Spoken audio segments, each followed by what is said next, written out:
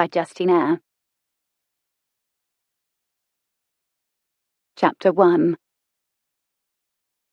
Clara Deverill was 22 years old before she discovered in herself a flaw she hadn't even known she possessed.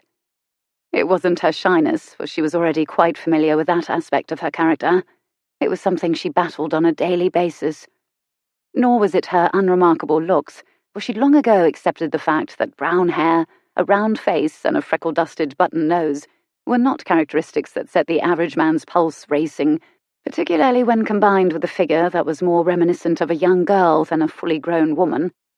And it certainly wasn't her traditional views and values, for though her bold, very modern sister Irene often teased her about her hopelessly old-fashioned outlook, most people, including Clara herself, regarded the desire to find a good man, get married, and become a mother as a perfectly reasonable goal in life.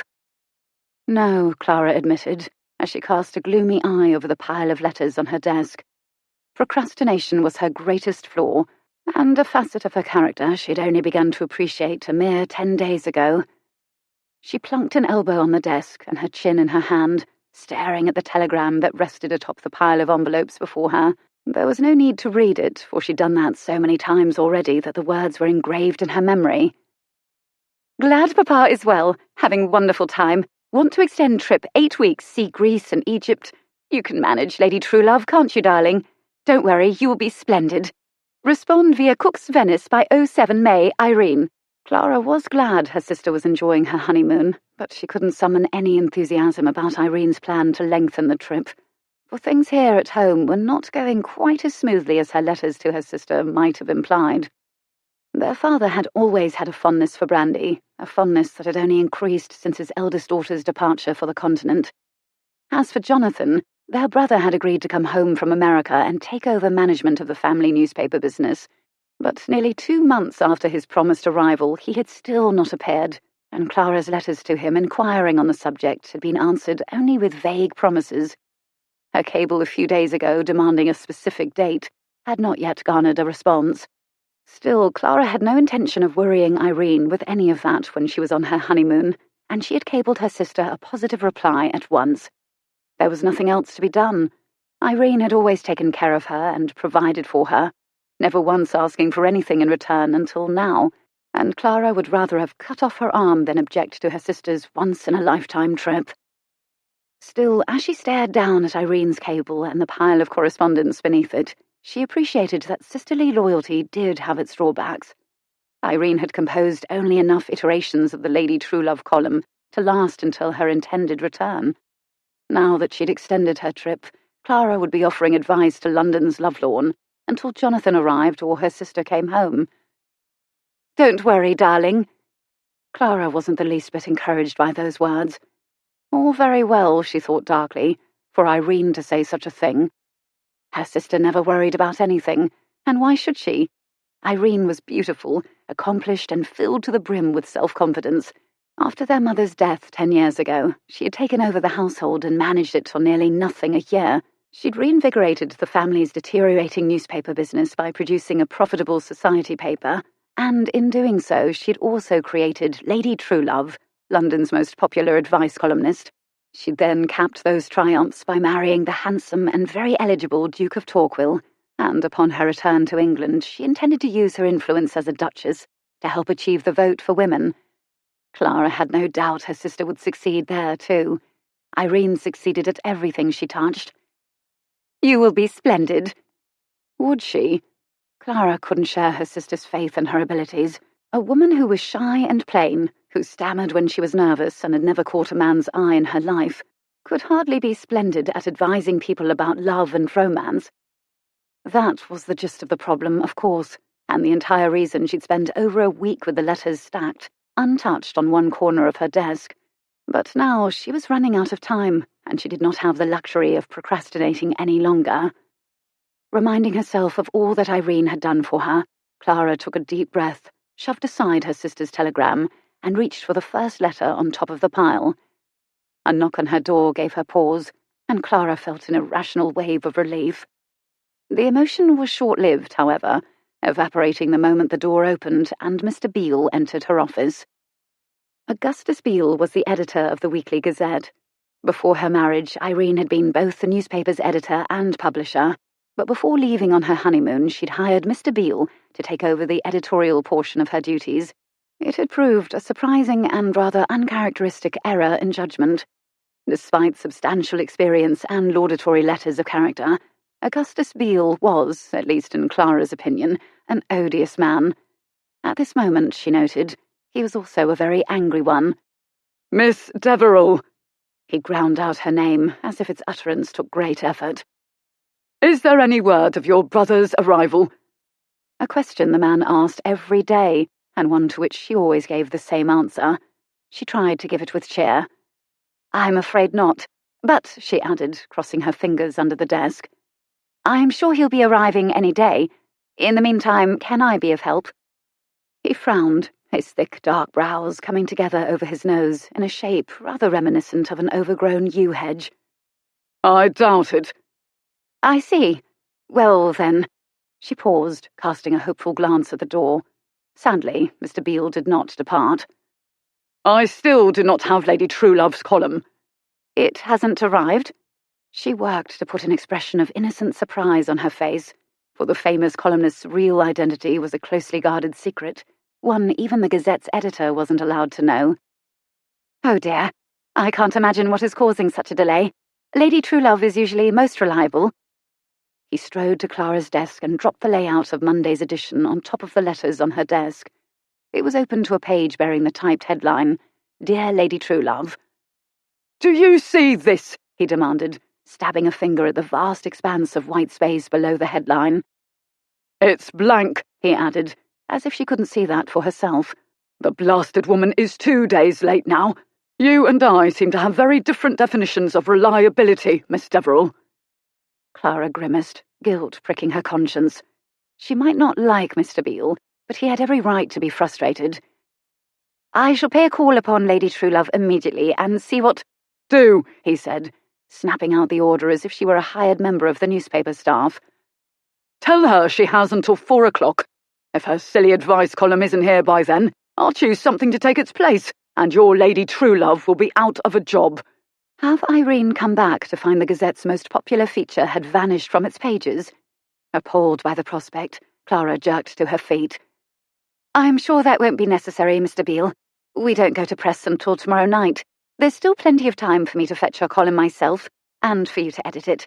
The word count might differ slightly from what you've allotted here, but I'm sure you can—" "My working week comes to an end at 5 o'clock on Fridays, Miss Deverill, and that's 3 hours from now. My wife puts dinner on my table an hour after that, and I'll not be kept from it because of silly women who'd rather have careers than be at home, making dinner for their own hard-working husbands."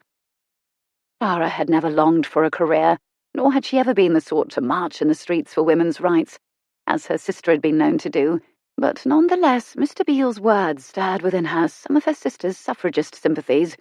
Any other time she might have taken issue with his disparaging ideas of what constituted a woman's place, but at this moment she was in no position to defend Lady Truelove's tardiness. "I'll edit it myself and ensure it fits the space you've allotted before Mr. Sanders begins the typesetting." "See that you do," he barked, and without another word he turned and walked out, slamming the door behind him. Though glad he was gone, Clara found her mood decidedly worsened by her encounter with him, and instead of getting on with her task, she scowled at the door, feeling a sudden wave of resentment that included not only him, but also Jonathan, Fate, and even her beloved sister. This wasn't how things ought to have gone. They had all agreed that Jonathan would become the publisher after Irene's marriage. Jonathan was supposed to be the one sitting behind this desk, managing Mr. Beale and worrying about Lady Truelove, while Clara was supposed to be with the Duke's family, working to overcome her shyness and learning to move in good society. The season was officially set to begin next week. With Jonathan's defection and Irene's delayed return, how would she ever make a successful debut? Panic rose up inside her, mingling with her resentment, but she forced both emotions down, along with any inclination to feel sorry for herself. She had work to do. Clara reached for her letter opener, but before she could resume her task, she was again interrupted by a knock on the door, and Annie, the family parlour maid, came into her office. Begging your pardon, Miss Clara, but your father wants to know if you'll be joining him for tea upstairs this afternoon. Since it was after 2 o'clock, her father was probably well on his way to being drunk by now, and she had no desire to watch him get any drunker. No, Annie. Give him my regrets and apologies, but I'm far too busy to break for tea. I shall come up to bid him farewell, though, before I return to the Duke's house this evening. Yes, miss. With that, Annie departed, but the door had barely closed before there was yet another knock. Oh, for heaven's sake, Clara muttered under her breath, tossing down her letter opener and rubbing a hand over her forehead. What is it now?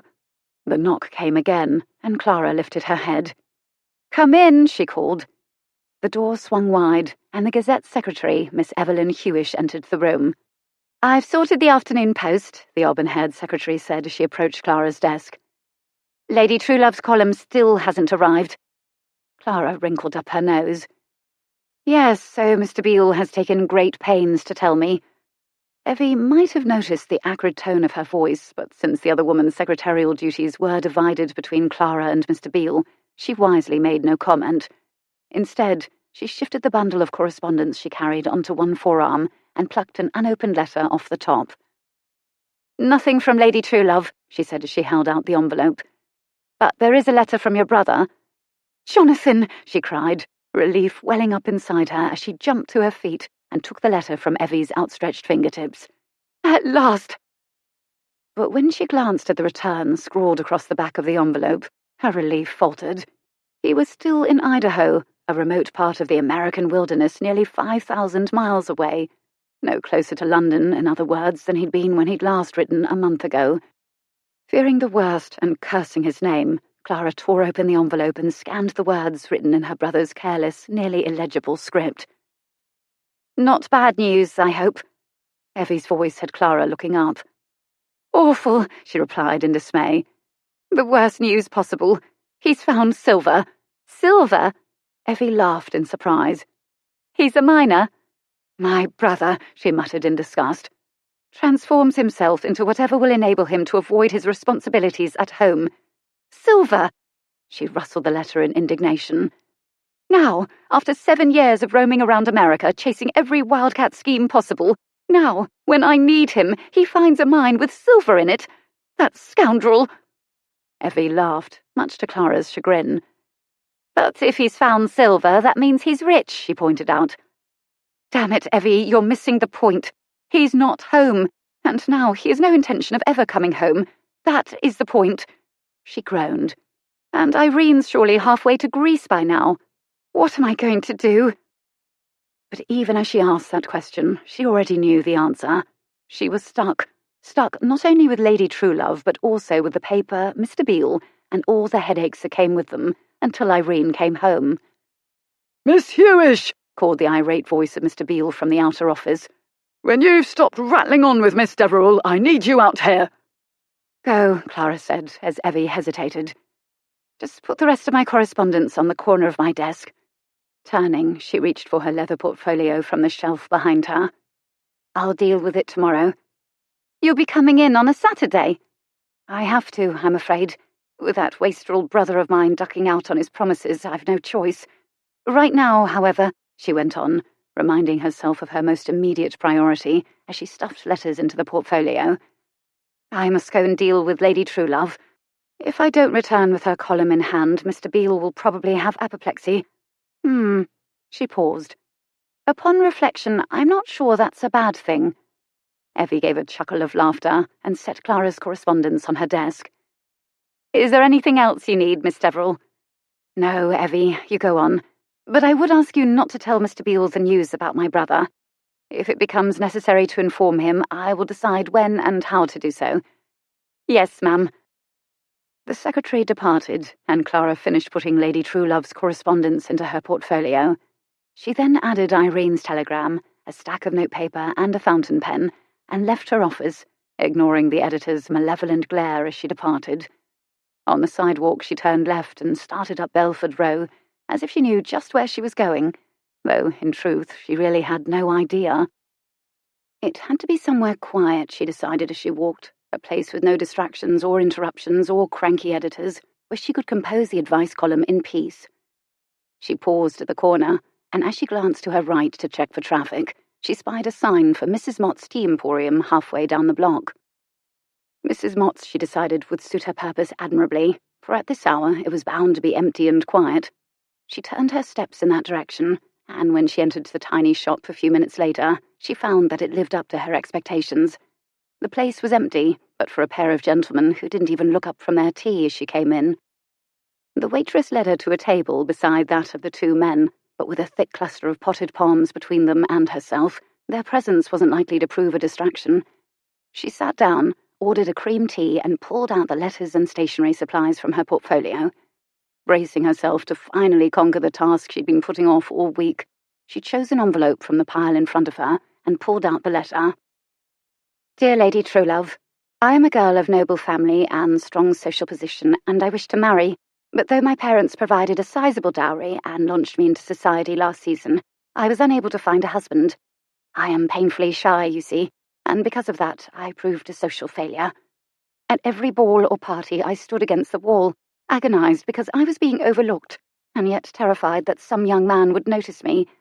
And whenever I was presented to any member of the opposite sex, particularly one I found attractive, my shyness overwhelmed me. I stammered, I blushed, I could think of nothing to say, and I ended up making an utter fool of myself at every turn. This, I hardly need add, did not make a favourable impression on any of the young men introduced to me. Another London season is about to begin, and I'm terrified that I will fail again. What if I meet no one? What if I die a lonely spinster? I am writing to you, Lady Truelove, in the desperate hope that you can suggest ways I might become more attractive to gentlemen and overcome my shyness with them. Can you help me? Signed, a devastated debutante. Clara was more sympathetic to this girl's plight than the girl herself could ever have dreamed. With only a few changes, this letter might well have been written by her own hand, and she would have dearly liked to assist this girl, but what assistance could she give?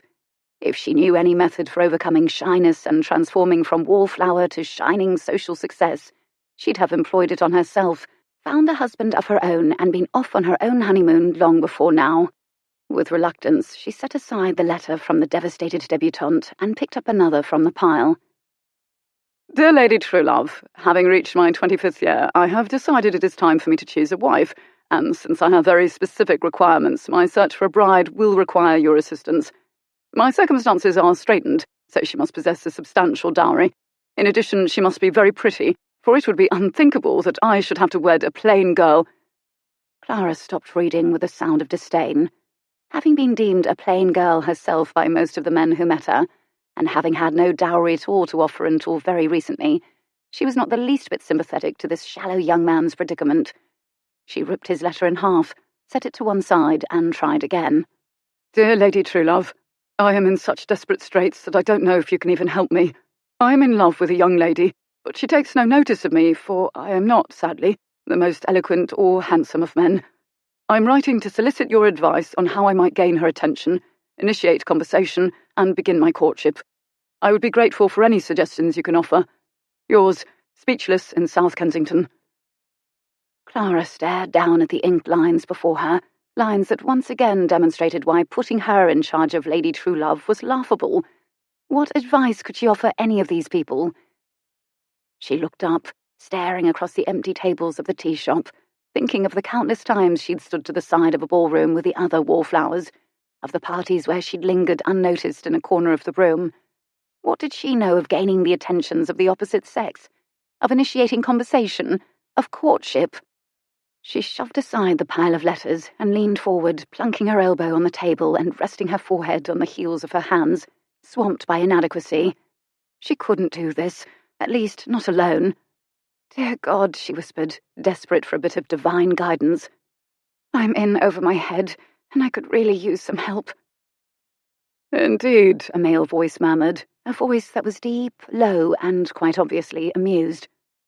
How might I be of assistance? Chapter 2.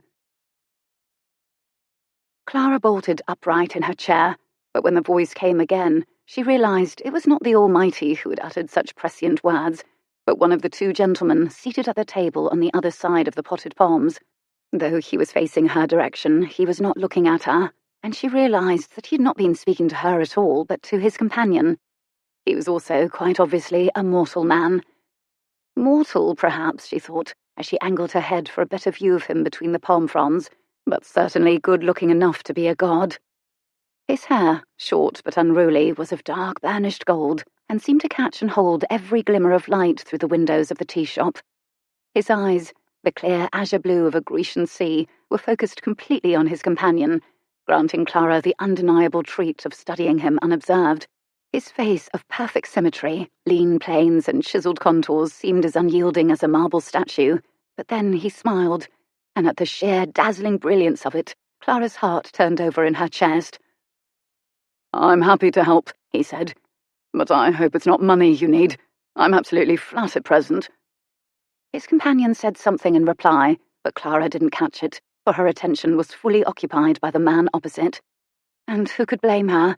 It wasn't every day that a golden, wind-blown Adonis came down from Mount Olympus to grace an obscure little tea shop in Holborn. His body, what she could see of it above the table, was sheathed in the fine white linen and dark grey morning coat of a proper English gentleman, and yet his wide shoulders and tapering torso made his physique seem far more suited to some ancient Olympiad or Roman Colosseum than the civilized London of 1893. This god, this delectable feast for feminine eyes, stirred in his chair, his splendid shoulders lifting in a shrug, and the move caused Clara to tear her gaze away. She did not want him to catch her staring. But as he spoke again, she couldn't resist leaning closer, curious to hear more. "What does every man spend his money on, Lionel?" he said, his voice light and careless. "Wine, women, and song. And cards, of course. But especially the women, eh?" The two men laughed together at that bit of raillery, but Clara couldn't help feeling let down. Adonis seemed rather a rake. Not, she feared, a noble god at all. And rakes, as she well knew from her father's example, never truly reformed. She had no chance to speculate further on Adonis's character, however, for the voice of the man called Lionel returned her attention to the conversation at hand. "No, what I need from you isn't money, old chap. I need advice about love." Those words reminded Clara that she was expected to dispense some of that particular commodity herself this afternoon, which meant she ought to stop eavesdropping on other people's conversations and return to her own task. But before she could reach for another letter, Adonis spoke again, giving her pause. "Good God, Lionel, why would anyone want advice about love from me?" Clara, who had been asking that very question of herself, wondered what Lionel's answer might be. "It's Dina, of course," he said. "She's dropping hints about matrimony, and I've got to find a way to slip the hook. That's where I'm hoping you might be able to advise me. You're so good at that sort of thing." Clara was a bit shocked. Adonis, however, merely seemed amused. "And which is my talent?" he asked with a laugh. "Staying free of marriage or advising others how to do so? Both." This was not the sort of problem Lady Truelove would choose to tackle in her column, but nonetheless Clara was intrigued. She'd asked for help, after all, and help did often come from the most unlikely places. Keeping her head down so that the man opposite wouldn't detect her eavesdropping, she leaned even closer. "Are you sure you want to slip the hook? Your inamorata is rather a catch herself, you know. She's not only a rich widow, she's also young, exceedingly pretty, and most agreeable company. Quite a prize for a lowly MP like you. There's many who deem you a very lucky chap." "True," his friend agreed, sounding as if he considered himself anything but fortunate. "You wouldn't, though. Everyone knows your opinion of marriage." "Not everyone, sadly. Despite my aversion to that outmoded and wholly unnecessary institution, certain members of my family are determined to see me chained to it, and in pursuit of this goal, they insist upon hurling desperate debutantes at me every season. But not many men share my cynical view. I certainly never thought you did." "I don't, really. It's just that—" Lionel paused and gave a heavy sigh. "I'm not sure I want to marry right now." "Ah." There was a wealth of understanding in the word. "What you mean is that you're not sure you want to marry her?" "I suppose that's it," Lionel mumbled, and Clara felt immediate compassion for the young lady in question. "She's not really my sort, you know. I'm such an ordinary chap, and she's part of the ton." "Poor girl." "That's just it. Dina's not a girl. She's 5 years older than I am, and being a widow she knows her way about all right.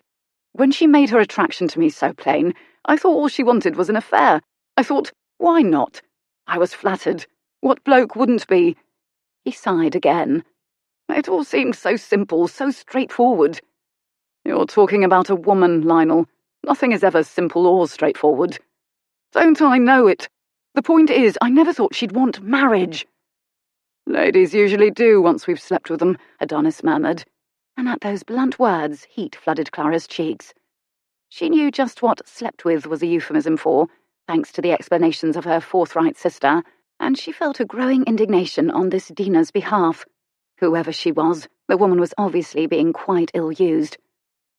Deuced inconvenient of them, I know, Adonis went on. But there it is. That's why I steer clear of respectable young ladies as often as I can. Invariably they expect marriage. And why shouldn't they? Clara wondered, feeling prickly and a bit defensive. What's wrong with wanting to be married?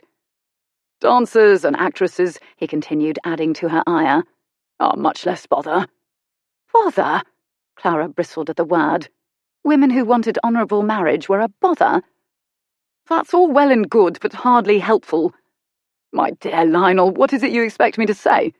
I want you to help me stay out of the trap, though how I ever got snared in the first place escapes me. Haven't we already established that? You fell into the trap when you fell into her bed. The blush in Clara's cheeks deepened, spreading heat through her entire body. Heavens, who'd ever have thought such nefarious conversation could take place in the respectable confines of a tea shop? And everything was going splendidly too, Lionel murmured in a gloomy tone, while Clara pressed her hands to her hot cheeks. But barely a month later she's making wedding plans. Women, his friend replied, can be so unreasonable. Clara had to clamp one of her hands over her mouth to stifle an exclamation of outrage before it could escape her lips and give her away. Rather, Lionel agreed, and gave a laugh, though he sounded anything but amused.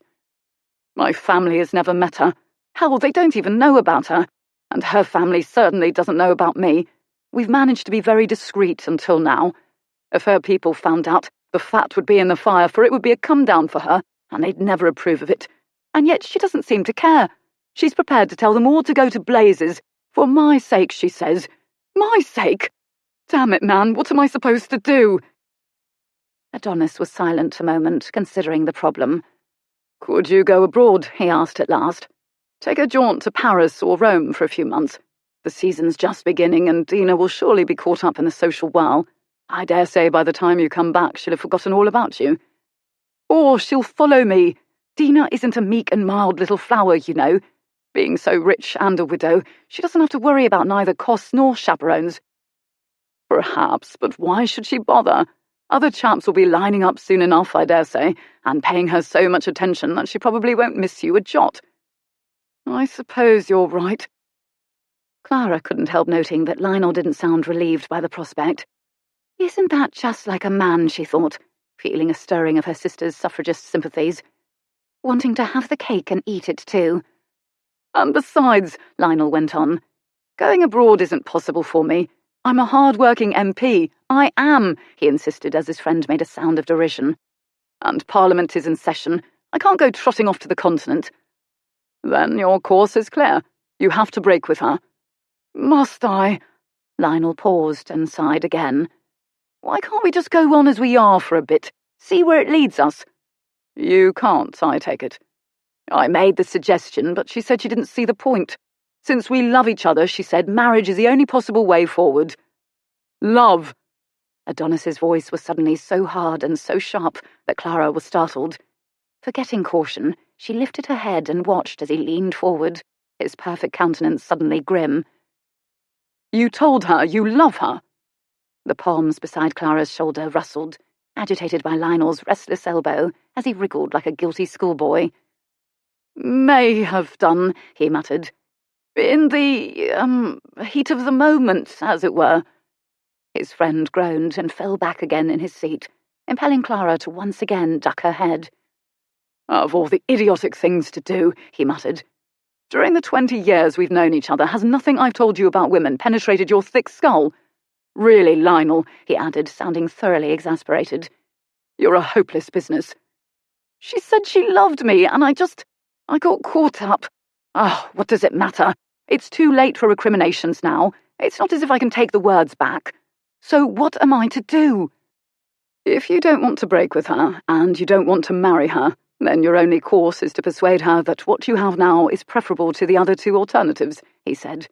A reply that seemed to prove beyond doubt Clara's earlier conclusion about men and their cake. You'll have to do it in a way that doesn't make her feel you're being dishonourable. But he is being dishonourable, Clara wanted to shout. And so are you for advising him to continue being so. If Clara was tempted to give voice to her outrage, however, Lionel spoke before she had the chance. Just how am I supposed to accomplish that? It's impossible. Not impossible, it can be done. But to be honest, Lionel, I'm not sure you're the sort who can carry it off. He paused, and though she was not looking at him, Clara could just imagine those blue eyes giving his friend a dubious glance across the table. It's a tricky business. Tell me anyway. You will have to suggest breaking with her. I've told you I don't want to do that. I said you have to suggest it. You don't have to actually do it. Knowing Dina, if you're the one to suggest breaking it off, it won't seem nearly as appealing to her. Or she'll think it sounds like a fine idea and drop me flat. That's why it's important to go about it the right way. You need to take her hand, look deeply into her eyes, paste an expression of utter devastation on your face, and explain that marriage between the two of you is just not possible. And what reason could I give? The facts are reason enough. You haven't means to support her. That's true. I've very little money of my own, and she knows it. Remind her of that, and suggest, gently, that perhaps the two of you should go your separate ways. You don't want to do it, of course, because you're wild about her, and you can't sleep or eat for wanting her, and your nights with her are the most amazing thing that's ever happened to you. But for her sake, you feel you must tear yourself away. At this self-serving diatribe, camouflaged by noble self-sacrifice, Clara nearly bounded out of her chair, but she managed to refrain by curling her hands into tight fists on the table. Staring down at them, she wished suddenly that she were a man so she could call these scoundrels out and put her clenched fist to good use. Of all the outrageous speeches. I can't say that, Lionel protested as Clara worked to keep her temper in check. It's ridiculous. Is it ridiculous? You want her, don't you? Yes, but you don't want to let her go, do you? No, of course I don't. I've already told you so. Then, unless you want to find yourself standing in the nearest parish church a few weeks from now, pledging your entire future and what little you have in the way of worldly goods to a woman you barely know, you'd better find the words to persuade her to an alternative that doesn't mean farewell. But even if I could manage to say all the things you suggest, how can I make it seem convincing? I advise you to spend a night or two beforehand going without food and sleep. That will give you the appropriately ravaged appearance. God, Lionel choked, laughing a little. You're such a clever fellow. Unlike Lionel, Clara felt no inclination to laugh. By heaven, her blood was up. To think of that poor young woman being deceived so thoroughly and persuaded by such nefarious means to continue an illicit liaison, why, it was unbearable. To stand by as another woman clung to the hope of marriage when the man she loved had no intention or desire to offer it was unconscionable. If people found out about her illicit affair, she would be disgraced and shamed, and if she became with child, she'd be beyond the pale, ruined forever, and the child would suffer the stigma of illegitimacy and shame. Until now, Clara hadn't had any idea of the devious depths to which some men could sink, but this conversation was providing her with a quick and brutal education. In her opinion, the young lady in question would be gaining a lucky escape if she walked away from this Lionel fellow now, before it was too late. As for his friend, Clara took another peek at the man she'd likened to Adonis, and when she did, she found that the spell was broken. Though he was still every bit as good-looking now as he'd been a short while ago, she could no longer see him as some sort of golden, wind-blown god. All she saw was a deceitful cad who toyed with women and encouraged others to do the same. Lionel spoke again, and Clara found that her indignation on this Dina's behalf was not stronger than her curiosity. She leaned closer to the palm trees as he said, Even if I can convince her I'm shattered by the idea of ending things, I don't see what good it will do. What's to stop her from simply agreeing with me and saying goodbye? She probably will, but I'm willing to bet any farewell on her part will be half-hearted. Parting from you isn't what she really wants, you see. She wants a sweeping, romantic gesture on your part, to reassure her that you care, even if you're not prepared to marry her." Clara bit down hard on her lip, fearing this man knew far too much about women. "What sort of gesture?" Lionel asked, sounding bewildered. "If you want her, you'll have to throw your pride to the winds and plead with her not to leave you. Even if it's only another night, another week, whatever crumbs she offers you, you're willing to take. That's what she wants to hear." "I suppose, but it sounds like utter rubbish to me." "It won't if you do it properly. I'll show you." Too curious for caution, Clara slid another sideways glance at him, watching as he lifted his hand to beckon to the waitress who was passing their table with a laden tray that looked to be Clara's tea and scones. The waitress stopped at once, so quickly, in fact, that the contents of the tray almost slid to the floor. "Oh," she gasped, as Adonis stood up and faced her. Clara, meanwhile, readjusted her position, ducking her chin even as she slanted her gaze up, so that she could continue to watch out of the corner of her eye. "May I help you, sir?" the girl asked, her voice betraying an eagerness to please that went a bit beyond the polite civility usually provided by the employees of a tea shop. "Indeed you may, Miss—" "Clark, sir. Elsie Clark." "Miss Clark." He smiled, and though Clara was now immune to the potency of that smile, the waitress was not. When he pulled the tray from her hands, poor Elsie Clark scarcely seemed to notice. "I do need your help," he went on, turning to set the tray on the table beside him. "You see, my friend here has been most injudicious with his feminine companion." That seemed too much for the poor girl to take in, for she frowned in bafflement. "Sir?" "Honour demands he break with a girl," he explained. "She's far too good for him, and he knows it. He also knows the right thing to do is abandon his courtship, for he's a considerate, gentlemanly chap." Clara gave a snort, but fortunately the other three didn't seem to notice. "But he can't bear to let her go," Adonis went on. "He's quite shattered about the whole thing, really, and he's asked my advice on the subject. I should like to demonstrate for him how he can postpone the inevitable end as long as possible, and that is where you shall be of invaluable assistance to me, Miss Clark." To Clara's way of thinking, a man who bedded a woman, declared love, refused to offer honourable marriage, and saw nothing wrong with continuing to bed her, with no intention of ever doing right by her, was not in any way a gentlemanly chap. She glanced between the palms at the man seated beside her, and though his appearance seemed that of a benignant and amiable fellow, Clara knew he was nothing of the sort. He was a contemptible deceiver, and so was his friend. Her gaze slid up, and she watched as Adonis lifted the waitress's hand in his own. "So, Miss Clark, are you willing to assist?" If Miss Clark's beatific expression was anything to go by, she'd have been willing to do anything this man asked of her. When she nodded, he pulled her hand, bringing her closer. "My darling girl," he began. "You talk of marriage, but how can that be possible between us? I am no one. I have nothing. You are a lady of breeding and quality. So lovely, so fine." He paused, cradling her hand in both of his, then he said, "You deserve so much more than I could ever offer you.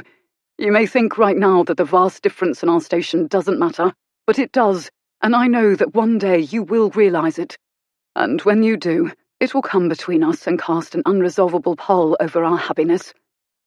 Damn, Clara thought, a hint of reluctant admiration breaking through her anger. This man might be a rake, but he's a talented one. She dared another peek at him, and found that he was still gazing at the waitress, his attention fully fixed on her. As for Elsie, her upturned profile and enraptured expression only served to confirm Clara's opinion of this man's rakish character and talent for duplicity. "Marriage," he went on, "brings harsh realities that little by little turn love to dust. I couldn't bear for what we have, the mad passion we feel, to be eroded and destroyed by the mundane tedium that marriage inevitably brings. What would become of us then?" Elsie didn't answer. She probably couldn't, poor girl. "No, my dear. Marriage isn't possible for the likes of us. You deserve it, of course, but we must be honest about our circumstances. I don't have the blunt to support you, and I certainly don't have the breeding to be worthy of you. And what of your family? They would surely turn against you if you married a low-born chap like me. How could I ever cause such a breach between you and your relations? Do you really think me such a cad?" "I think you're lovely," Elsie whispered, a declaration that further outraged Clara's feminine sensibilities, Partly because of the worshipful tone in which the words had been uttered, and partly because she'd had the very same mistaken opinion of him not a quarter of an hour ago. It tears me apart, for I'm wild about you, but I cannot bear the torment that would come with knowing I've ruined your life with matrimony. If a husband is truly what you want, I shall have to step aside, for I am not worthy of the role. Thus, I fear we must part forever." He moved to pull his hand free, but the girl clutched it tight, obviously unwilling to end what was perhaps the most romantic moment of masculine attention she'd ever had. "Is there no place for us?" she asked, sounding nauseatingly desperate as she clung to his hand. There was a pause. "I can think of only one, and that is where we are now. One day you will end things between us, I know, and it will break my heart. But I beg of you," he added, pressing a fervent kiss to her hand, "do not let that day be today." Elsie sighed again, the fact that he had just reversed his entire position on ending things, seeming to go right over her head. She stared up at him in dazed and silent wonder, but she was given little time to savour the romance of the moment. With a dexterity Clara couldn't help but admire, he slipped free of Elsie's grasp, leaving the girl's hand still hovering in midair. "You see, Lionel," he said in a conversational tone as he resumed his seat and forced Clara to again look away. "It can be done." "I suppose so, if one does it the way you just did," his friend agreed, laughing. "What do you think, Elsie?" Adonis asked the waitress, obviously so confident of his powers of attraction that he felt free to call her by her Christian name, the cheeky devil. "If you were the lady, would you go, or would you stay?" "I believe—" Elsie paused and gave a little cough, as if working to recover her poise. "I believe I'd stay," she managed at last. "Not forever, mind you," she added, as if to emphasize that she still possessed a scrap of pride. "A girl's got to look out for her future, you know." "Quite right." Teacups rattled, and Clara's gaze slid sideways to watch as he lifted the tray and held it up to her. "Thank you for all your help." However amiable his voice, his words were clearly a dismissal, and the girl realized it. "You're very welcome, sir," she mumbled. Taking the offered tray, she dipped a curtsy and departed. "Well?" Adonis asked, returning his attention to his friend, as Clara turned hers to the waitress coming around the palms with her order. "What do you think?" "I think you should be on the stage," Lionel said, as Elsie set Clara's tray on her table and began placing tea things before her. "And I believe you have resolved my dilemma. Doing this buys you time, Lionel. That's all. Put that time to good use." The two men stood up. Clara's pot of jam hit her table with a thud, and then Elsie was off like a shot, bustling toward the front to assist the gentlemen with their departure. As the two men came around the palms and followed the waitress toward the front of the tea shop, Clara snatched up one of the letters she'd previously opened and ducked her head, pretending to take no notice of them whatsoever. Adonis turned toward the door. Lionel came around her table to follow him, and Clara lifted her gaze to watch their backs as they settled their bill, and all she could think about was the nefarious trick about to be employed on an unknowing woman. Someone ought to warn her what was afoot, Clara thought, her gaze narrowing on the architect of the scheme as he followed his friend out of the tea shop. Someone ought to tell her just how despicably her affections were about to be abused. But how, Clara wondered, could such a feat be accomplished? She frowned, pondering the question. This Dina was, she knew, part of the ton, a fact which did present certain opportunities. Clara was, after all, the granddaughter of a viscount, and was now also the sister-in-law of a duke, so she possessed the proper entree into this woman's circle. But did that matter? She hadn't really begun moving in society, hadn't yet met many ladies outside the duke's family, and among the few she had met she'd encountered no young widow named Dina. Clara sighed and sat back. The girl's surname would have been much more useful to know than her Christian name. Still, she could at least inquire of the duke's sisters. They might know who the woman was. But even if Clara could identify her, what then? She could hardly walk up to a young lady she didn't know and blurt out that the woman's secret lover was a deceiving scoundrel. A good deed would probably earn her a slap across the face. And besides, she thought, casting a gloomy glance over the pile of correspondence before her, she had her own troubles. Suddenly, an idea flashed into Clara's mind. A crazy, incredible idea that could not only solve her most pressing problem, but also save a fellow woman from future heartbreak and ruin. Clara straightened in her chair, pulled a sheet of notepaper closer, and took up her fountain pen. She considered a moment, then she began to write. Only a few minutes later, she set down her fountain pen and placed her composition on top of the letters before her, feeling a sense of grim satisfaction. Her first Lady Truelove column was now complete. She could only hope Dina, whoever she was, read the Weekly Gazette. Chapter 3. Rex wasn't the sort for high society parties. Given his rather wicked sense of humour, he found low society far more entertaining. Nonetheless, he was Viscount Galbraith, the only son of the Earl of Leyland, and with that position came certain social obligations, most of which involved his great-aunt Petunia.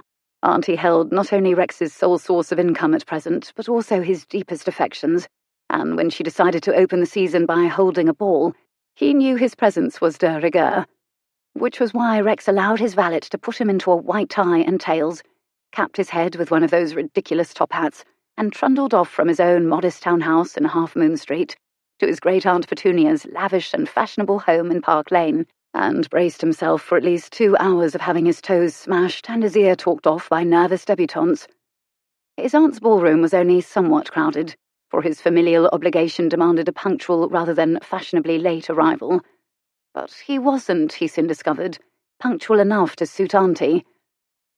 "Well past 11 before you finally decide to make your appearance, I see," she said, as he paused where she stood just outside the ballroom doors. "I feared I'd die of old age waiting for you to arrive." Anyone else might have thought such a greeting denoted a coldness of feeling, but Rex wasn't fooled, and he leaned close to buss her wrinkled cheek with an affectionate kiss. "Past 11, is it? A most uncivilized hour for you to still be awake, Auntie Pet." Pulling back, he pasted on a look of concern. "Perhaps you ought to have a dose of cod liver oil and go to bed. At your age, you can't be too careful, you know." "Impudent cub!" With a toss of her head, she gestured to the open doors of the ballroom behind them, where people were milling about in anticipation of the dancing soon to begin. "Your reward for your saucy tongue shall be to open the ball." He groaned. "Must I? Can't Uncle Bertie do it? Where is the old boy, by the way?" he added, glancing around for his uncle. "My nephew caught a bit of a chill this afternoon, and he's gone to bed. He'll be all right in a day or two. My dear Lady Seaforth," she added, looking past Rex to the next arrival and giving him a pointed nudge with her foot.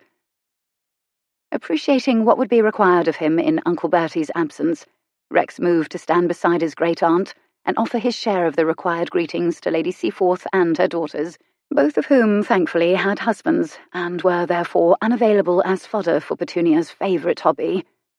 Auntie, being unmarried with no children of her own, had a very romantic nature, and had made it her main ambition in life to arrange matches for all 6 of her as yet unwed grandnephews and nieces before she departed this earth. Because he was heir to the earldom, Rex was of particular interest to her in that regard, and she proceeded to underscore that fact the moment the Seaforth contingent had passed into the ballroom. "You needn't worry about finding a partner for the opening dance," she said. "I've chosen one for you." That bit of news was no great surprise, but he decided to pretend obtuseness. "Is it Hetty?" he asked, turning to glance over the crowd as if searching for his favourite cousin. "How marvellous. I shan't mind opening the ball if it's with Hetty." "It is not, Henrietta," Auntie informed him in a dampening tone. "You are free to seek a partner for life amidst a much wider circle than your own cousins." He'd already made it clear many times that he wouldn't be seeking a partner for life anywhere, ever, but such assurances never seemed to put the slightest dent in Petunia's resolve. "Really, Auntie, I don't see why you should be so against Hetty marrying me," he said instead, keeping his expression earnest and sincere, even though his tongue was firmly in his cheek. "You'd get 2 of our lot married off at once, and marrying one's cousin was good enough for the Queen, wasn't it?" Her answering look was wry, showing she knew quite well he was teasing. "Victoria, being royalty, was forced to matrimonial considerations that do not bind the rest of us." "That's one way of calling a goose a swan," he said with a grin.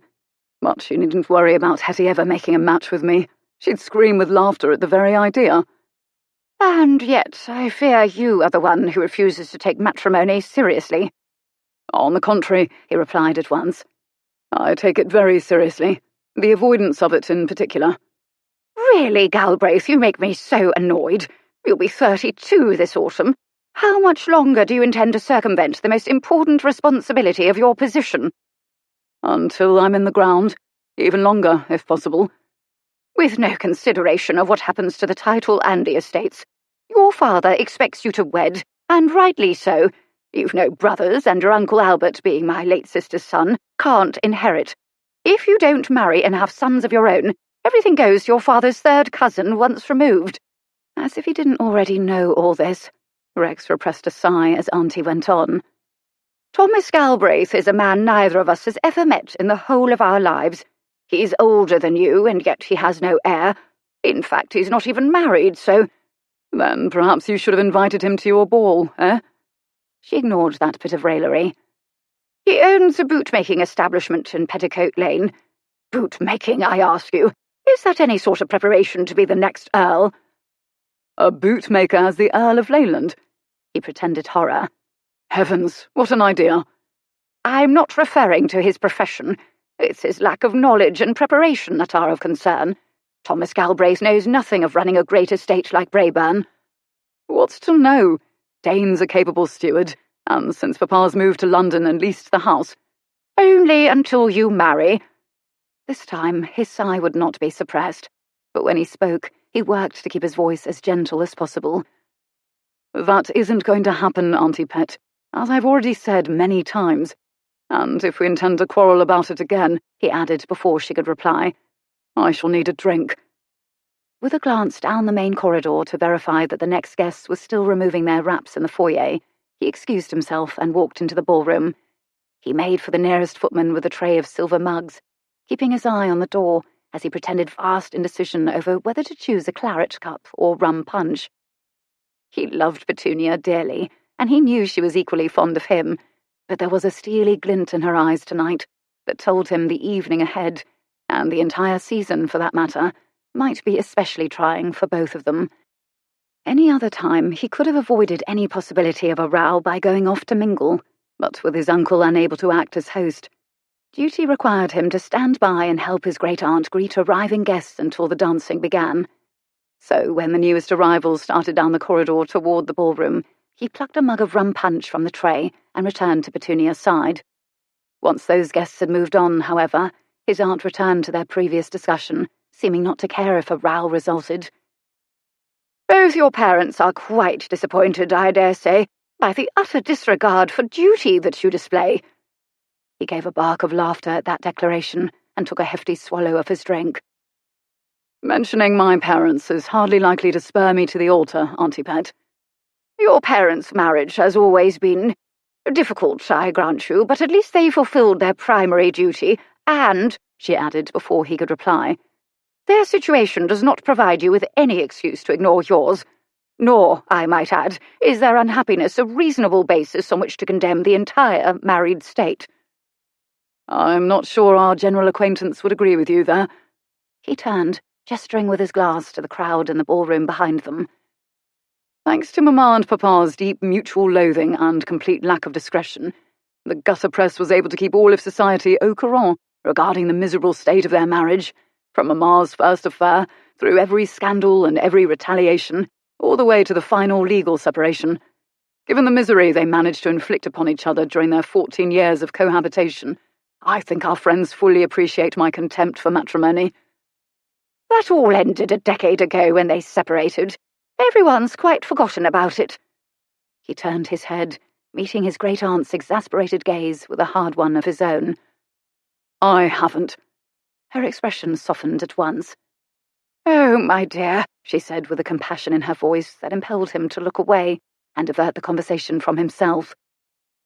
It's not as if Mamma and Papa have forgotten either, he said. They have not, I assure you. The moment those words were out of his mouth, he regretted them, for Petunia pounced at once. And how would you know that? She asked. Now embroiled in a volatile discussion he always took great pains to avoid, Rex knew he had to tread with care.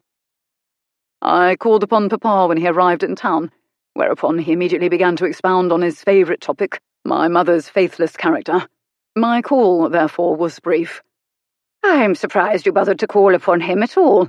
He's none too fond of you these days, you know, and in no mind to reinstate your income from the estate until you marry. And yet I remain a dutiful son, Rex countered lightly. The irony of that wasn't lost on Petunia. Only in some ways, she said, her voice dry. Your father desires you to marry as much as I do. Ah, but there's a difference. Your greatest care is my happiness. Papa's is the succession. Either way, I wasn't curious about your father's opinion, Auntie replied, wisely not bothering to assure him of his father's questionable affections. It's your mother I'm thinking of. How do you know her present feelings on the subject? So much for treading with care. He grimaced and took another swallow of punch. Don't tell me you've been in correspondence with her again. Petunia made a sound of exasperation before he could decide how to reply. His discovery of your communications with your mother, and the fact that you were giving her money, are the entire reason he cut off your income in the first place. It is fortunate for you that I have been able to replace it. Very fortunate, he agreed. You're a brick, Auntie Pet. Why?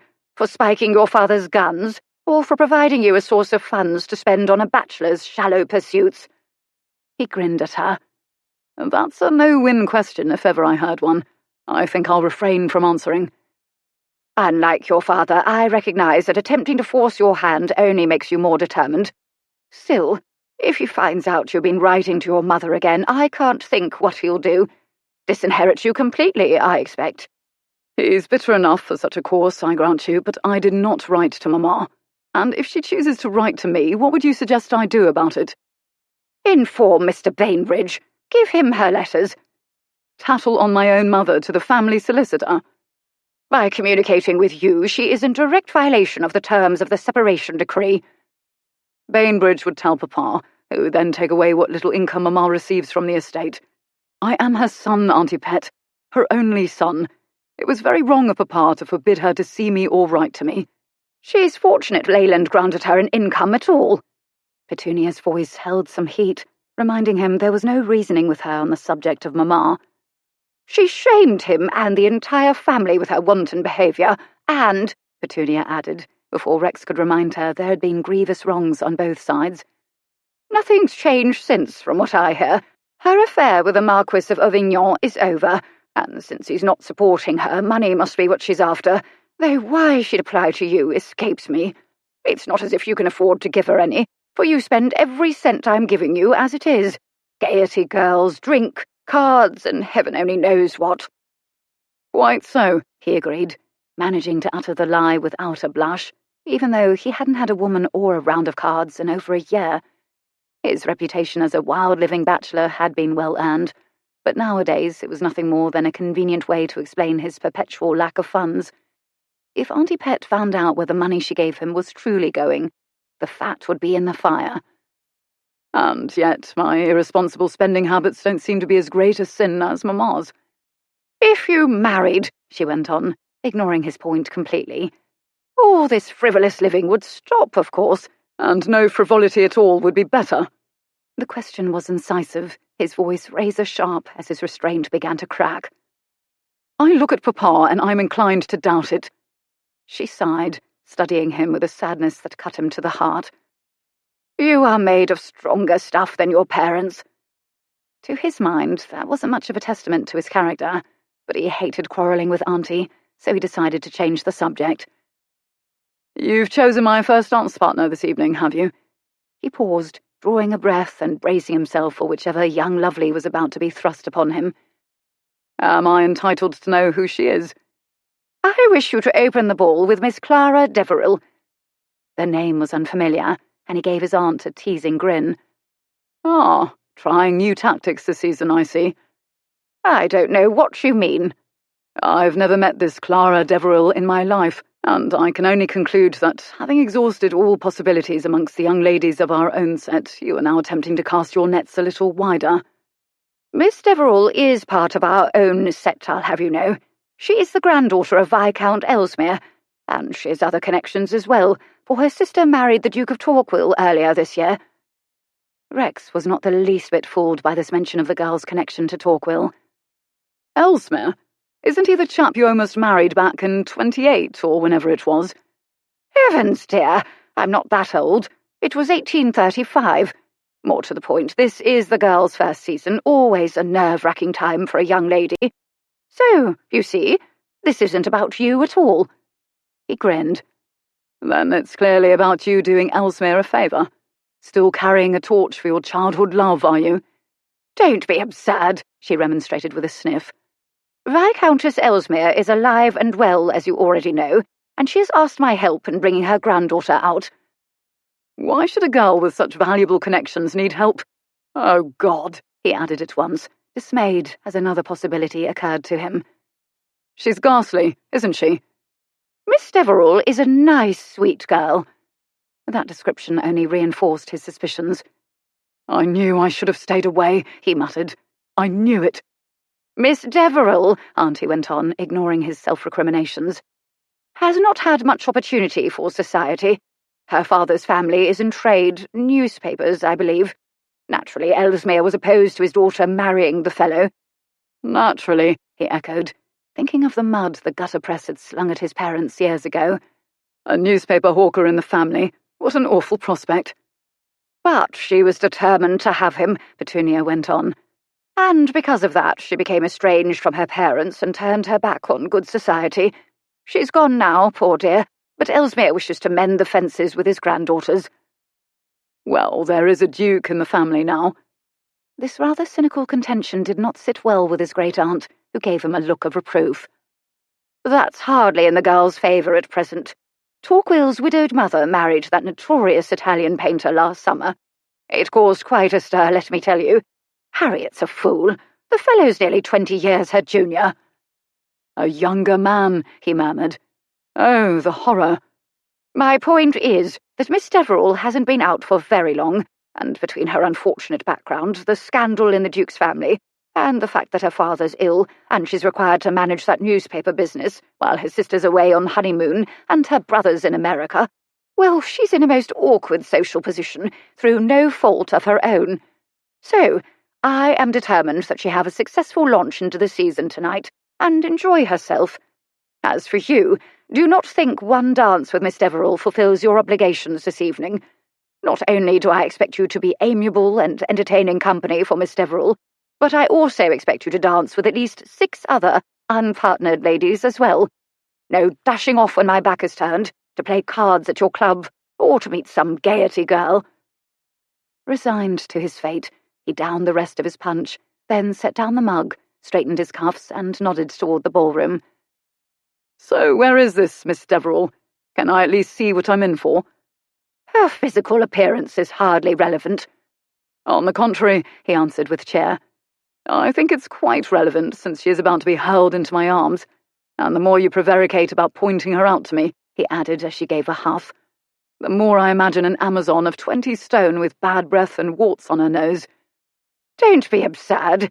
The odds of pairing you up with someone are bad enough as it is. I wouldn't dream of making them worse. Auntie moved through the doorway, and as he followed her inside, she took a glance around the ballroom. To the right of the refreshment table, by that big vase of lilacs, she informed him as he paused beside her again. Brown hair, white gown. Rex's gaze travelled to the appropriate spot, where a tall, willowy figure in filmy layers of white illusion stood against the wall.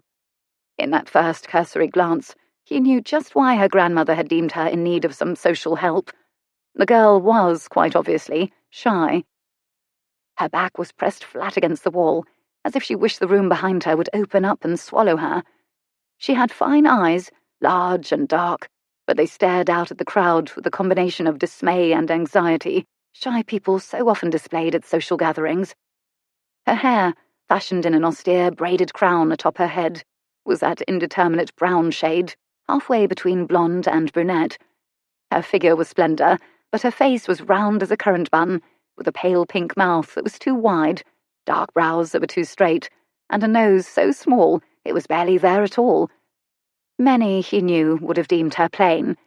Rex wasn't prepared to go that far, but in this room of glittering, bejewelled beauties, she did seem easy to overlook, rather like a bit of shortbread on a tray of French pastries. As he studied her face, it struck him suddenly that she seemed familiar somehow, and yet he was positive they'd never been introduced. He'd probably encountered her over the punch bowl at some previous affair, or sat next to her at a concert, but he found it a bit odd he should recall even that much about her, given that she was the sort who tried hard not to be noticed. That thought had barely crossed his mind before someone in the crowd caught her attention, and it must have been someone she knew and liked, for she gave a little wave, and then she smiled. In that instant, alchemy happened. Rex sucked in a surprised breath, for with one simple curve of her lips, the girl's entire face was transformed. Her tension vanished, her face lit up like a candle, and those who might have dismissed her as plain would surely have had to eat their words. Whoever she was smiling at must have been a woman, for had she directed that smile at any man in the room, he'd have responded like a puppet pulled by a string. Even Rex, usually immune to the charms of young ladies, felt a bit dazzled by it. "There now," Petunia said beside him. "Are you satisfied that I have not saddled you with a wart-faced Amazon?" He didn't reply, for he knew if he expressed an opinion of the girl that was even the slightest bit favourable, Auntie would be finagling invitations for her to every possible occasion, and his entire season would become a game of duck and tide. "Oh, very well," he said instead, and heaved an exaggerated sigh. "Let's have this over with." Those words were scarce out of his mouth before Auntie was tucking her hand into the crook of his elbow and pulling him toward the girl. Miss Deverill looked up as they approached, and the moment she laid eyes on him, any trace of a smile vanished from her face, and all her previous tension returned. Somehow, her appalled reaction to the sight of him made her seem even more familiar than before, and it was a good thing he'd already realized she was shy, for if he hadn't perceived that, he'd be racking his brains now, trying to figure out where and how and under what unfavourable circumstances they had met before, and what he'd done wrong. "Miss Deverill," Auntie said as they halted in front of her, "I should like to present my great-nephew Viscount Galbraith to you. Galbraith, this is Miss Clara Deverill." "Miss Deverill." He bowed. "A pleasure to meet you." She clearly didn't share this sentiment, for her face was as pale as milk. She didn't smile a greeting or move to curtsy, but remained utterly still, so still, in fact, that he wondered in some alarm if she might have stopped breathing. She looked as if she might faint, and though there were men who would find that a most gratifying feminine response to an introduction, Rex did not. If she fainted, it would be terribly embarrassing, and make him the butt of the most tiresome jokes amongst his friends. Worse, it would subject him and this poor girl to the wildest speculations, and that sort of talk was something they could both well do without. He was obliged to prompt her. "Miss Deverill." At the sound of his voice, she inhaled sharply, and colour flamed in those pale cheeks like spots of rouge. "Likewise, I'm sure." Her eyes were now round as saucers, reminding him of nothing so much as a lamb about to be dispatched, and any momentary flicker of interest her previous smile might have evoked was snuffed out at once. He was, perhaps, something of a wolf, but defenceless little lambs had never held much appeal for him. In desperation, he turned to Aunt Petunia, but he discovered at once that he would be receiving no assistance from that quarter. Instead of jumping into the breach, Auntie murmured something about the orchestra, excused herself and walked away, leaving Rex on his own. Cursing Auntie's devilish matchmaking, he returned his attention to the girl, and the sight of her staring at him in mute agony was all the reminder Rex needed of just why he avoided high society parties. Chapter 4. It was him, the god of the tea shop, the good-looking rake who charmed women as easily as he dispensed advice on how to deceive them, was standing right in front of her, and he now had a name other than the one she'd given him in her mind. Not Adonis, but Lord Galbraith.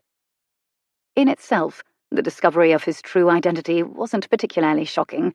One didn't have to be in the newspaper trade to know that Rex Pierpont, Viscount Galbraith, only son of the Earl of Leyland, was one of the Ton's most notorious bachelors, well known not only for his wild ways, but also for his disdainful view of marriage. The fact that he would do all he could to assist another man in evading wedlock was not a surprise to Clara at all. Nonetheless, it had never occurred to her that she might see the Adonis of the tea shop again. Only now, in hindsight, did she appreciate that his fine clothes and conversation should have warned her that an encounter such as this was possible. She could only guess that her own desperation and anger the other day had blinded her to other considerations. Now, with their introduction hanging in the air, she felt transfixed, as if she'd been turned to a pillar of salt, or transformed into a tree stump, or debilitated by some other equally horrifying impediment. But though her body seemed frozen into immobility, her mind was racing. Did he know who she was? Did he recognize her as the girl peeking at him between the palm fronds at Mrs. Mott's tea emporium a few short days ago?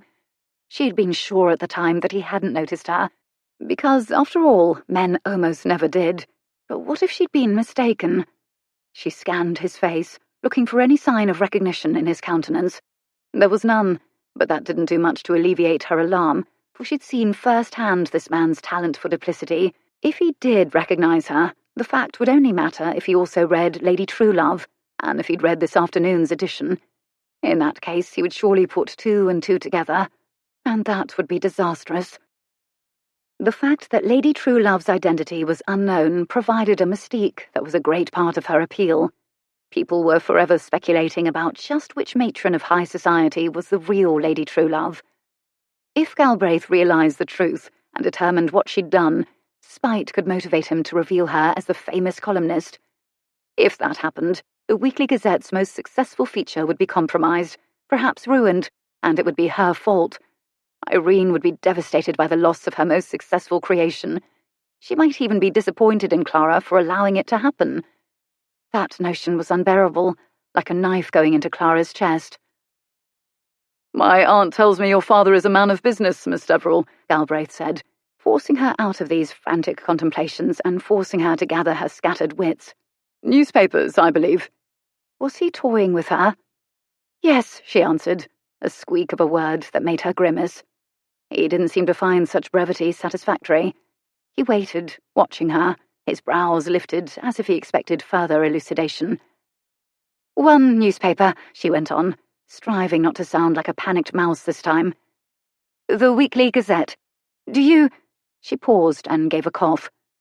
"Do you, ever read it?" His expression became apologetic. "I'm afraid not. I don't read the papers much." "Oh," she breathed, relief washing over her, easing her apprehensions a little. "That's good." He frowned in puzzlement at this seemingly nonsensical reply, and she rushed on.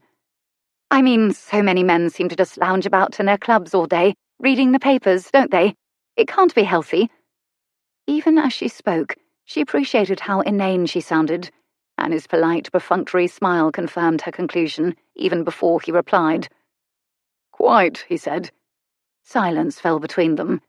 He shifted his weight and glanced around, looking trapped and a bit uncomfortable, a reaction from men with which she was, sadly, quite familiar. But given what she knew of this man, and what she wanted to keep secret from him about herself, she felt none of the awkwardness she usually experienced in such encounters. Now that she could be reasonably sure he had not recognized her, all she wanted was to make some excuse to depart and return to her friends. He spoke, however, before she had the chance. "My aunt has asked me to open the ball, Miss Deverill." Horns sounded from the orchestra as if to herald this pronouncement, and he held out his hand to her. "Will you honour me?" Clara stared at him dumbfounded. He was asking her to dance. Once upon a time, she dreamed of charming princes with tawny gold hair and brilliant blue eyes, men so good-looking it took one's breath away. As a young girl, she'd waltzed with imaginary partners like him in the privacy of her room, but those girlish imaginings had never materialized into reality, and on the rare occasions when she'd had the opportunity to dance, her partners had usually been young boys, old men, or the husbands of her friends. Now, with her first serious foray into good society, her silly girlhood dreams seemed to be coming true at last, but with an unexpected and ironic twist. Her Prince Charming wasn't a prince at all. He was a cad. It was so ridiculous that a laugh came bubbling up out of her before she could stop it. His smile stayed in place, though it may have faltered a bit around his eyes. "Did I say something amusing?" "No," she choked, smothering her laughter at once.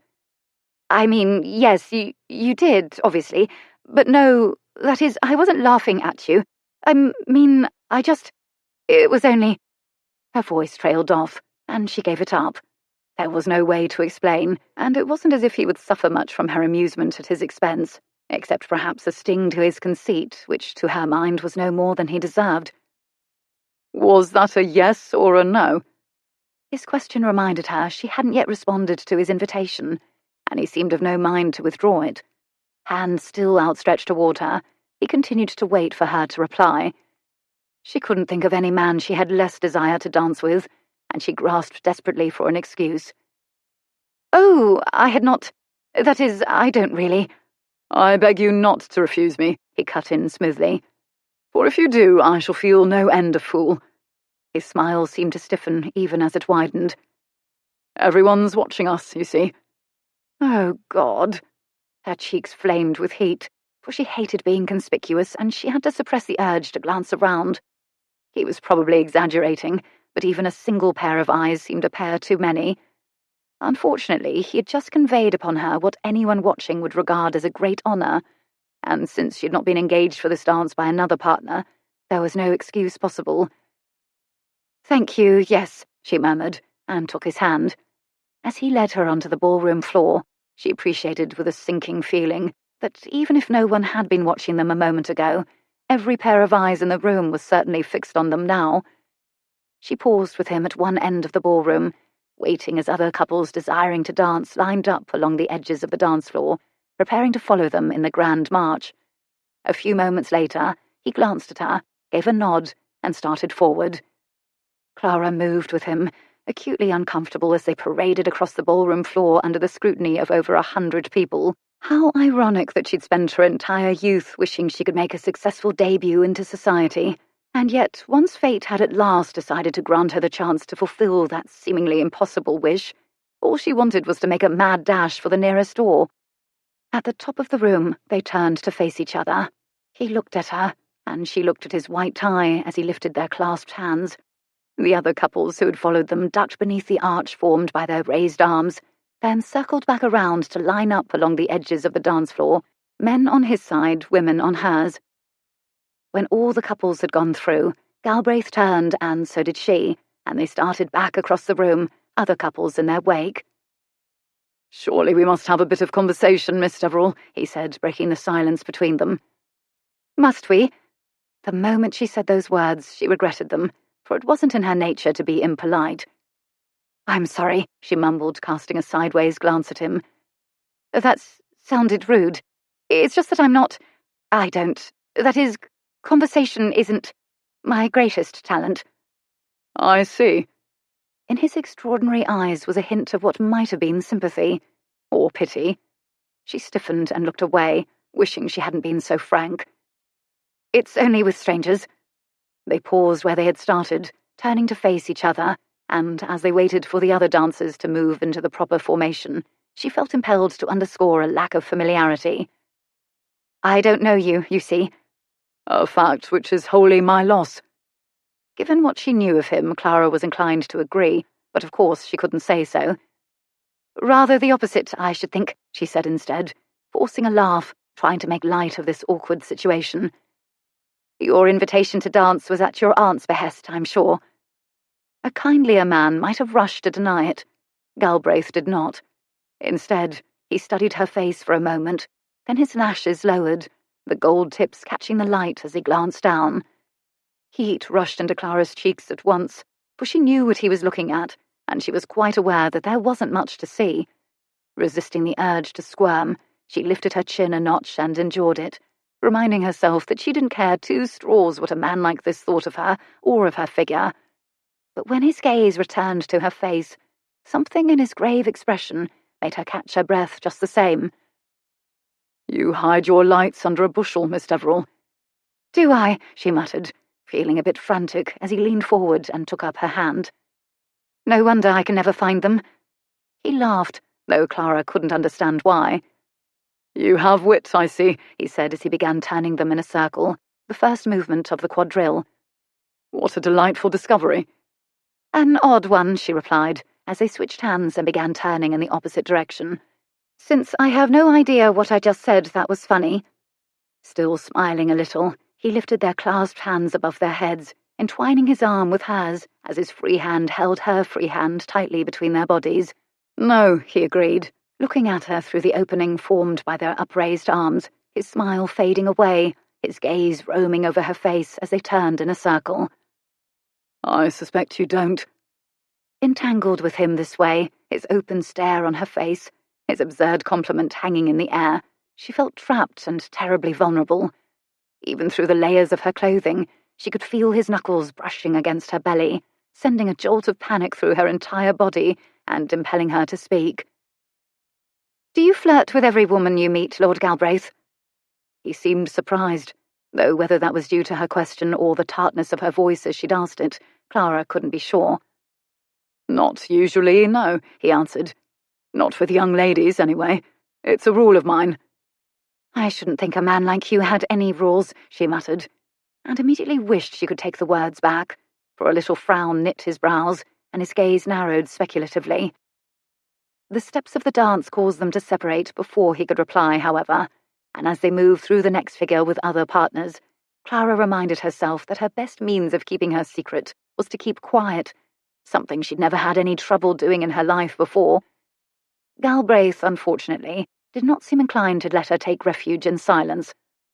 "A man like me," he echoed her words in a musing voice the moment the dance brought them together again. "What sort of man is that, exactly?" he asked, grasping her hand in his and moving them in a circle. "Your choice of words makes me curious." Oh, Lord, his curiosity was the last thing she needed.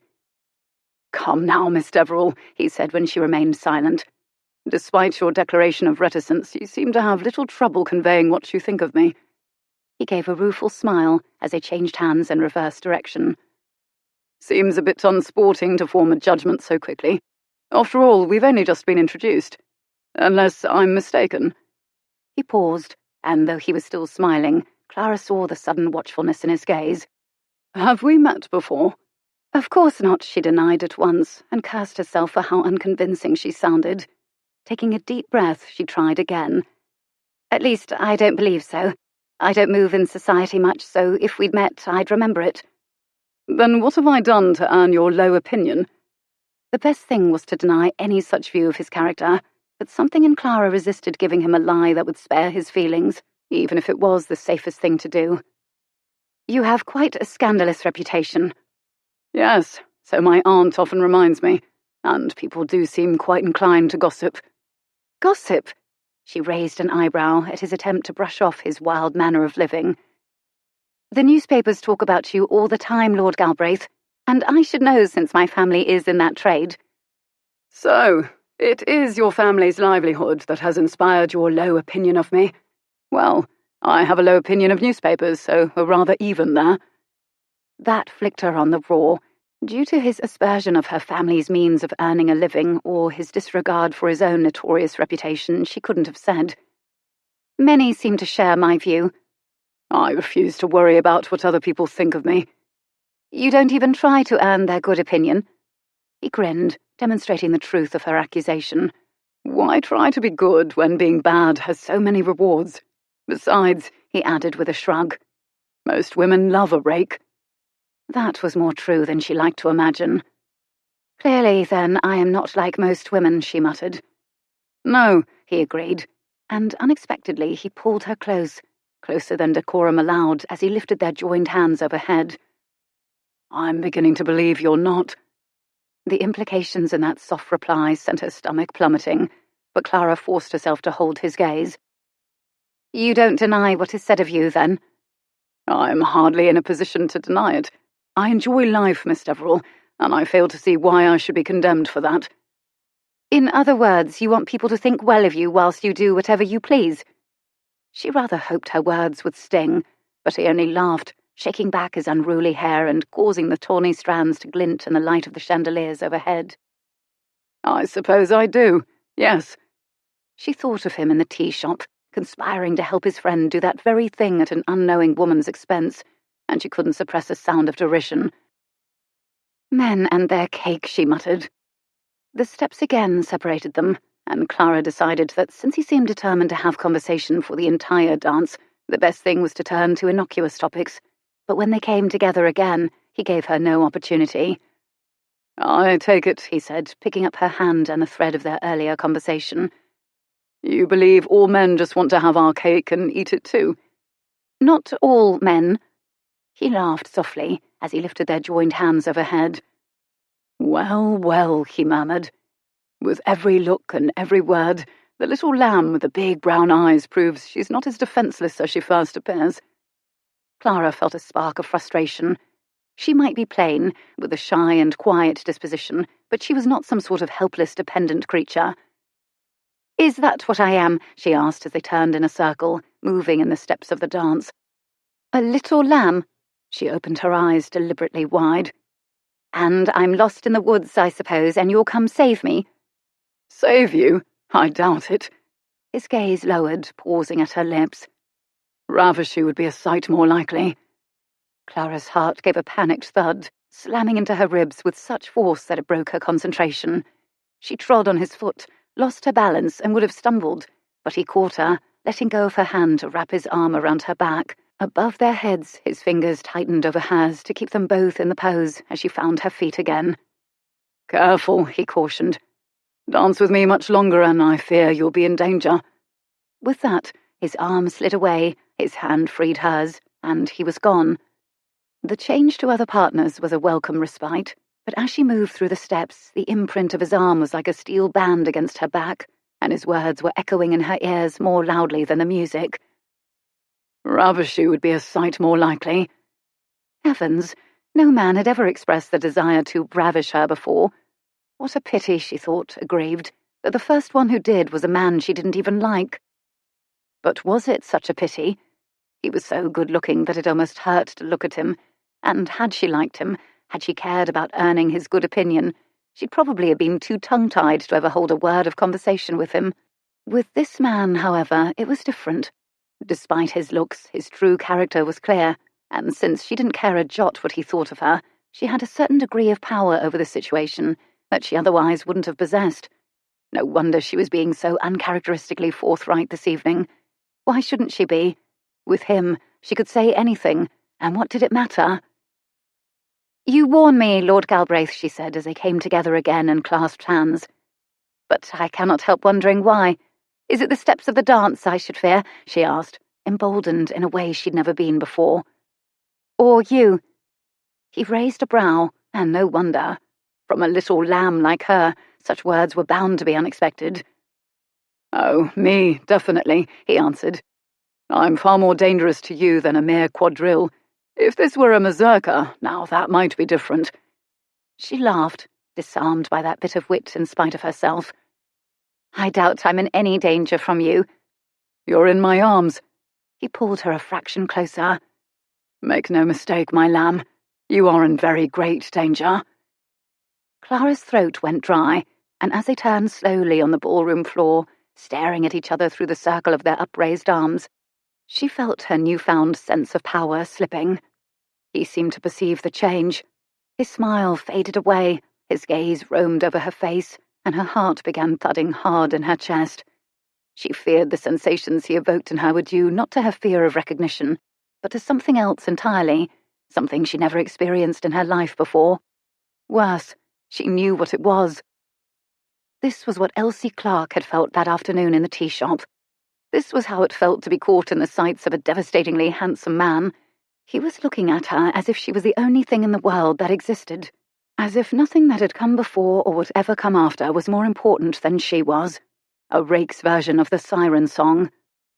It wasn't real, and yet, even as she reminded herself of that, heat curled in her belly. Thankfully, the steps of the dance again forced them apart, and by the time they came together for the last figure of the quadrille, Clara had regained her composure. "I thought you said you don't flirt with young ladies. You make it a rule, you said." "So I did, but rules—" He paused, a faint smile on his lips. "Rules, they say, are made to be broken." "You have certainly broken a few." He laughed as he lifted their hands overhead. "I have indeed," he said, studying her through the circle of their arms. "But you haven't, I suspect." She thought of what she'd done with Lady Truelove. "You'd be surprised," she muttered. "Would I?" You intrigue me, Miss Deverill. He pulled her closer, his fingers tightening around hers, his knuckles brushing against her belly. Perhaps we should break some rules together. Which ones did you have in mind? That provocative question came tumbling out of her mouth without any thought, but thankfully the music stopped before he could reply, and Clara was profoundly relieved. She pulled back, expected he would let her hands go and offer his arm to escort her back to her place. But to her astonishment, he didn't free her. He didn't even move. Several ideas are going through my head, I confess, he murmured, answering her question. His vivid blue gaze lowered to her mouth. A kiss during a dance would break quite a few rules, wouldn't it? Clara imagined it, his arms around her and his mouth claiming hers. But though it was just a flash through her mind, her knees suddenly felt like jelly, even as her feminine pride railed against the notion that she could be conquered so easily. Many rules, I should think, she agreed, pulling her hands free and heaving a sigh of feigned disappointment. But kissing me during the dance is impossible. Is it? He stirred, moving closer, his head bent down a fraction. Why? She began to laugh. Because the dance is over. He blinked, as if that were the last thing he'd expected. What? Noting his blank expression, she realized he'd been so caught up in her that he hadn't even noticed the end of the dance. She laughed, exhilaration rising inside her like a sudden burst of fireworks, overriding everything else this man had made her feel. She had her own siren song, it seemed. Who'd ever have thought that? He glanced about as if working to come to his senses, and she took that opportunity to turn away and start for the nearest door. It was a breach of good manners, for it deprived him of the opportunity to return her to her place, but Clara didn't care. For the first time in her life, she'd said the perfect thing at the perfect moment, and she didn't want to spoil such an unexpected triumph by talking with him any further. But when she glanced over her shoulder, she found that her escape was not to be so easy. He was in pursuit. Why he should be, she couldn't imagine, but there was an unmistakable half-smile on his lips and a determined cast to his countenance that made Clara quicken her steps. She had the advantage on him, for his momentary daze had enabled her to put a good 20 feet of distance and half a dozen couples between them. But once she left the ballroom, those advantages would evaporate. Her vague, half-formed intent had been to duck into the ladies' withdrawing room, but only now did she realize she'd never ascertained where it was, and she had no time to go looking, for he was on her very heels.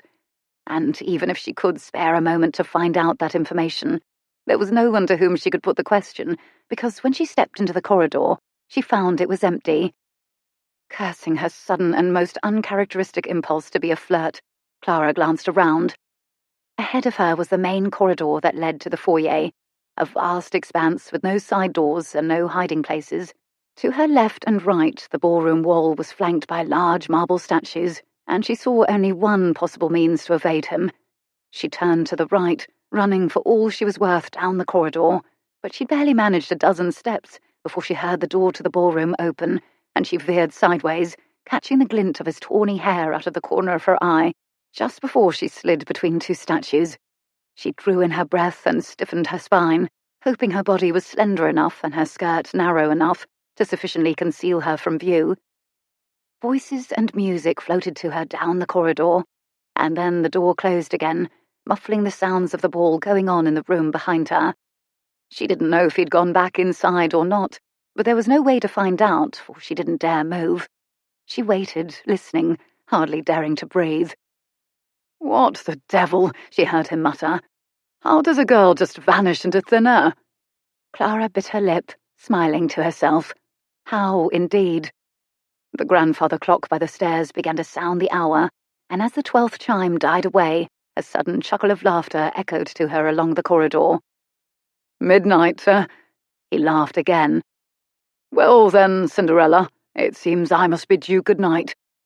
Her smile widened into a grin. She didn't like him, nor did she have the desire for his company, but nonetheless, it was exciting to be caught up in a real-life fairy tale. To be, for the first time, the lovely ingenue who captured the interest of the handsomest man at the ball, even if he was a cad. The door to the ballroom opened and closed again, but Clara continued to wait, counting a full 30 seconds before she dared to emerge from between the statues. Thankfully, the corridor was empty. Chapter 5. Rex could not imagine how the girl could have vanished in the blink of an eye, but he knew she couldn't have gone far, and any other time he'd have willingly lingered for a more thorough search. Unfortunately, he had other obligations to fulfill, and wandering the corridors of the house in search of one cheeky girl wasn't among them, a fact brought home to him with force the moment he re-entered the ballroom.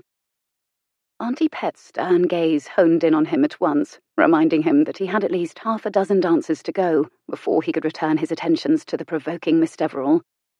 He glanced around for a suitable partner, and when he spied Lady Frances Chinden a few feet away, he approached her for the waltz.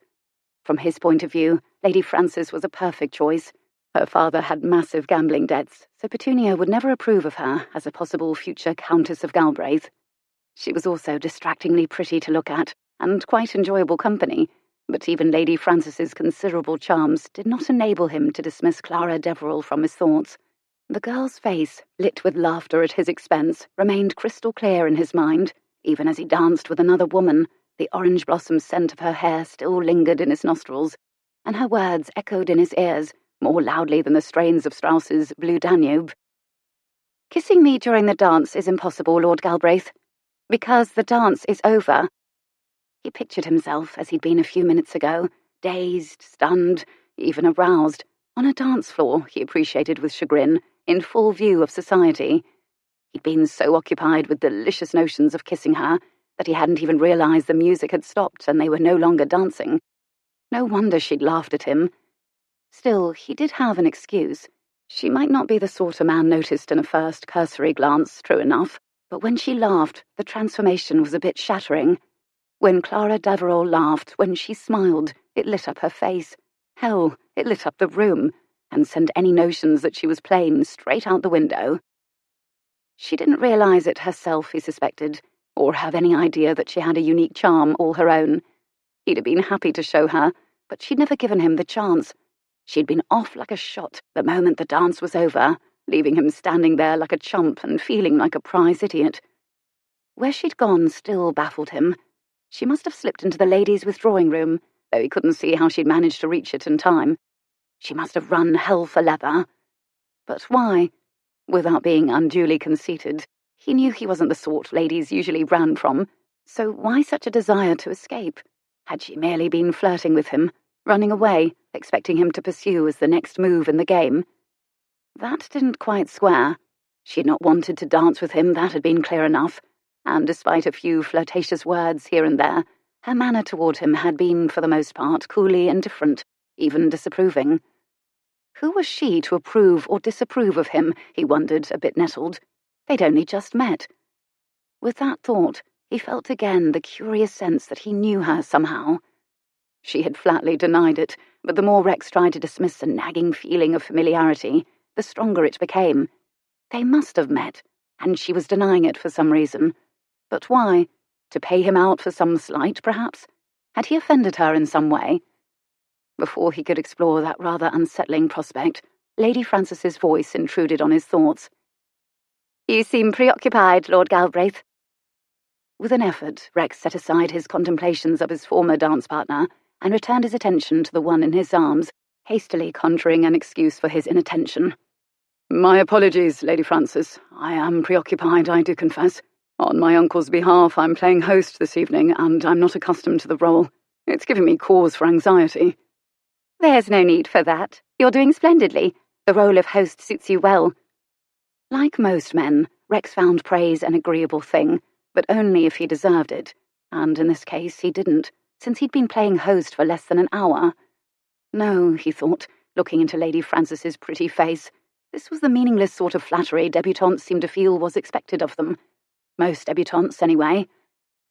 "You do have quite a scandalous reputation." Rex muttered an oath. "I beg your pardon?" Lady Frances was staring at him, and for the second time Rex forced his thoughts back to his present dance partner. But despite his best intentions, he occasionally found his gaze scanning the room for a glimpse of a willowy figure in white illusion and a crown of light brown hair. To no avail. It wasn't until he had returned Lady Frances to her parents and started toward the refreshment table that his efforts seemed rewarded, and when he spied a tall, slender figure in white slipping onto the terrace, he wasted no time in going after her. When he reached the terrace, however, he discovered that the woman he'd been following was not Clara Deverill, but the slightly scandalous Lady Hunterby, who gave him a wicked smile just before she dashed down the steps and out into the gardens. He moved to the balustrade, watching with a hint of envy as Lady Hunterby crossed the lawn toward the folly in one corner of the garden. A tryst, he couldn't help but feel, was far more entertaining than dancing with women he had no interest in, or searching in vain for an aggravating girl who clearly had no interest in him. "I took your advice." Rex turned at those words, glad of a distraction, and found Lionel Strange coming toward him across the terrace. "Lionel, what an agreeable surprise to see you. I had no idea you'd be at Auntie's ball." The other man shrugged, but there was a curious tenseness in his demeanour that belied the nonchalant gesture. "I'm sometimes invited to these things. I suppose even your Aunt Petunia finds it hard to scrounge up enough single men for a large ball." Rex noted the slight slur in Lionel's words, and his unsteady gait as he came across the terrace, and he felt a glimmer of surprise. Lionel was seldom drunk. "I'm sure that's not why she asked you," he said as the other man halted in front of him. "It's probably because she knows we're friends, and I think quite highly of you." "We're friends," Lionel echoed, laughing a bit too loudly. "Are we indeed?" "Of course we are." "Then you have some damnable notions of friendship." Rex frowned, his surprise deepening into concern. Even on the rare occasions Lionel had indulged in alcoholic excess, Rex couldn't recall him becoming belligerent or boorish. "I haven't the least idea what you mean, but either way, I'm sure you weren't invited just to balance the numbers. My aunt would never invite anyone of whom she didn't have a good opinion. And you're an MP, a man of position in your own right. It's not as if you're an insignificant nobody." "Perhaps, but we both know I'm not top drawer." There was an unmistakable bitterness in the words. "Geraldine knows it too, apparently." Rex's frown deepened at the mention of Dina, and so did his concern. "What do you mean?" "As I said, I took your advice. This very evening, as a matter of fact. Do you want to know the result?" Rex wasn't sure he did, given his friend's obviously inebriated state, grim countenance and bellicose manner, but a man couldn't shirk when a friend was in difficulties. "I do want to know. Tell me what happened." Lionel shook his head, laughing a little, but there was no humour in it. "Exactly what I predicted. She agreed wholeheartedly with my suggestion that perhaps we should part, declared that I was right, that she in fact was too good for me, and then she left me flat." "What?" Rex blinked, a bit taken aback by this piece of news. Dina was first and last a flirt. It didn't seem like her to walk away without leaving Lionel some means to pursue. "Did you go after her? Give her the speech I suggested?" "Oh, yes." Lionel's expression got a bit grimmer. "But I barely got halfway through it before she stopped me, declaring that she knew I'd try something like this." "Something like what?" "Lady Truelove had warned her to expect it, she said." Rex blinked, still utterly at sea. "Lady who?" "Lady Truelove. It's an advice column. Dear Lady Truelove. God, Rex, surely you've heard of it. Don't you ever read the papers?" "You know I don't." "People write to Lady Truelove with their romantic problems, and she advises them on what to do." Rex studied his friend's angry face and began to wish the other man had sought advice from this Lady Truelove instead of him, but of course it would never do to say so. Instead, he tried to make sense of the situation at hand. "Geraldine wrote to an advice columnist in the paper." Even as he said it, he knew how absurd that notion was. Dina might be a flirt, but she was also discreet. She'd never do such a thing. "She says not, but it hardly matters either way. The letter described a situation so much like her own that she decided to take the advice Lady Truelove had offered the correspondent. It was Providence, Dina said." "You're not serious?" "Oh, but I am. The letter from some woman calling herself Bewildered in Belgravia claimed that the man she loved had led her to expect marriage, but that he was now expressing reluctance to actually marry her." "Well, that is rather a common tale, I dare say." "Just like us," Dina said. She said it was as if Lady Truelove was talking straight to her. After reading the column for myself, I could see why she came to that conclusion. Nonetheless, it is just a coincidence. The correspondent comes from a much higher station than the man she loves. She is a widow of the aristocracy, while he is merely middle class. They have each declared their love for the other. They meet in secret, and their families know nothing of their amour. They've been together a month. That's quite a string of coincidences, wouldn't you say? But what other explanation could there be? That is what I've been asking myself. Lady Truelove advised her correspondent that the man in question was a rotter, a scoundrel, who was clearly out to take advantage of her in the most reprehensible way possible. Don't tell me you're taking this personally. Really, Lionel, it's not as if this woman is referring to you. You think not? How could she be? She doesn't know you. Perhaps she does, even if I don't know her. She told the girl, he went on before Rex could respond to that rather enigmatic remark, that the man would try to get round her somehow, that he would work his wiles on her and attempt to persuade her to continue this liaison. Well, of course, any man who found himself in such an agreeable situation would want it to continue for as long as possible. You certainly do. Dina's far too discreet to air her private concerns to a newspaper columnist. She is discreet, Lionel agreed, and his expression hardened even more. Which brings me to you. Rex stiffened, suddenly wary, not liking the resentful way his friend was glaring at him. Just what are you implying, Lionel? Instead of answering, his friend reached into the breast pocket of his evening jacket, pulled out a cutting from a newspaper and unfolded it. Allow me to share with you Lady Truelove's assessment of the situation and the advice she offered. Looking down at the page in his gloved fingers, he began to read. I doubt that simple procrastination is the explanation for this man's lack of action. My dear young lady, it is clear, I am sorry to say, that honourable marriage is not in his plans at all. To be blunt, he is using you in the most dishonourable way a man can do. Should you question his motives, I dare say he will attempt to make his reluctance to wed you sound honourable, even noble. He may declare that he cannot marry you because you are too far above his station, and that he hasn't the means to support you in the way you've been accustomed.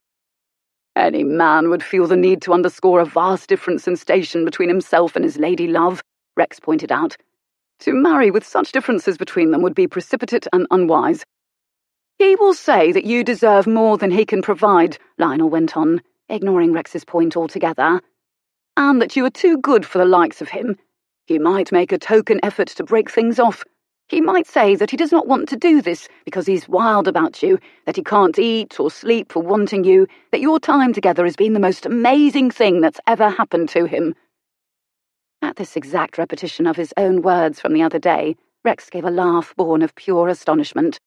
But Howard, do not be fooled, Lionel interrupted. Such a speech as this is not intended for the honourable purpose of ending what can only be regarded as an unsavoury connection. Quite the opposite.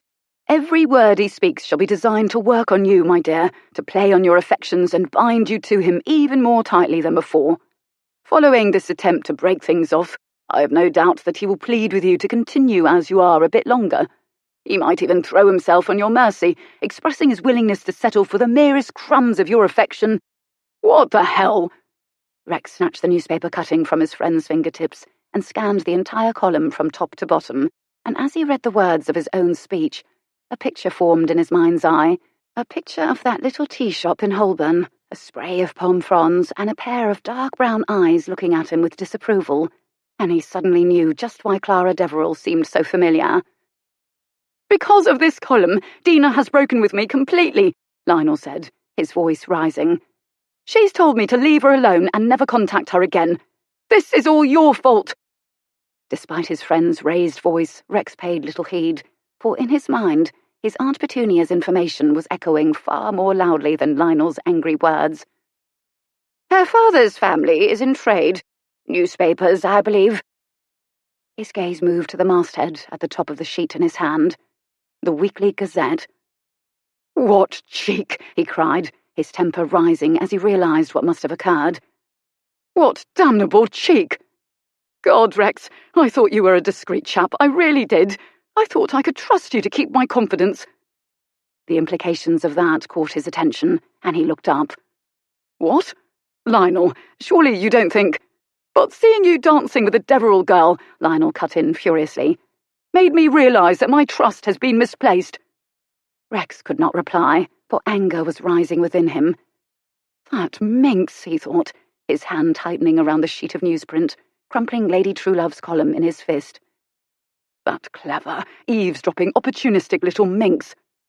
Taking a deep breath, he tried to explain what must have happened. "Lionel, I didn't tell this girl anything. It's clear that she—" "Don't," his friend snapped, cutting off explanations. "Don't even try to justify yourself."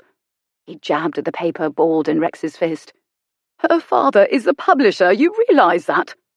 Rex set his jaw, beginning to share his friend's grim mood. "I have appreciated that point, yes. I've always thought you knew so much about women." Lionel gave another laugh. "But this one's made quite a fool of you, hasn't she? How long has she been pumping you for information on her columnist's behalf? How many of our other friends have seen their private affairs used as newspaper fodder, I wonder? For God's sake, I just met the girl less than an hour ago, and besides, I would never. And when next week's column features another supposedly fictitious offering that depicts the exact situation of another of our friends, that will be coincidence too." He shook his head and laughed again. "I'd never have thought you could lose your head over any girl, but I've been proved wrong now, it seems." "I have never lost my head over a girl in my life," Rex assured him, "and your fear for our friends is misplaced. I intend to see to it that this is the only time such a thing will happen. It's a bit late for that now, don't you think? Because of you and your lack of discretion," he added, his voice rising to a shout. "I've lost Dina for good." A movement past his friend's shoulder caught Rex's attention, and he spied Lord and Lady Flinders strolling out onto the terrace.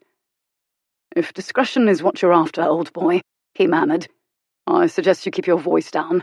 We are no longer alone out here." Lionel cast an impatient glance over his shoulder, then looked at Rex again. "Damn it, man," he said, making no effort to follow Rex's advice or keep his temper in check. "Is that all you can say after what you've done? After you've betrayed my confidence this way?"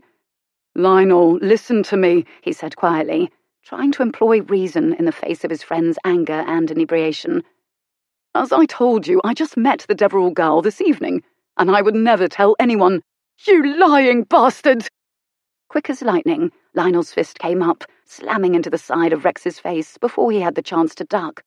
Pain shimmered through the entire left side of his face and knocked him back a step, but when he saw Lionel's other fist coming for an uppercut to his jaw, he blocked the move, knocking the other man's arm sideways. He didn't want to fight, especially not at Auntie's ball, but it wasn't as if he had a choice. He hit back hard, landing 2 quick blows before his friend could strike again, and since he had no desire to be attacked a second time, he pressed his advantage, tackling Lionel and sending both of them stumbling across the terrace, a move that sent Lord and Lady Flinders scrambling to stay out of the fray, along with several other guests who'd come out to see what the commotion was about. Among those guests, unfortunately, was Auntie Pet, who stopped just outside the doorway to the ballroom, looking so aghast and appalled that the sight of her face stopped him in his tracks. The blow came out of nowhere, striking with such force that stars shot across his vision like flashing sparks. He felt himself falling backward, pain exploded inside his skull, and his only thought before everything went dark was that he really needed to stop giving people advice. The black eye wasn't so bad, a barely noticeable blotch, his valet assured him. The concussion, however, was another matter. The morning after the ball, Rex discovered that the world had the inclination to spin violently every time he sat up, and his body had developed a most inconvenient tendency to heave the contents of his stomach.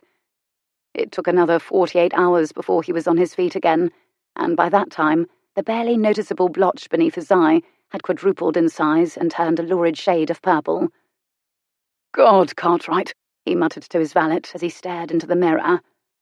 "I look like an Apache. Any woman sees me coming, she'll clutch her handbag and cross the street." "I think you exaggerate, sir." The valet set aside the razor and reached for a towel. "Mrs. Snell has prepared breakfast, if you're feeling up to it." He was famished, he realised in some surprise, but before he could offer his valet an affirmative reply to the question of breakfast, there was a tap on the door, and his butler, Whistler, entered the bedroom. "Begging your pardon, my lord, but Lady Petunia is downstairs." "Again?" Rex lowered the mirror in his hand. "That's 3 times since the ball." 4, my lord. She seems quite anxious to speak with you. Dear Auntie Pet, he murmured, smiling. She's obviously concerned about me. The butler gave a discreet cough. I wouldn't quite say that, my lord. Rex stiffened. His memories of the other night were still a bit vague, but one image was suddenly clear as glass in his mind. Auntie Pet, standing by the doorway to the ballroom, staring at him in horror. Any inclination to smile vanished at once, and he turned in his chair, facing Whistler directly. What did she say? Tell me her exact words. When I explained that you were still in no condition to receive callers due to your injuries, she said... Whistler paused, giving Rex a pained, apologetic look. She said that, in her opinion, any injuries you sustained were no more than you deserved, given that you'd taken to offending young ladies on the dance floor, and... The girl dashed off, Rex interjected, stung. Then she vanished into thin air. What was I supposed to do, hunt her down all about the house? She also mentioned something about neglecting your duties as host. Well, I was knocked unconscious, he pointed out, even though it was hardly necessary to defend himself to his own butler. Yes, she mentioned that as well, my lord. Oh, did she? Her description, I believe, was that you'd taken to brawling at her balls like a Limehouse longshoreman. Rex grimaced, his foggy memories of the other night becoming clearer with every word his butler spoke. She has expressed the wish to discuss with you the matter of your recent conduct. Whistler's voice interrupted his thoughts. Do you wish to receive her? He ought to, he supposed. Let her call him on the carpet and have it over. After all, the fight was probably his worst offence, and it wasn't as if that had been his fault. Lionel had struck first, and Auntie would surely agree that any chap had the right to defend himself. Once he explained, he broke off that train of thought to reconsider. On the other hand, it wasn't as if he really could explain, for he couldn't betray Lionel's confidences. As for the grievance Auntie had against him regarding Miss Deverill, he certainly couldn't tell Petunia it was his naughty suggestion about kissing the girl that had spurred her to depart the dance floor. And, he thought, lifting the mirror in his hand for another look, his battered face would hardly help him to regain his aunt's goodwill. He handed the mirror to Cartwright and returned his attention to his butler. You did explain to Lady Petunia just how serious my injuries are. I said you had concussion, my lord, and would probably be unwell for several more days. With that, Rex decided the best thing to do was to let things lie and allow Auntie's temper to cool. In the meantime, he could perhaps fashion a palatable way to explain the fight without having to reveal anything about Lionel's secret affair with Lady Geraldine Throckmorton. As for the rest... His gaze moved to the crumpled sheet of newsprint on his dressing table as more memories of the other night came back to him. Tell my aunt that my head injury, my massive head injury, still prevents me from receiving visitors, he said, turning to the butler. I will call on her when I'm fighting fit. When I'm feeling better, he amended, as Whistler raised an eyebrow. Very good, sir. The butler departed, and Rex reached for the wadded-up newspaper cutting. He'd pay Auntie a visit in a day or two, and find a way to make amends, and in the meantime he'd see Lionel, try to patch things up there. As for Miss Clara Deverill... Rex set his jaw grimly as he smoothed out the scrap of paper in his fingers.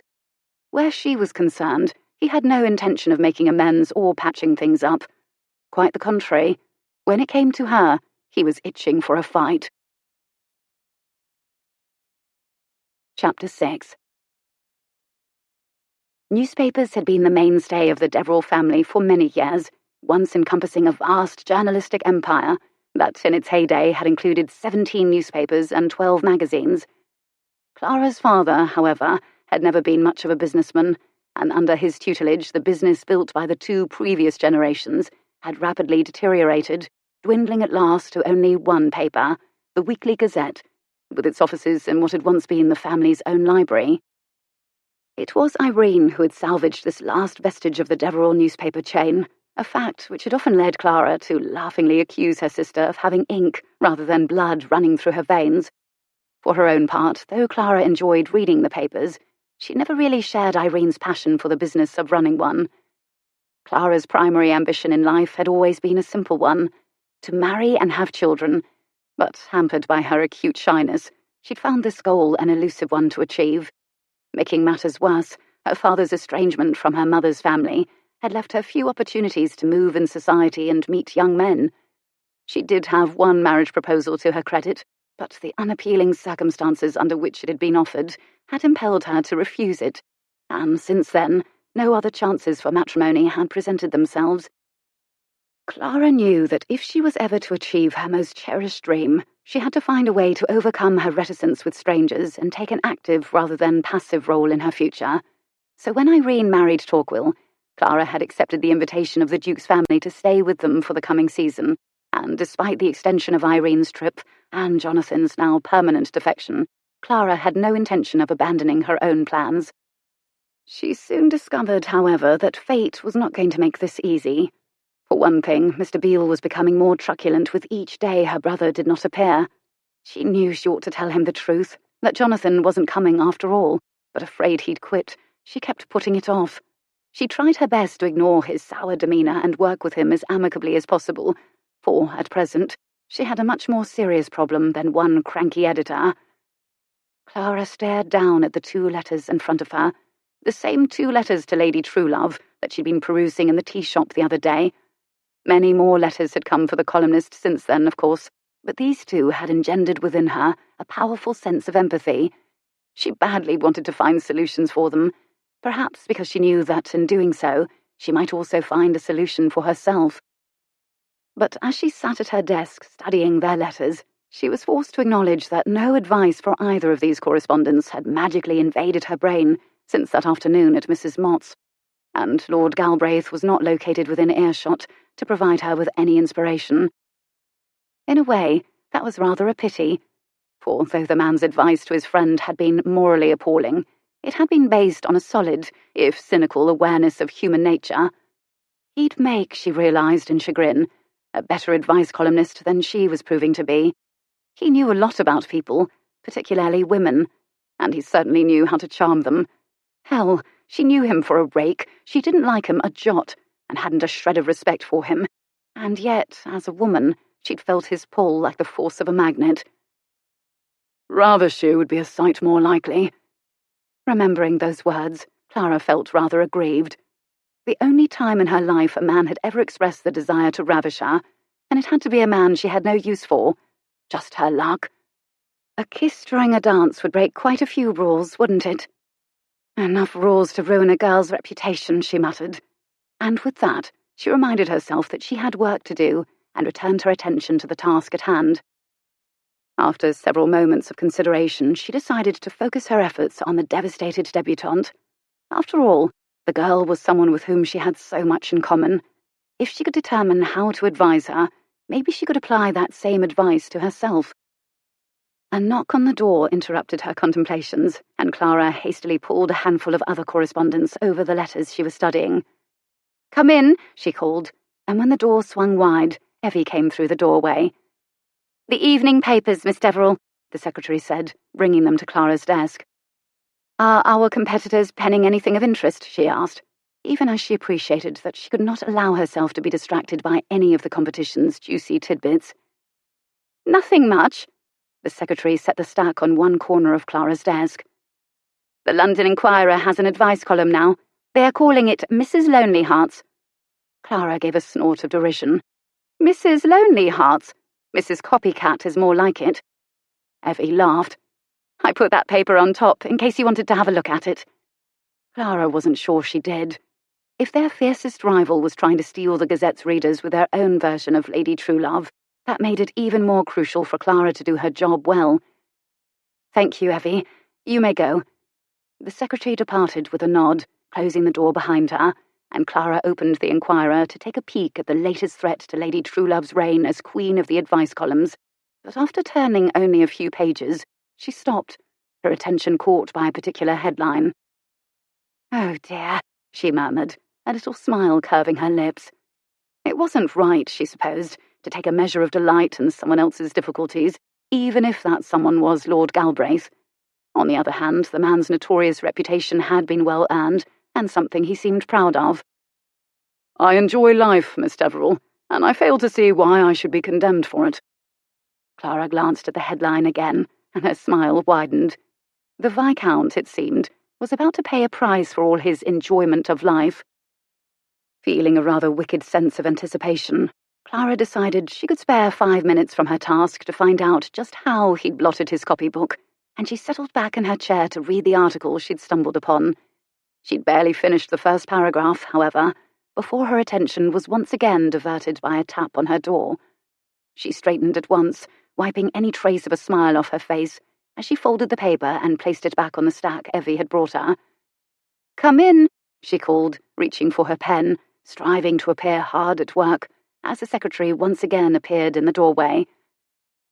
"There's a gentleman here to see you, Miss Deverill," she said as she approached Clara's desk, a certain amount of awe in her voice and a card in her hand.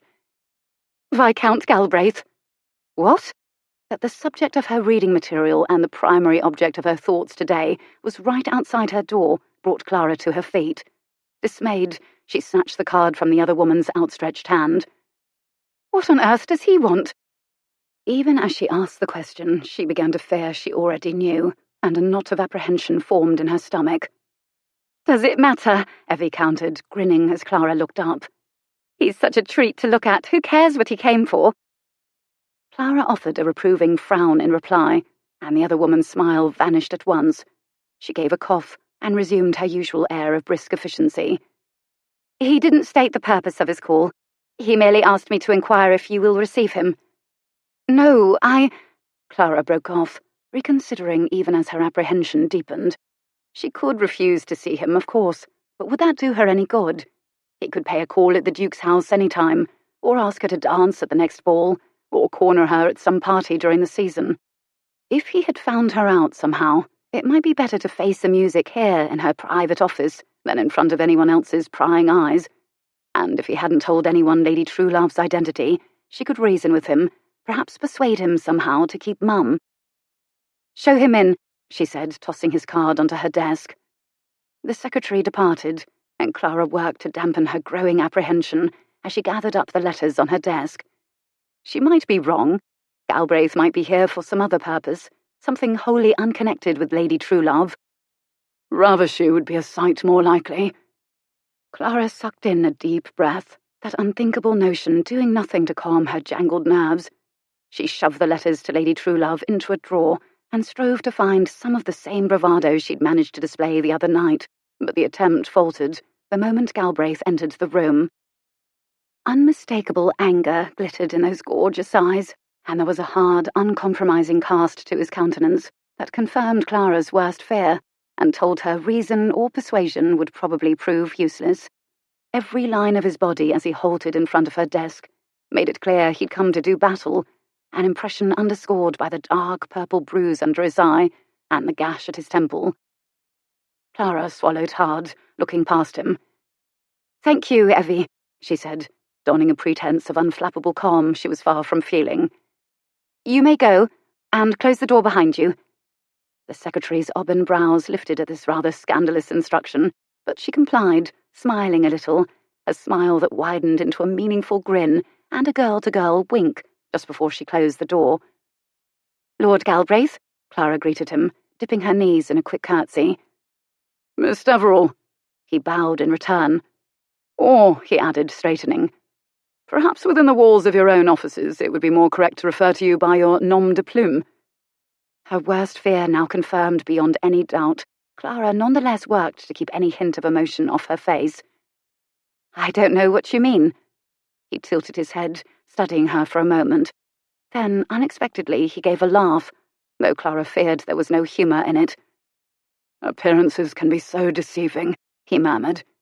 "You look the sweetest, most dulcet little thing, with those big brown eyes of yours, and yet you are also one of the coolest liars I have ever encountered. I doubt butter would melt in your mouth." Clara stirred at his accusation of deceit, not only because she was in no position to refute it, but also because, to her mind, it was a case of the pot and the kettle, if ever she'd heard one. "Do you have a point?" He raised an eyebrow, but he didn't answer her question directly. "When we first met, I thought you looked familiar," he said instead. "That I'd seen you somewhere before, but I couldn't place you. You, however, insisted otherwise, and I was inclined to think I'd been mistaken. But later that evening," he added, as he reached into the breast pocket of his morning coat and pulled out a newspaper cutting. When my friend Lionel confronted me with Lady Truelove's most recent column, I realised I had made no mistake. Clara's heart sank as she watched him unfold the wrinkled, ragged-edged sheet of newsprint. Not only he, but also his friend knew her secret. Even if she could somehow convince Galbraith to exercise discretion, she could never ensure that his friend would do so. Lady Truelove's identity would soon be known to the world. The mystique would be utterly spoiled, the column condemned, and Deverill Publishing's competitors overjoyed. And it would all be her fault. What would she tell Irene? How could she face her sister with the news that Lady Truelove was ruined because of her? In offering advice to her correspondent, your columnist made some very specific predictions as to the behaviour and motives of the gentleman in question, he went on, looking down at the cutting in his hands. So specific, in fact, as to be uncanny. Both Lionel and I appreciated how familiar her words seemed. Lionel actually suspected me of being Lady Truelove, but when he saw me dancing with you, he formed an alternative theory. Oh? Clara swallowed hard, stalling for time as her mind raced to find a way out of this mess. What theory is that? That I had been played for a fool. He looked up, his eyes glittering like aquamarines. He concluded that you and I were acquainted, so well acquainted, in fact, that I had betrayed his confidences to you, and that you, in your role as the publisher of Lady Truelove, had passed on these confidences to your columnist, who then used them as inspiration. Clara seized on that contention at once, feeling a faint hint of relief. If he could be persuaded that his friend was right, that she had merely overheard and passed on the information, perhaps it could all end here, and Lady Truelove's identity could remain a secret. Lionel, he went on before she could speak, did not take kindly to what he perceived as my betrayal of his confidence. His free hand lifted, gesturing to his own face. As you can see from the state of my parents. Despite the awful situation, Clara's lips twitched a little. Your friend is the one who hit you in the face? He did. Galbraith shoved the cutting back into his breast pocket. I'm gratified you find that fact amusing. She pressed any hint of a smile from her lips at once. Laughing at his expense would hardly help her cause. Lord Galbraith, she began, but he cut her off. I knew Lionel was a bit out in his assumptions, of course, for I hadn't told you anything, and that's when I realised why your face was familiar. You were in the tea shop that day in Holborn. You were the girl at the next table. You eavesdropped on our conversation, our private conversation, and used it as newspaper fodder. Do you deny it? He asked when she did not reply. Would there be any point, she asked, spreading her hands in a gesture of capitulation. I doubt you would be convinced of any denial I might make. I don't often read the papers, it's true. God knows I've no use for them. But in making inquiries of friends today, I have learned that Lady Truelove's identity is a closely guarded secret. It is also, from what I gather, a matter of intense speculation, and one of the main reasons the column is so popular. What would happen, do you suppose, if people discovered who Lady Truelove really is? Clara's heart sank, but she tried to rally. You don't know who Lady Truelove is. You don't know to whom I may have passed on the information I overheard. On the contrary, I know exactly. It wasn't necessary for you to pass on the information to Lady Truelove, because you are Lady Truelove. She forced a laugh. And what is the basis for this absurd conclusion? He smiled grimly. Your eyes, Miss Deverill. Your big, expressive brown eyes. Clara didn't know what she'd been expecting him to say, but that wasn't it. She stared, unable to fathom what he was talking about. What do my eyes have to do with anything? You noted the other night that I have a notorious reputation. How do you suppose I acquired it? He leaned over the desk, coming close enough that she could see the gilded tips of his lashes and the dark blue ring around each of his irises, close enough that she caught the scent of sandalwood shaving lotion. I acquired it because I know a great deal about women. Obviously, she snapped, her tension fraying. But I don't see— When we danced, I discovered that my reputation had preceded me, and in a most unfavourable way, for you made it quite clear I cut no ice with you. It was not only in your words, it was in your eyes, narrowed on me so disapprovingly, when I shrugged off the things that have been said about me. I didn't take your disapproval of me seriously. In fact, I found it rather refreshing. Most women are quite happy to overlook my peccadilloes and forgive me for them. What a nauseating fact about my sex, she ground out. But I'm gratified you found me such a novelty. He ignored the biting sarcasm of her latter remark. When I was with Lionel and he was expounding his theory about how my exact words had managed to appear in your paper, a picture formed in my mind. I saw the same narrowed eyes, the same disapproving look of the girl I'd just been dancing with, only the setting was different. In my mind, I saw an image of those eyes peeking at me from the other side of some potted palm trees, and I realised just why you seemed so familiar. I still don't see how you can possibly conclude. You were feeling more on that day than disapproval, weren't you, Miss Deverill? You were angry. The conversation you overheard had outraged your maidenly sensibilities. All right, yes, I was angry. Upon discovering how cavalierly your friend and you treat women, anyone would be angry. For a gentleman, you seem to have quite a flexible moral code. For some reason, that description made him smile, though the smile didn't quite reach his eyes. You might be surprised if you knew the vast number of people who find morality a flexible concept. She didn't want to think about how true that might be. Well, I don't. Quite so. And your moral outrage spurred you to write what you did. I already told you. You did it purely out of spite, he interrupted. You wanted to pay us out. You wanted to get revenge for what you perceived as a slight upon your sex. I didn't write it for spite or revenge, she shot back, exasperated beyond bearing, beyond caution. I wrote it to warn an innocent woman that she was being taken advantage of in the worst possible way by a deceiving scoundrel.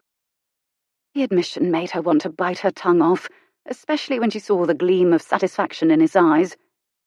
Oh, she breathed, her frustration deepening into outrage, at him for trapping her, and even more at herself for falling into that trap. You are a devil. Yes, morally outraged ladies often deem me so.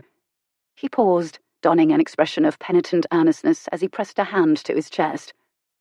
But only until I'm able to convince them of the true goodness of my soul. There is no goodness in you. You are a cad, and so is your friend for attempting to play on a young woman's affections with such cavalier disregard. It's disgraceful. It's appalling. So you decided to interfere in something that was none of your business? When I perceive that another person is in harm's way, I think it a good idea to warn that person. I'm strange that way. He made a scoffing sound. And just which party did you think was in jeopardy? She stared at him. Her, of course.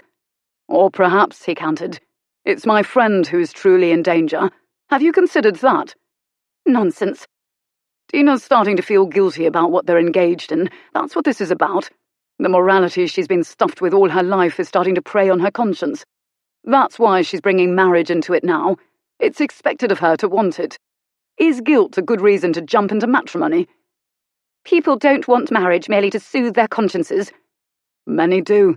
Society's prudish, downright ridiculous dictates about where love should lead play merry hell with people's minds, filling them with guilt about physical desires that are natural and just, and almost always transient. Clara stared, hot embarrassment flooding through her at the mention of physical desires. This is hardly an appropriate topic for conversation. As a result of their guilt, he went on, as if she hadn't spoken, people often feel compelled to chain themselves to each other for life when they barely even know each other and haven't the least understanding of whether or not a life together could make them happy. Barely know each other, she echoed. The two people we are talking about are intimately acquainted. The moment the words were out of her mouth, she wanted to take them back, for she knew what he would make of them. Very intimately, he agreed, his voice grave, the corners of his mouth curved in a faint smile. But only in a biblical sense. Clara gave a laugh, one born of astonishment and embarrassment, not amusement. She pressed her hands to her burning cheeks, hardly able to believe that she was discussing this sort of thing with a man, though from what she knew of this particular man, she supposed she shouldn't be surprised. You speak as if such intimacy is a trivial thing. Not trivial, no, but it's a poor reason to wed. Lionel and Dina have known each other a month. 1 month, he added, as if to underscore the point. Do you really think they are in any position to commit to each other for the rest of their lives? They are sleeping together. He gave a shout of laughter. God, I hope that's not all they're doing. I should hate to think their trysts are for a purpose as dull as mere sleeping. She folded her arms, glaring at him.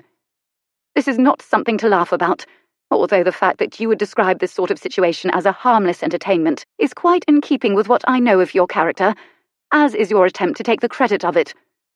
Well, I think I'm entitled to take a little credit. I did introduce them.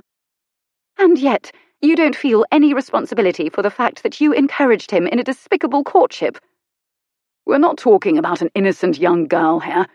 Dina knew just what she was getting into when she launched this affair with Lionel, and yes, she was the one who launched it. To put it bluntly, she wanted to bed him, and she did. More fool her, then, for ever wanting more. That's not what I'm saying. I'm saying both parties are culpable here, so describing his actions as despicable is a rather harsh judgment, don't you think? In any case, he added before she could reply, they are not involved in a courtship. Courtship implies a view to matrimony, and as I said, neither of them is ready to take that step. They may never be ready. She seems quite ready from what I overheard. She's in love with your friend, though why that is so I'm sure I can't fathom. And he has told her he's in love with her. Yes, they're in love. At least they're madly infatuated with each other and both are willing to call it love. Why should they ruin such a blissful state of affairs by getting married? Clara shook her head, wondering if this man's capacity for depravity would ever cease to shock her. Ruin it? Yes, ruin it. Again, they have been acquainted for a month. Do you think that's a sound amount of time for two people to decide they want to spend their lives together? It doesn't matter what I think, since it's not my decision to make. It's theirs. He laughed. Says the woman who blatantly interfered in their love affair and brought about its end, thereby causing a great deal of unnecessary pain and heartbreak to both parties. Clara shifted her weight, hating to think he might have a point, and that her judgment may have been a bit clouded by anger. If they are indeed heartbroken, she said after a moment, then I am sorry for it.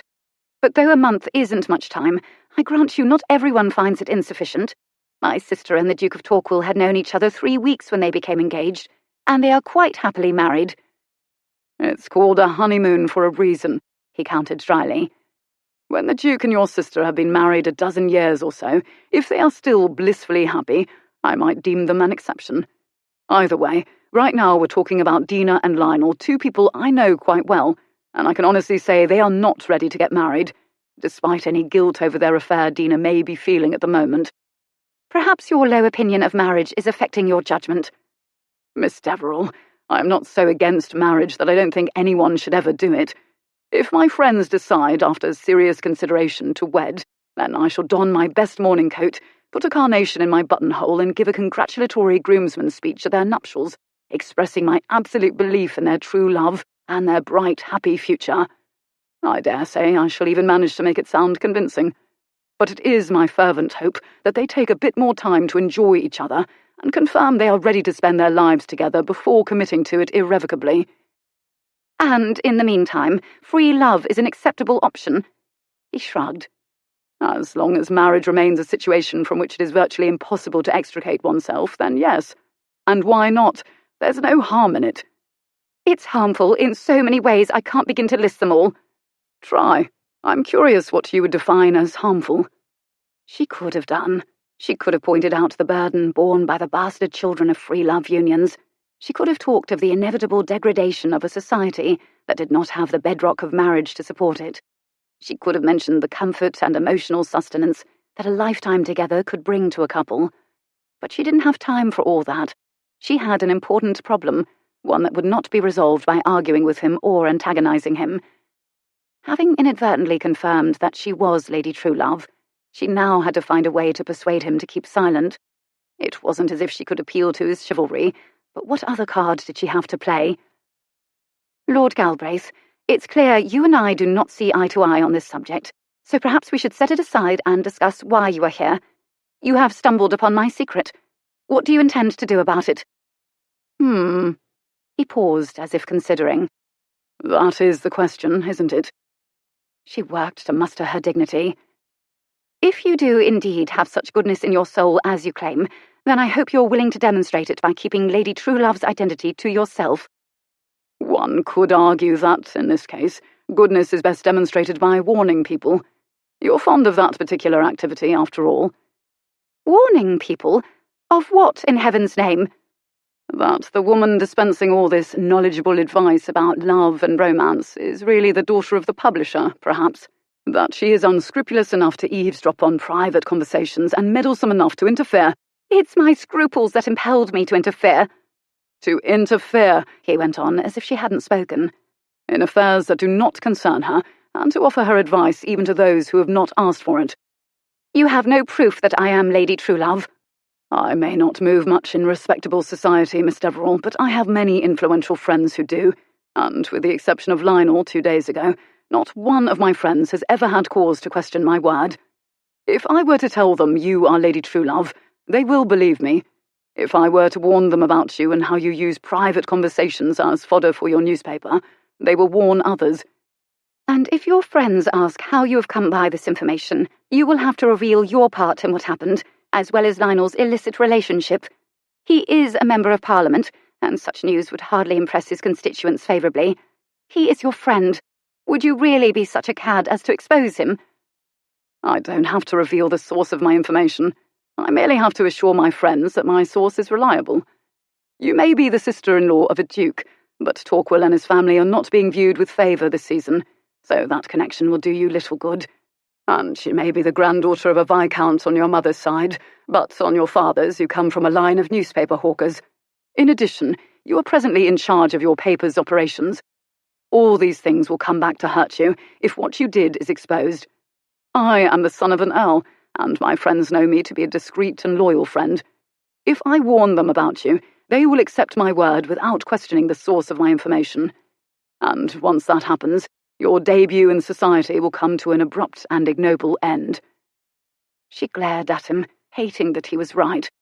With that, I think we can put paid to any notions of goodness in your soul. That shot seemed to hit the mark, for a trace of his earlier anger flashed in his blue eyes and tightened the corners of his mouth. My friends are broken-hearted wrecks because of you. I can think of no reason not to tell my entire circle of acquaintance about you. Clara began to feel desperate. The notion of being conciliatory with this man flicked her decidedly on the raw, but what else could she do? Lady Truelove is the Weekly Gazette's most popular feature, and the main reason for our advertising revenue and our income. Shall you enjoy taking away a family's livelihood? He made a scoffing sound. Do not make me out to be the villain here. I think I would be quite justified in warning others about your so-called advice column. And since your brother-in-law is a duke, I hardly think you and your father will be turned out into the street if your identity is exposed. That's not the point. One of my best friends, a man who's known me since we were boys at school, has questioned my discretion, accused me of betraying his trust, and struck me in the face. The latter action not only gave me a black eye, knocked me unconscious, and gave me a concussion, it also seems to have appalled my great-aunt, who has been chomping at the bit the past 2 days for the chance to give me a sound lecture on the subject. The desire to lecture you is one your aunt no doubt experiences with tiresome regularity.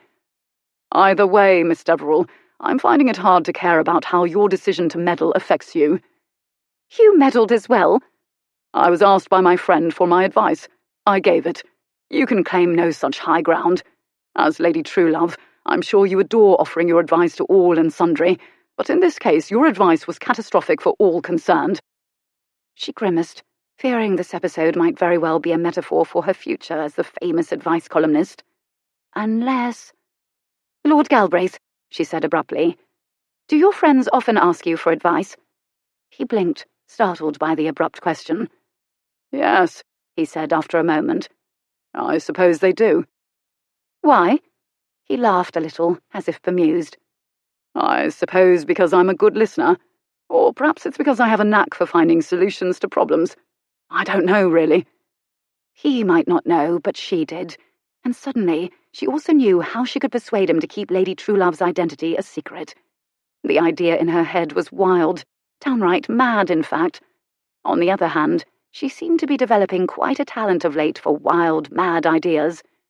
Her gaze slid to the stack of newspapers on her desk, and it wasn't as if she didn't have leverage. Miss Deverill. The prompt brought her attention back to him, and she lifted her hands in a gesture of seeming capitulation. You've uncovered my secret, but I'm still not quite sure what you want from me." "What makes you think I want anything?" But even as he asked the question, she knew she was about to be offered a bargain. That boded well for her own crazy plan. "Because you wouldn't have come here otherwise," she answered. "If your intent was to reveal Lady Truelove's identity to the world, you'd simply have begun doing so. Warning me of what you are at present only thinking to do seems to serve no purpose. I can only conclude that you want something from me in exchange for which you will keep my secret." "I applaud your perspicacity, Miss Deverill." She gestured to the chair opposite her own. "Perhaps we should sit down and discuss it then." He frowned, looking understandably sceptical of this sudden show of amiability on her part, but when she sat down behind her desk, he took the offered chair opposite her. "There is very little to discuss. There is only what I require you to do." "And what is that?" "Lionel is no longer speaking to me because of you. When I paid a call on him today, he refused to see me. I want you to go to him and tell him the truth. You will explain who you really are, what you did and why you did it, and you will assure him that I did not betray his confidence in any way." It was bad enough that circumstances required her to trust Galbraith with her secret, but Clara knew she could not afford to trust the discretion of his friend. Nonetheless, she pretended to consider his demand. "If I tell your friend the truth," she said, straightening the stack of newspapers on her desk, as her mind raced to consider the ramifications of the idea rattling around in her head, "he'll never be convinced." "He might, if you underscore the fact that you are sharing a piece of information that would damage your column's success if it came out publicly. Lionel, you see, is rather susceptible to women in distress, especially those with big brown eyes, and he might soften enough that he'll let me talk to him." "If I tell him the truth, I have no guarantee he will keep my secret." "True, but if you don't tell him the truth, I definitely won't keep your secret. What he does with the information," Galbraith went on before she could reply, "I cannot predict, nor do I care. Your choice is simple. You have a slim chance of keeping your columnist's identity unknown, or you have no chance. You must decide which possibility you prefer." She left off fiddling with the newspapers, her mind made up. "I cannot do what you ask, Lord Galbraith. I do not know your friend, and I cannot afford to trust his discretion. But—" She paused, taking a deep breath and shoving down any misgivings over what she was about to do. "But I would like to offer you an alternative proposition." Chapter 7. Rex couldn't quite believe what he was hearing. He had her backed into a corner and she wanted to negotiate. She had gumption, he'd give her that. "An alternative proposition? Is that a joke?" "Not at all. You know my secret." She paused, her gaze narrowing on him, a look he was coming to know well. "Though that is only because you goaded me into revealing it." He donned an air of false modesty, brushing at an imaginary speck of dust on his waistcoat, smiling a little. "Yes, that was rather a neat trick, if I do say it myself." If his words aggravated her, she didn't show it. "Either way," she said, leaning back in her chair, "telling that secret to yet another person presents a risk I am not willing to take." "That's a pity." His smile vanished, and he gave her a hard, level stare across the desk. "Since it's not as if you have a choice." "My only choice," she went on, ignoring his point completely, "is to convince you not to carry out your threat to expose me." He had no intention of carrying out his threat, but he wasn't about to let her know that. "I doubt there's anything you can say to convince me." "I think perhaps there is. You see, I'm prepared to offer you something that would make keeping Mum worthwhile."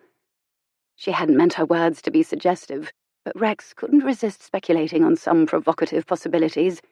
He glanced over her, his gaze skimming the long, delicate column of her throat, moving past the prim collar of her shirtwaist, over the gentle swell of her bosom, pausing at her absurdly tiny waist. Though the desk blocked any further study of her body, that didn't matter, for he already knew her shape. He'd had plenty of opportunity to form that picture the other night during their dance, and as he envisioned the slender hips and long legs that were presently hidden from his view, as he remembered the brief, tantalizing brush of his arm against the small of her back, the baser side of his masculine nature began imagining some of the naughtier means of persuasion she could employ, and his body began to burn.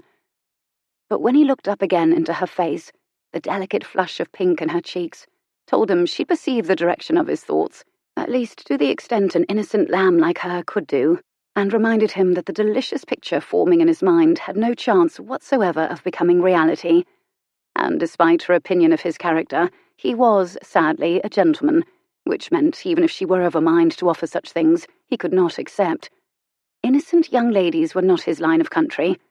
Shoving down reprobate images of what Clara Deverill looked like without her clothes, he spoke. What exactly are you offering? A job, Lord Galbraith. I'm offering you a job. That was so unexpected, so absurd, and so damnably different from what he'd been imagining that Rex couldn't help but laugh. Doing what, in heaven's name? She gave a shrug of nonchalance, but he could see the tension in her slim shoulders, and he knew she wasn't as nonchalant as she wished to appear.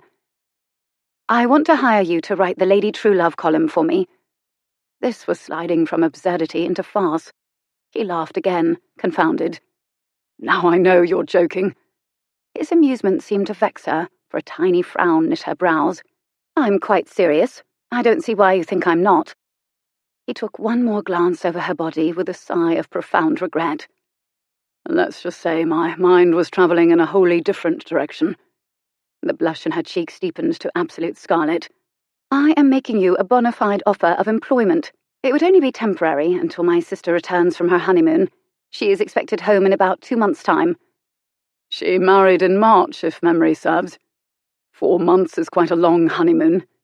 You have no idea, she agreed with a sigh. Once she returns, she will find someone to take charge of the column on a permanent basis. In the interim, I'd like to hire you to do it. She really was serious. He leaned back, rubbing a hand over his face, thinking a moment. Setting aside the fact that I have no need to earn my living, thank God, why would you want someone else to do it for you? And, even more baffling, why choose me of all people? She made a rueful face, her wide mouth twisting a bit and her button nose wrinkling up. You find that odd, I take it? Odd? Hell no. I find it incomprehensible. Aside from the fact that I loathe newspapers and can't imagine working for one, you think I'm a cad, a disreputable rake-hell. Why, he added, driven by curiosity, would you want me to take on the task of penning advice to the lovelorn? Because I'm no good at it. He laughed at that nonsensical admission, but before he could remind her of her well-established success, she rushed on. You, however, have a certain insight, shall we say, into matters of romance. I am prepared to employ you for that insight. In a literary sense, she added, as he raised an eyebrow.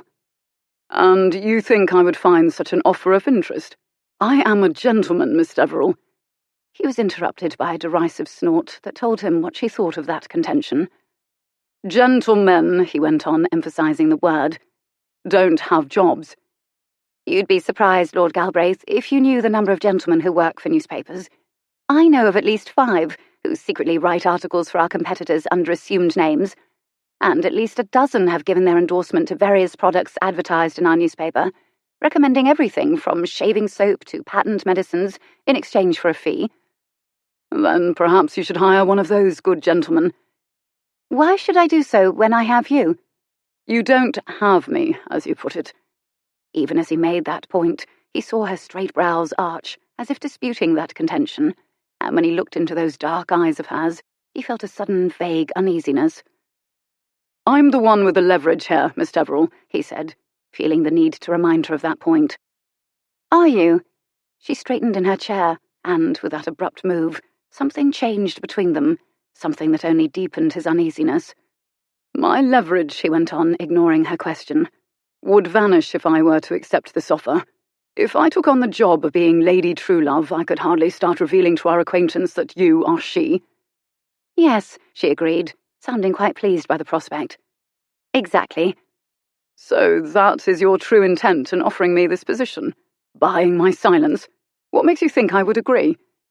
Because it's a winning arrangement for both of us. I am prepared to pay you a generous salary, and your perpetual lack of money is well known. You will be obliged to keep my secret, as you've already appreciated, and I can stop writing an advice column. I am obviously ill-equipped to compose— Why obviously?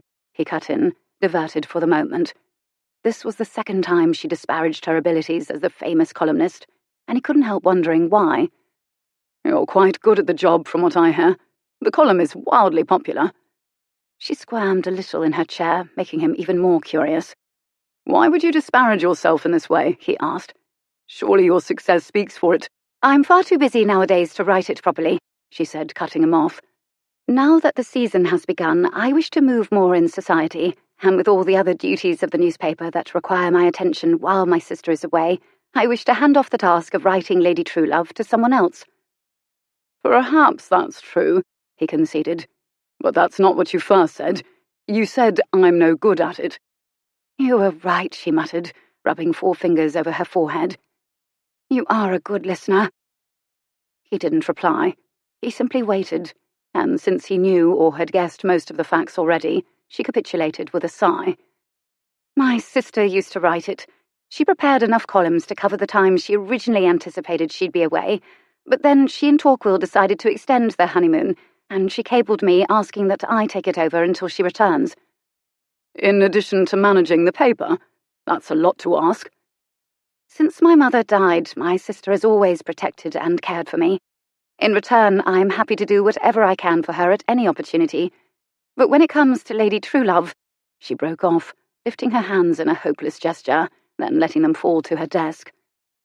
"I am utterly lost. Offering advice to the lovelorn," she added with a little laugh, "is hardly my forte."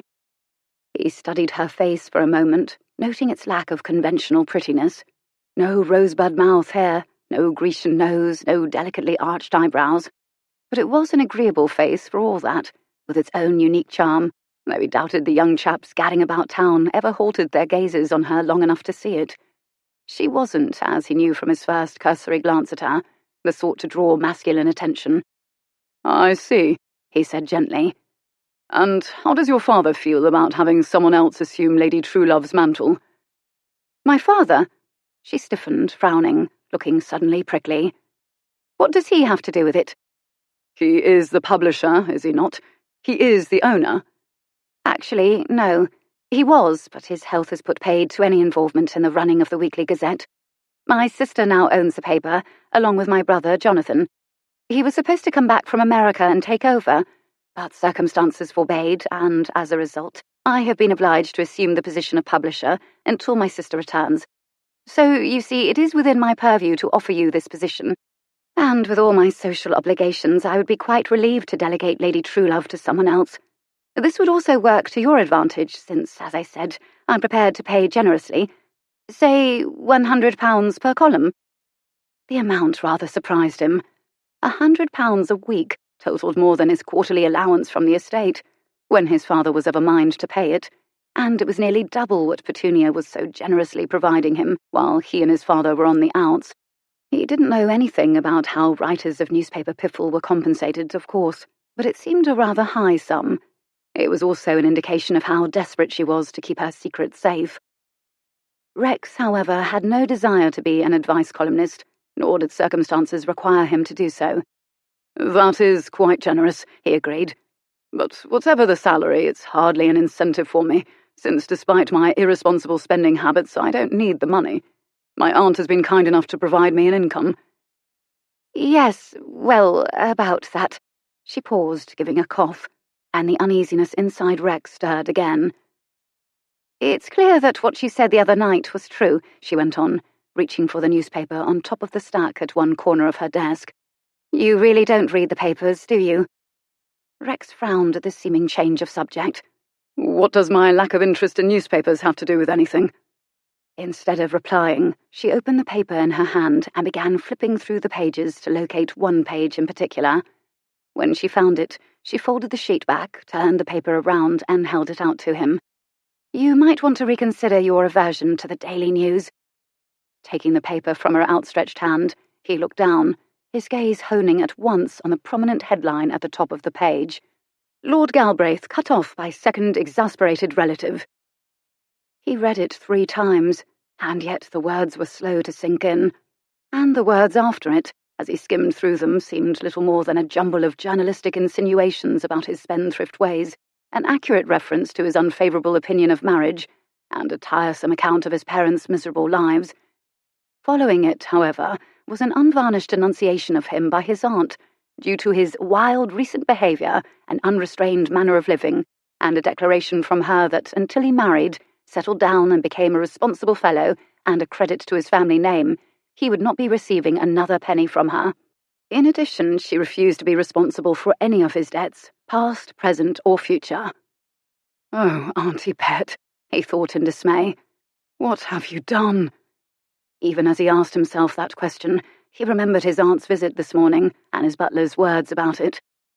She has expressed the wish to discuss with you the matter of your recent conduct.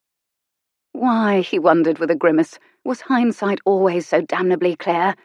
He ought to have seen Auntie this morning instead of putting her off. His decision not to receive her had obviously miffed her enough to warrant this declaration to the evening papers. He ought to have endured the inevitable lecture, made his abject apologies, declared that honour prevented him from offering explanations, and assumed full responsibility for the entire disgraceful evening. That might have mollified her and prevented her from taking such drastic and public action. Although, he reflected, his gaze scanning the article again, any expression of penitence and desire to atone on his part might not have changed a thing. The report here made it plain that Auntie was not above using his conduct at the ball as an excuse to bring him to heel about matrimony, and anything he might have said this morning might well have fallen on deaf ears anyway. Whether he could have averted this disaster by seeing his aunt earlier today might be open to question, but when Rex looked up from the newspaper in his hand to the girl sitting opposite, he knew one thing. He did not have Clara Deverill backed into any sort of corner. Rex drew a deep breath and put the paper on her desk. She may have called his bluff, but he'd be damned before he'd show his cards. Thank you for your offer, Miss Deverill, but despite what appears in the newspapers, I have neither the desire nor the need to accept employment. Her expression did not change, but he wasn't fooled, for he saw the dismay in those expressive eyes. Then there's nothing more to be said. She swallowed hard and lowered her gaze to her desk. I shall expect the news of Lady Truelove's identity to begin appearing in the gossip columns of our competitors within a day or two. She stood up, and as he followed suit, she looked at him, squaring her shoulders. The reports will be gleeful, I'm sure. Rex noted the proud lift of her chin and felt the sudden inconvenient prick of guilt. She'd precipitated all this, he reminded himself, trying to ignore the bleakness in her eyes and the whispers of his conscience. Because of her, he was in a fine mess, damn it all, and he'd have the devil of a time getting out of it. Served her right to dance in the wind for a bit, to spend the next few days poring anxiously over the newspapers before she realised the truth. Good day, Miss Deverill, he said, bowed, and turned to leave. He got as far as the door. His hand on the knob, he stopped, gave an aggravated sigh, and looked at her over one shoulder. Despite what you think of me, I am not the sort of man who would blackmail a woman, with knowledge of her secrets or anything else. I have no intention of telling anyone about Lady Truelove, and never did have. She stared, her pale pink lips parting in astonishment. You were bluffing? Yes, to no avail, it seems. He turned away and yanked open the door. What the hell I'll tell my aunt and my friend, he added under his breath as he walked out. I have absolutely no idea. Upon leaving Clara Deverill's offices, Rex instructed his driver take him to Petunia's house in Park Lane, and as his carriage carried him back across town, he considered how he might be restored to Auntie's good graces. He'd have to offer an apology for his conduct, of course, something he'd intended to do anyway. He'd also have to promise future good behaviour, and that, he knew, could be problematic.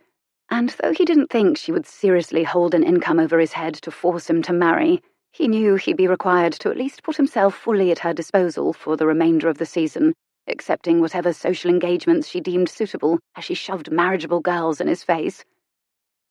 By the time his carriage reached his aunt's residence, Rex had reconciled himself to 3 months of balls and dinner parties, and countless conversations with young debutantes, but he was given no opportunity to make that sacrifice, for upon inquiring of Auntie's butler, he was informed that she was not receiving. Rex feared he knew what that meant. Not receiving any callers, Bledsoe? He asked with a wink, smiling on the outside, bracing himself on the inside. Or just misbehaving great-nephews? Auntie's butler was a stuffy, old-fashioned sort who gave nothing away. His countenance remained coldly impassive. Fortunately for Rex, Bledsoe's unwillingness to part with information didn't matter too much, for he knew where Auntie would be this evening.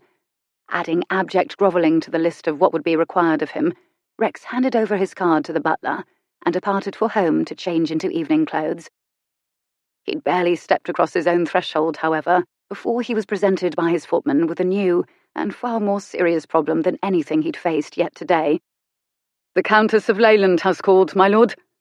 Rex froze in the act of handing over his hat, staring at the servant in horror. "My mother called here." "Yes, my lord. She's in the drawing-room." "Good God!" He shoved his hat into the footman's arms. "Mamma, in my drawing-room?" "Yes, my lord. She said it was most urgent she speak with you at once, and Mr. Whistler showed her into the drawing-room to await your return." "Damn Whistler for a fool," he muttered as he smoothed his tie and gave his waistcoat a tug. "That man has always had a soft spot for Mamma. But then," he added as he passed the footman and started for the stairs, "most men do."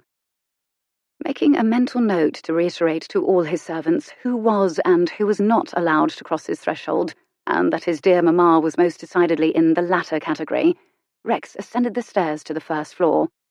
With a quick raking of his hands through his hair, he entered the drawing-room. As he watched his mother turn from the window, it struck him anew that no one who ever saw them together could ever doubt that they were mother and son. Their colouring and features were strikingly similar, a fact which explained, he had no doubt, his father's resentful temper whenever he was in the old man's vicinity. "Mamma, what the devil are you doing here?" She came toward him, hands outstretched. "Rex, my dear," she began, then stopped, her hands falling to her sides, staring at him in horror. "Good heavens, your eye!" "It's nothing." "A black eye?" She came closer and gave a cry of dismay as she saw the violent red gash on his temple. "My darling boy, what has happened to you?" "It looks worse than it is." He waved aside this show of motherly concern with an impatient motion of his hand. "Why have you come here, Mamma? The last time you were here, if you recall, I told you quite clearly that you could never come again." I know, but I really didn't see any alternative since you refused to answer my letters." "I cannot correspond with you, you know that." "Just so." She made a self-evident gesture. "Which means that if I wish to see my son, I really have no choice but to come in person." He gave a laugh, a harsh and jaded one that made her wince. "Why do I have the feeling that fondness for me is not what has inspired this visit? Perhaps the fact that the last time you called upon me, Papa cut off my income." "I am so very sorry about that. I knew he'd be angry if he found out I'd been to see you, but I never dreamt he'd cut you off. Although, upon reflection, I suppose I should have known he'd be capable of it. It's just the bitter, vindictive sort of thing he would do. He's—" "Don't," he said fiercely. "Don't, and spare me any pretense that maternal affection has brought you here. If you had any consideration of that sort, you'd have stayed well away." "As I said, I really didn't have a choice." She broke off at his warning look and gave a sigh. "Oh, Rex, I do love you, whether you believe me or not." The nauseating thing was that he did believe her. Worse, despite that she sponged off him at every possible opportunity, he loved her too, and that made him all kinds of a fool. "However pressing your need to contact me, I don't suppose you could have sent a servant in your place." "No." She looked down, pretending a sudden vast interest in the state of her gloves. "I'm afraid not. I didn't bring any servants with me." He frowned. "Not even a maid?" "I'm only staying 2 days, so it hardly seemed necessary." She left off studying her gloves and looked up. "I'm at a hotel." That bit of news did not surprise him. After the separation, she'd taken to spending most of her time in Paris, and there she had plenty of friends whose hospitality she could take advantage of. Here in London, however, it was a different matter. The French adored having scandalous friends, the English not so much. Her lack of a maid, on the other hand, was rather a surprise, but he wasn't curious enough to inquire further on the subject. "What do you want, Mamma?" She smiled, causing Rex to suck in a sharp breath, for his mother's smile was strikingly similar to his own, and the sight of it never failed to inspire in him a rather sick feeling of dismay. No one he knew was more charming, more beguiling, or more willing to exploit her good looks than his mother, and he sometimes feared that a similarity of appearance was not the only trait he had inherited from her. "The usual thing, I am afraid," she said. Already? Given his mother's knack for heedless spending, he should not have been surprised, and yet he was. God, Mamma, I gave you £700 less than a month ago. That's not gone already, surely. What have you spent it on? She waved a hand vaguely in the air. Well, darling, everything is just so expensive nowadays. Clothes, you know, and cosmetics and entertainments. Her voice trailed off, her blue eyes widening with kitten-like innocence. I don't know where it goes, honestly, but it does vanish at an unaccountable rate. Doesn't it, though? He said, pasting on an air of careless amiability he did not feel in the least. It does that to me too, especially when you come calling. Unfortunately, the last time you were here, you not only took all my golden eggs, you managed to kill the proverbial goose. As a result, I haven't a shilling to give you. I thought, that is, I heard... There was a delicate pause. I heard you were in funds again, despite your father. Ah, so word of Auntie's generosity reached you in Paris, did it? And you've come, hoping for a bit more of the swag. Yes, he went on before she could reply. Auntie was kind enough to give me an allowance until I can manage to restore myself to Papa's good graces, but I'm rather on the out with her at present. Her skin paled at this bit of news, making the rouge on her cheeks seem more obvious. You can't raise a loan? Rex frowned at the faintness of her voice. She sounded more than dismayed. She sounded afraid. It was an act, of course, and yet, even as he told himself that, he felt a hint of alarm. Showing it, though, would only encourage her to continue playing on his sympathy. No, Mamma, I can't. You'll have to look elsewhere. She swayed on her feet. Despite his certainty that he was being manipulated, Rex moved at once, closing the distance between them and catching her arm to keep her from falling. Steady on, Mamma, he said, and led her to the nearest settee. Sit down. She complied, and he sank down beside her. What is it? He asked sharply. What are you not telling me? It doesn't matter, unless you have money. It does matter if you ever wish me to give you any money in future. You must be honest with me about why you've such a pressing need. Very well. She sighed and looked at him unhappily. I haven't been spending what you've been giving me for living expenses or clothes or anything like that. Then where's it going? She stirred on the settee. You know I had a spot of bother a few years ago. He wasn't about to let her get by with euphemisms. Gambling debts, you mean? A frown marred her perfect forehead. Really, Rex, must you be so tactless as to remind me of my past mistakes? Unimpressed, he folded his arms, propped his back against the arm of the settee, and prepared himself for what he was certain was coming. So you're gambling again? That's where the money's going? No, she cried. That's not it at all. He raised a sceptical eyebrow. It isn't. Rex, I swear to you, I have not gambled since then. Not once. It's understandable if you don't believe me, she added as he made a scoffing sound. But it's the truth. With Mamma, the truth was a malleable thing, but there was no point in arguing about it. What are you spending your money on, if it's not gambling? You remember how I paid those gambling debts? Yes, you sold your jewels. Oh, that's just it. I didn't. He stiffened. So that was another lie. Why am I not surprised? I couldn't sell them. When I took them to sell, the jeweller told me they were paste. What? How? Your father, of course. Well, who else could have done it? She asked when he made a sound of exasperation at this mention of his other parent. He must have taken the jewels out at some point before we officially separated and had them replaced with replicas. Or she had done so and was lying straight to his face. Either scenario was possible. So how did you pay the gambling salon?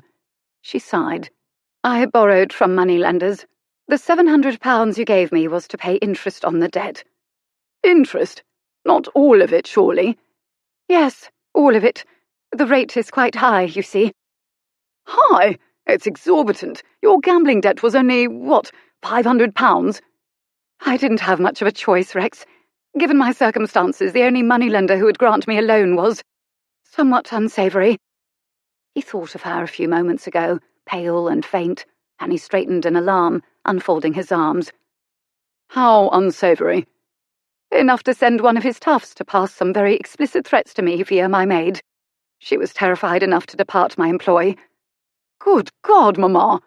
I know, but what else could I do? Anyway, I thought the money you gave me would pay the principal amount owed as well as the interest. But then I was told no, that because I hadn't paid in a timely manner, more interest had accrued and a punitive fee added, so I still owe more money. The greedy bastard. Rex pressed his tongue against his teeth, working to contain the anger rising inside him. How much more? The total is now £1,000. If I don't pay it by Saturday, it rises again to 1,400. But 1,000 in this man's hands by Saturday clears your debt in full. I have been told so, yes. But what does it matter?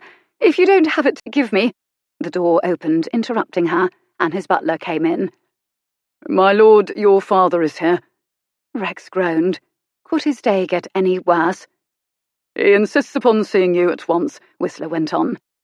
I'll bet he does, Rex muttered, thinking of the newspaper article Clara Deverill had shown him. He's heard Auntie Pet has cut me off and he sees a vulnerability to exploit.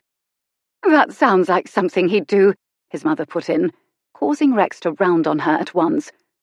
Pipe down, Countess, he ordered. You've no moral high ground with me.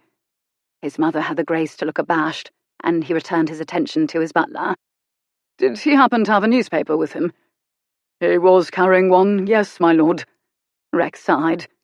I was afraid of that. Do you wish to receive him, sir? Here! Rex jumped to his feet, appalled by the prospect. My father and my mother in the same room! Are you mad? His butler stiffened, as if affronted by that question. I had thought, he said with dignity, to put Lord Leyland in the study. No, that won't do.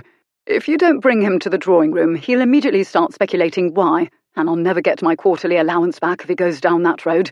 Tell him I'm not receiving. Got in a fight, head trauma, all that rot. No, his mother interjected, before the butler could move to depart. See him. He's your only hope for an income, especially if Petunia is being chary. Best not to antagonize either of them. She stood up. I'll go, and slip down the servants' stairs so he won't see me.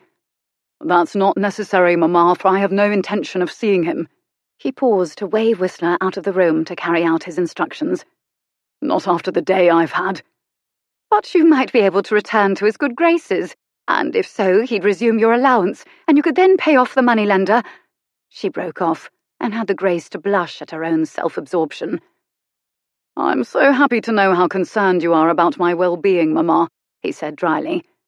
But never fear. I'm sure Auntie and I will work things out, and all will be well. In the meantime, if Papa wants to reinstate me, that would be lovely. But I'm still in no mood to eat the crow he wants to dish out.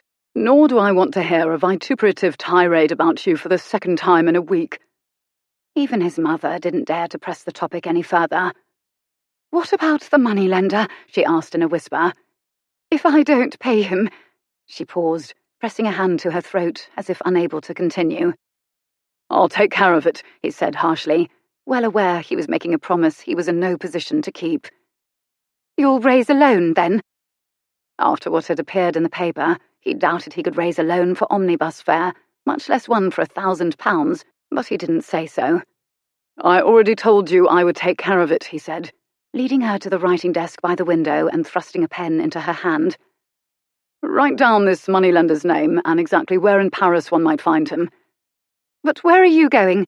She asked as he turned and started for the door. To make certain Papa has really left and isn't still lurking somewhere about the house. God knows, if he saw you here, I doubt he or Auntie would ever speak to me again, much less reinstate my allowance, and I'm not about to let that happen. Upon verifying that Whistler had seen Papa get into his carriage, and that said carriage had definitely departed Half Moon Street and turned onto Piccadilly, Rex returned to the drawing-room, where his mother presented him with a folded sheet of paper. The man lives in a little cul-de-sac near Montmartre, she explained. You should be able to find the place easily enough. Me? Go to Paris? He shook his head. No, I can't. I need to make amends with Auntie Pet, and if she were to hear I've gone to Paris, she'll think it's to visit you. Papa will hear of it too, and the fat will really be in the fire. I will send my valet. He's a trustworthy, responsible chap, and he's discreet. The debt will be paid by Saturday, you may be sure. Thank you, Rex. I am truly grateful. Are you? He took a deep breath, looked into his mother's eyes, and worked to add another layer of armor to the ones already encasing his heart. If so, then I trust you will show your gratitude by staying the hell away from me.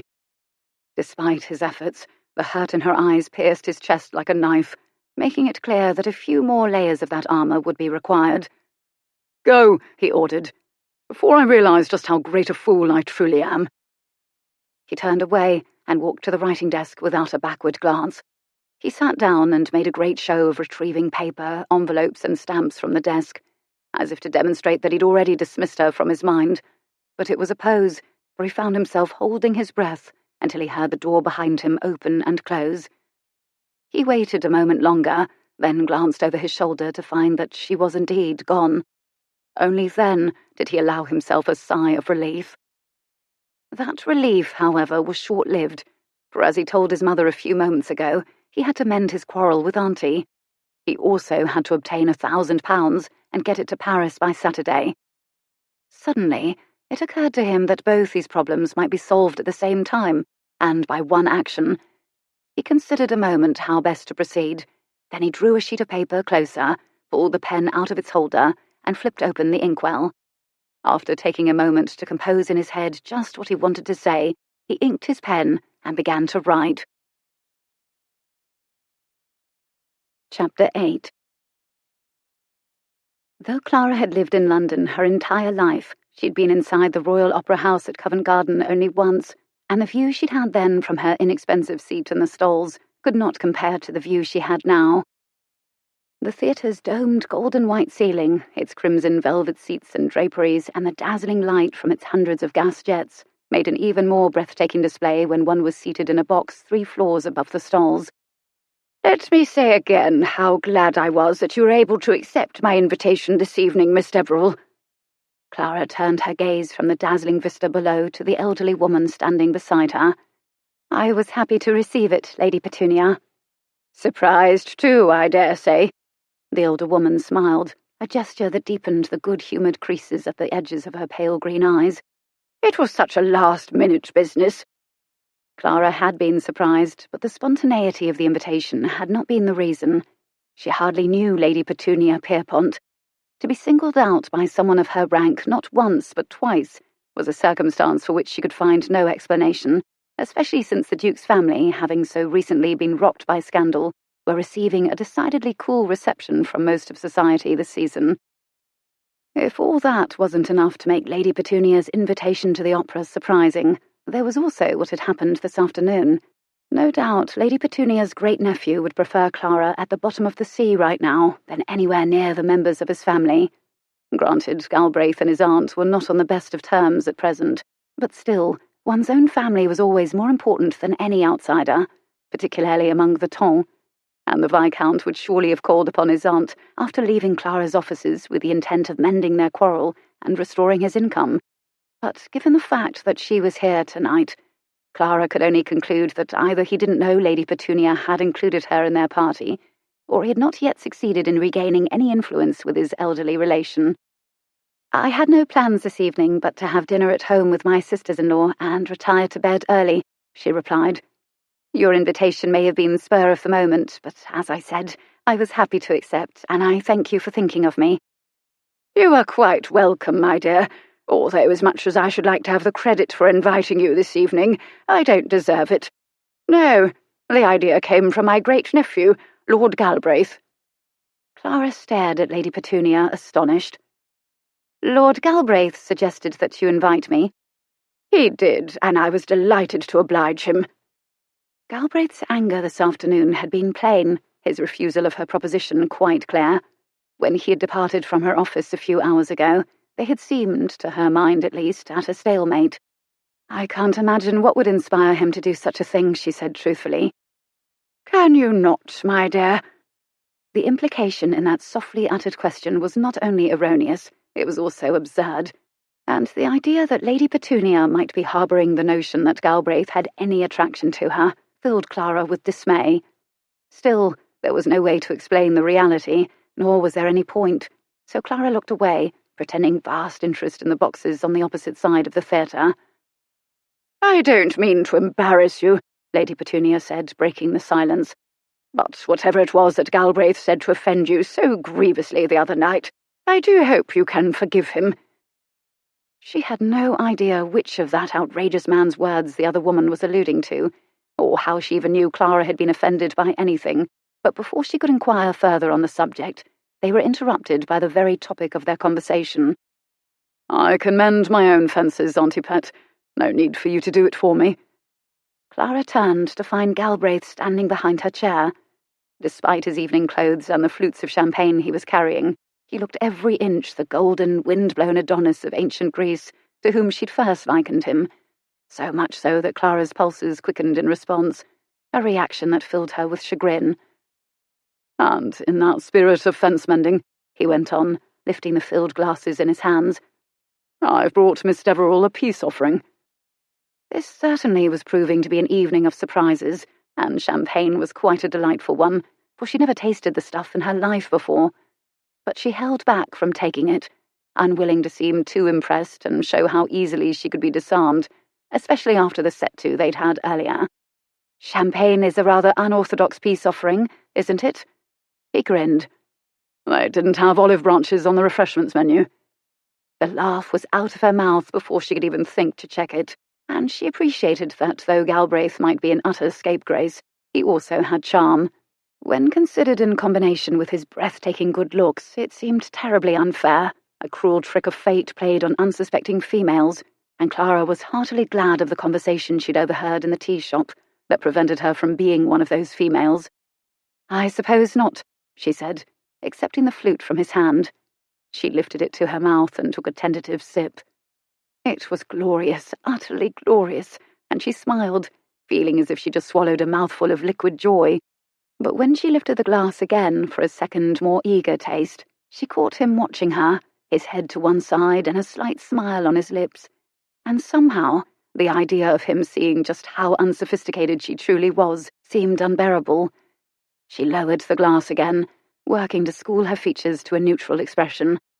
As peace offerings go, champagne is probably more successful than a fusty old olive branch. Thank you. I am glad you're here at last, Galbraith, his aunt put in before he could reply. I was just telling Miss Deverill how inviting her was your suggestion, and then I wondered if I ought to have admitted the fact, given the time. Being late isn't the way to make a favourable impression on new acquaintances, my dear. I'm not late, though, am I? He countered, leaning down to press a kiss to his aunt's cheek. She sniffed. Arriving only 30 minutes before the performance isn't what I'd call punctual either, especially when we have guests in our box. My great-nephew, she added, turning to Clara, is always the last member of the family to arrive for any event. I can never decide if it's because he possesses an inferior pocket watch, or if he just likes making an entrance. Despite this rebuke, and their recent quarrel, her affection for him was obvious, and Clara wasn't the least bit fooled by her disapproving tone. Neither, she noticed, was Galbraith. I'm usually the last only because the rest of my family believes arriving half an hour early is the height of punctuality. But, he added before Lady Petunia could offer a retort, in this case, Auntie, you'll be happy to know I was not the last one here. I was, in fact, the first. But where have you been, then? We arrived ages ago. When I got here, you and the rest of our party were nowhere to be found, so I occupied my time by going back down and ordering refreshments. He held out the second glass to her. Champagne? She waved aside the offered glass. No, thank you. I had 2 glasses of wine with dinner. Champagne so soon afterward will make me tipsy. I believe I'd like to see that, he murmured, earning himself a look of reproof. Now that you are here, Galbraith, I shall leave Miss Deverill in your hands and mingle with some of our other guests. Try not to offend her again, if you please. And Miss Deverill, she turned to Clara, if he dares to be impertinent, you have my leave to turn your back on him and walk away, just as you did at my ball. With that, she departed for the other end of the room, and Galbraith moved between chairs to join Clara at the rail. Clara turned toward him. Lady Petunia doesn't know about that, does she? She asked in alarm, glancing back to make sure the other woman was out of earshot. About what? She faced him again, her gaze rising as far as his tie, but she knew from the heat in her cheeks that her face was about the same rose-pink shade as her evening gown. "What you said," she whispered, oddly more embarrassed now about his suggestion of kissing her than she'd been at the time. But he only laughed. God, no. If she knew I'd made such a naughty proposition to a young lady, she'd not only have stopped giving me an income, she'd have flayed me alive. No, that secret stays between us, if you don't mind." Relieved, she lifted her gaze to his, and at the sight of those brilliant eyes, she suddenly wanted to know why he'd made that wicked proposition in the first place. But she'd have died rather than ask. "I'm glad you came," he said in the wake of her silence. "I wasn't sure you would." "Was my presence here really at your instigation?" "You seem sceptical." "Should I not be? When you left my offices this afternoon, you seemed angry enough with me to spit nails." "That's true enough," he conceded, leaning one hip against the railing. "But if you knew me better, you'd know I don't hold grudges. He paused and looked down, frowning into the glass in his hand. "Holding on to anger, Miss Deverill, is an ugly thing. Something I've watched people do through most of my life, and it never answers. Therefore, I strive never to do it." He paused and looked at her again, lifting his glass. "Truth." "Truth," she agreed, clinking her glass to his. "I'm not the sort to hold grudges either." His eyes creased at the corners as he smiled. "Good, because I'm afraid my effort to mend fences with you has an ulterior motive. I'm wondering if your offer of employment is still open." Clara froze, her champagne glass halfway to her lips, feeling a jolt of hope, for her attempts to compose an answer for the devastated debutante after his departure this afternoon had been dismally unsuccessful. "Why do you ask? Have you changed your mind about accepting it?" "That depends," he said. An ambiguous reply that reminded Clara getting one's hopes up about a man like this was a foolish thing to do, even as she mentally crossed her fingers. "Yes," she answered.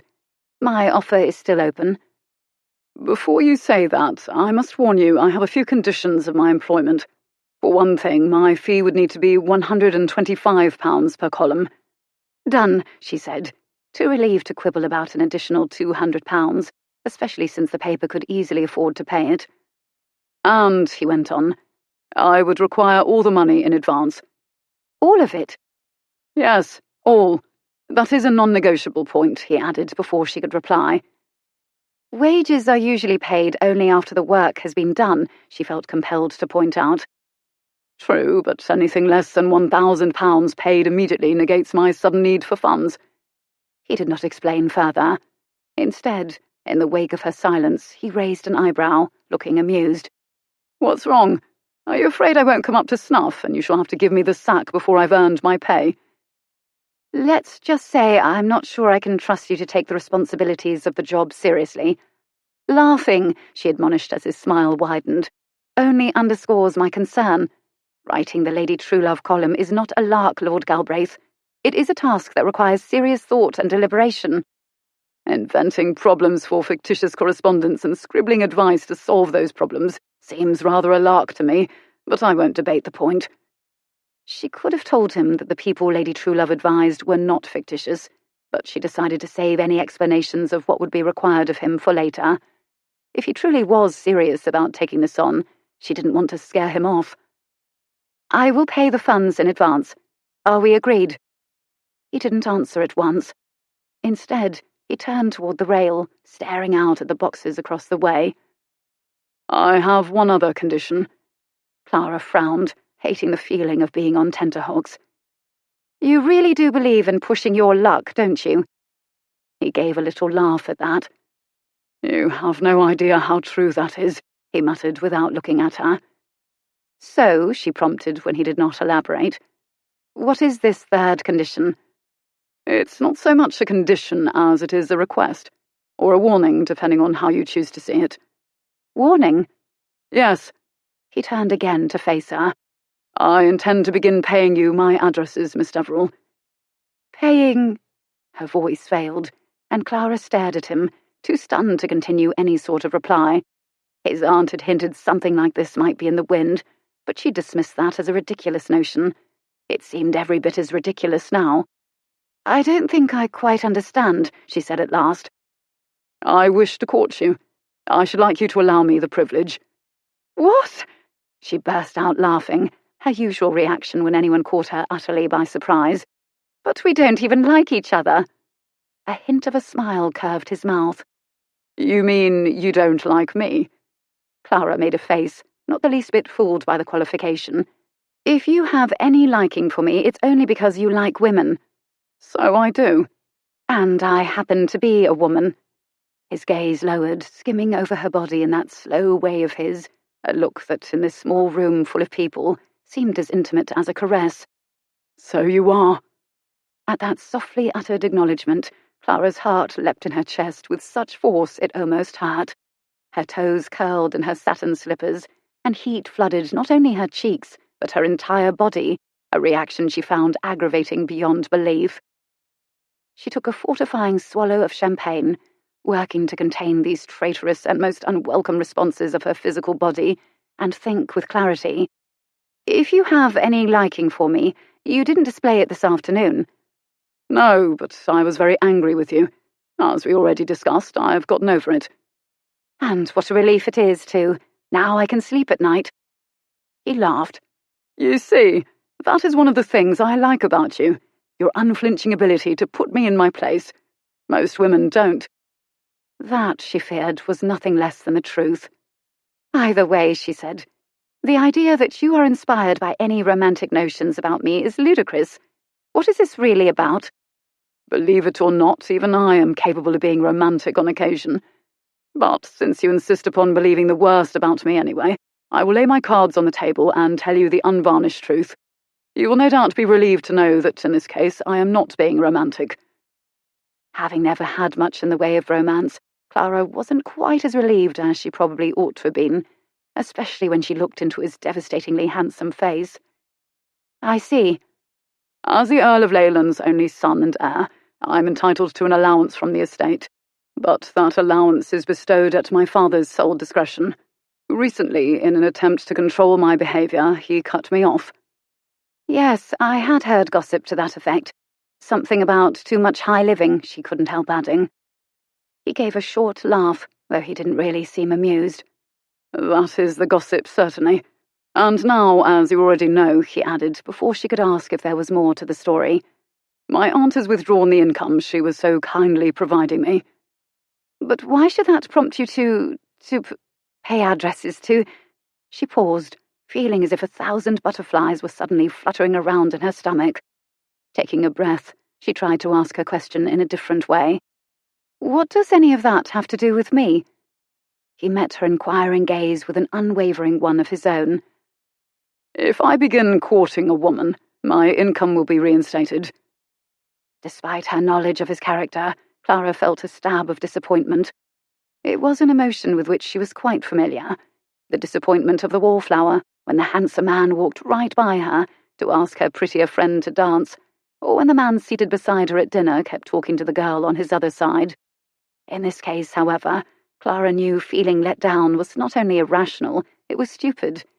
But it hurt, damn it, salt in the wounds of all her insecurities.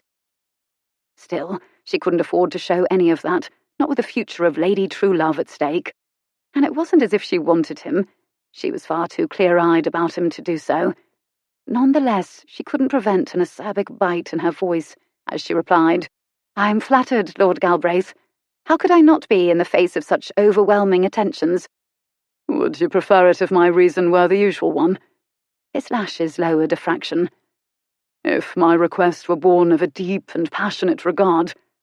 God, no, she cried, alarmed by the prospect, though she wasn't sure what precisely she found so unsettling. He shrugged. There we are, then. His nonchalance was another prick to her pride, but Clara ignored it. What makes you think courting a woman will soften your aunt's position? It's not my aunt I'm concerned about, but to answer your question, no man can be expected to conduct a courtship if he hasn't the income to support a wife. If I begin paying you my attentions, my great-aunt will inform my father, and if Leyland thinks I am at last intending to find a wife, he will resume my allowance from the estate. Or he'll suspect it's all a hum. He can't afford to take the chance. Leyland needs me to marry to secure the succession of the earldom to his own son. His pride, you see, can't bear the idea that the title and estates could pass to a distant cousin who earns a living making boots. On the other hand, he can hardly expect his ambition to be fulfilled if I have no income, for no woman would take a man's courtship seriously if he has no money to support her. By courting you, I forced my father's hand." Clara took a deep breath and shoved down any silly notions of disappointment. "Why choose me? There are many women, I'm sure, who would welcome your suit. Why direct your attentions to me?"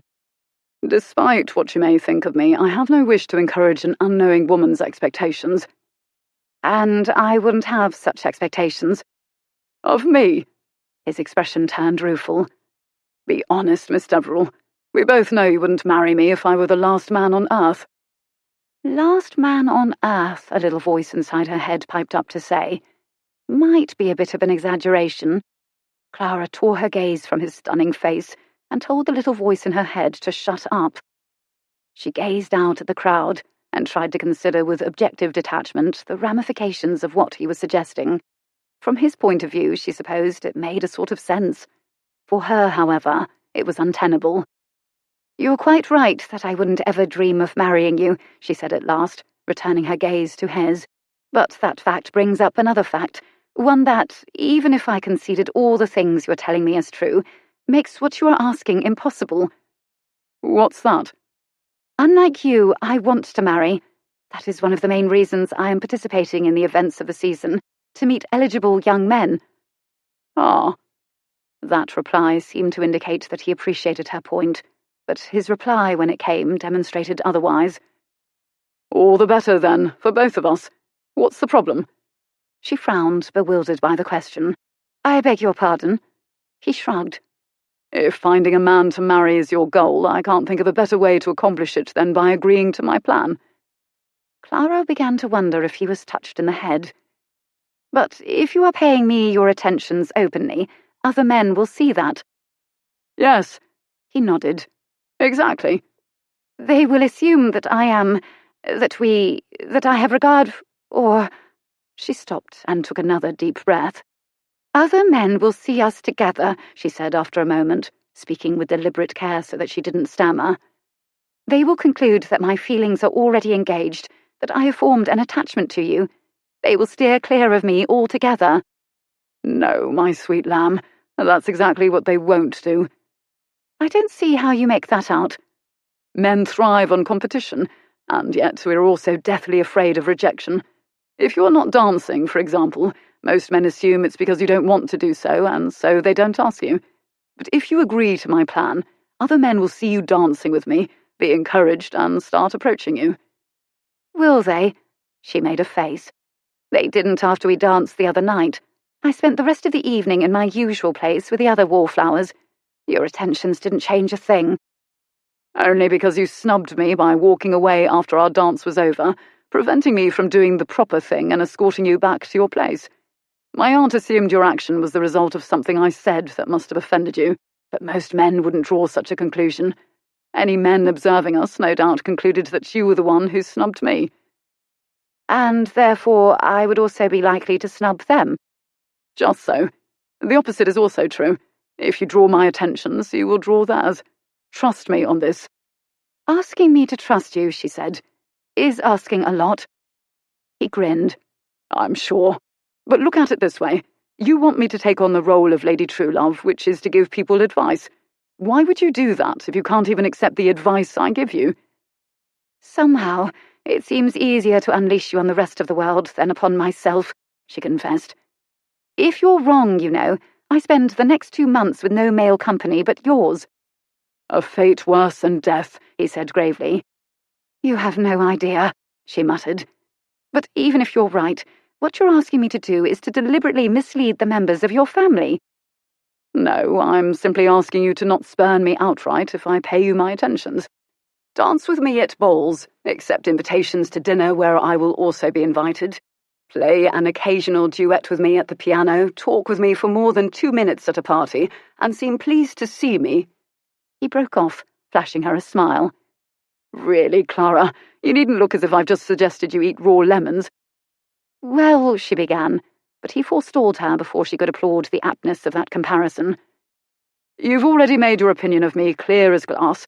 No need to hammer my masculine pride into the ground, is there?" "You could do with a bit more hammering of that sort, in my opinion. Just how long?" she hastened on before he could reply. "Would you require this charade to go on?" Even as she asked the question, she couldn't believe she was even considering his mad idea. Mad ideas, her pesky little voice reminded, have become your special gift. "The 2 months I'm in your employ should suffice. By then my father will undoubtedly have reinstated my allowance." "And then?" "I propose marriage, you refuse me. Devastated, unable to even think about courting anyone else, at least until next year, I depart London for a cottage in the country where I shall spend my time working to mend my broken heart. You, meanwhile, will enjoy the rest of your season surrounded by men who adore you madly and are heartily glad I'm now out of the running." "You seem to have given this plan a great deal of thought. What if, during this supposed courtship, your aunt asks me about my feelings for you? What then? Am I supposed to lie?" "I've seen firsthand your ability to dissemble when the occasion calls for it," he countered dryly. "But no, you needn't worry, for Auntie would never dream of inquiring into your feelings for me. That would be an unspeakable invasion of your privacy. She will merely observe my interest in you and cross her fingers in the hope that her matchmaking efforts on my behalf might be paying off at long last." "You can twist this any way you like, but you are still attempting to deceive her and your father too." "During the next 2 months, I shall fervently deny any romantic interest in you at every possible opportunity." "An action which will only serve to reinforce the opposite notion in their minds." He shrugged. "I can't help it if people don't believe what I say." She laughed, shaking her head, amazed anew at how skillfully he could paint a picture for people that was completely different from reality without actually lying. "You really are a scoundrel." "I know it seems that way." "I don't see how any other interpretation is possible." He studied her thoughtfully for a moment before he replied. "It must be lovely to have the luxury of such strong, unshakable ideals," he murmured. "To be able to distinguish so clearly what is right and what is wrong." She stirred, those words making her feel oddly defensive. "Some rights and wrongs are plain enough." "Are they? Honesty, most would say, is a virtue. Yet honesty has done little to help me, for I've always been scrupulously honest about my determination never to wed, yet certain members of my family refuse to accept it. Absolute honesty, Miss Deverill, has gotten me nowhere." "They don't believe your resolve sincere." "They don't want to believe it. My father's motivation stems from the need to preserve the earldom with a secure succession. My aunt's reasons stem from her deep love and affection for me, and she has conveniently convinced herself that marriage would be a good thing for me, that it would settle me down and make me a responsible chap." "And it wouldn't." His lips twisted in a crooked, sideways smile. "You seem to understand me enough to judge. What do you think?" Clara thought of Elsie Clark, tripping over herself to please him, and she appreciated that only a woman with a heart of stone, or one with no sense of self-preservation, would ever agree to marry him. "Let's just say that I long ago stopped confusing wishes with realities." He laughed. "As I said, you have a very clear-cut view of the world. My relations, alas, are not inclined to share such a view, at least not when it comes to me." "You could simply tell them all to go hang. Your reluctance to do so tells me that you want the money your family provides you, and you also want the freedom to do just as you please." "Well, I do like having my cake, I confess," he said, the very blandness of his voice making her certain he was teasing her. "Why is money so important?" she asked, refusing to be diverted. "For one thing, it's deuced hard to pay rent and buy food without it." "It's also hard to enjoy life's more frivolous pursuits, such as, how did you put it in the tea shop? Wine, women, and song." Her reply bothered him, she could tell, though whether that was due to her reminder of his lifestyle or the consequences of his conversation with his friend, she couldn't be certain. When he spoke, however, his voice was light and careless. "It's the women that take the lion's share, I'm afraid." He smiled, but it was one that didn't reach his eyes. Defiance seethed in their blue depths like the turbulence of a stormy sea, telling her any disapproval she might feel could go straight to perdition. "Women, experience has taught me, are deuced expensive." Those words seemed to confirm everything she knew of him, and everything she'd heard, and yet they rang strangely hollow. As she studied his face, Clara felt a sudden, inexplicable pang of doubt about her own judgment. Was he really as great a rake as she thought him to be? The moment the question crossed her mind, she wondered how many other women before her had asked themselves the very same thing. How many had longed, however much they knew it was futile, to believe he was a better man than his reputation and his actions painted him. How many had confused wishes with reality? Dozens, she'd wager. Clara decided it was best to return to the topic at hand. Do you really expect me to agree to help you manipulate your family? He shrugged. Certain members of my family wish to manipulate me into something I have already made clear I do not want. Is it so wrong of me to exercise a little manipulation of my own? Besides, he added before she could think of how to answer, if any manipulation is required, I shall be the one doing it. You, my lamb, are only required to do one thing. Which is? Be nice to me. He stirred, leaning a fraction closer to her. His gaze lowered to her mouth, and his smile faded away. Would that be so hard, Clara? At the soft murmur of her name, her throat went dry. Her lips parted, but no words came out of her mouth. Under his heated gaze, the alarm she felt whenever shyness tied her tongue seemed 10 times worse than usual, pressing against her chest like a weight. No harder than having teeth drawn, she managed at last, but the tartness of her words was utterly spoiled by the breathlessness of her voice. He laughed softly. Fair enough, he said, his eyes meeting hers. I'll settle for having your polite tolerance. Will you allow me that? I suppose I can manage that much, she said. I shouldn't like to be rude to anyone, not even you. Do we have a bargain? She glanced away, her gaze skimming over the people gathered around the table of refreshments nearby. She did not like the idea of helping him encourage an impression for his family that wasn't authentic, and she wasn't at all sure that other men would find his attentions to her a spur of encouragement rather than a deterrent. But what other choice did she have? Irene was counting on her, and as Lady Truelove, she was a painfully inadequate substitute for her sister. She could not bear the idea of failing in her assignment and letting Irene down. And though this afternoon Galbraith had told her his threat to reveal Lady Truelove's identity had been a bluff, she wasn't altogether sure she could trust him on that score. Very well, she said before she could talk herself out of this. We have a bargain. I'll have a footman deliver the latest batch of Lady Truelove's letters to you first thing in the morning, along with a bank draft of £1,000. Letters?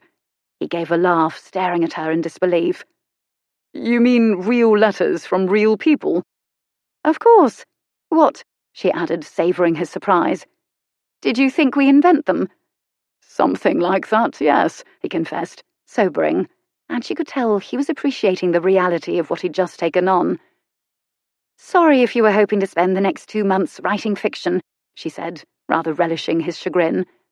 But being Lady Truelove requires you to help actual people resolve genuine problems. As I said, I'll have the latest correspondence delivered to you in the morning. From those letters, you must choose one, write a response suitable for publication, and deliver it to me by 2 o'clock tomorrow afternoon.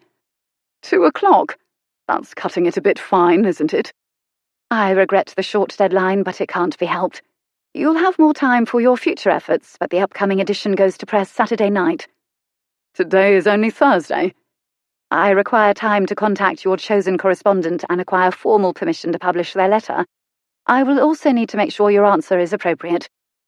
I dare say even I can manage to be appropriate when the occasion calls for it, he said, his voice suspiciously grave. She frowned. Don't be glib about this. The people who write to Lady Truelove will be counting upon you for genuine guidance.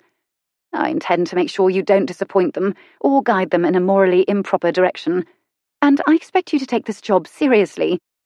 I shall do my best to come up to snuff. Just remember, this sort of thing works both ways. Meaning? You've told me what you expect of me, but I haven't yet told you what I expect of you. Clara's heart gave a hard thump against her ribs, and it was several seconds before she could respond. But you did tell me, remember? She said at last, managing to inject a deceptive sweetness into her voice. You intend to court me? She gave him a wide, bright smile. I merely have to tolerate you." He laughed, but before he could reply, the bells sounded, indicating that the performance was about to begin.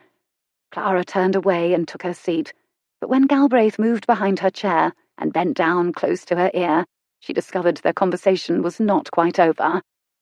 "I realize I'll be doing all the work," he murmured, his voice low so the others moving to take their seats would not overhear. "Nonetheless—" He paused, his warm breath against her ear making her shiver. "I think I got the better bargain, Clara." Suddenly, every cell in her body was tingling with awareness. She could smell the sandalwood fragrance of his shaving lotion. She could feel the tickle of one unruly lock of his hair against her temple. She could almost hear the hard thud of her own heartbeat. Thankfully, the lights dimmed. He straightened to take his own seat somewhere behind her, but though he was unable to see the evidence of how his closeness and his words affected her, she feared he was fully aware of the feelings he had evoked. He was, she acknowledged in chagrin, that sort of man. The orchestra began to play the overture to Verdi's Aida, but even over the music, she could still hear his words from that afternoon echoing in her mind. "I know women." He certainly did. And though he might be right that he was the one required to do all the work, their bargain wasn't going to be a stroll in the park for her either. Quite the contrary, for only a few suggestive words on his part, and she could barely draw breath. Clara pressed a hand to her tightly corseted ribs and grimaced. This mock courtship hadn't even begun, but she feared she might already be in over her head. Chapter 9. Rex had no illusions about his own character. He liked women. He'd discovered just what delights they could offer about the time he turned 15, and he had never suffered any pangs of conscience about the fact that most of the delights he preferred were carnal in nature. And though he did have certain strict rules when it came to his conduct with women, he'd never been one for suppressing naughty thoughts about them, particularly nowadays when thoughts were all he could afford. By the time he sat down behind Clara, the image of her laughing face and the orange blossom scent of her hair had already lit the erotic fires of his imagination. Unfortunately, the view he had of her now afforded that fire little in the way of fuel. Her back, sheathed completely in deep pink silk, her hair swept up in its usual severe braided crown, the back of her long, slender neck. He stopped there, his gaze caught at her nape just above the edge of her evening gown. In the dimness of the theatre, her pale skin seemed to gleam like alabaster, but he'd wager it was as soft as velvet. If he leaned forward and kissed her there, he could find out for sure. He closed his eyes, savouring the imagined texture of her skin against his mouth, and the desire in his body deepened and spread. His breathing quickened at the imagined scent of orange blossoms. A picture of her formed in his mind.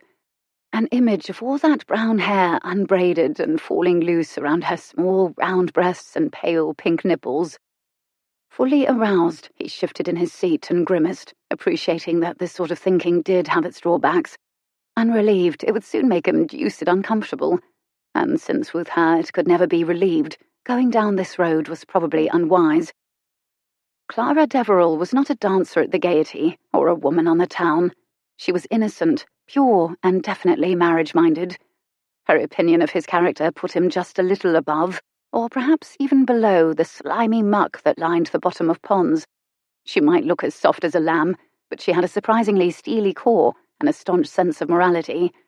And though she had a bit of a stammer when she was nervous, her tongue could sting him quite well when the need arose.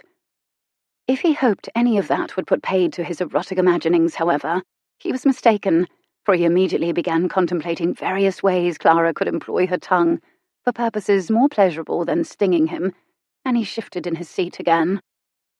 "For heaven's sake, Rex," his cousin Henrietta whispered beside him. "What is wrong with you? You're wriggling like a boy at Sunday service." Rex gave a caustic chuckle. "You have no idea how inappropriate that analogy is right now, Hetty," he muttered, and opened his eyes. "Indeed," purred his cousin. "Dare I wonder who is the subject of these irreverent thoughts? Do tell." Rex cast a sideways glance at her, noting her amused expression.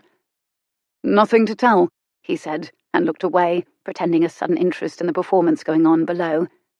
"And even if there were," he added, striving to sound carelessly blasé, "it wouldn't matter. As a gentleman, I am obligated to keep mum." "Such discretion does you credit, of course, though I shouldn't think it necessary.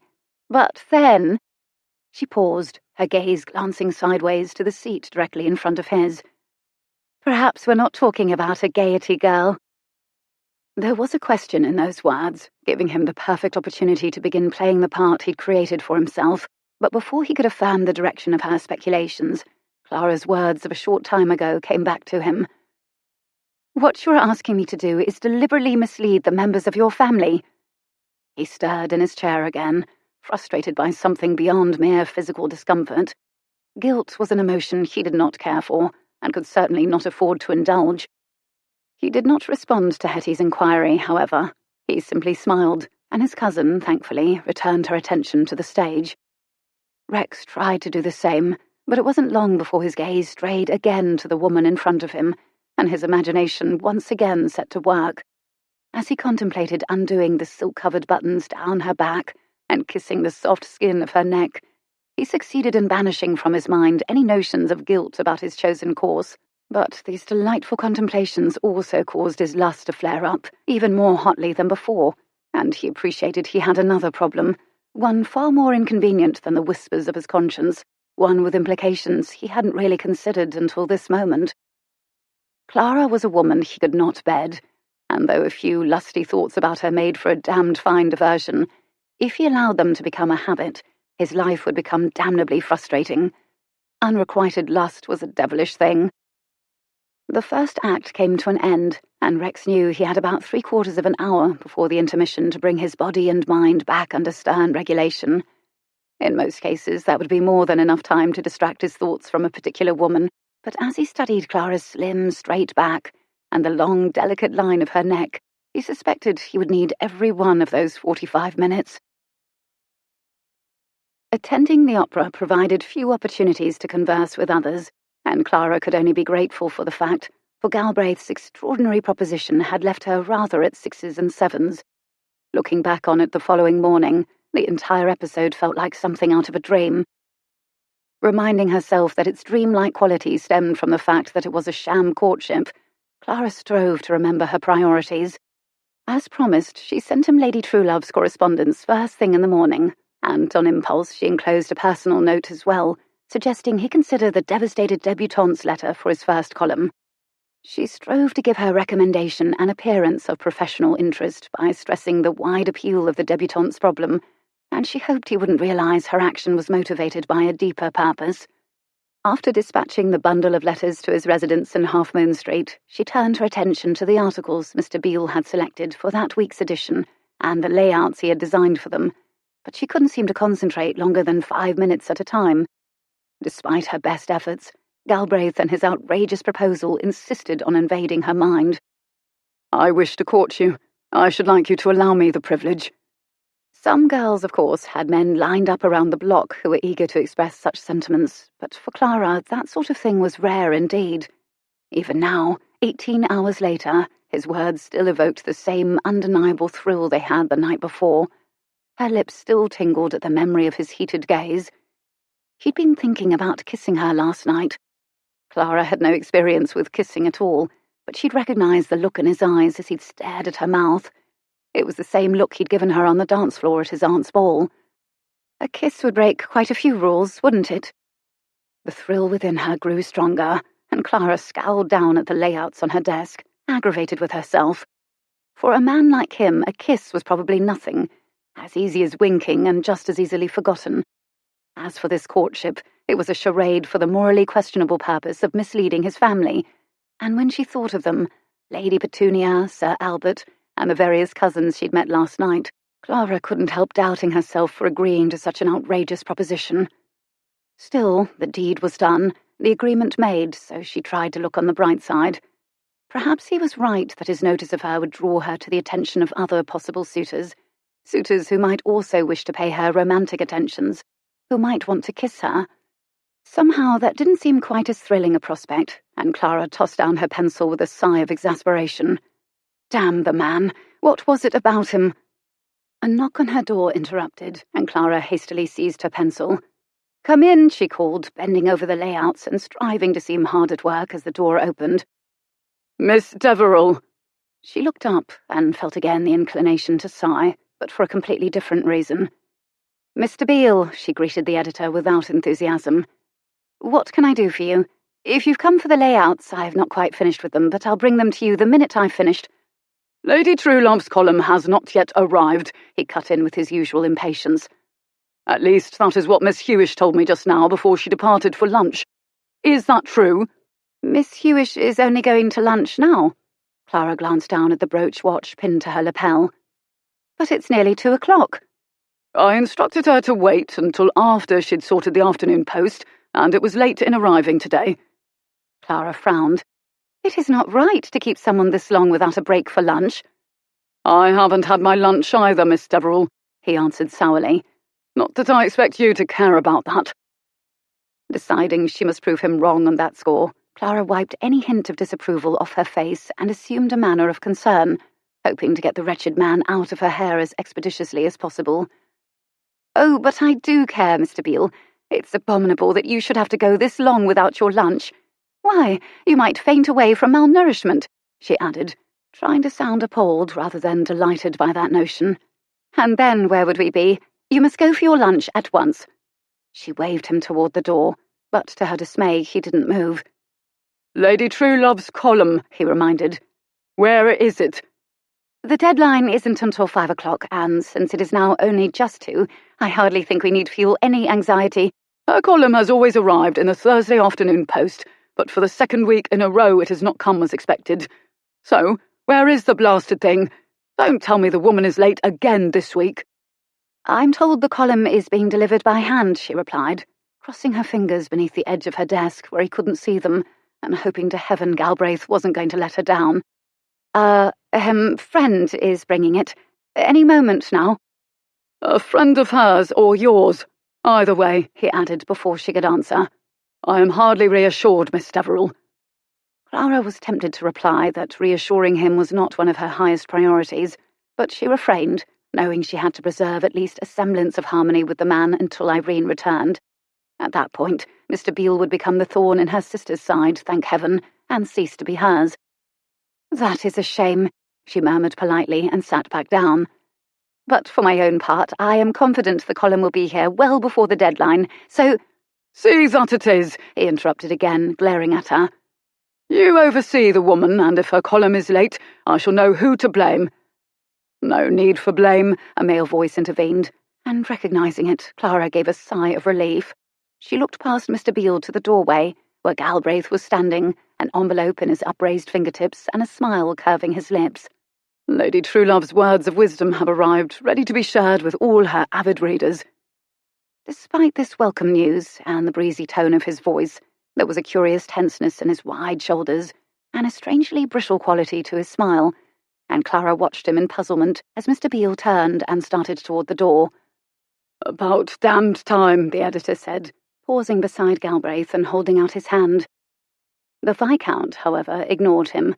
Instead, he removed his hat and offered Clara a bow, then moved to one side of the door so that the editor might pass through.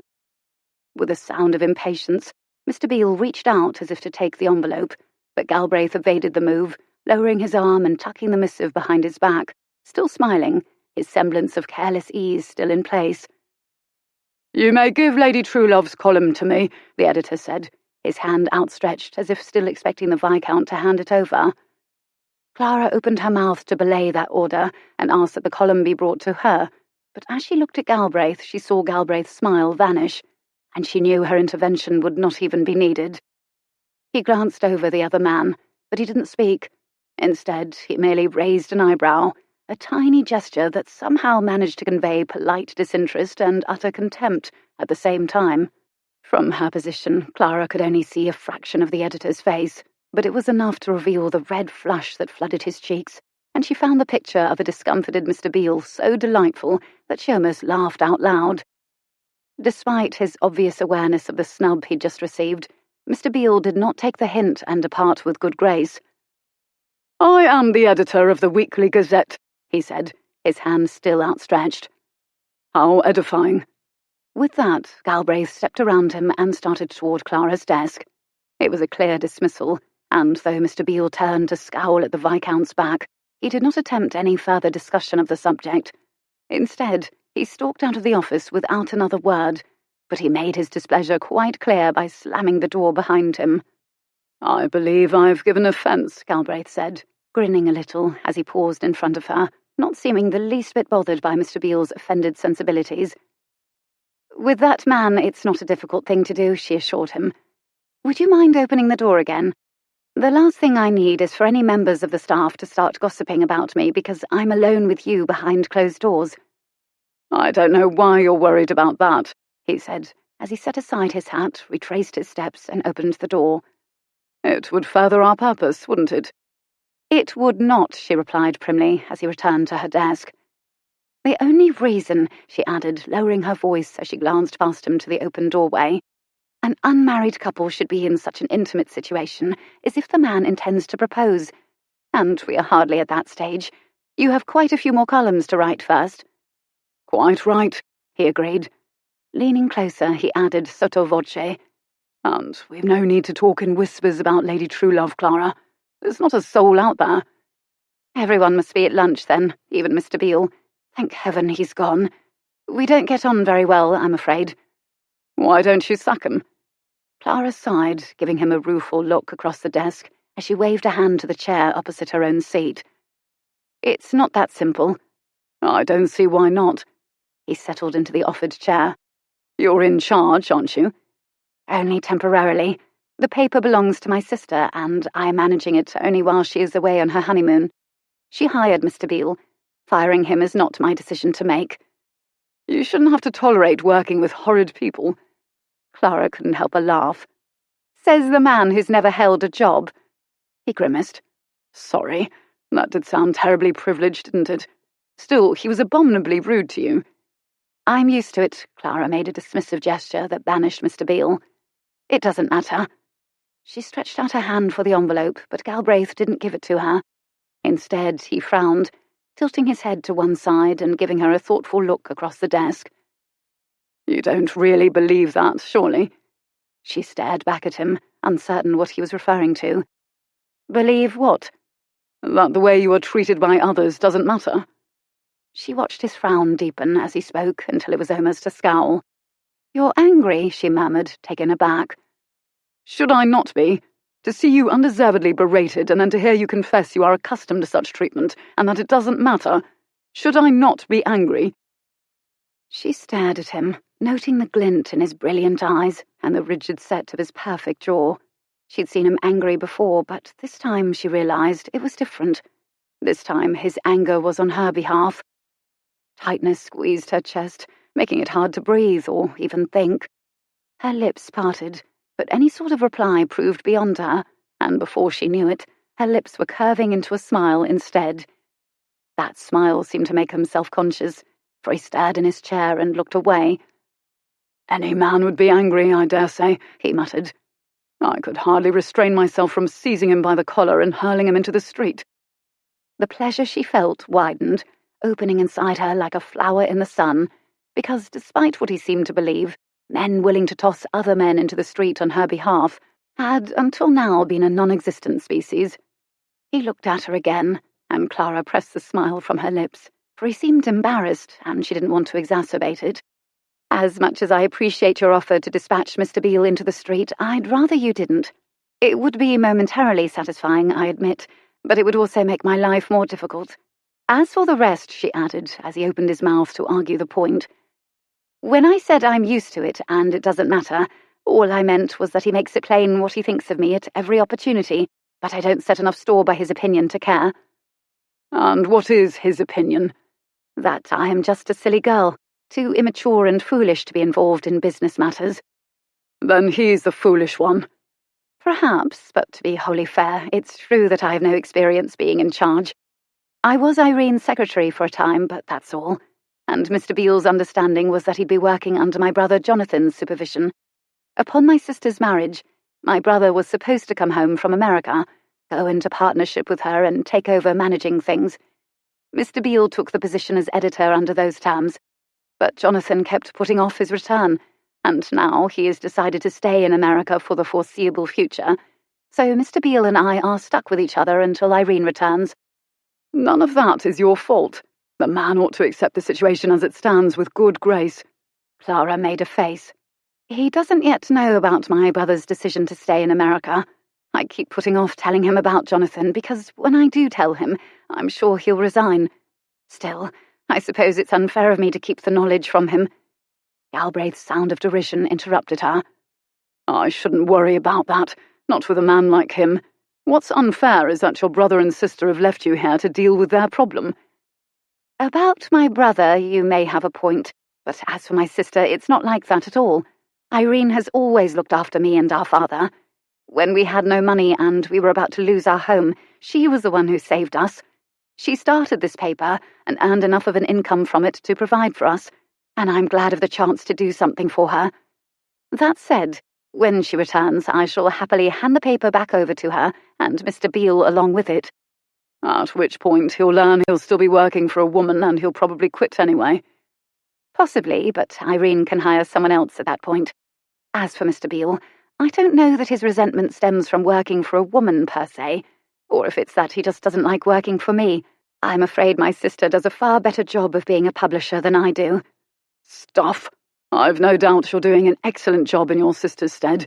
You've enough sense to hire excellent staff, he added with a grin, pointing at himself. And that's probably the greatest talent one needs when one's in charge of a business enterprise.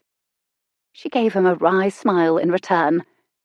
Thank you for the vote of confidence, but I can't imagine I'm a better judge of who to hire than my sister.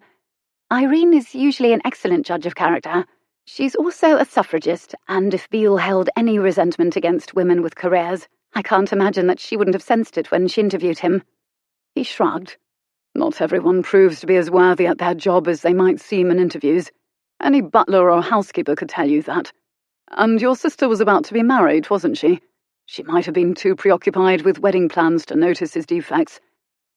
Perhaps. Clara was doubtful. Distracted or not, it's not like Irene to make a mistake. Everyone makes mistakes. Not my sister.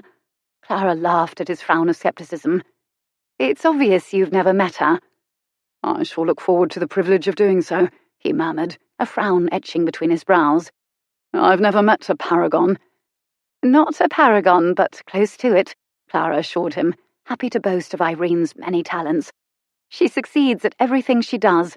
She's brilliant, confident, accomplished, clever, and if all that's not enough, she's beautiful too. And she has excellent business instincts. Does she?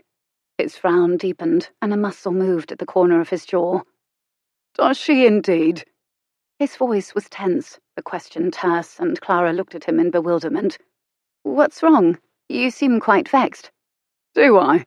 His frown vanished at once. I dare say it's watching you pull your punches with Mr. Beale that's put me out of sorts. Clara blinked in surprise. But why should you care? It's not as if... She broke off as that hot tightness squeezed her chest again. It felt like one of her bouts of shyness, only more acute, and yet sweeter too. He spoke as if he were genuinely concerned about her well-being, and yet they barely knew each other. She swallowed hard, reminding herself that making any woman, even one he didn't know, feel singled out and extraordinary was as natural to him as breathing.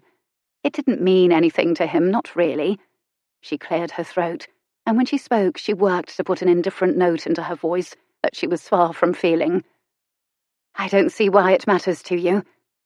Well, for one thing, you never pull your punches with me, he grumbled.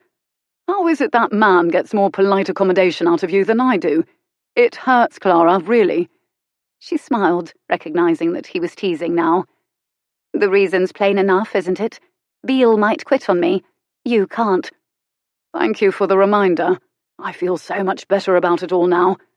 In all seriousness, despite his antipathy for me, Mr. Beale is an excellent editor. Even as she spoke, she felt a sudden whisper of doubt. He must be, she added at once, squelching that traitorous feeling before it could take hold. Of course, Galbraith agreed, his voice so agreeably bland that she felt compelled to justify.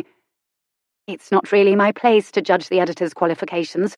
Besides, editor is the most crucial person on the staff, and if Beale quit, I'd be lost.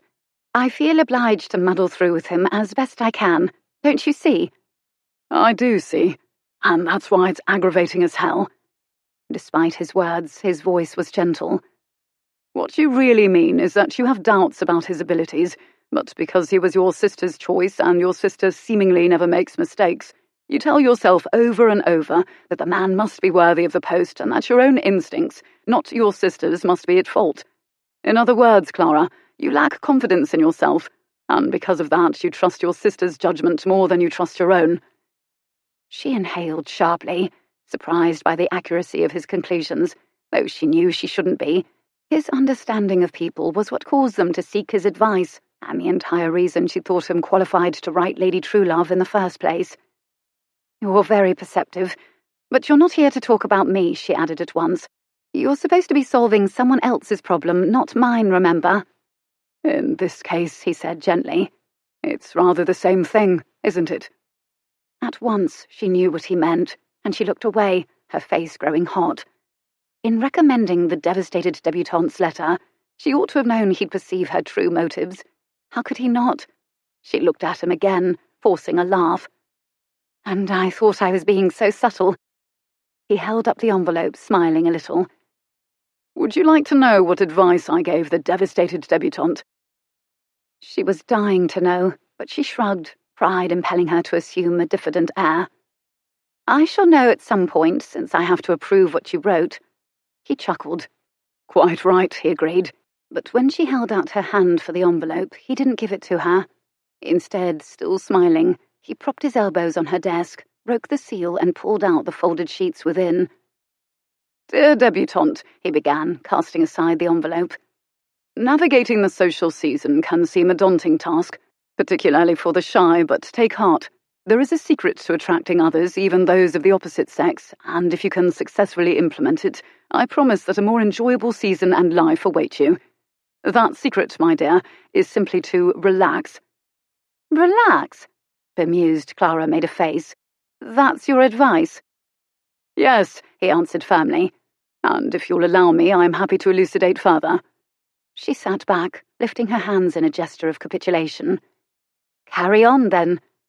"To accomplish this, to achieve the ease of manner that will draw others to you, I advise beginning with the simplest changes first. Those regarding your appearance." "I don't see what one's appearance has to do with anything," she interrupted again, a bit nettled. He looked up again with a sigh, giving her a look of mock sternness over the top of the pages. "And you never will see if you keep interrupting." "Sorry," she mumbled. "Go on." "Gentlemen, it must be said, are visual creatures, but this does not mean they care about fashion. Leave tight corseting and high-heeled slippers behind, but they do little to help any young lady feel comfortable and relaxed. If you have fine eyes, avoid wide-brimmed hats unless you're in the sun, for though such hats may be fashionable, they prevent young men from looking into your eyes, and eyes are the windows to the soul. If you have a nice smile, bestow it as often as you can comfortably do, for it will draw others to you and help you feel more at ease, attractive and confident. Find a modiste whose gowns will enhance the favourable aspects of your figure, and trust me when I say that if a young lady has marital ambitions, displaying a bit of décolleté in her ball gown is not a bad thing." Clara made a sound of derision, causing him to pause again, though not, she soon discovered, to chide her for interrupting. "I take it you don't agree?" he asked. "I doubt a girl's odds of fulfilling her marital ambitions would be all that enhanced by lowering her neckline. Seems terribly superficial, if you ask me." "Indeed." His gaze swept down, making her blush all over and giving her cause to wish she'd kept her mouth shut. After a moment, he looked up again. "As a man, Clara, I have to say that you underestimate the power of a well-cut ball gown." She wriggled in her chair, acutely self-conscious. "Isn't it at least as important to suggest ways the poor girl can make conversation?" He laughed. "In a word, no." Unamused, she folded her arms, giving him a pointed look across the desk.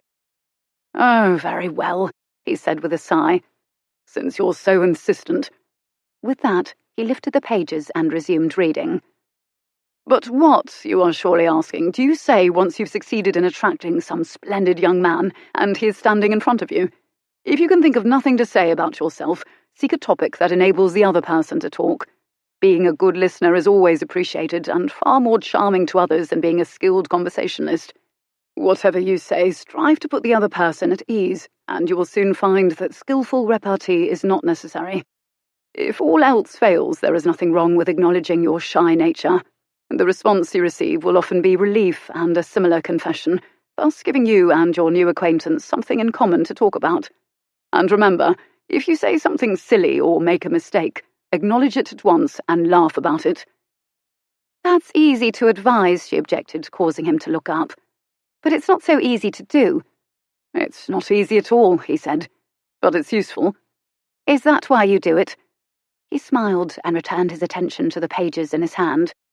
Self-deprecation, he read, is not only a disarming quality, dear debutante, but if you learn to employ it, you will soon discover benefits to yourself. For the ability to laugh at ourselves and our mistakes is incredibly liberating. It frees us from any burden of worry over saying or doing the wrong thing. And that brings me back to my first point, one I cannot stress strongly enough to you. Shy people worry too much. Clara grimaced, for that was a contention she could not refute, at least not about herself. Convinced every eye in the room is upon them and that everything they do is being judged unfavourably, he went on. Shy people find it impossible to relax. Their worries are usually unfounded, for other people are far too preoccupied with their own concerns to worry much about anyone else. But shy people, alas, never seem to believe this. Dire predictions of social failure fill their heads, preventing them from attaining the relaxed air so necessary to attract and hold the attention of others, and as a result, shy people spend most of their time at social functions wishing they were anywhere else. This demeanour, though not the true reasons for it, is painfully obvious to others, who react by seeking more ebullient companions. Thus, the shy person's exaggerated fears become self-fulfilling prophecy, and the shy find little enjoyment in the pleasures and pastimes of society. Clara bit her lip, appreciating that he had just given voice to the pattern of her entire social experience. Do not shortchange yourself this way, dear debutante. The quality of your season does not depend on one dance or one conversation, and the quality of your life does not depend on one season. Strive to set your fears aside, cast away your expectations, forget the ambitions of your parents, and set aside the goal of seeking someone to marry. In all your engagements, strive only to enjoy yourself. Smile and laugh and savour every moment of your life, and one day you may find someone at your side who longs to share that life with you. He looked up, lowering the pages, and Clara suddenly felt it was of vital importance to tidy her desk. She straightened her blotter and moved her inkstand a bit more to the left, donning an air of businesslike nonchalance. "Well," he prompted when she didn't speak, "don't keep me in suspense. Is my first attempt to be Lady Truelove satisfactory?" Satisfactory? Her hand tightened around a sheaf of papers. What a tame word to describe the sort of insight she'd been looking to find ever since she turned 13, put up her hair, and went to a party where there were boys. She'd always been aware of her inhibited nature, yet she'd never appreciated just how much it could inhibit others. She broke off, set the papers aside with a cough, and looked at him. It's very good. Excellent, in fact. Thank you, but... He paused, giving her a grin. You could at least smile when you say that. She laughed, and for no reason she could define, his grin vanished. Now that's a bit of all right, he murmured. Smile like that at the next ball, Clara, and you'll have every man in the room eating out of your hand. She sobered, swallowing hard. He was exaggerating, of course, but she didn't say so. Instead, she held out her hand for the pages. I'll have Miss Hewish type this, she said, forcing herself to sound briskly efficient as he gave her the column, and deliver it to Mr. Beale with the instruction that he isn't to edit a single word. Although, she paused, tapping her index finger against one line of his handwriting, as a thought struck her. This bit about how a good listener has more charm than a good talker. Yes, what about it? She looked up. That's what you do, isn't it? As she asked the question, she thought of Elsie Clark, and she knew the answer. You're not a shy person, but you do that with people, don't you? Listen rather than talk. Is it to get people to like you, or is it a natural talent for you? Both, I suppose. He made a face. I fear you've uncovered my deepest secret, Clara. I have a compulsive desire to be liked. It's something I've had all my life, but it stems, I have no doubt, from the fact that I have a pair of self-absorbed and completely impossible parents. They spent most of my youth so occupied with destroying each other that they often forgot I existed. It hurt, you see. It hurt like hell." He paused and drew a breath. "Still does, if you want the truth." She studied his face, suddenly seeing past the flawless symmetry of his features, past the perfect aquiline nose and splendid square jaw and azure blue eyes, seeing the boy he'd once been and the parents he'd just described. Somehow imagining it hurt her too, and she couldn't help wondering again if her first impression of him as a heartless cad might have been utterly wrong. Before either of them could speak, a cough interrupted, and Clara looked past him to find Annie standing in the doorway. "Begging your pardon, Miss Clara, but—" Annie paused, giving her a look of warning that put her instantly on guard. "Your father sent me down." "What a timely interruption," Galbraith murmured, his voice light. "Another moment, Clara, and God only knows what further confessions you'd have gotten out of me." He turned toward the doorway, and Clara saw Annie's eyes widen in pleasurable surprise. It was the sort of reaction he probably got from every housemaid who ever laid eyes on him, and one that brought Clara squarely back to reality. "Yes, Annie," she asked. "What does Papa want?" The maid tore her gaze from the Viscount with what seemed to be a great deal of effort. "He wants to know about tea, Miss Clara." "Tea?" She stared back at the maid in dismay. "Yes, Miss—" Annie's pale grey eyes took on a hint of apology. "He wants to invite his lordship up to the drawing-room for tea." At that unthinkable prospect, Clara's dismay deepened into horror. She loved her father, but tea with him was always a difficult business, and with a stranger present it would be unbearable. "For heaven's sake," she mumbled, rubbing her fingers over her forehead. "How does Papa even know Lord Galbraith is here?" "I believe I can explain that," the Viscount put in. "I came to your front door, not perceiving there was an entrance to the newspaper office beside it. The woman who opened the door to me offered to bring me through the house and around, but I told her not to bother and I would use the street entrance. But I did leave my card with her, of course." "Mrs. Brandt, that would be, my lord," the maid volunteered. "She's the housekeeper. If you do decide to come up, she'll be wanting to know if you prefer India or China tea." "It's only 2:30, Clara put in, before the Viscount could answer, and the sharpness of her own voice made her wince. But she couldn't help it, for she was desperate to prevent this calamity. "It's far too early for—" "Tea would be lovely," Galbraith said, cutting the ground right from beneath her feet, and Clara nearly groaned aloud. "Tell Mr. Deverill I would be delighted to accept his invitation, Annie, thank you. And please inform Mrs. Brandt that I would prefer whichever tea is Miss Clara's particular favourite." The maid giggled at that, but then she caught sight of Clara's face and sobered at once, giving a cough. "That be India tea, my lord," she murmured. "Darjeeling." "Excellent." With a nod to the girl, he turned back around, returning his attention to Clara, and Annie departed, giving Clara a glance of sympathetic understanding just before she vanished from view. The maid's sympathy only deepened her dismay, and Clara frowned at Galbraith. "That was rather high-handed." "Was it?" he asked in surprise. "The invitation was directed to me, and I accepted it. Speaking of invitations, I have one to give you." He started to reach into his breast pocket, but stopped as he caught sight of her expression. "My apologies," he said quietly, his hand falling to his side. "I didn't realise you would mind if I came to tea." "It's not that," she cried. "I don't mind, exactly. It's just—" She broke off, for the truth was too humiliating to utter, and her mind couldn't seem to fashion a believable reason for her reluctance.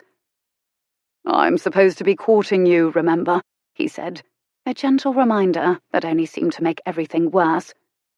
"Meeting your father is something I would be required to do at some point, Clara." He was right, of course. "Very well," she muttered and stood up, chin high, trying to ignore the shame that was already flooding through her. "Let's have tea. Just don't expect a party." Chapter 10.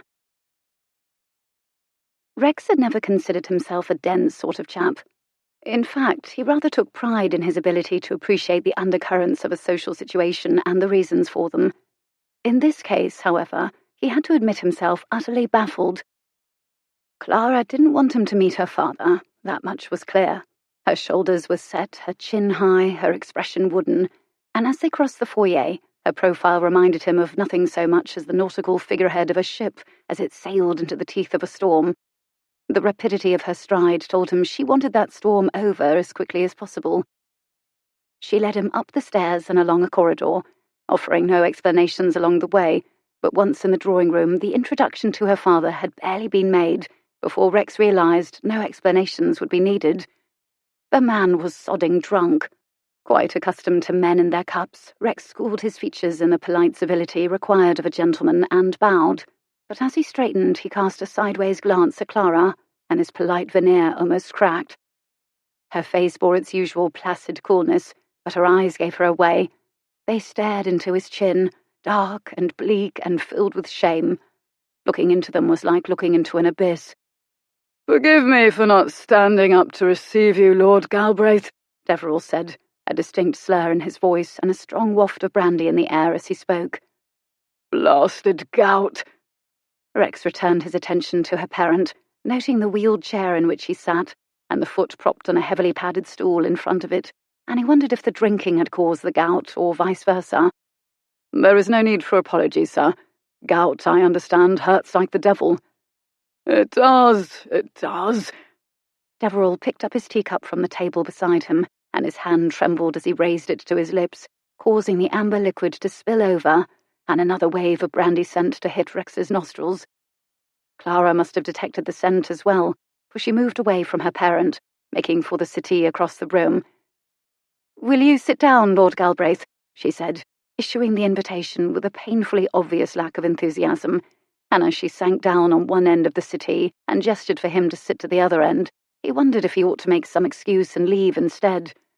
On the other hand, a hasty departure was probably the usual reaction of guests when faced with the situation, and if he ran for the door, it might serve only to deepen her shame.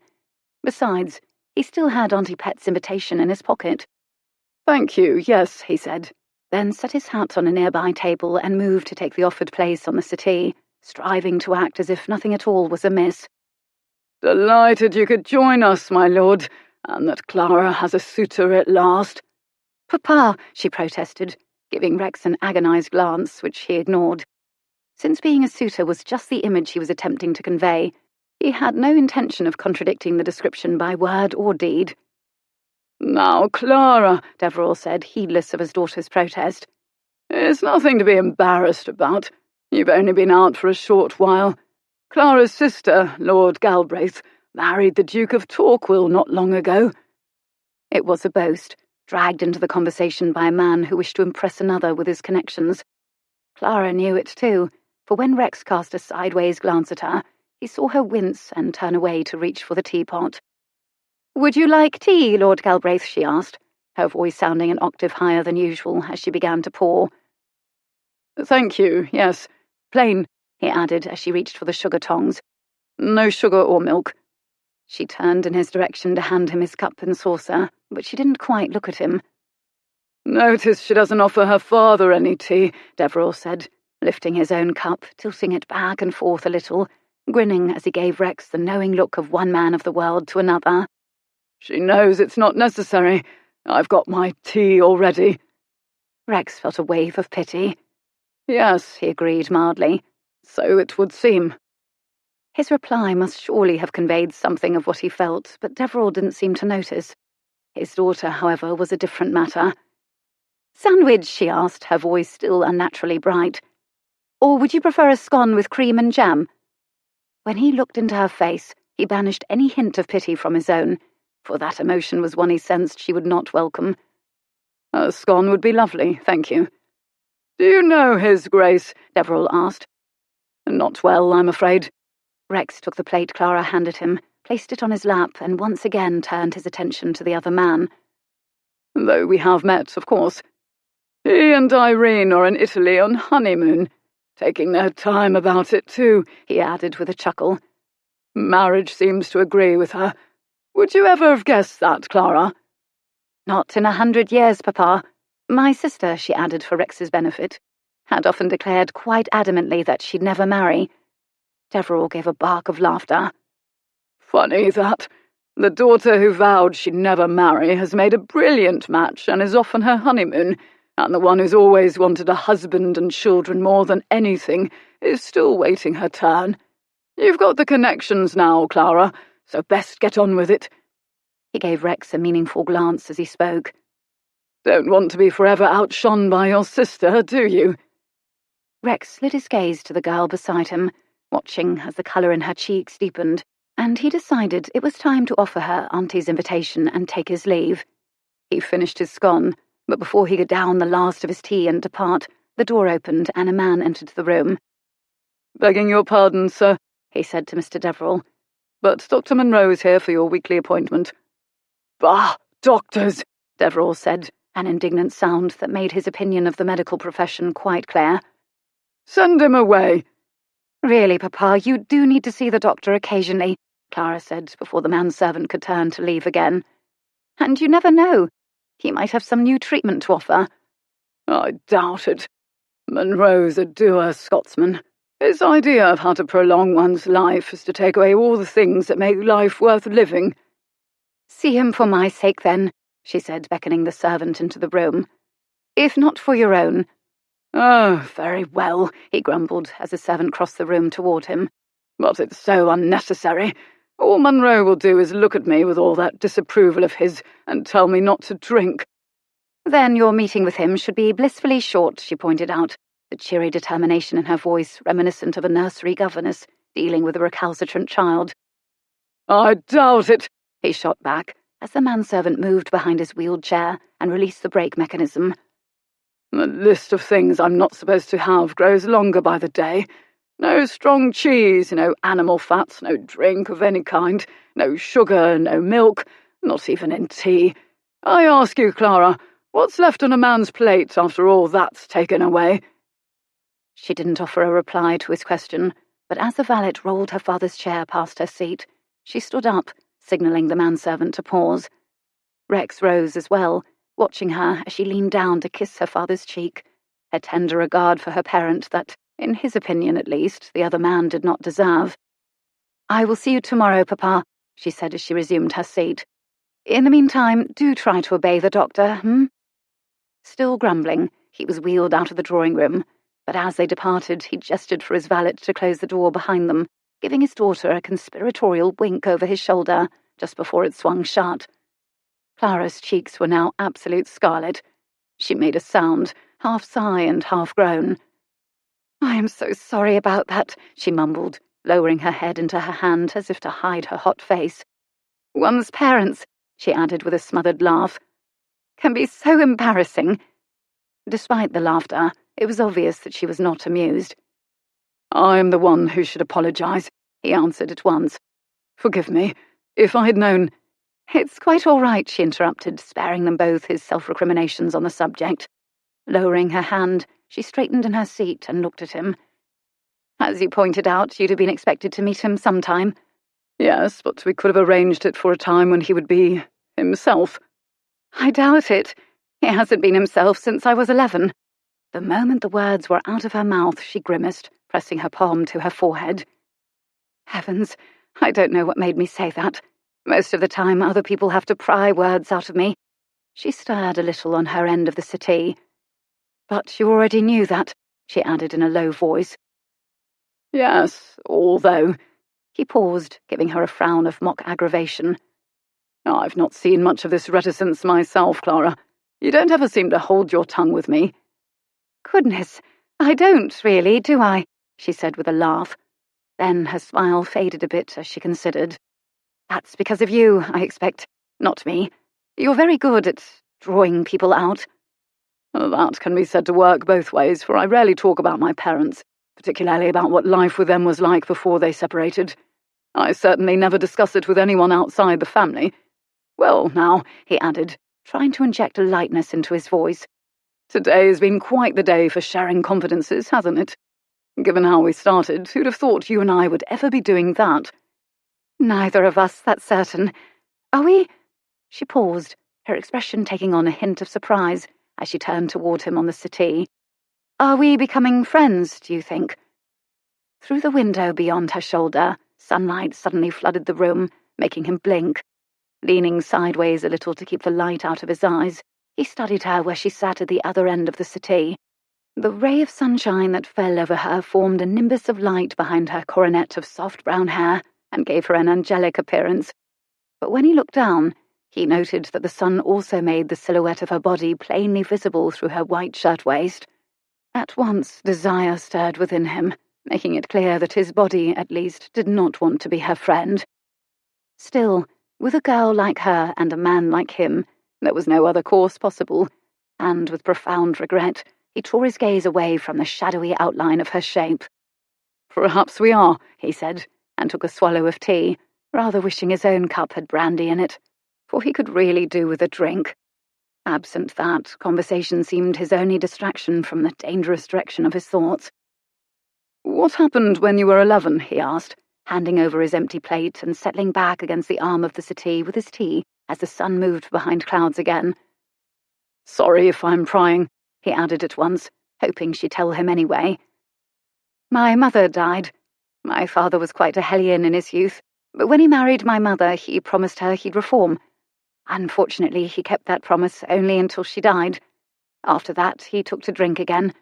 I suppose after her death he saw no reason to refrain." "No reason? What about you and your sister?" "Until this year he's been manageable enough, but now with Irene married and me staying with the Duke's family for the season, he's gotten much worse. There's no one here to check him, you see. It seems any time I come up to visit him, he's always—" She paused, lifting one hand toward the door. "Well, you've seen for yourself how he is." "And your brother? Could he do nothing about it?" "Papa would never listen to Jonathan. They quarrelled years ago. Papa tossed him out of the house, and he went to America to make his own way. They haven't spoken since, for my father refuses to answer Jonathan's letters or heal the breach.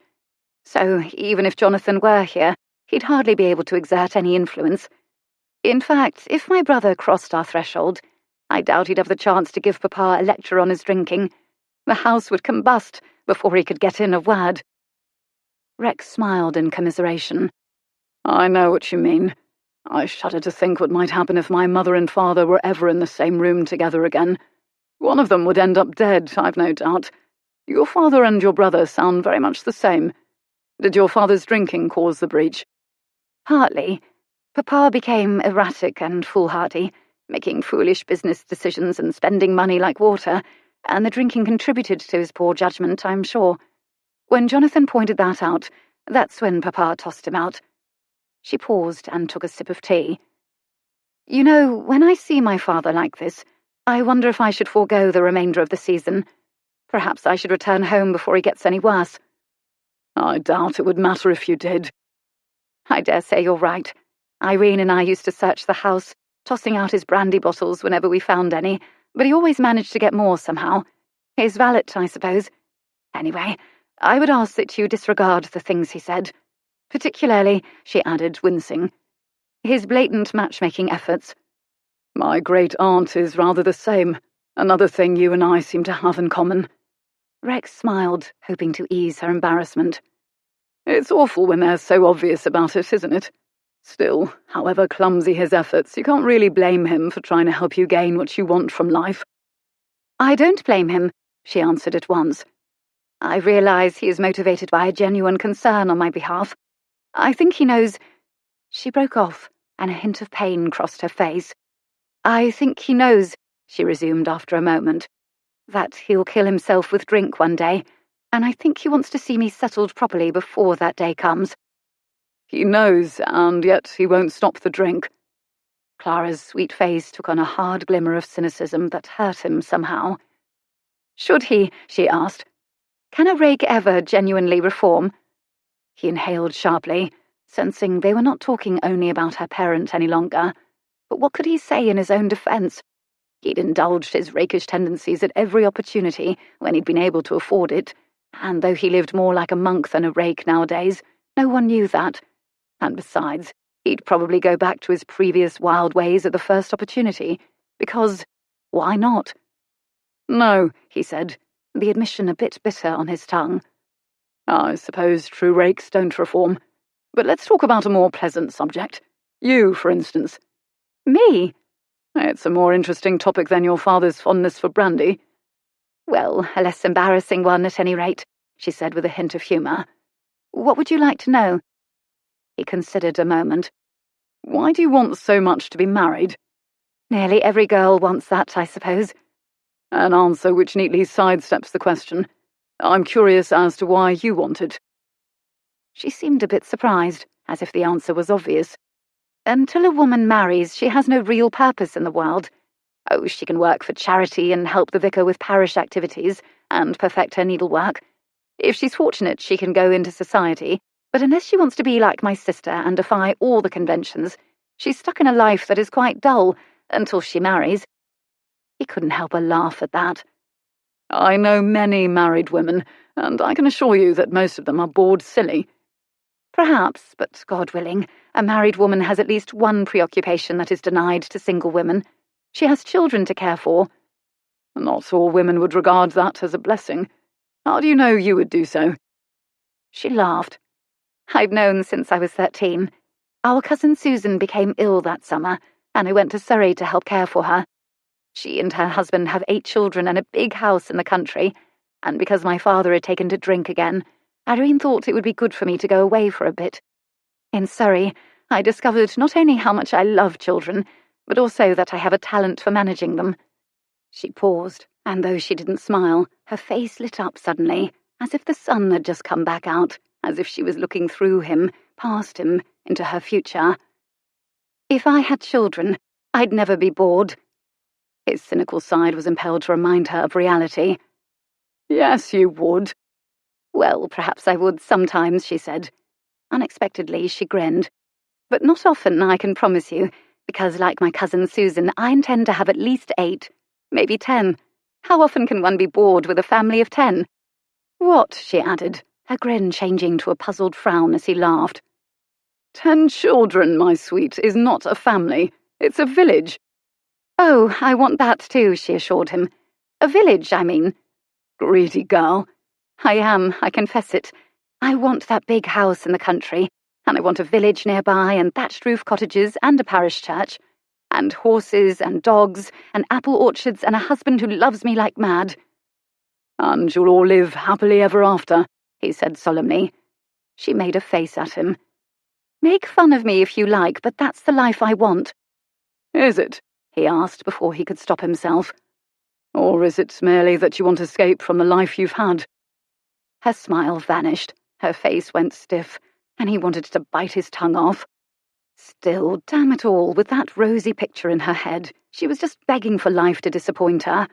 Worse, he was reasonably sure she had no idea how easy it would be for a man to take advantage of her idealistic view.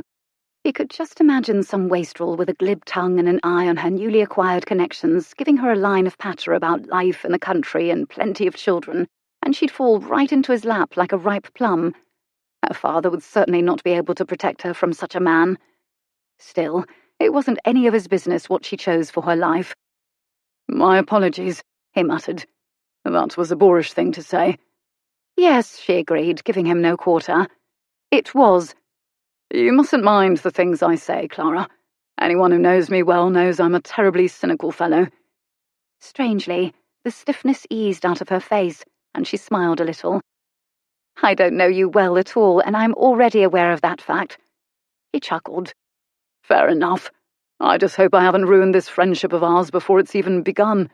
Because if I have, he added, before she could answer, reaching into his pocket and pulling out the invitation. You won't accept this, and my great-aunt will shred me into spills, a painful experience I'd prefer to avoid. And what is this? She asked as she took the envelope from him. Petunia and several of her friends have arranged a picnic party in Hyde Park for Wednesday next. I called upon my aunt earlier today, and when I mentioned my next order of business was a call upon you, she asked me to deliver it. The Duke's family is included in the invitation, by the way. Thank you. It was very kind of your aunt to invite me and to include them. I can't say if we are free that day until I ascertain their schedules. Of course. The doings will be just across from Galbraith House, so come through the Stanhope Gate. They're setting up a big marquee, I understand, so you're sure to find us. She nodded and set the envelope on the tea tray beside her, then returned her attention to him. About what you said a moment ago. Yes, he prompted when she paused. I don't deny that I'm hoping to trade the life I have known for one that I believe would make me happier. You think that is my attempt to run from my father's drinking? Isn't it? She thought about it for a moment, then she shook her head. No, I don't think so, because no matter how much I might wish to escape, as you put it, I would never make a marriage for any reason other than deep and mutual love. Love? He sighed. My dear girl, why would you ever marry for love? Don't you want to be happy? Says the man who tells me not to pay attention to anything he says. In this case, you should, because I'm in dead earnest, Clara. If you are looking for happiness in marriage, love is hardly a reliable indicator. Oh, she countered, quirking a brow at him as she lifted her teacup. And I suppose your experience as a single man has given you such extensive experience with matrimony? He stirred, suddenly on the defensive. I've never been married, that is true. Nor even in love, actually, but— What? She interrupted, staring at him as if she couldn't believe what she was hearing. You've never been in love before? No. Never? She straightened on the settee, glanced away, set aside her tea and looked at him again, still seeming quite confounded by this news. Not even once? No. She shook her head, laughing a little. And of the two of us, I thought I was the one with the lack of experience in matters of romance, she murmured. Heavens, even I have been in love before. He stared at her, too surprised to point out that one could have a great deal of romance without falling in love. You have? Of course. His name was Samuel Harlow, and he was the best-looking man I'd ever met. Well, except for you, of course. Wait, he begged, holding up one hand to stop her, for he needed a moment to absorb what he'd just heard. You think I'm good-looking? He paused and laughed in disbelief. You do? Oh, stop fishing for compliments. You know you're a handsome man, and you hardly need me to tell you so. Well, yes, he supposed he did know it, and yet from her it seemed something of a revelation. On the contrary, he murmured. In this case, I think I am in need of a compliment or two. Besides, we've become friends now, and one ought to compliment one's friends. But I can see you've no intention of buttering me up any more today, he added with a sigh of mock regret when she made no reply. So carry on. Who was this Harlow chap? Mr. Harlow arrived in our parish the summer I turned 17, and I fell in love with him the moment I laid eyes on him. We saw each other quite often, for he lived just 2 blocks from here. I also saw him at church, of course, and sometimes we would invite him to luncheon or tea with us afterward. Papa wasn't as bad then as he is now. In those days, he didn't usually start drinking until well after tea time. Anyway, whenever Mr. Harlow came, I was always the one to whom he paid his attentions. Me, she added as if in surprise, pressing a hand to her chest. Not Irene. Rex felt a surge of frustration at this self-deprecating comparison to her sister. He thought of how she'd looked a few moments ago, with the sun revealing her lithe, slim silhouette to his gaze, and he was sorely tempted to haul her over to his end of the city and show her a few of the reasons a man might pay her his attentions. With great effort, however, he managed to refrain. And you found such attentions surprising, did you? Well, it had never happened to me before. Men are usually too occupied with staring at my sister to notice I'm even in the room. She paused and laughed. But then, of course, Irene would say something about her goal to achieve the vote for women, and we'd never see the chap again. Her laughter faded to a thoughtful frown. I sometimes think she said things like that on purpose, to drive them away because they admired her instead of me, as if afraid my feelings would be hurt. He didn't want to talk about her practically perfect sister. So you fell in love with this man, he said. What happened next? One day we were in the vestry alone together. It was after some parish meeting for a charity bazaar. He lifted a brow. Why, Clara, you naughty girl. Her tiny nose wrinkled up ruefully. It wasn't my intent to be naughty, but even if it had been, it wouldn't have done me any good. There we were, alone together. A perfect opportunity, and he didn't even kiss me. At once, Rex's gaze moved to her pale pink lips. He was probably just trying to behave himself, he said, striving to think of all the reasons he needed to do the same. Anything else would be conduct unworthy of a gentleman. Even as he spoke, arousal stirred inside him, making it clear his body didn't care a jot about gentlemanly conduct. "That's what I thought too at first," she said. "After all, we were inside the church." Rex studied her, thinking of all the shadowy corners in his own parish church back home that would be perfect for cornering Clara and stealing a kiss or two. "I'm not sure being in church would be much of a deterrent," he said, his control slipping a notch. "To a determined man." "I rather think it is, at least if you're the vicar." Those words were sufficiently astonishing to divert him from his rather irreverent fantasy. "You fell in love with a vicar?" "I wasn't the only one. Most of the girls in our parish were in love with him at one time or another. As I said, he was very good-looking. Church was never as full before he came, and you wouldn't believe the number of knitted gloves and embroidered tea-cloths he received at Christmas." Rex grinned, imagining the picture. She was a good storyteller. "No doubt." "Anyway, that afternoon in the vestry was rather a disappointment to me, but afterward he continued to pay me a great deal of attention. He never showed any interest in the other young ladies in the parish, even the bolder ones who flung themselves at him. So I hoped—" She stopped and shrugged. It was foolish. "What happened?" he asked when she didn't go on. "He proposed to someone else, I suppose?" "Oh, no," she replied at once. "He proposed to me, but I refused him." "What?" Rex straightened on the settee, staring at her as she turned matter-of-factly to reach for her tea. "But you were in love with him, you said." "I was, madly. But when he proposed, I realized I couldn't marry him. It was the way he put it. He said he had a warm regard for me." She paused over her tea, making a face. "A warm regard, I ask you," she added, sounding suddenly indignant. "Is that the sort of feeling that's going to set a girl's pulses racing?" "Probably not, but how do you know he wasn't just being respectful and considerate of your maidenly sensibilities?" "Oh, I'm sure he was. Too considerate. He told me that because I was so sweet and so pure, I would be the perfect wife for a vicar. We would have, he said, a truly celestial marriage." Rex frowned, utterly at a loss. "What sort of marriage is that?" She stirred, setting her cup and saucer aside again with a clatter. "That's what I wanted to know. I was forced to ask him straight out if he was saying he didn't want children." "What?" she added, her cheeks going pink as he gave an astonished laugh. "I know the stork doesn't bring them. Heavens, I'm not that innocent." She was every bit that innocent, even if she was aware of basic human biology.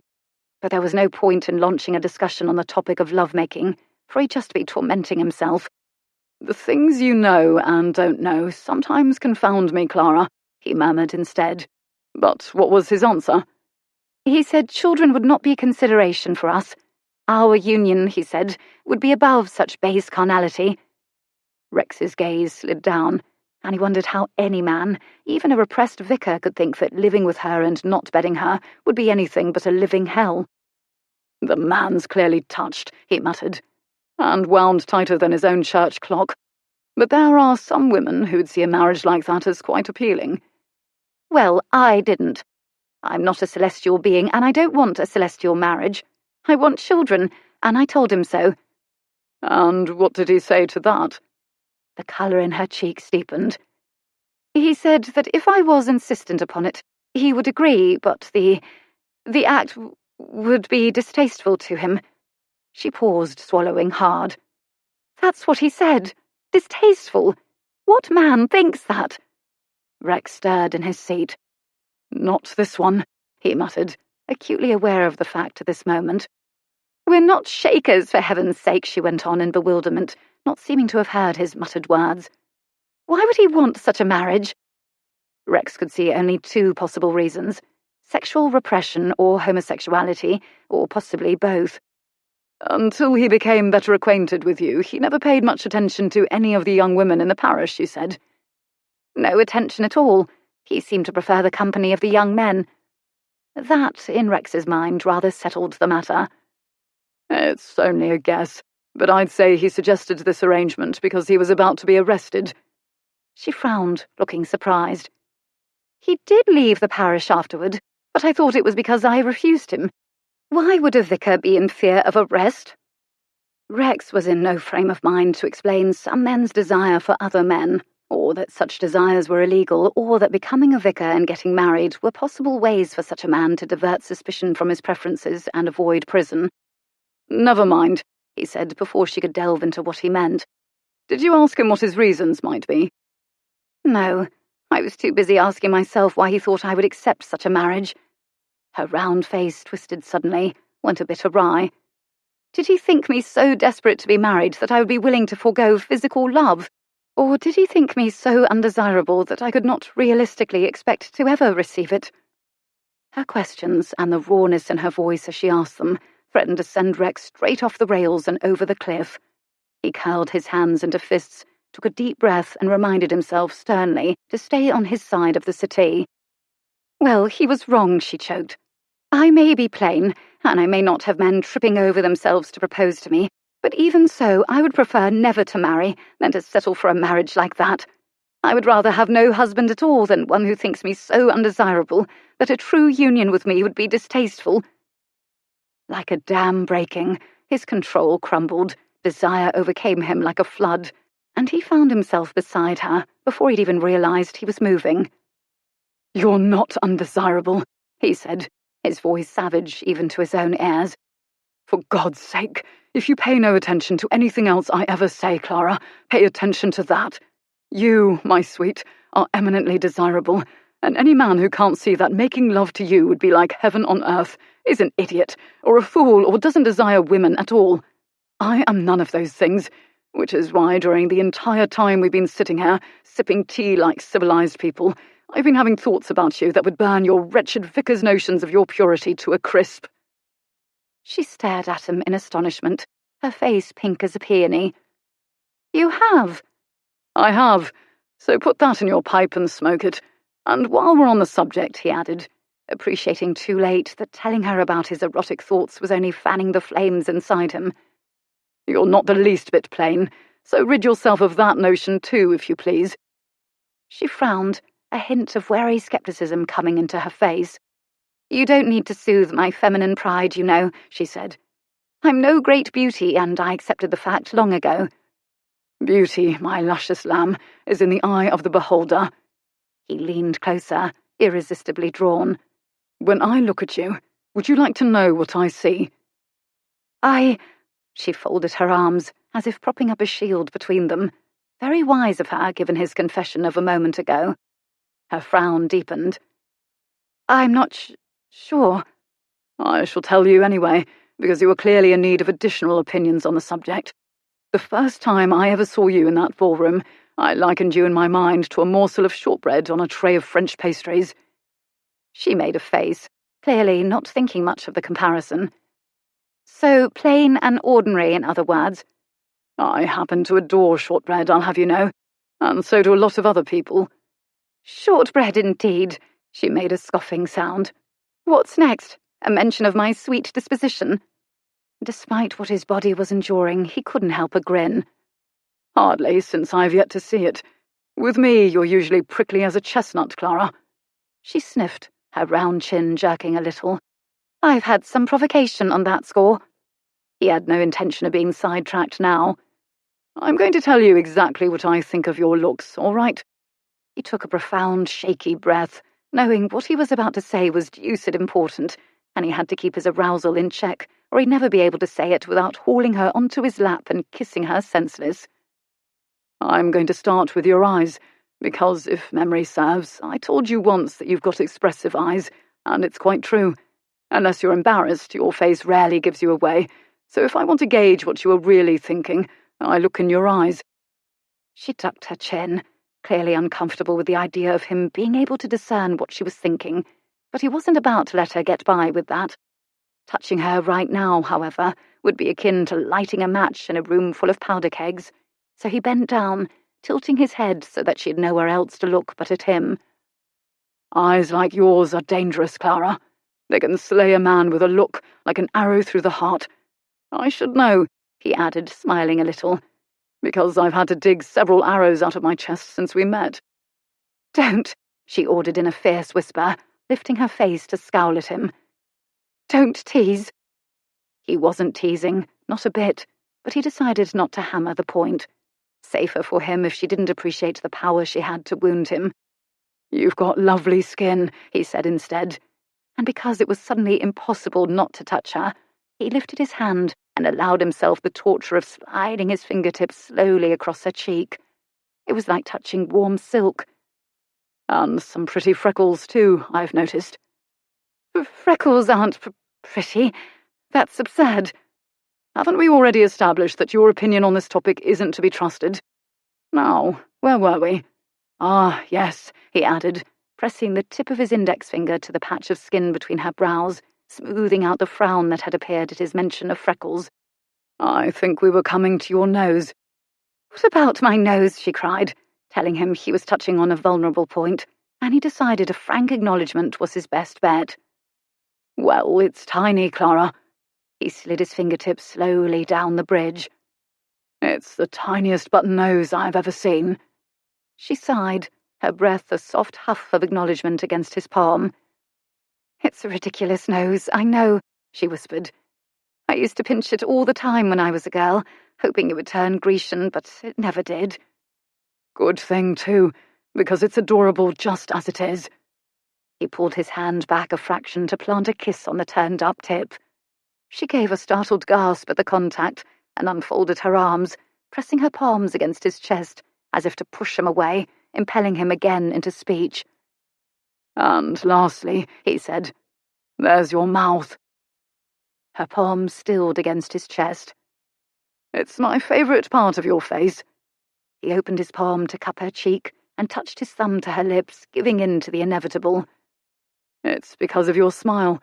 When I was giving the devastated debutante examples of how she might draw men's attention, and I put in the part about smiling, I was thinking of you." "Me?" The word was a squeak of surprise. "Yes, you." He moved his thumb, sliding it back and forth across her mouth. "Surely you know why." "Not really," she confessed in a strangled whisper. As his thumb grazed her lips, he could feel her breathing quicken, and he knew he ought to stop, for what he was doing was well beyond the pale, and no doubt beyond her experience as well. In fact, this might even be the first time in her life she'd been intimately touched by a man. If he possessed any hope, however vague, that reminders of her virginal innocence would give him the will to call a halt, he discovered at once that the very opposite was true. Her innocence seemed to inflame the wickedest desires within him and make him want her even more. He wasn't certain how much longer he could keep lust at bay, and yet he could not pull back. "You might think I put in that bit to help you overcome your shyness and further your goal of finding a husband," he went on, "but that wasn't my reason at all." "It wasn't?" "No, my reason was purely selfish. You see, you have this stunning, absolutely ripping smile, and I'd really like the pleasure of seeing it more often. Most of the time you're so damnably serious. But when you smile—" He paused, his thumb stilling against her parted lips. "Ah, Clara, when you smile you light up the room. Surely you know that." She squeezed her eyes shut, shaking her head a little, as if she wanted to deny it or she didn't believe him. "This is not a real courtship," she said, her lips brushing against his thumb as she spoke, her hands curling into fists against his grey morning coat. "There is no need for you to pay me compliments." There was every need, since it was clear she'd received precious few of them in the past, but he didn't debate the point. "Which doesn't make what I've said any less true." "I'm not sure I can trust you to tell the truth about anything," she mumbled against his thumb. "What if I stop using words altogether, then, He slid his thumb under her chin and pushed gently against her jaw, lifting her face. "Words aren't necessary anyway." "They aren't," she whispered. "Not for what I want to say." With that, he bent his head and kissed her. Chapter 11. The moment his mouth touched hers, Clara experienced a pleasure so keen it was almost like pain, so intense it was almost unbearable.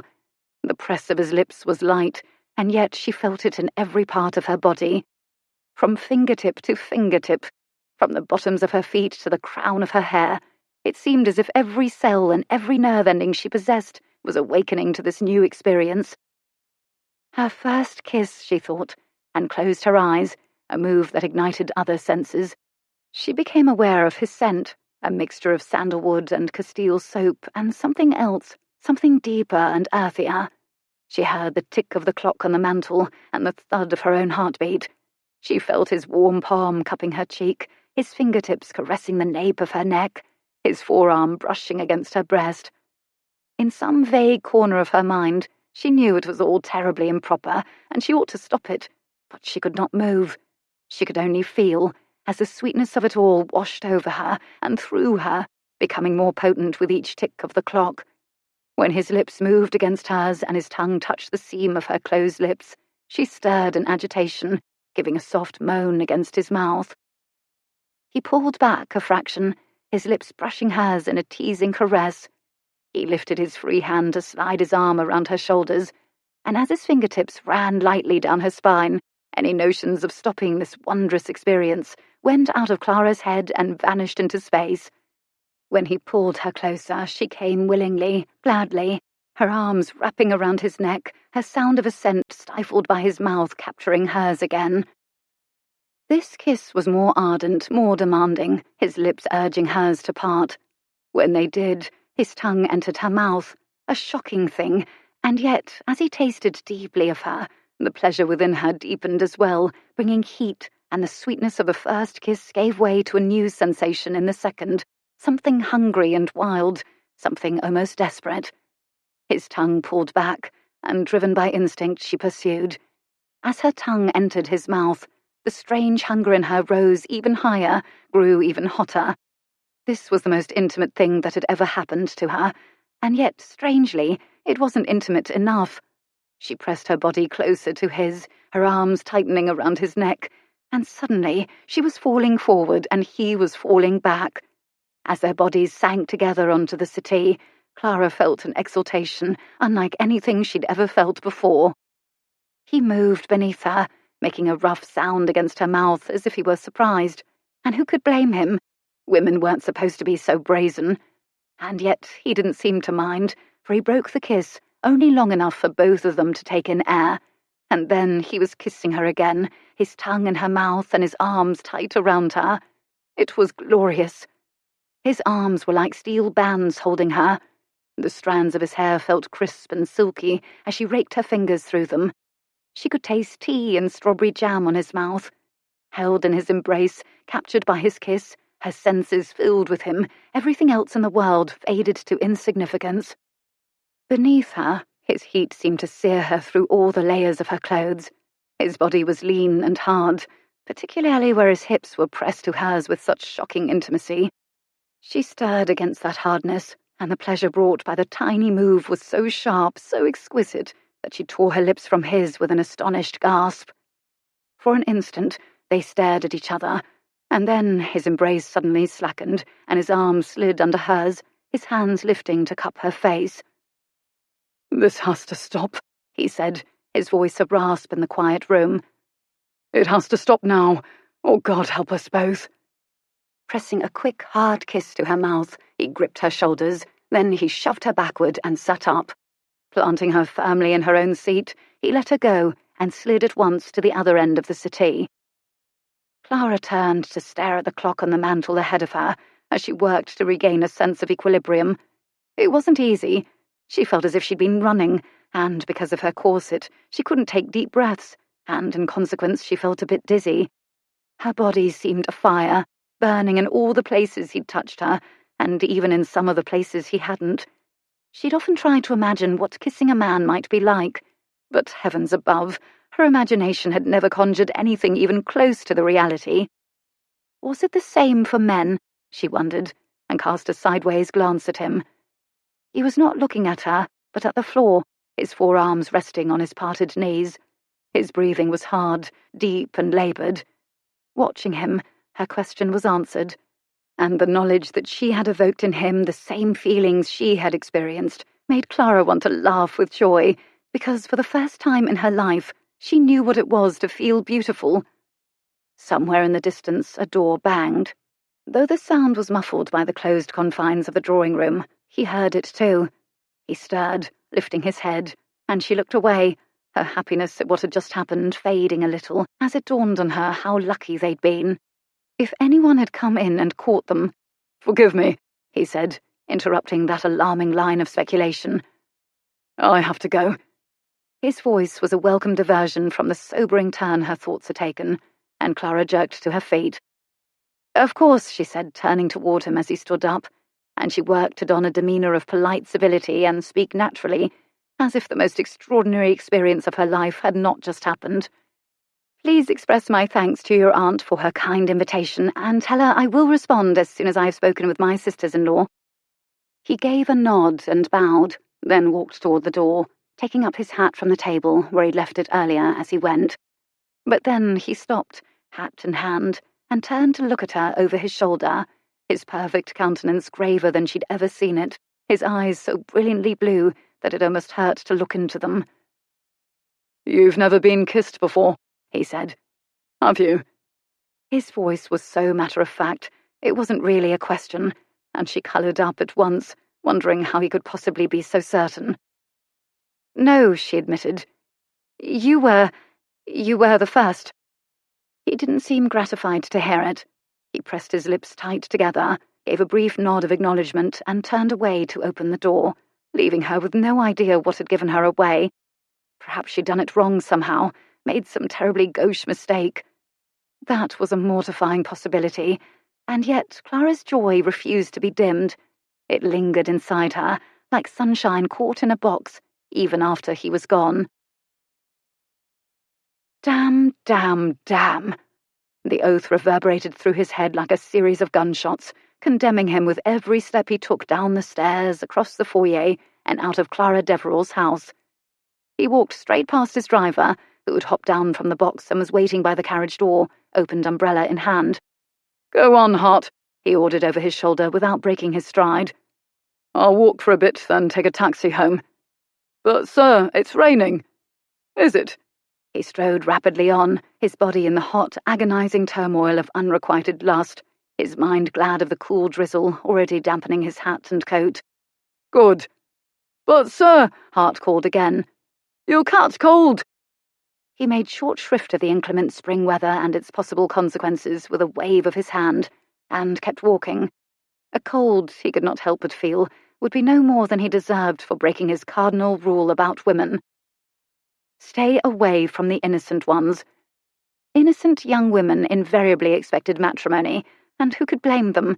For a girl of good family, marriage was the only socially acceptable path through life, the only means of fulfilling physical desires, ensuring a stable future, and having children. His conversation with Clara over tea had only served to underscore why he'd established his cardinal rule in the first place. But for a man, even a peer, marriage was not a necessity, a fact for which Rex daily thanked heaven. He'd spent his entire youth watching his parents destroy not only each other, but also the passionate love that had brought them into matrimony in the first place. To love, and then come to hate what you had loved, he could imagine no greater hell. And though he couldn't remember the exact moment he decided never to wed, not once since then had he had cause to regret his choice or even to doubt it. He still didn't, and that made what he had just done all the more reprehensible. For Clara, marriage was not a mere necessity of existence. Romance, marriage, children, love everlasting, these things comprised the dream of her life. They were things she wanted and deserved, things he would never willingly offer any girl. A cold gust of wind came up, taking his hat. He watched indifferent as his grey felt derby tumbled through the air ahead of him and landed in a curbside puddle with an unceremonious plop. Rex stepped over it and kept walking. He passed Mrs. Mott's tea emporium, and he couldn't help giving it a resentful glance as he walked by, wishing he'd never agreed to meet Lionel there for tea. Why there, of all the bloody tea shops in London? Why her, of all the women in the world? It was laughable, ridiculous, and aggravating as hell that he should be lusting after a girl he could not have, a girl who wanted everything out of life that he avoided like the plague. The rain was falling harder now. Ahead of him, people caught out in the deluge were huddling under their umbrellas, an inadequate protection given the wind. Those without umbrellas were darting into doorways and ducking under awnings, seeking shelter. Not Rex. Rex kept walking.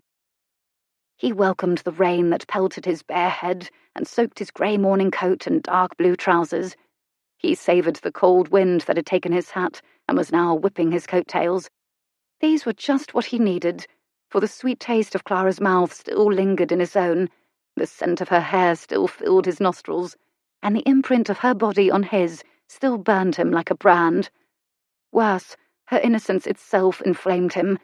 The hunger in her inexperienced kiss, the passion that had led her to abandon maidenly restraint and push him down on the settee, the awareness that he was in territory no man had ever explored, all these had acted on him like paraffin tossed onto flames, flaring the darkest, most erotic parts of his imagination more strongly than the naughty wink of a Gaiety girl or the knowing smile of a courtesan ever could. And he'd known, damn it all, known instinctively when he'd sat behind her at Covent Garden, that he might be getting into something he would find hard to master. He'd barely made his arrangements with her before his oh-so-clever scheme had come back to taunt him.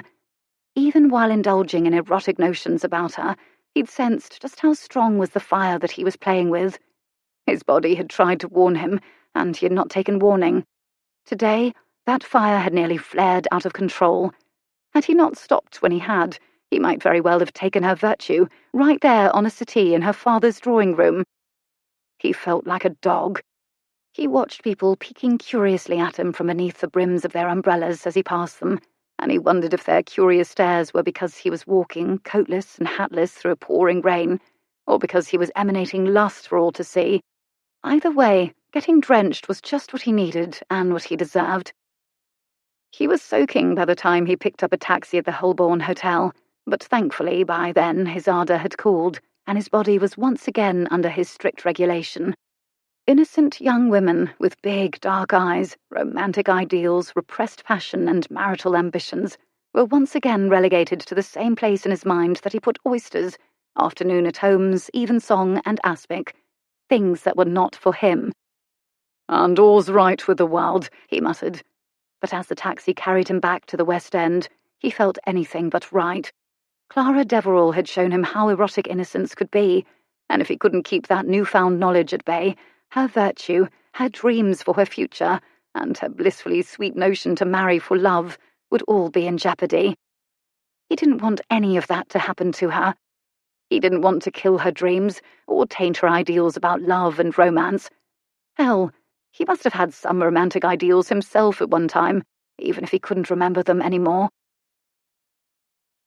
A carriage containing 4 women was not usually a place one would expect silence, particularly when it was conveying them to a picnic on a fine, sunny afternoon.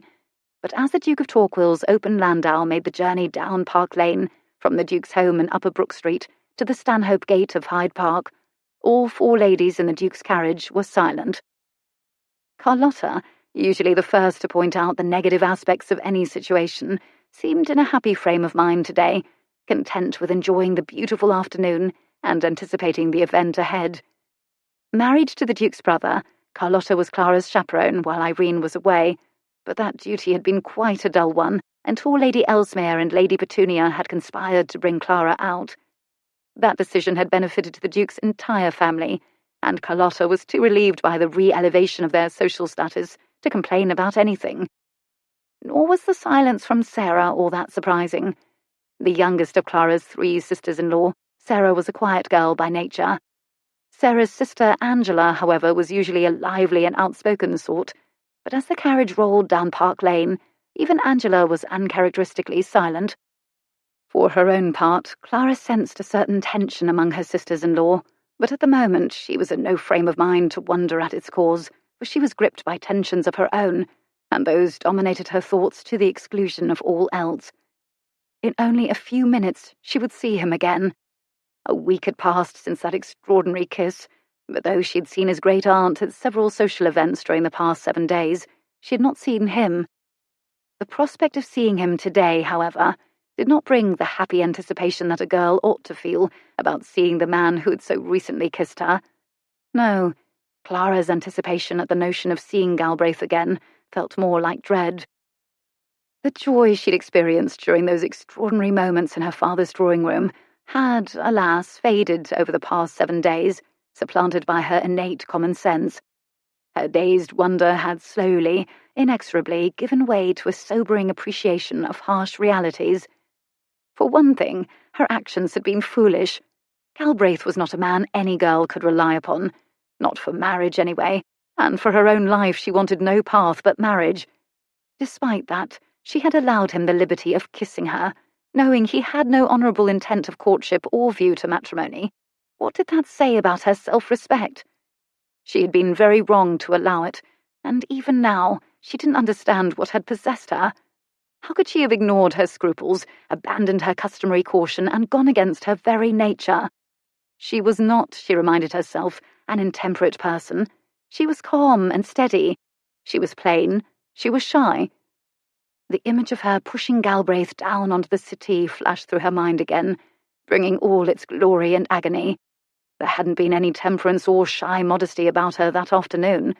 On the contrary, she'd been indiscreet, forward, downright wanton.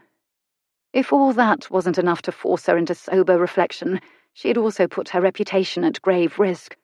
If they had been caught, if her father and the doctor had come in, or if, God forbid, one of her father's acquaintances paying a call had been ushered up to the drawing room, the sight that met that person's eyes would have been a shocking one indeed. She imagined it as a witness might have done, with her prone body shamelessly on top of Galbraith's, her hands raking through his hair, her mouth taking his with hungry abandon. It was a painful picture. Had anyone walked in on them, the result for her would have been abject shame, disgrace, and possibly ruin. It had been a mistake of epic proportions, and she needed to make that fact plain to Galbraith at the first opportunity, lest he assume her brazen behaviour had been permission for him to take further liberties in future. Even as she took that stance of firm resolve, the memory of his body beneath hers and his strong arms around her made her pulse quicken and spread aching heat through her limbs. Even as she reprimanded herself for a fool, her soul yearned to experience it all again, to know, if only for a few more shining moments, how it felt to be a beautiful and enticing woman. Heavens, she was in such a muddle. How could she ever face him?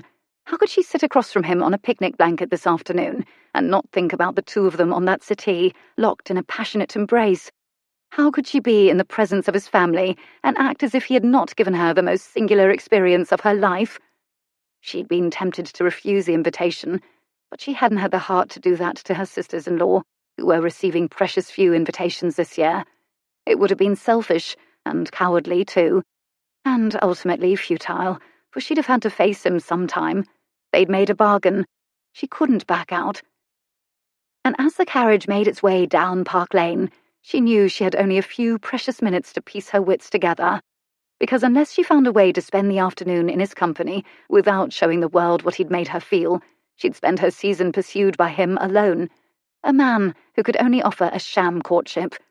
Unless she wanted to become known as a flirt and a jilt when she refused his suit in 2 months' time, she had to regain the cool facade of polite tolerance she'd originally decided upon.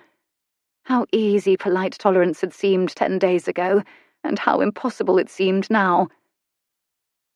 "All right, that tears it," Angela suddenly burst out, breaking the silence in the carriage. "I don't know about the rest of you, but I can't tolerate the suspense a moment longer." She turned toward Clara, lively curiosity and expectation in her grey eyes. "What is going on?" Alarm seized Clara's insides, clutching like a fist. There was no way her sisters-in-law could know what had happened between her and Galbraith, but it was clear they sensed something was afoot, and she knew it was time to put on the mask of indifference she was supposed to be wearing. "I'm sure I don't know what you mean, Angie," she said, and looked away, pretending a vast interest in the tall elms around them. This pretense seemed to exasperate Angela. "Really, Clara," she cried, "you are like a sphinx when you choose. Days and days have passed, and still you haven't explained a thing. When are you going to tell us about it?" She resisted the temptation to look down and see if she had a big scarlet A emblazoned on the front of her blue and white striped outing gown. They can't possibly have guessed, she told herself, hoping she wasn't engaging in mere wishful thinking as she turned again to the woman beside her. "But what am I expected to tell?" Everything about him, of course. Is he as charming as they say?" At once, Clara's cheeks grew hot, a reaction that did not go unnoticed. "Ooh la la," Sarah piped up, laughing. "See how she blushes, Angie, and you haven't even uttered his name. Shall I say it and watch her blush deepen? Lord Galbraith is the man I'm talking about, Clara, you oyster. Viscount Galbraith, the handsomest devil in the entire ton. So," she added, nudging Clara's knee playfully with her own, "do you intend to keep us on tenterhooks, or shall you tell us what's between the two of you?" "And don't say there's nothing," Sarah interjected as Clara opened her mouth to say just that. "Because it's plain as a pikestaff you've caught his eye." "Have I?" Had she put the proper amount of innocent surprise in her voice, she wondered. Angela made a scoffing sound. "Oh, you know you have. First he singles you out to open Lady Petunia's ball, and then she invites you to sit in Leyland's box at Covent Garden. And now we're off to spend the day with them." "It's just a picnic," she began, but Angela cut off her attempt to downplay it. "One with a family we are barely acquainted with. The point is, all these things are because of you. As Sarah said, Galbraith's interest is clear, and yet for all you talk of him, he might as well not exist." "That will be enough, girls," Carlotta put in, the rebuke severe enough to demonstrate how seriously the Duke's sister-in-law took her role as matron and chaperone of her unmarried companions. "Despite Lord Leyland's scandal-ridden wife, his aunt is quite well regarded in society, and if she's willing to help bolster our social position after your own mother's unfortunate elopement, I shall not take issue with it. And more importantly, if Clara doesn't wish to confide in us or seek advice," she added with an injured sniff, making it clear who she thought ought to be dispensing said advice, "then you've no right to press her." "It isn't that," Clara cried, her mask slipping a notch.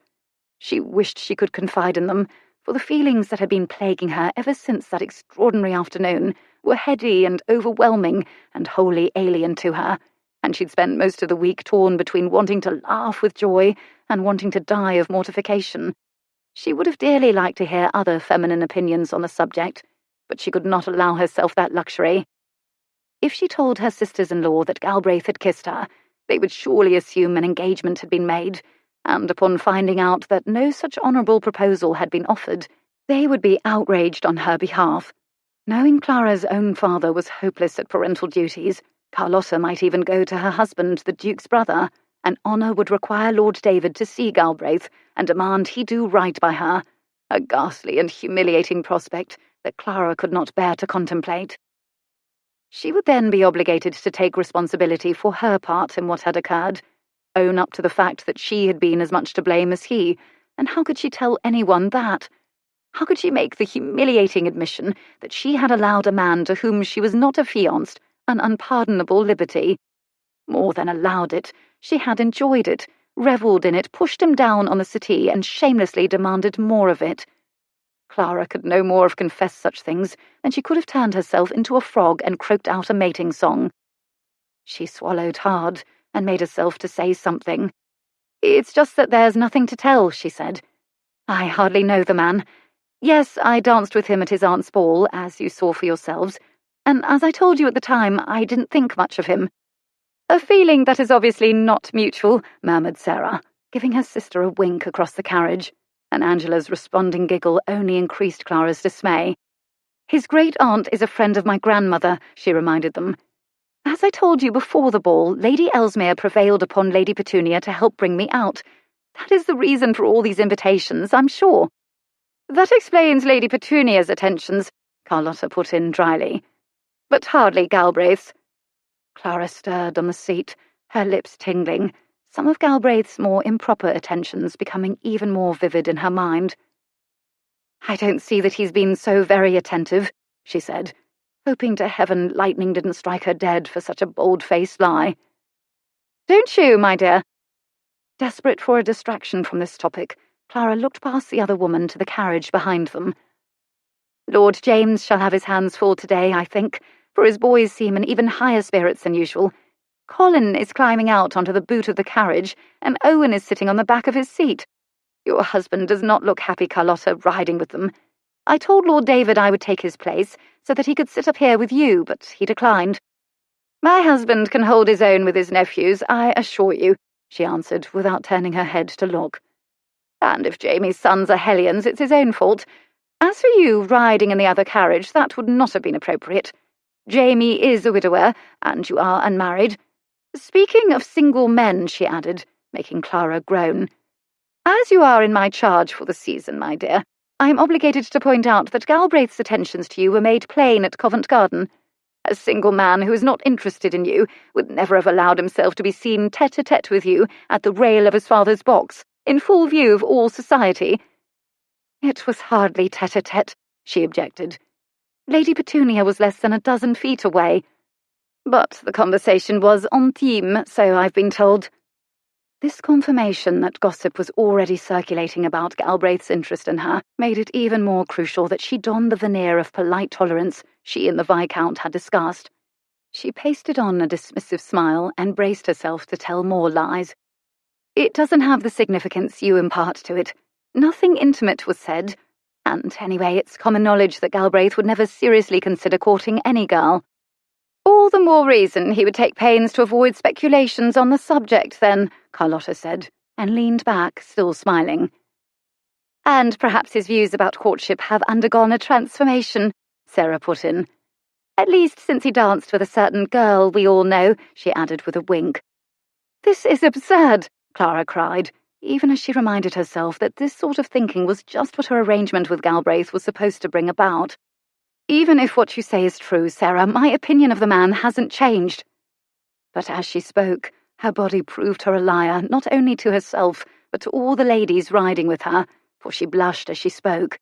The other 3 women giggled, including Carlotta, and Clara jerked her chin, turning her head to the side and her attention to the view of Hyde Park, as she struggled to regain her composure. "Any young lady," she said through clenched teeth, "would be a fool to want Galbraith's attentions." Her own words made her grimace, for she was well aware of how shamelessly she'd responded to some of those attentions. And now, as she thought of that kiss, all the heat, shame, and exultation she'd felt that afternoon came roaring back and underscored the galling truth that Galbraith was not nearly as low in her estimation as she'd previously believed. Either that, she thought dismally, or he had awakened her to her true nature as a strumpet. Clara wasn't quite sure which possibility was worse, but as the carriage turned to enter the park, she knew one thing for certain. It was going to be a long and awkward afternoon. Chapter 12. Despite his driver's prediction, Rex did not catch a cold after his walk in the rain, and even if he had, it would have been worth the sacrifice. His drenching in that storm did the trick, and by the time of his aunt's picnic he had managed to shove any erotic thoughts about Clara down into the darkest corners of his imagination. And he knew it was best if they remained there. Now that he had managed to wrestle the dragons of lust into submission, however, Rex still had to deal with the scorched earth left behind. There was no acceptable excuse for what he'd done, and he owed Clara an apology for his conduct. In addition, it was quite likely his actions had led her to expect more of him than what he could offer. Most young ladies would, understandably, expect a marriage proposal after a man had taken the liberties he'd taken the other day, and if Clara was no different, if the mutual passion of their kiss had led her to develop expectations of that sort about him, it would be best if he extinguished them straight away. By the time of her arrival, he'd managed to compose a speech that detailed everything he needed to say, but as he watched the Duke of Torquil's carriages turn at the Stanhope Gate, he was tempted to abandon speeches and apologies and plans to atone and just hurl himself into the path of an oncoming train instead. The latter course seemed far easier than the former. Nonetheless, as the Duke's carriages rolled toward their party, Rex excused himself from the guests he'd been speaking with, and he crossed the turf toward them as the Duke's drivers assisted the passengers to alight. Lord James St. Clair's twin sons needed no assistance, for they both vaulted over the side of the open landau before the doors were opened, and, kites in hand, they raced past Rex hell for leather across the lawn. Their father followed them, giving Rex a wave of greeting as he ran by. Lord David Kavanagh came toward him at a more leisurely pace than his brother-in-law and nephews had done, escorting the ladies. "Kavanagh," Rex greeted the Duke's younger brother with a nod as they came abreast. "Galbraith," the other man gestured to the redhead in green beside him. "You know my wife, of course." "I do indeed." He removed his hat with a bow. Lady David, it's a pleasure to see you again. And you as well, she replied, though seeing you moving in society is rather a surprise, I confess. How has your great-aunt managed to drag you out? I don't recall her having much success there in the past. Even I have been known to enjoy the pleasures afforded by good society, ma'am. Yes, she murmured, giving him a knowing little smile in return. But more so this season than usual, it seems. That remark evoked stifled giggles from the dark-haired girls beside her, and Rex decided that until he could ascertain just what Clara's expectations were, his best course was to downplay his attentions toward her and keep mum. When he slid his gaze to Clara, however, she gave him no clue as to what she might be thinking or feeling. Her head was tilted down as she occupied herself with refastening the pearl button of one white glove, and the brim of her hat, an enormous concoction of straw, white feathers, and blue ribbons, prevented him from seeing her eyes. What he could see of her face, however, appeared as smooth as polished marble, with nothing to give her away, and he wondered if perhaps she had chosen to overlook the events of a week ago. Even if she had, it would not relieve him of his obligations as a gentleman, however, and he knew he had to find a way to speak with her alone. "Sarah, Angela," Lady David said, gesturing to the pair of giggling girls. "May I present Viscount Galbraith to you? Lord Galbraith, the Duke's sisters, Lady Angela Kavanagh and Lady Sarah Kavanagh, and you know Miss Deverill, of course," she added as he bowed to the girls. "I do indeed." He turned to Clara. "It is a pleasure to see you again, Miss Deverill." Faced with his direct attention, she was forced to leave off buttoning her glove. She lifted her head, and when he looked into her face, all his efforts to bury that kiss were obliterated in an instant. Her dark eyes were like a mirror, reflecting all the desire he felt and was working so hard to suppress. The sight threw him strangely off balance, as if the world had just tilted a bit sideways. Any apologies for his conduct suddenly seemed like lies, because he wasn't sorry, and any reassurances that she would be safe from further improper advances on his part seemed laughable and absurd. "Lord Galbraith." Despite what he saw in her eyes, her voice was cool, polite and distant, reminding him forcibly of their original agreement and what civility demanded of him now. Like the spring rain a week ago, her voice acted on him like a bracing splash of cold water, and, thankfully, the world shifted back into its proper perspective. He turned, gesturing with his hat to the large tent behind them. "My great-aunt and my Uncle Albert are by the marquee," he said to Lady David, offering her his arm. "Shall I take your party to them?" Lady David acquiesced to this plan, placing her hand on his arm and walking beside him, while her husband fell back to escort the other ladies. His great-aunt and his uncle were standing just inside the marquee, and as they came forward to greet the new arrivals, Rex gave way. "Lady David, how lovely to see you again," Petunia said, as Rex moved to stand beside Clara at the back of the group. "And your sisters-in-law as well. Do please come into the shade here, for the sun is quite warm." As the rest of the party complied, Rex took that opportunity to lean closer to Clara. "Might I beg your indulgence for a private word?" he murmured by her ear. The moment the request was out of his mouth, he felt the need to clarify it, lest she think his private word meant something it did not. "By private, I only meant that I don't wish our conversation to be overheard. We'll be within sight of everyone the entire time." He gestured to a pair of empty lawn chairs on the grass about a dozen yards away. "If you were to stroll over in that direction, might I join you there?" She nodded. "I should greet Lady Petunia and Sir Albert first." "Of course. I shall see you in a few minutes, then." With that, he bowed and left her. Feeling restless, knowing what he had to say and dreading the prospect of saying it, he occupied himself with a stroll about the lawn. He paused to listen to the string quartet for a bit and chatted with several acquaintances, but as the minutes went by and Clara made no move to depart the marquee, his restlessness and his apprehension grew. Never before had he put himself in the risky and vulnerable position of having to apologize to a young lady for untoward advances, and by the time she excused herself from his relations and started toward their appointed meeting place, Rex felt like a cat on hot bricks. She was standing by the lawn chairs when he reached them, and the fact that she had chosen not to sit down only made him more nervous, but he halted in front of her, took a deep breath, and plunged into speech. "Clara, about the other day, you mustn't think, that is, I never intended any impropriety, or meant anything by it. That is, anything untoward. I mean, what I did was untoward, of course it was, but—" He paused, aware that what he was saying wasn't anything like the speech he'd prepared. This was an incoherent, rambling jumble of words, not at all germane to the point. He took a deep breath and tried again. "What I mean to say is that I wasn't thinking about propriety, or the ramifications, or any of that when I kissed you.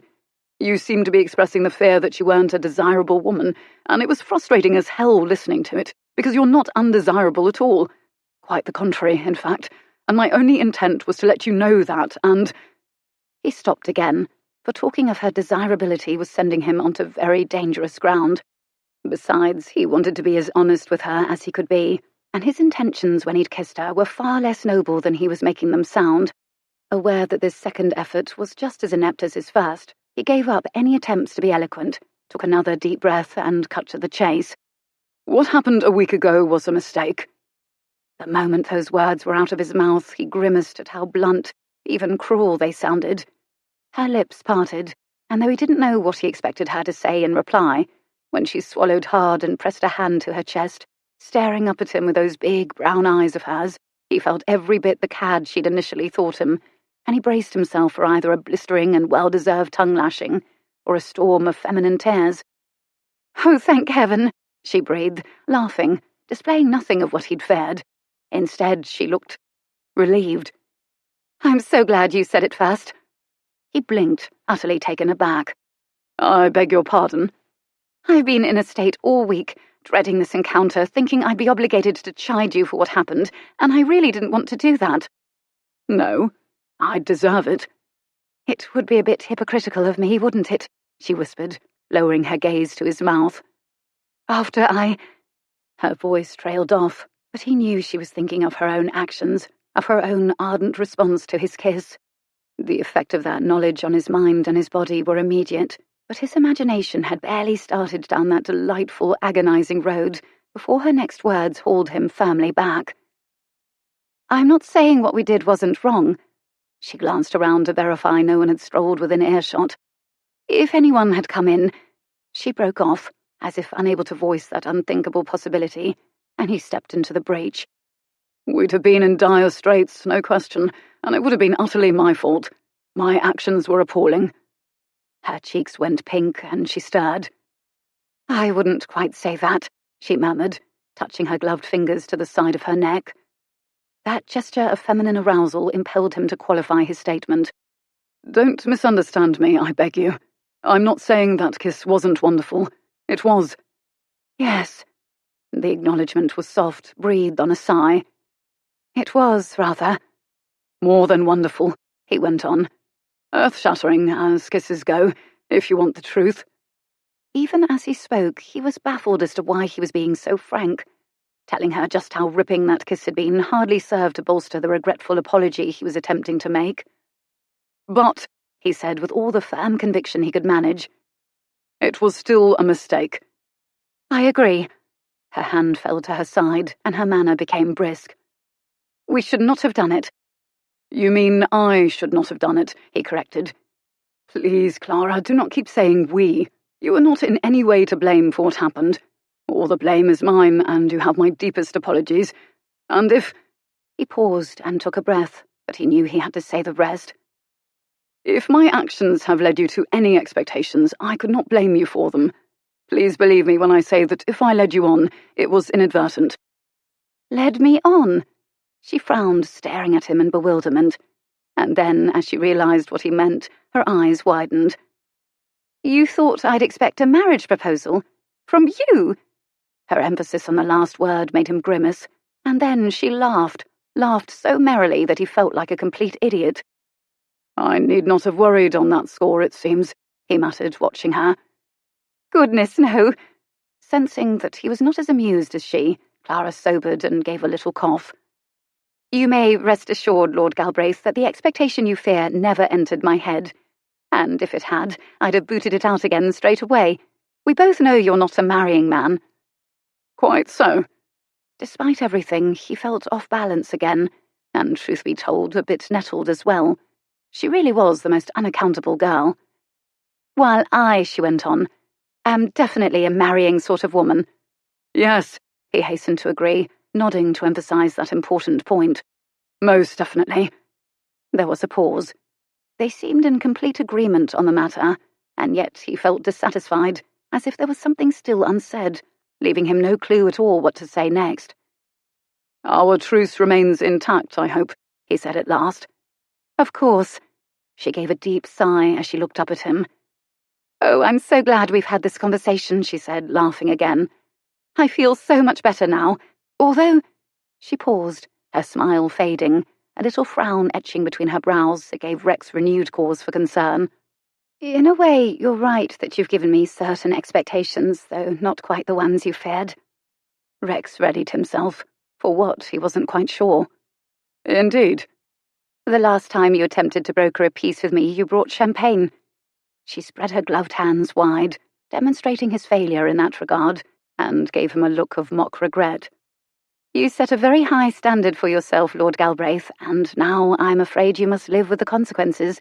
I'm not sure that I can accept any apologies from you if champagne is not offered in accompaniment. He laughed, and the tension and guilt he'd been flaying himself with all week broke apart and floated away on the warm spring breeze. Now that, he said, as he ushered her to a nearby lawn chair, is an expectation easily fulfilled. But only if you stop referring to me by my title and start calling me by my name. It's Rex, by the way, he added over his shoulder, as he walked away, making for one of the footmen milling about with champagne, sherry, and lemonade. He plucked 2 flutes of champagne from the tray and returned to her side. Here we are, he said, offering her one of the glasses before settling himself in the chair opposite her. It's Laurent Pierre, 91, he added as she lifted her glass. A vintage as excellent as that ought to put me firmly back in your good graces, I should think. She said, an appreciative murmur as she swallowed a sip of sparkling wine. It's lovely, but I'm not sure what that opinion's worth, since I wouldn't know one vintage from another. In fact, until the other night at Covent Garden, I'd never had champagne in my life. Yes, he said, smiling as he remembered her happy surprise upon discovering the magic of champagne. I suspected as much, but I can't imagine what took you so long. Irene felt, and I agreed, that to imbibe spirits of any sort around Papa would only encourage his drinking, so we both chose to abstain while at home. So thank you, she added, raising her glass to him, for introducing me to my first champagne. Among other things. Thankfully, he managed not to voice that rather naughty thought out loud. It's understandable you and your sister would choose to abstain at home, though I don't know why you haven't had any champagne in the Duke's household, for they are not teetotalers. In fact, I see Lady David sipping champagne as we speak. Lady David is married. She is also a very strict and watchful chaperone. I drink only what Sarah and Angela are allowed, which is a little taste of each wine served at dinner, and no champagne has been served at home, unfortunately. Best pace yourself, then, he advised, grinning as she took another appreciative sip, since you're not accustomed to spirits. As for Lady David, he went on, turning his head to glance again at the woman talking with Auntie Pet. She seems to be in a more liberal frame of mind today. She's looking right at us, and she doesn't seem at all put out that you're drinking a full glass of champagne in the middle of the day. Yes, well, Carlotta is feeling amiable today. That took him back a bit, for Lord David Kavanagh's wife wasn't known to be the friendliest of creatures, particularly not to his somewhat tarnished family. Indeed. You don't have to sound so surprised, Clara said, laughing. Carlotta is capable of amiability, sometimes. Rex laughed too, enjoying the wicked pause she'd put into her remark. And what accounts for her friendly manner this particular afternoon? That we're here. The Duke's family hasn't received many invitations this season. Ah, yes, he said, remembering what Auntie had told him about her family. The Dowager Duchess's scandalous marriage. It hurt the family's social position badly, did it? It did, indeed. Your great-aunt's invitations, the ball and now this picnic, have been welcomed with great delight by all of them, including Carlotta. Well, if anyone knows what the Duke's family is going through, my family does. My parents made my family a favourite target for gossip and a juicy topic of London's scandal sheets for years. The hint of bitterness in his voice was unmistakable, even to his own ears. Sorry, he added. I don't mean to denigrate your family's livelihood, Clara. No need to be sorry. You have every right to feel as you do. If it's any comfort, my family didn't publish scandal sheets at all until my sister invented one. For a time, the Weekly Gazette was a scandal sheet called Society Snippets, and the only reason Irene did that was because a scandal sheet can be very profitable, and we were in desperate need of money at the time. Another thing I completely understand, he assured her. And I imagine your father's drinking made him a very poor businessman. She nodded. His father was the one who turned Deverill Publishing into an empire, but my father managed to destroy it all in less than a decade. Irene got us out of Queer Street with Society Snippets, but when she fell in love with Torquil, she changed it back into an ordinary newspaper because she didn't want to print gossip about his family. And given your history, I don't wonder that you hate newspapers. I grew weary of seeing my mother's latest love affair or speculations about my paternity splashed across the pages. She grimaced. I used to enjoy reading the gossip columns, I admit, but then, after I saw what gossip did to people, the Duke's family in particular, I acquired a distaste for it. But I don't think we ever printed anything about your family in Society Snippets, and... She paused, smiling at him. I'm glad of it. So am I, he said. If it makes you smile like that. The smile faded at once, much to his regret. And, he went on, feeling the need to keep talking, I can't really resent newspapers so much now, can I? I work for one. Speaking of Lady Truelove, did you receive my column yesterday? I sent a footman with it. I did receive it, yes, and it's every bit as good as last week's. You have a true talent for giving advice, even if I sometimes question the morality of it. That dry qualification compelled him to respond with his best innocent stare. My advice to Speechless in South Kensington was immoral. You know I'm talking about your advice to your friend Lionel. Although, while we're on the subject, I'm not sure advising a young man to arrange a supposedly accidental encounter with the object of his affections while walking the most adorable puppy he can find is quite above board. I don't see why not. The poor fellow's desperately in love, but the girl takes no notice of him. He wants to gain her attention and begin a conversation, and a puppy is an effective way to do both. A baby would have been even better, of course, but I couldn't imagine any young man would be willing to walk down the street in front of his lady love's house pushing a pram. So I settled for a puppy. She laughed. A wise decision. Though you do realise that within a week, young men all over town who are in love will be acquiring adorable puppies and walking the streets with them. Well, if they keep the puppies, London will have fewer stray dogs, and more young couples will fall in love. I'm not sure I see a negative aspect, except that they'll all be expected to get married, poor devils. Speaking of marriage-minded people, he added, glancing past her, I see Lady Geraldine Throckmorton is here today. Dina, he clarified, as he noted Clara's bewildered look. To her friends. Dark hair, he added as Clara turned her head. Green walking suit, walking a white poodle on a lead. She's quite elegant, isn't she? Clara commented, sounding a little surprised. Very, he agreed, as she returned her attention to him. Also fashionable and sophisticated. That's what drew her to Lionel, I expect. The attraction of opposites. He paused, looking at Clara, appreciating that truth about human nature more than he ever had before. People tend to be rather perverse that way. I wasn't. Her absurd little nose wrinkled up as she grinned. I fell madly in love with a vicar. True, he agreed, and laughed a little. Your tastes seem to have changed since then. He regretted that careless comment at once. He'd meant it to be self-deprecatingly witty, but that wasn't how it had come out, and he rushed to qualify it. I didn't mean to imply that I think you're falling for me. I'm not the sort to suit your preference. God knows that's been clearly established, and... He broke off, feeling deuced awkward, something he wasn't accustomed to and didn't like in the least. What the devil is it about you, Clara Deverill? He muttered in chagrin. You are the only woman I've ever met in my life who can make me stammer like a schoolboy. I certainly seem to be making you stammer today. I rather like it, actually. Like it? Yes. She smiled, that wide, pretty smile of hers. I'm usually the one doing the stammering. That smile not only left him tongue-tied, it also caused the world to tilt a bit sideways again. He looked away, wondering in desperation if this topsy-turvy state was going to continue indefinitely, a question that compelled him to down his remaining champagne. Fortified, he set his empty glass on the table beside his chair and returned to their previous, much safer topic. Unlike Dina, Lionel isn't the least bit elegant, I'm afraid. He's more like Fitz. That's his dog," he added as she gave him a bewildered look. "Fitz is a sheepdog, and Lionel's a great deal like him.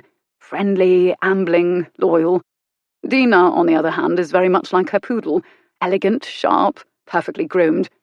People are rather like the dogs they choose, aren't they?" "Are they?"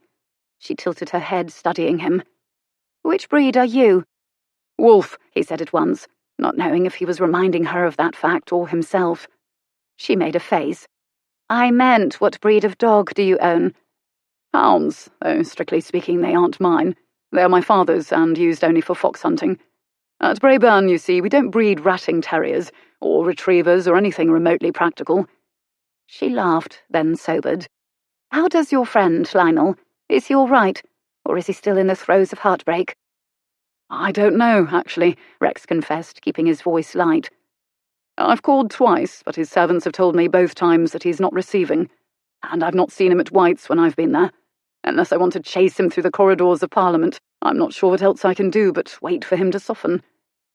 "He still thinks you betrayed his confidences, then?" "Seems so. In fact, I'm sure that suspicion is becoming more cemented in his mind with each passing day." "Why now?" He met her gaze. "Word is starting to get round that you've caught my eye. That, I'm sure, is reinforcing his belief that I was indiscreet." She bit her lip. "I'm sorry you're on the outs with your friend over my actions, and perhaps it was wrong of me to interfere, but his courtship, if one can call it that, was not above board, so I can't find it in my heart to regret that Lady Throckmorton ended their amour because of what I wrote. And I still think it was very wrong of you to advise him as you did." "I did it in the hope of giving them both more time together, so they could decide how they truly felt about one another." "You did it to help him avoid the dreaded state of matrimony." "Not true. Be fair, Clara, if you please, and recall precisely what I said. I first told him he ought to break it off, since he wasn't sure he wanted to marry her, but when he expressed reluctance to do that, I gave him another option." "A morally questionable one." "But a better one than having to part irrevocably, in my opinion, and far, far better than to marry in haste and repent at leisure." "I don't know." She paused, considering. "There could have been serious consequences, you know, to what they were doing. For her, particularly." "You mean a child, I assume?" "That, yes, but if they were caught, there would have been disgrace, ruin, and shame for her, child or no." "Lionel would stand up, do the right thing, if any of that were to happen." "You seem sure of that." "I am sure. I've known Lionel since school days. He's an honourable man, despite," he added as she raised a sceptical eyebrow, "what you might think." "Then I don't see why he can't court Lady Throckmorton in an honourable fashion, especially now that he knows marriage is her expectation." "Once two people take the step Lionel and Dina have, they've rather crossed the Rubicon." As he spoke, he wondered if his words were in defence of his friend or a reminder to himself. Chaperoned walks and a stolen kiss or two behind the hedgerows might seem a bit tame to them now. Or it might have the opposite effect. It might serve to increase their anticipation by suspense. "It might." Irresistibly drawn, he looked at her mouth, then wondered why he was torturing himself. "At least until the poor chap hurls himself off a bridge," he muttered, leaning back again in his chair. Desperate for a new distraction, he looked away and was heartily glad to see Lord James St. Clair walking toward them. "St. Clair," he greeted. "God, man, you look like the devil." "No doubt," the other man agreed as he sank down, breathless and dishevelled beside their chairs, then fell back into the grass. Rolling his head, he looked at the girl beside him. "Why didn't I bring Nanny, Clara?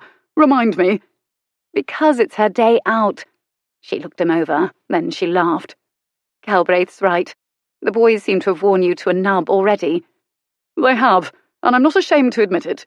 William's with them now, but if that continues too long, the poor fellow's likely to resign. If Torquil comes back to find we've lost our first footman, he'll be fit to be tied." Rex moved to rise. "I can send a footman to fetch your Nanny if she's at Torquil House."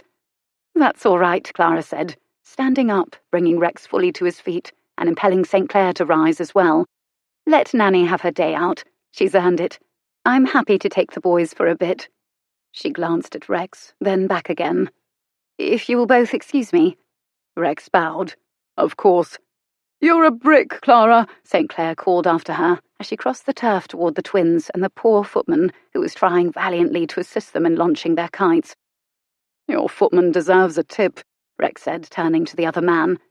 "Helping you look after those boys of yours today. You'll have a large one, I assure you.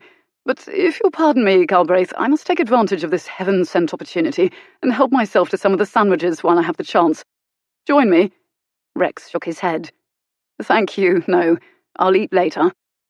With a nod, St. Clair moved off, headed for the marquee where refreshments had been laid out. He'd barely departed, however, before Rex was joined again, this time by Hetty, who was carrying 2 flutes of champagne.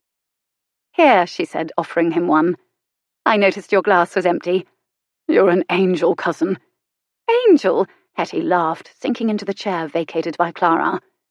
"I do believe that's the first time anyone's called me that." "For good reason." He resumed his seat and took an appreciative swallow of champagne. "And given this most uncharacteristic show of solicitude on your part," he added, leaning back in his chair, "I can only conclude you have a deeper purpose."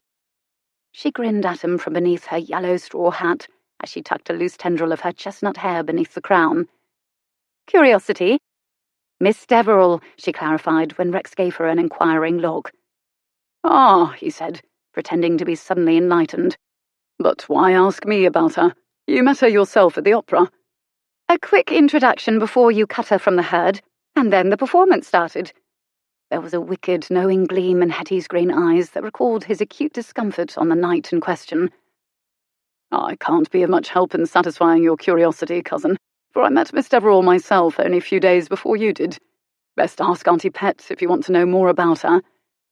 "Auntie Pet is the one who sent me over here." She paused and took a sip of champagne. "She seems to think you have a romantic interest in the girl." "Hope springs eternal." "Auntie's terrible, I know. She's the same way with me and my sisters and brothers, shoving potential spouses at us every chance she has, if that makes you feel any better." "It doesn't.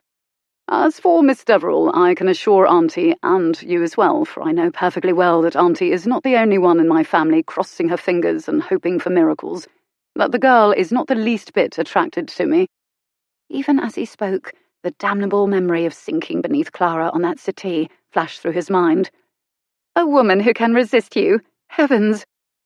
Clara's lack of resistance 7 days ago was, he feared, going to be a fundamental source of torment to him for the foreseeable future.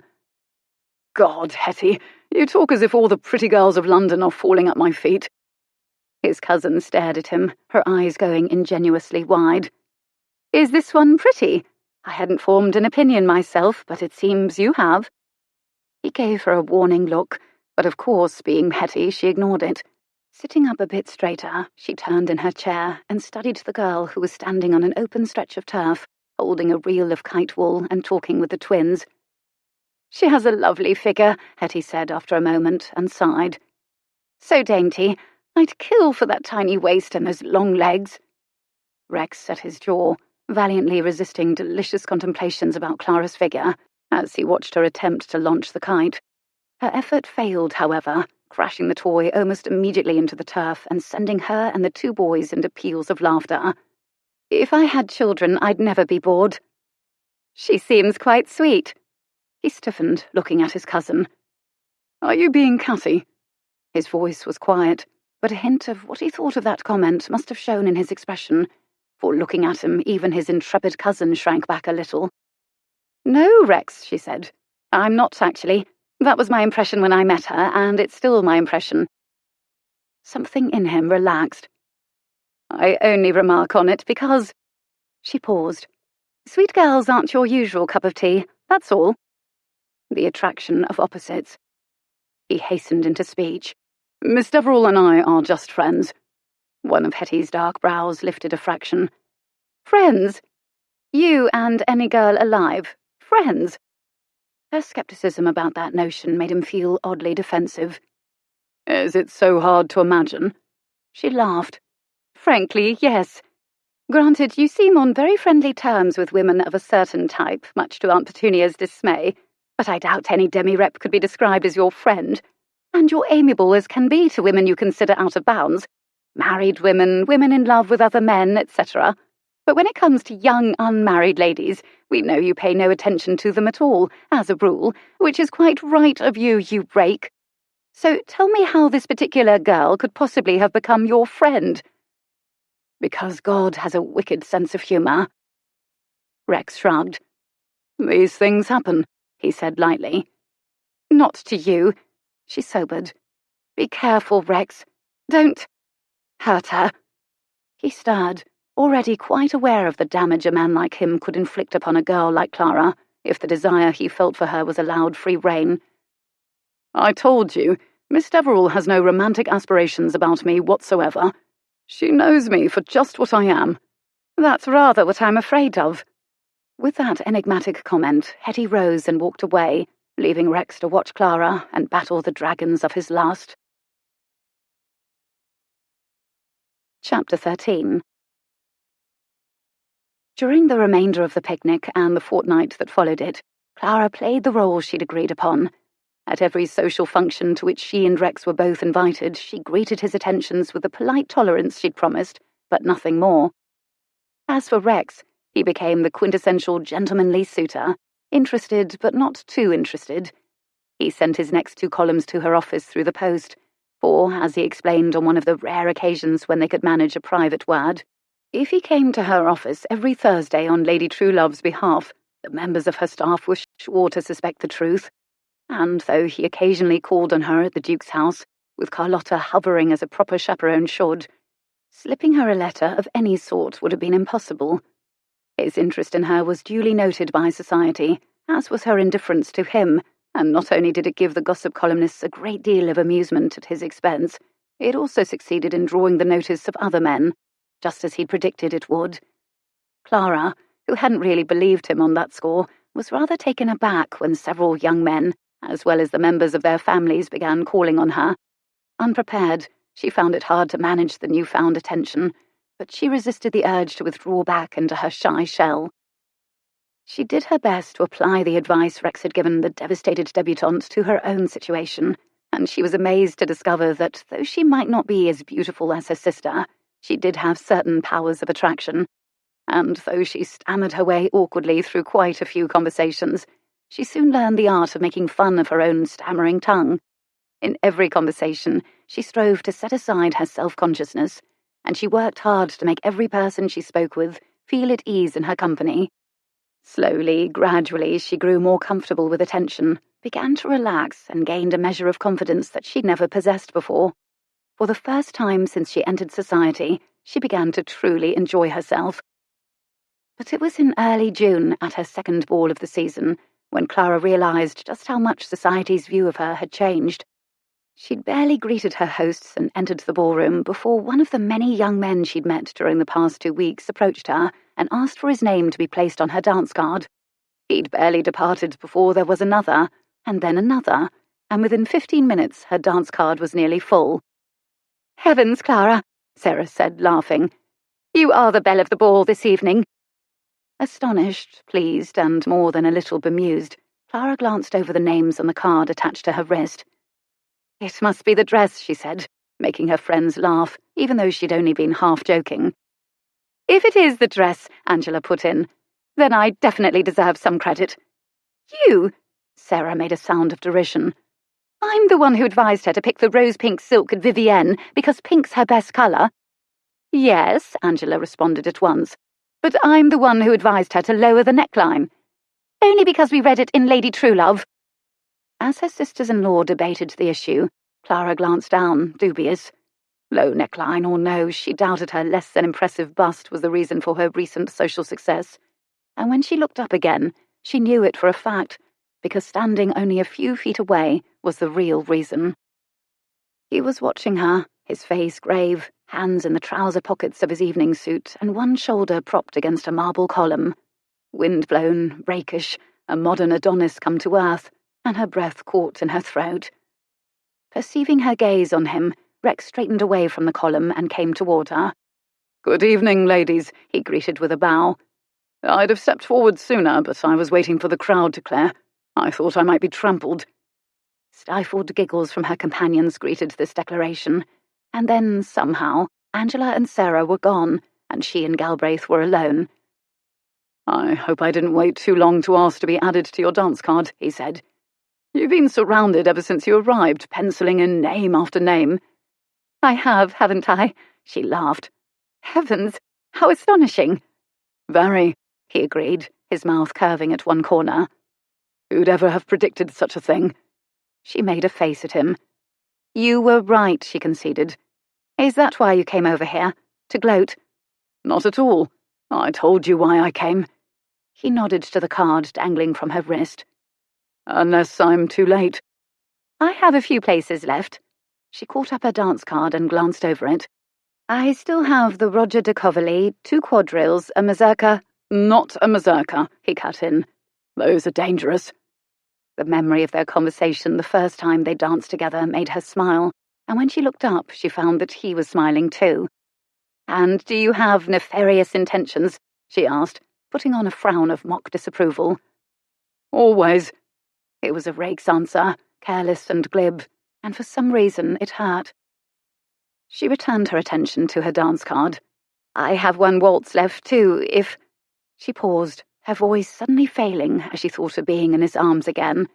It was only a dance, in full view of everyone, not an intimate embrace on a settee, but that distinction didn't seem to matter, for at the thought of it, heat flooded her body and all her newfound poise started dissolving. Her gloved fingers tightened around the card as that old familiar shyness pressed her chest, but she made herself finish what she'd intended to say. "I have 1 waltz left, if you want it." He didn't answer, and when she looked up, his faint smile was gone, but his eyes were as blue as the sea. "I want it, Clara." She inhaled sharply as her heart slammed against her ribs with painful force, and she looked away again.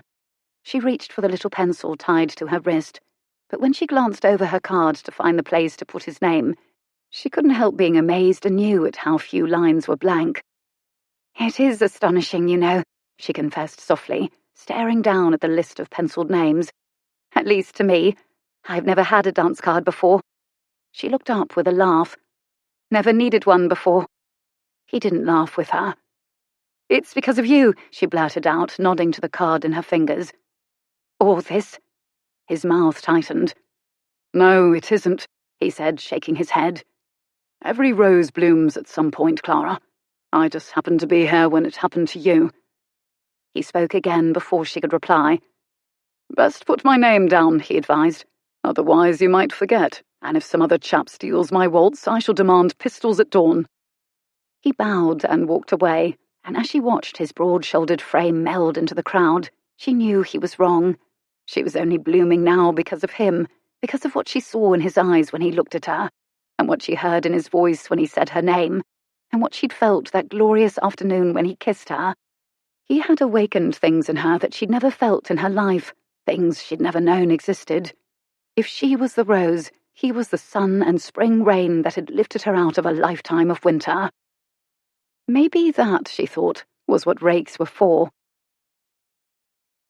In Clara's case, a rake's kiss might have inspired her to bloom like a rose, but only an hour later she discovered that not every rose was the same. Having just made use of the lavatory, she was still in the water closet adjusting her skirts when she heard the outer door open and 2 women came into the ladies' withdrawing room, one of them clearly in great distress. "I can't believe he's here," she sobbed. "Oh, Nan, it was awful." Now, everything will be all right. Just sit down here and catch your breath." There was a pause as the door was closed. "Seeing him must have been a terrible shock." "It was. I haven't seen him, since I broke things off, and I felt as if I'd been struck by an omnibus." Clara bit her lip, acutely aware that this was the 2nd time in a month she'd been privy to a confidential conversation. Deciding it was best if she exited and made her presence known to the other 2 women as quickly as possible, she finished settling her skirts. But when she turned to open the door of the water closet, the woman called Nan spoke again, stopping Clara in her tracks. "But what is Lionel even doing here?" Clara froze, hand on the doorknob. "I don't know," the first woman sobbed. "And given that he's made no effort to speak to me, I shouldn't even care why. But I do care," she added on another sob. The woman called Nan gave a cry of sympathy. "Oh, Dina, my dear." At the sound of that name, Clara's hand fell away from the doorknob, and she stayed right where she was, listening for all she was worth. "This is a charity ball," Dina said with tearful indignation. "Lionel never attends public balls. How dare he come here? He's such a cad. Handkerchief." "Thank you," Dina sniffed. "I suppose it's just one of those cruel twists of fate." "Or perhaps he knew you'd be here. As you said, he never comes to these charity affairs, and you are on the committee." "Do you think he may have come to make up our quarrel?" There was so much hope in Dina's voice that Clara's heart twisted with renewed compassion. "It's possible, but of course it may also be that it's sheer coincidence. Not everyone bothers to read the list of sponsors before purchasing vouchers. And anyway—" She hesitated, then said, "Don't be offended, darling, if I ask this question, but do you really want him back? I mean, you were the one to break things off." "Oh, he deserved it. When he gave me that ridiculous speech, it was so much like Lady Truelove's column, it was uncanny."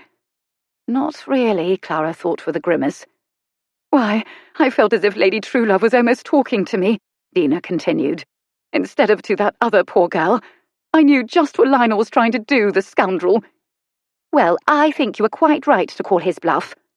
"Was I?" She gave a sob. "Now that I've seen him again, I'm not so sure." "Oh, my dear." There was a momentary pause, probably for a comforting hug, and then Dina said, "I knew I was getting into deep waters when I told him I loved him. I never should have said it first." "A woman should never say it first. Have another handkerchief." "It just came spilling out. And when he said he loved me too, of course I thought that settled it, and we'd marry. That's what people are supposed to do when they love each other, isn't it?" Dina's starting to feel guilty. Rex's words from that afternoon in her office came echoing back, and Clara wondered just how large a part guilt had played in the other woman's decisions and actions. Perhaps more, she was forced to concede, than she had first thought. "They've known each other a month. Do you really think they are in any position to commit to each other for the rest of their lives?" "Well, yes," Nan said, her voice intruding on Clara's memories of her debate with Rex a few weeks earlier. "Getting married is the customary choice. But it's not as if it's required, not for the two of you. You're a widow, so if you're discreet and take the proper precautions, of course, there's no reason you can't just pick up where you left off, is there? There are risks, of course, but you know that already." "But that's just it," Dina cut in. "I don't want to go back to that. Oh, it was all right at first, terribly exciting, and such wicked fun. But it's all different now. I love him."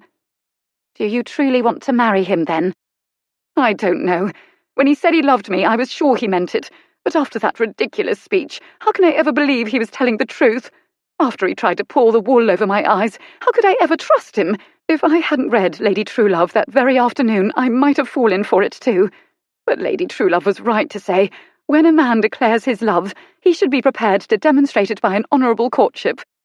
Oh, Nan, that's not too much to ask, is it?" "Of course not," Clara answered silently, her sympathy for the other woman deepening, along with her sense of responsibility. Surely something could be done to make Lionel step up and behave honourably. "Still," Dina said, sniffing, "I doubt it matters, since it's clear he's not willing to do the right thing." "Do you want to leave?" her friend asked. "Shall I have them fetch the carriage?" "Run away like a rabbit? Never! I'm all right now, and I have no intention of leaving just because he's here. Let's go back. No, wait. Do I look a fright?" "Not too bad, but here, put on a bit of my face powder. It's wonderful stuff. A few dabs of that and no one will know you've been crying." The face powder must have done the trick, for a few seconds later Dina gave a deep sigh and said, "Oh, that's better. I feel myself again." "If Lionel does approach you, what will you say?" "If he's not willing to court me in an honourable fashion, there's nothing to say." That sound observation was punctuated by a decisive slam of the door. Clara waited a few moments, but when she heard nothing further, she emerged from the water closet to find herself alone in the withdrawing room, except for the maid in attendance. Clara paused before one of the pink marble washstands, considering the situation as she washed her hands. The conversation of the other two women made it clear Dina was still in love with Lionel, and that what she wanted was demonstrable proof he could be trusted with her heart and her future before she decided to marry him. Rex had acknowledged that Lionel loved Dina, but he just wasn't sure they knew each other well enough to wed. If that was still the case, perhaps something could be done to bring these two people back together. She and Rex would have to be the ones to make it come about, since the other two were far too proud and hurt to do it themselves. And besides, she and Rex had been the ones responsible for tearing the two lovers apart in the first place. A short while later, however, when Rex claimed his waltz with her, he didn't seem to share her point of view. "Is eavesdropping on conversations something you do with everyone?" he asked as they swirled across the ballroom floor. "Or just my friends?" "Do be serious. She's devastated, Rex." "Possibly. Or she sees that he's out about town again, having fun, and she regrets tossing him aside." "Dog in the manger? I don't think that's it at all. I think she really is heartbroken and bewildered that he's not willing to do right by her." "Perhaps. Either way, what's it to do with us?" "We caused it." "Yes, we," she emphasized when one of his brows lifted in a sardonic curve. "Isn't there something we can do?" "I think we've both done enough already, don't you?" "We broke them apart. Can't we reunite them?" He shrugged. "To what end?" "Honourable courtship, of course, and," she added firmly as he groaned, "a view to matrimony." "A view aspired to by no sane man ever. And Lionel, I assure you, is quite sane. He asked for my advice to avoid matrimony, remember?" "You could persuade him." "Send a man to hell before he's even dead," Rex quipped. "Why would I do that?" "You said you're not against marriage for everyone," she reminded. "I support it for my friends only if they are sure it's what they want, and a month isn't long enough for anyone to be sure." "It's nearly 2 months now." "During which time they've not seen each other, as your account of Dina's conversation with her friend makes clear. And," he added before she could reply, "even if I were willing to try bringing them back where they were, I'd have little opportunity since, as you may have noticed, Lionel is still not speaking to me." "All the more reason for us to do something, then. What better way to regain his goodwill than to reunite him with the woman he loves?" He muttered an oath, then sighed. "I assume you have a plan in mind to achieve this miracle." "You had a plan already, remember? Is your friend a man of discretion? If I did what you first asked me to do, if I explained to him what really happened, could he be persuaded to keep my secret?" "Since his entire reason for being so angry with me is my supposed lack of discretion, he's hardly the sort to tell tales himself. If you told him about Lady Truelove and asked him to keep it to himself, he wouldn't breathe a word. But at this point, he'd never believe you.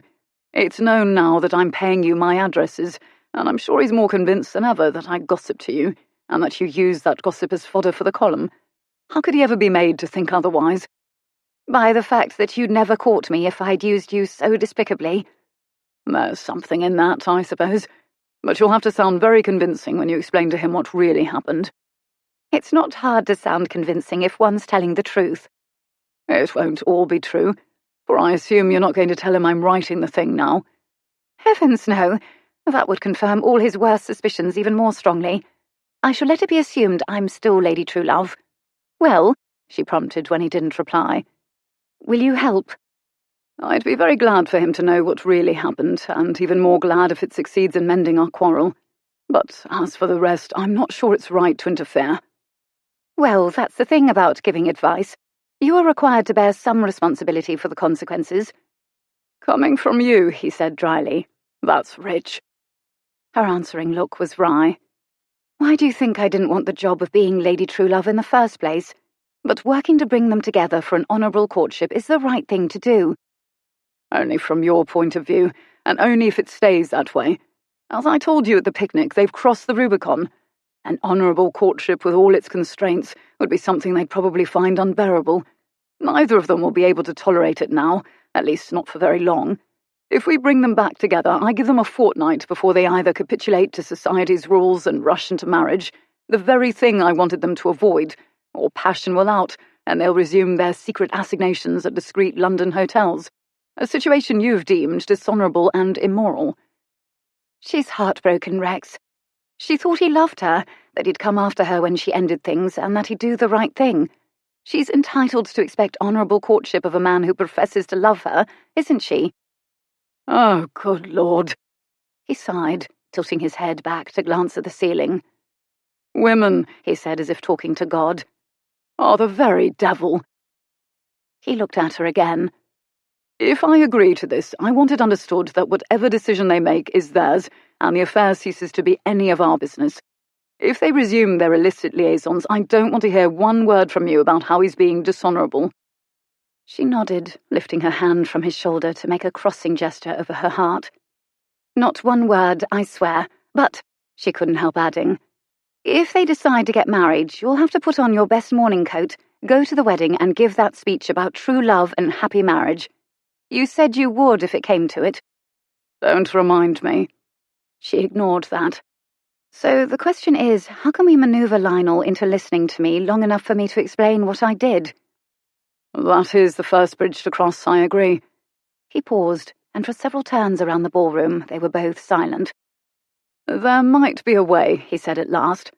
"I know you're quite the social butterfly this evening, but have you any dances left on your card?"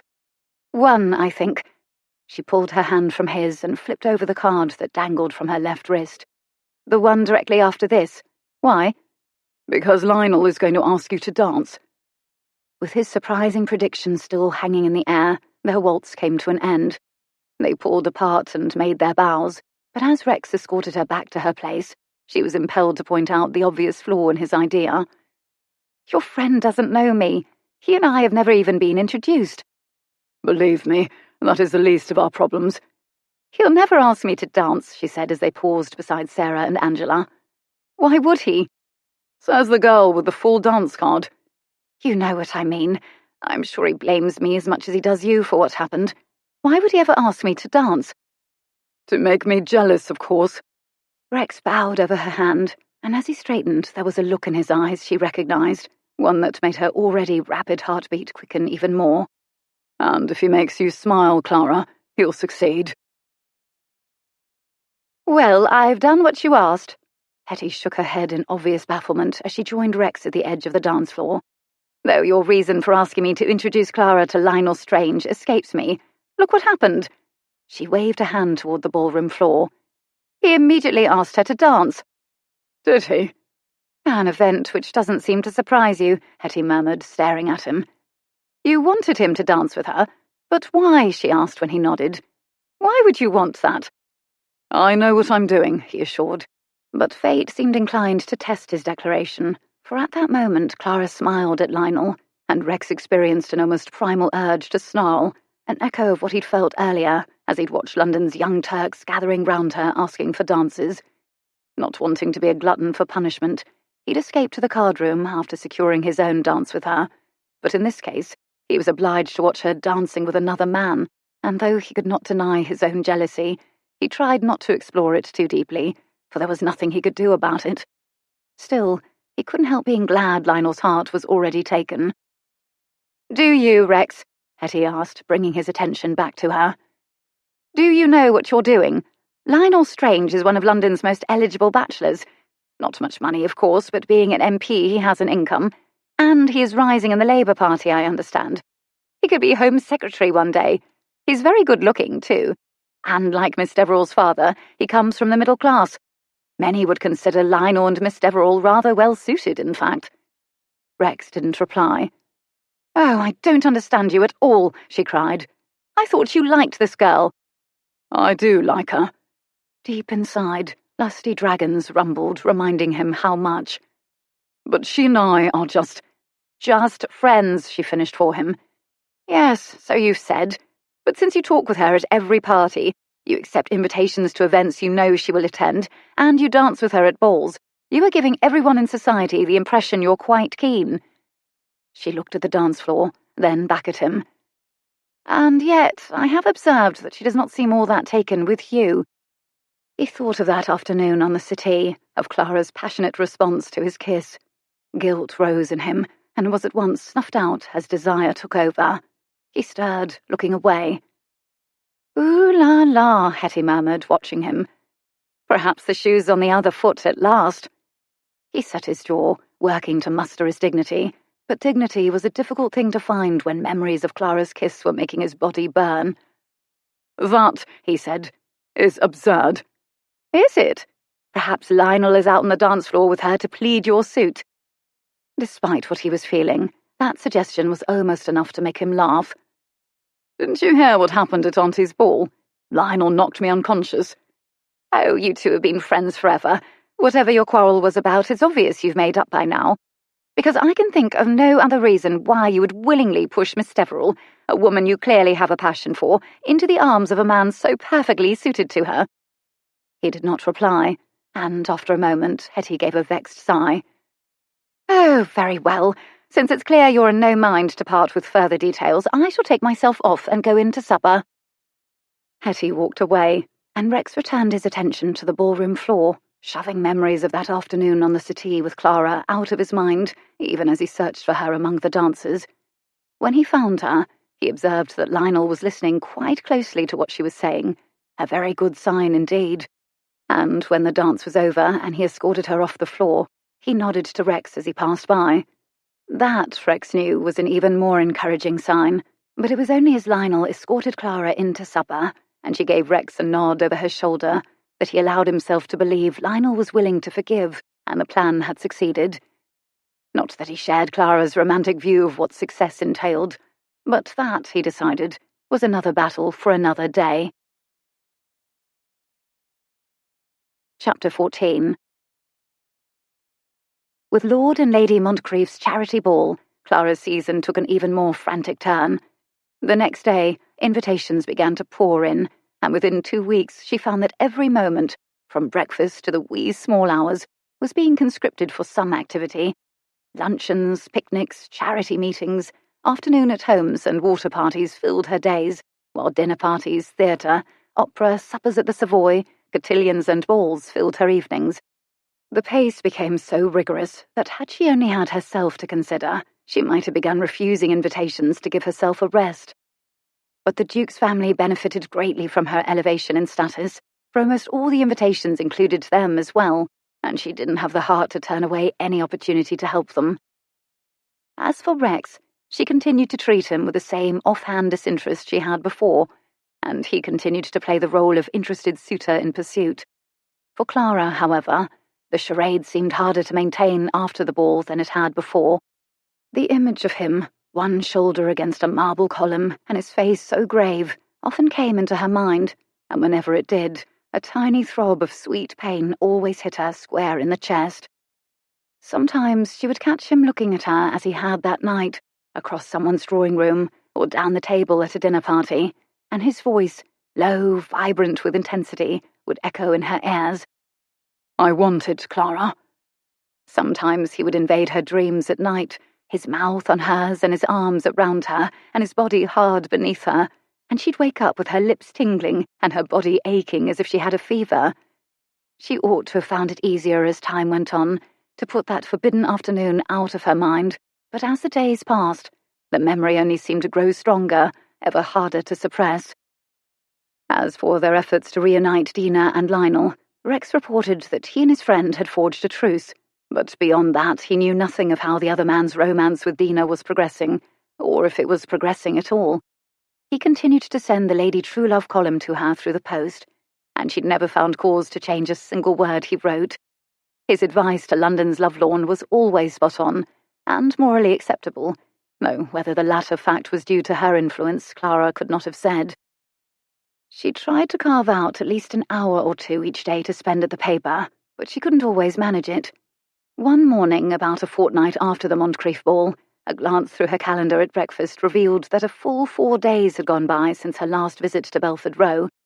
Worse, it was Friday, which meant she'd not yet read Rex's column, nor had she reviewed that week's layout of the paper. Constructed by Mr. Beale the previous day, the layout was probably sitting on her desk, still waiting for her approval. Either that, she thought wryly, or Mr. Beale had used her absence as an excuse to increase his own authority and had taken it upon himself to approve the layout. He may even have opened and read this week's Lady Truelove column, perhaps even editing it himself. With that thought, Clara knew a visit to Belford Row was in order. Truth be told, she was rather relieved to take a bit of time away from luncheons and parties and have a bit of peace and quiet in her little office. Cancelling all her appointments for the afternoon, she took a taxi to Belford Row. But the moment she arrived at the newspaper office, she realised peace and quiet were the last things she was to have. She'd barely opened the door a fraction when Mr. Beale's enraged voice poured to her through the doorway. This is the most idiotic piece of writing I've read in my life, Miss Trent. You call this journalism? It's shallow, facile rubbish." "Shallow and facile," a female voice countered. "That's a bit redundant, isn't it, sir?" That pert reply earned stifled giggles from the other women on the staff, but when Clara pushed the door fully open, she found Mr. Beale wasn't laughing with them. Instead, he was glowering at the petite Elsa Trent, his usual sour expression replaced by one of unmistakable outrage. "Mr. Beale, what is going on here?" Clara demanded as she stepped inside the office. The other women glanced at her, but by Mr. Beale she was ignored. He didn't even glance in her direction. "I'll have none of your cheek, miss," he said to Elsa, waving a sheaf of papers in the girl's face. "To read this was difficult. To edit it is impossible. Throw it out and start again." "But, sir, I'm not sure what's wrong with it. If you could just tell me—" "Start again," he interrupted her. "And if I hear one more word of argument, you'll be looking for other employment." And with that, he tossed the pages in Elsa's face.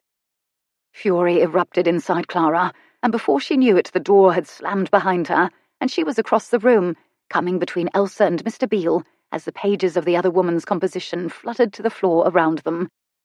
"That will be enough," she said.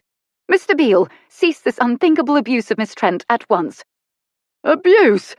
He left off berating Elsa and turned to scowl at Clara.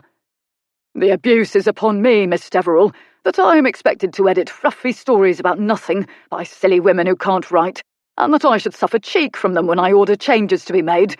But the most galling part," he added, as she opened her mouth to reply, "is that I should be reporting to a chit of a girl who's half my age and hasn't a fraction of my experience. And," he went on, giving her a disdainful glance up and down, "to be upbraided by someone unworthy of my respect when I am attempting to exert my rightful authority is unbearable. It's—" "You're right," Clara interrupted, and she knew all the fury she felt was in her voice, because her two clipped words cut through his tirade at once. "It is unbearable, so much so, in fact, that I can't think of any reason I should tolerate it from you a single moment longer." Her choice of pronouns was not lost on the editor. His jaw slackened and his eyes bulged, and Clara might have found his shock rather comical, if anger wasn't freezing in her veins like ice water. "For 3 months, Mr. Beale, I have overlooked your bellicose manner, your arrogance, and your lack of consideration for the others who work here," she said, relishing every word as she spoke. "For too long, I have striven to see your point of view, and I have worked to ignore your denigrating remarks. But in berating a member of the staff," she went on, as he attempted to object, "in this vicious manner, you have gone utterly beyond the pale." She took a deep breath, exhilaration making her almost dizzy. "Mr. Beale, you are fired." "You don't have the authority to terminate my employment." "No," she laughed, savouring this moment far more than she probably ought, given the problems it would cause. But she knew she'd never have any regrets, no matter what happened next. "Who's to stop me?" She looked him up and down with scorn. "You!" "As we have discussed many times, I do not work for you, Miss Deverill.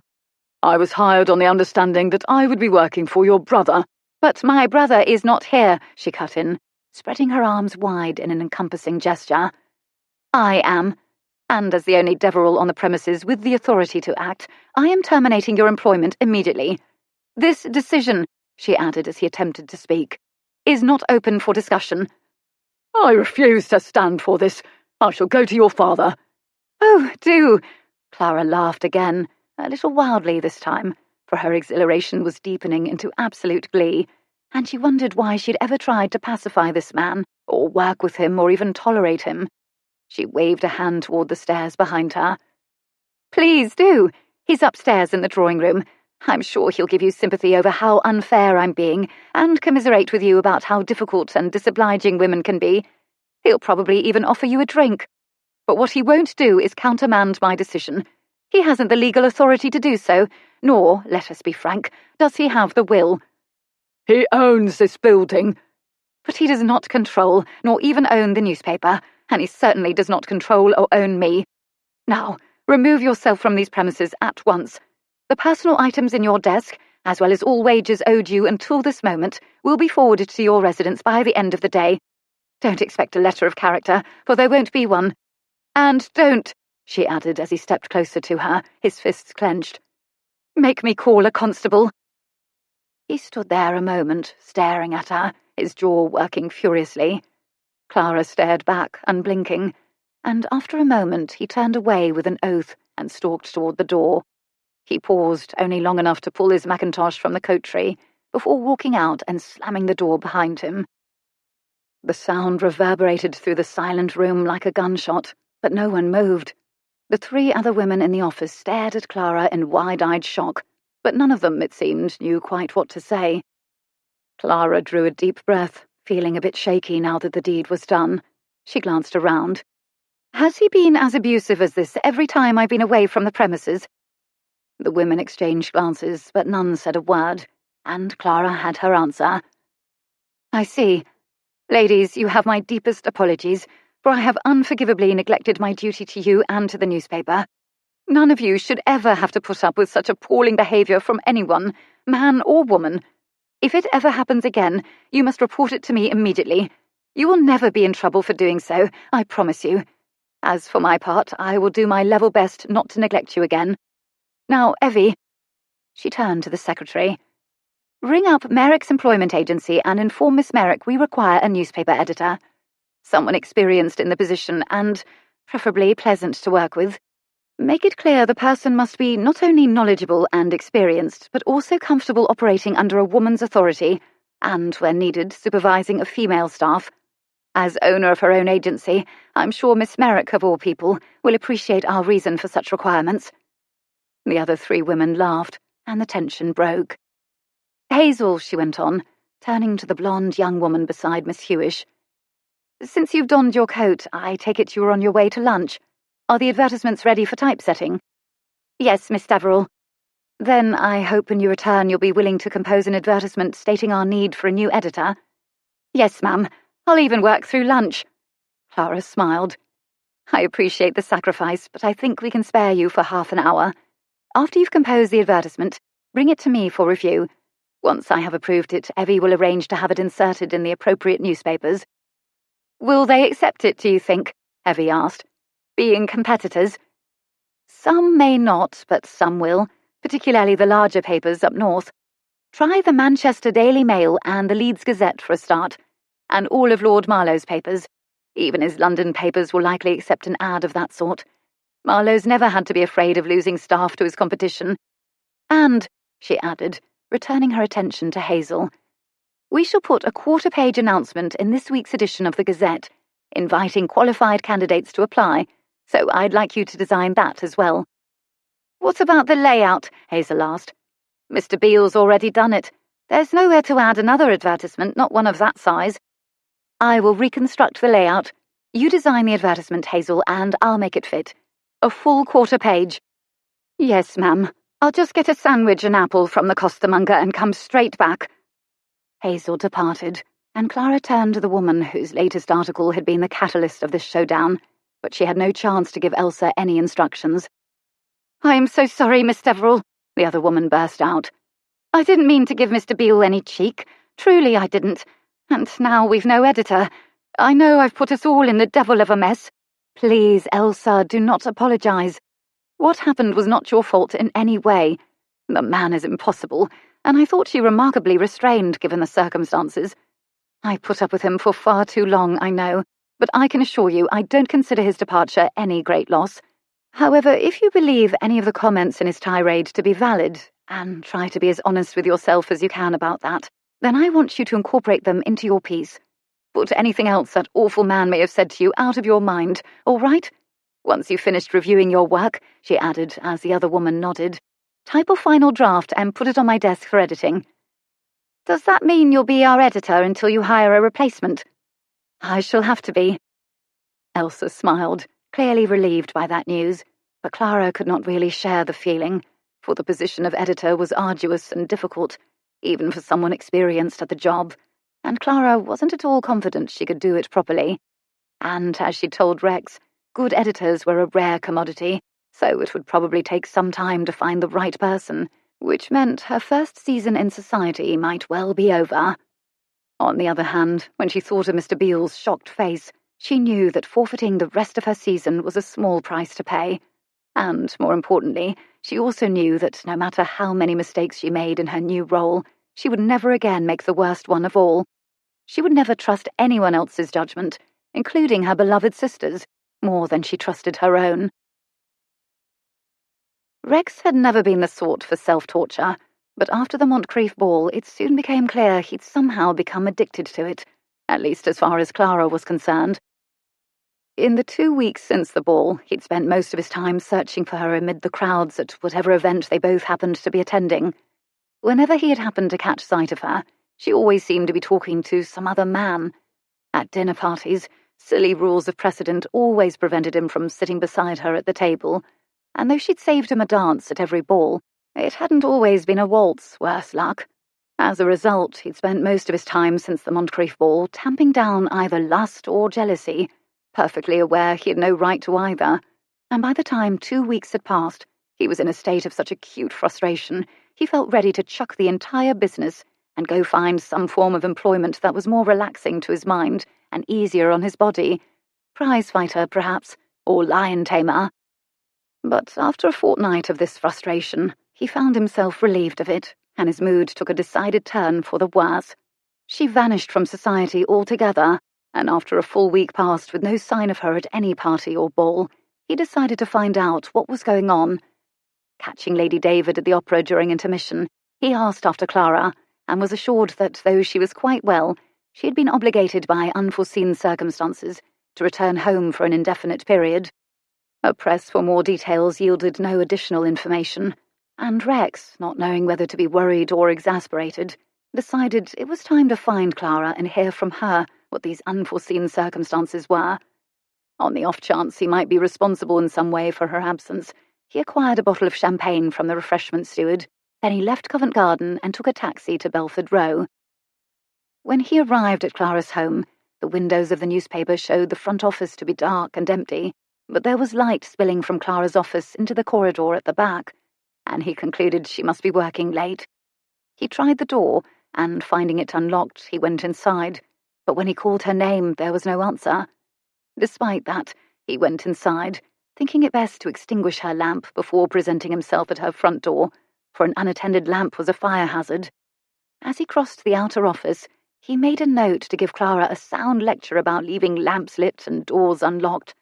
But when he entered her office, he found her still there, and at the sight of her slumped over her desk, sound asleep, her cheek pillowed on the back of her hand, the fingers of her other hand still clenched around a pencil, any lectures about anything died on his lips. He removed his top hat and took a step closer, then stopped, realizing he probably ought not to wake her, and yet he could hardly think leaving her to sleep this way, hunched over her desk, was a better idea. Before he could decide, however, some instinct woke her. She jerked upright, an abrupt move that rolled her chair back a few inches and sent a lock of her hair tumbling down over her face. "Rex?" She brushed the loose lock of her hair back from her forehead, blinking sleepily at him. "What are you doing here?" "A courtship, even a sham one, takes two people, I'm afraid." She sighed and pulled her chair close to her desk again. "Sorry, but I've been terribly busy with the paper." "Ah." He glanced at his surroundings, noting the untidiness of her office, a characteristic he did not remember from his previous visits here.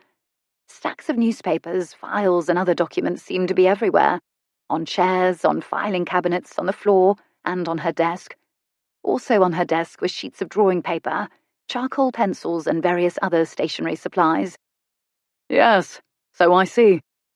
He looked at her again, noticing that her hair wasn't fashioned in its usual austere crown. Instead, the locks were piled in a careless, haphazard sort of chignon at the back of her head that was soft and pretty and looked ready to tumble down at the slightest provocation. That was dangerous thinking, but even as he gave himself the reminder, he said, "You've changed your hair." She flushed. "I don't have a maid here, and I've been too occupied to bother much with it," she mumbled, lifting her hands to the messy chignon as if to tidy it. "Leave it," he ordered. "It's deuced attractive that way." The moment the words were out of his mouth, he wanted to kick himself in the head. "It is." She touched the chignon self-consciously, giving him a dubious look. But it's so untidy. He had no intention of explaining why that might have a certain appeal, and fortunately she spoke again, preventing him from having to invent some absurd explanation. You brought champagne? I did. Pushing aside the images of her with her hair tumbling down around bare, white shoulders, he came in and set the bottle in front of her. You've been missing from every social gathering this week.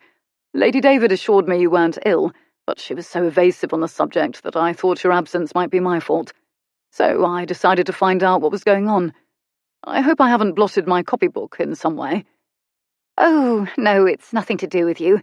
As for Carlotta, she hates having to explain to anyone that I have an occupation, especially one as middle class as running a newspaper. That's probably why she refused to enlighten you.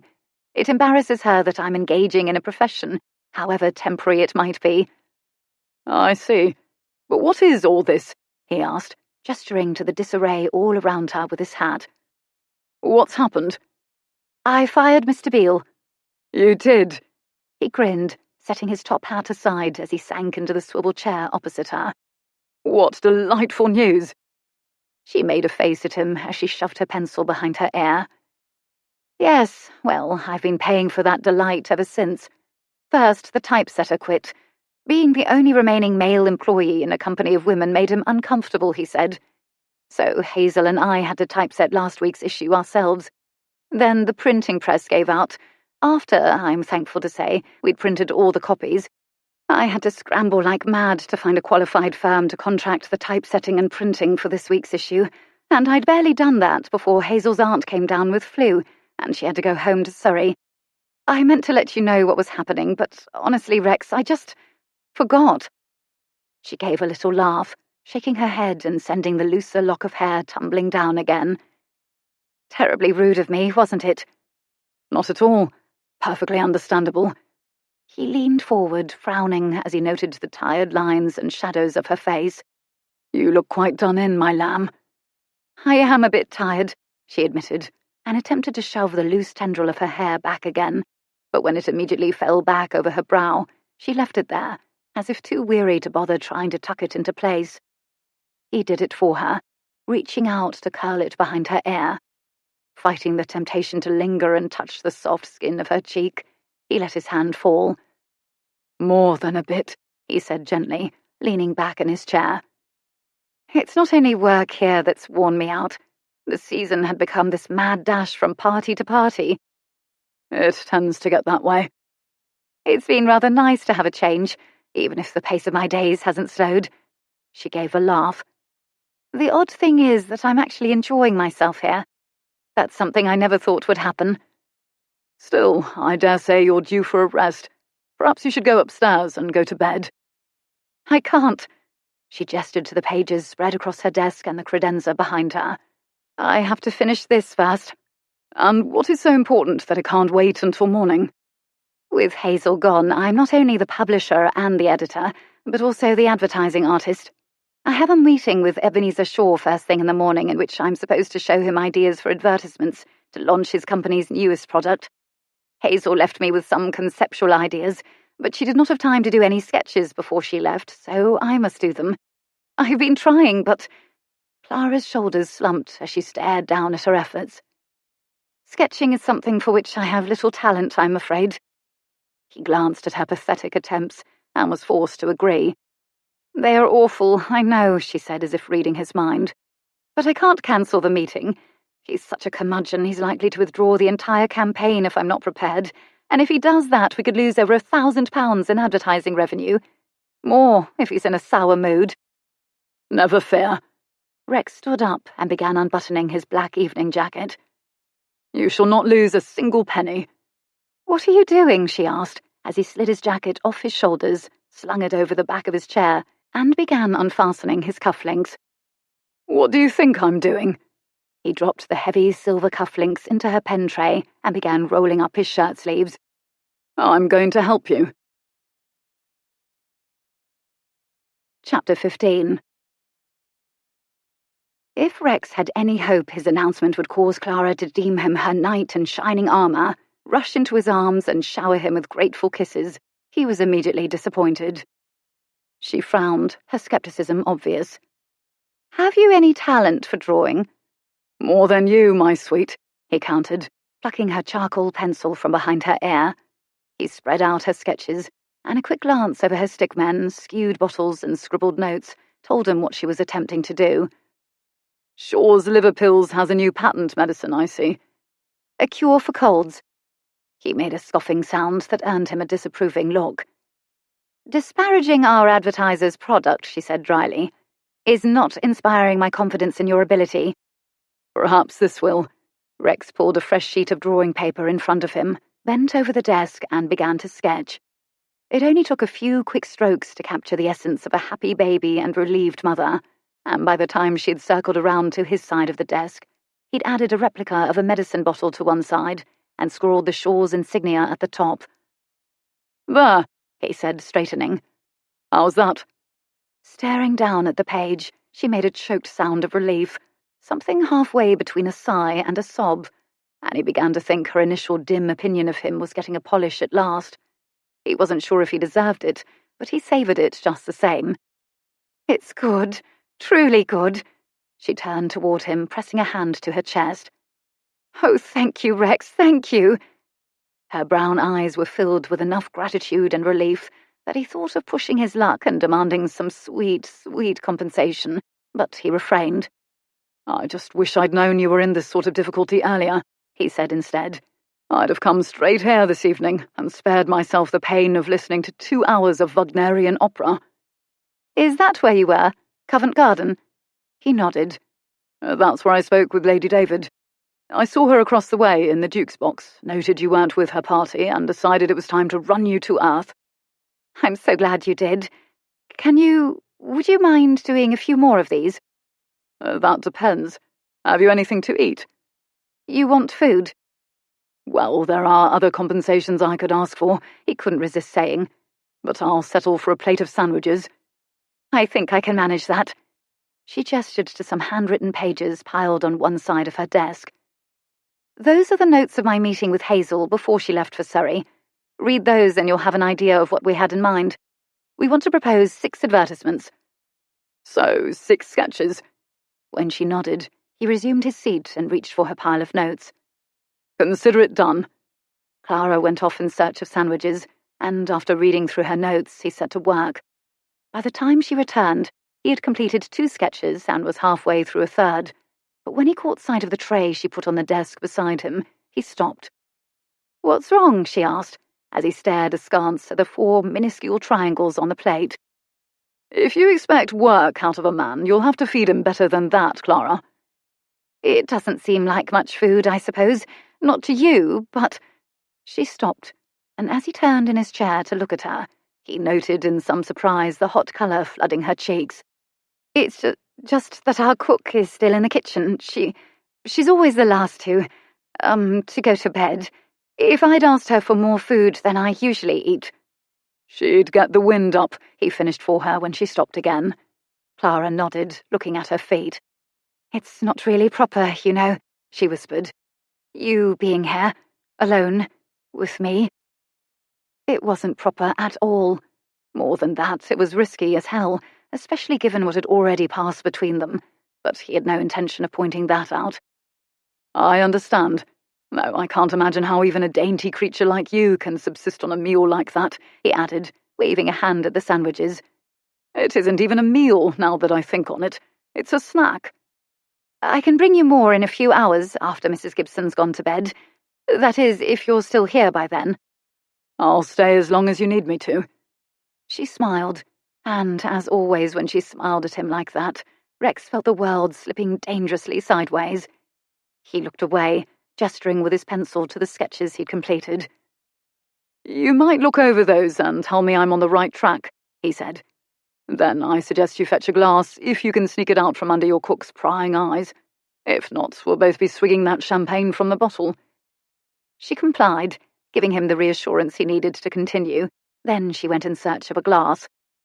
Unexpectedly, she brought back 2, because, as she explained, champagne flutes were part of the crystal and weren't kept in the kitchen but in the china cupboard in the dining room. Mrs. Gibson wouldn't miss them. Just be sure to wash them and put them back before morning, he advised. Or heaven knows what your cook will think. Can you open it? He added, gesturing to the champagne. I can try. She did, but once she'd removed the wire cage and begun working to free the cork, he decided he'd better intervene. The last thing we need is to have the cork go flying, break something, and make such a racket it brings your cook swooping in to see what's going on. Here, let me show you how it's done. He moved to stand behind her, his arms coming around her to grasp the bottle, demonstrating how to open it and stealing for himself a few tantalizing moments of having her in his embrace. Once the champagne cork had popped, however, even his lame excuse for standing behind her with his arms around her was gone. He didn't move. Neither did she, and he took advantage of it, turning his head to inhale the delicate orange blossom scent of her hair. He closed his eyes, thinking how easy it would be to pull her back against him, to bend his head and kiss her neck. Christ, he was making himself insane. He lowered his arms and stepped back, stepping to her side to pour champagne, and he decided it might be best to start a conversation on a safe topic. So, you fired Mr. Beale. How did this momentous event occur? I lost my temper, and before I knew it, the words, "You're fired," were out of my mouth. Words, I must say, that gave me great delight.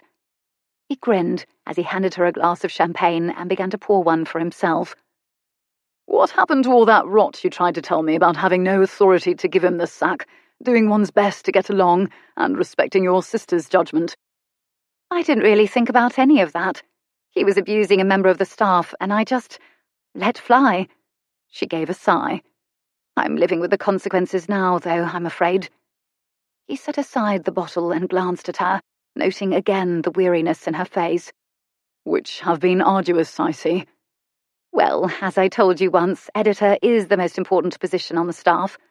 I'm not accustomed to making these decisions. I knew how hard my sister worked, of course, but I never realized until now the burden of being in charge. I've never really overseen anything, you see. Most of my life, Irene has protected and looked after me. I've been quite sheltered. Rex couldn't summon any regret that her paragon of a sister wasn't hovering over her like a hen with one chick.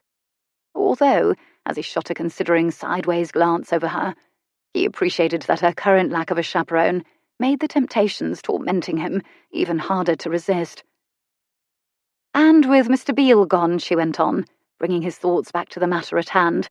I'm in charge of everything. It's rather daunting. You're doing all right so far, he said, and picked up a sandwich. Am I? She rubbed her nose, looking doubtful. I hope so. Buck up. Papers getting printed, all's right with the world. I suppose that's the only way to look at it at this point. She paused and took a sip of champagne. Has your father relented yet and reinstated your allowance? He shook his head. Not yet, I'm afraid. I only ask because our bargain might be in jeopardy. I may not be able to finish the season. If I don't find an editor, I shall have to carry on here until Irene comes back. I doubt I'll have time to do both, especially if this past week is any indication. No applicants for the post? We've had a few. They all seem qualified, but none seem right. She paused, considering. I don't know if that's true, actually, or if I'm just terrified of choosing wrong and I'm procrastinating over the decision out of fear. You can't let fear stop you from making decisions like that. She laughed. Says the man who'll never marry. Really, Clara? He made a scoffing sound, set aside his champagne and reached for his drawing pencil. It's not the same thing at all. Yes, it is. It's exactly the same. She laughed again as he shook his head in denial. All right, then, she added, settling herself on the edge of the desk beside him as he took his chair. How is it different? An editor can be sacked, he pointed out as he resumed sketching. A spouse, alas, cannot. I agree the risk is higher, but surely the rewards are too. What rewards? Love, for one. He made another derisive sound to show how unimpressed he was by that argument. My parents were in love, passionately so, if their friends' accounts can be trusted. It wasn't a marriage of alliance. I thought it might have been. Why? Because they didn't live happily ever after? She gave his leg a kick with her shoe, demonstrating how little she appreciated that acerbic rejoinder. So, if they were in love, what do you think happened? My mother was unfaithful. She had affairs.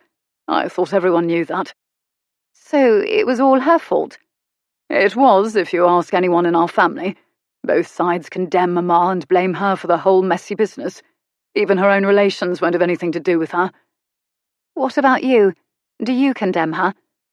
I wish I could, he said with a sigh. He put a last flourish on the sketch before him, set it with the others, and pulled out a fresh sheet of paper to start the last one. My life would be so much less complicated.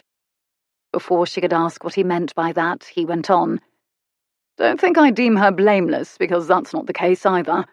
My mother is beautiful and weak and terribly, terribly insecure. She needs constant reassurance and support.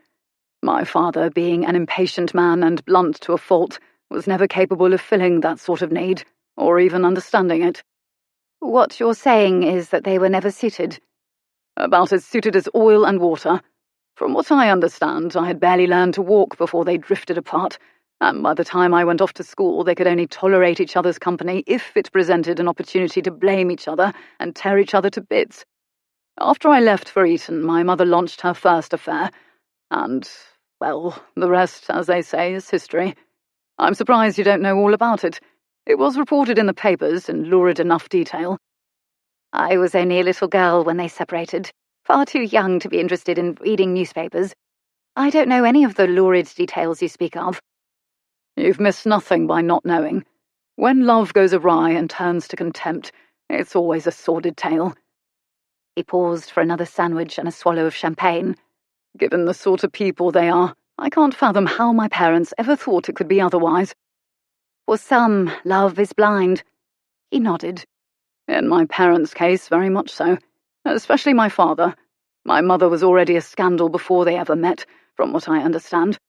How he ever thought she'd transform into a faithful partner and loving helpmate, I have no idea. Anyone with sense could have told him that she could never be what he wanted her to be. There was no way they could reconcile their differences. My parents. The idea was so absurd. He laughed, and it must have been a harsh sound because she winced. Sorry, he said at once, but it's clear you've never met them. In most cases, when a marriage falls apart, it's true that the two people attempt to put things back together. If that fails, they still soldier on, being discreet and presenting a united front to the world, even if they privately go their separate ways. What did your parents do? He gave a laugh. They threw discretion to the winds. My mother stopped making any attempt to hide her affairs. She wanted Papa to divorce her, you see, so she gave him ample grounds again and again, but he refused to free her. He dug in his heels, and the next few years provided the press with plenty of mutual mudslinging to report, damaging my entire family's social position. The one bright spot was that the scandal spared the family to work on my father, and though he still refused to divorce her, he did agree to legally separate from her. The separation has failed to rid either of their souls of the acrimony they feel toward each other, but it has at least made it less likely that one of them will kill the other, something that was always a distinct possibility when they lived under the same roof. Not all marriages are like your parents. My parents were happy together, until... She stopped, but he knew what she'd been about to say. Until your mother died. Well, yes, and then Papa rather went to seed. But Love's hardly to blame for the fact that he chooses to drink.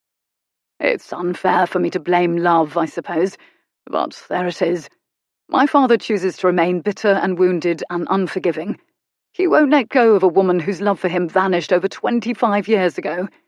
My mother, on the other hand, being both more affectionate and more shallow than my father, loves love so much she does it every year, rather like debutantes do the season. Every time she's sure this time the love is true and everlasting, only to find herself crushed and disappointed when it all falls apart. My parents, your father... He shrugged and took a swallow of champagne. What good did love ever do any of them? I've known from the start you were a cynical man, she said. I suppose I just didn't realize how cynical. But, Rex, some people who marry are happy. Yes, so the matchmaking members of my family remind me daily. Even my father, who to this day refuses to quit the hell he made for himself, wants me to marry. But what's the point of it? Why should I? What about children? I have an heir, and though he may be a distant cousin, at least the estates won't revert to the crown when I die. He shrugged. Marriage is a difficult business. To my mind, frankly, there's not enough reward in it for the risk. Perhaps if you ever truly fell in love, you'd change your mind. I doubt it. That reply was so uncompromising, Clara's face so solemn watching him. He felt he had to lighten the moment. I think if I ever had an inclination to love, I just want it over as quickly as possible. Love is painful, they say, he added, forcing a laugh. Why prolong the agony? She didn't smile in return. Instead, she gazed back at him, her eyes dark and steady, and in their depths he saw, God help him, a hint of pity. He sobered at once, looking away, reaching for the bottle to refill their glasses. And how does one know it's true love anyway? That's the trouble with it. Infatuation and desire blind you, so there's no way to know if you've got something that will last through a lifetime. When you fell in love with your vicar, you were sure you wanted to marry him, but you must agree that if you had done so, he could never have made you happy. She considered. I don't think I thought about it from that standpoint. It all seemed very simple and straightforward to me. I loved him. If he loved me, then of course we would marry. What else is there? His hand tightened around the glass in his hand as he slanted a glance at her, the devil inside him appreciating all the delicious possibilities. What, indeed? He countered, holding her filled glass up for her. She took it, making a face at him. Free love, I suppose, she said, and took a swallow of champagne. Hardly the culmination devoutly to be wished. Depends on one's point of view, he countered, setting the bottle aside and settling back with his glass. I could say the same about marriage. That bit of wit did earn him a smile, rather a rueful one. God help any woman who falls in love with you, she said, shaking her head. As to my vicar, I was only 17 when I fell in love with him, so I'm sure infatuation was a large part of what I felt. But that wasn't all of it. I cared very deeply for him, and though I couldn't give him the sort of marriage he wanted, I still believe he cared for me. Rex considered that and gave a nod. Yes, I think he did. Otherwise he would not have been so honest with you. It's lucky he was. Had he not told you just what sort of marriage he was hoping for, you'd have wed him in ignorance, only to be shocked and disappointed when the truth was revealed. And you'd also have been stuck for life with a man who could never have made you happy. Thank you, but... She paused, giving him a rather tipsy smile over her glass as she swelled her champagne. Had we ever married, I'd like to think I would have eventually persuaded him to abandon his notions of a celestial marriage. A picture formed in his mind at once of Clara standing in a bedroom somewhere in corset and drawers with that smile on her face, and his throat went dry, leaving him in need of several swallows of champagne before he could reply. In the case of most men, he said at last, no persuasion would be needed, Clara, I assure you. But for your vicar, it's my guess all the persuasion in the world wouldn't have availed. I saw enough of that sort of thing at Eton to know. Her smile vanished, and she gave him a puzzled frown. What sort of thing? There are some men who just don't desire women. Any women. Ever. Poor devils, he added, shaking his head. It's illegal for men to desire other men, you see.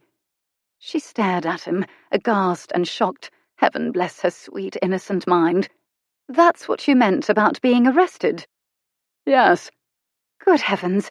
She shook her head, still trying to assimilate this theory of the events surrounding her marriage proposal. It wasn't me, then, she said after a moment, and began to laugh. It wasn't me at all. It had nothing to do with me. He took a deep breath, unable to look away from her laughing face, even as he tried to shove images of her in a corset out of his mind, appreciating more than ever his newfound pleasure in self-torture. Really, Clara, I don't know why that's such a revelation now, he muttered. I told you weeks ago it wasn't you. I even demonstrated the fact quite strongly, as I recall. She stopped laughing, her smile faded away, and suddenly, in her face, he saw all the same desire he felt, or at least he saw what he wanted to see. And really, he added, taking refuge in teasing, I don't know why you needed a demonstration anyway. Why can't you just trust me when I tell you things? Maybe because She paused and licked her lips as if they were dry, drawing his gaze like a moth to a flame. Maybe because you're a rake and not to be trusted. I'm not, though, he blurted out. Not a rake, I mean. Not anymore. She laughed, clearly sceptical of that contention. And who could blame her? Oh, I used to be, he went on. Don't misunderstand me. I was once one of the most notorious men about town, and my reputation was well earned. Drink, cards, low company, women, especially women. God, he added, laughing in disbelief at how much his life had changed. So many women. I chased skirts from the West End to the East and back again. Actresses, gaiety girls, mistresses, courtesans. Any woman who didn't expect marriage and wasn't already taken was fair game to me. You speak as if all that's in the past. He gave a nostalgic sigh. Well, let's just say my wild ways have been temporarily suspended. Oh, I see. Her brow cleared, and she gave a nod.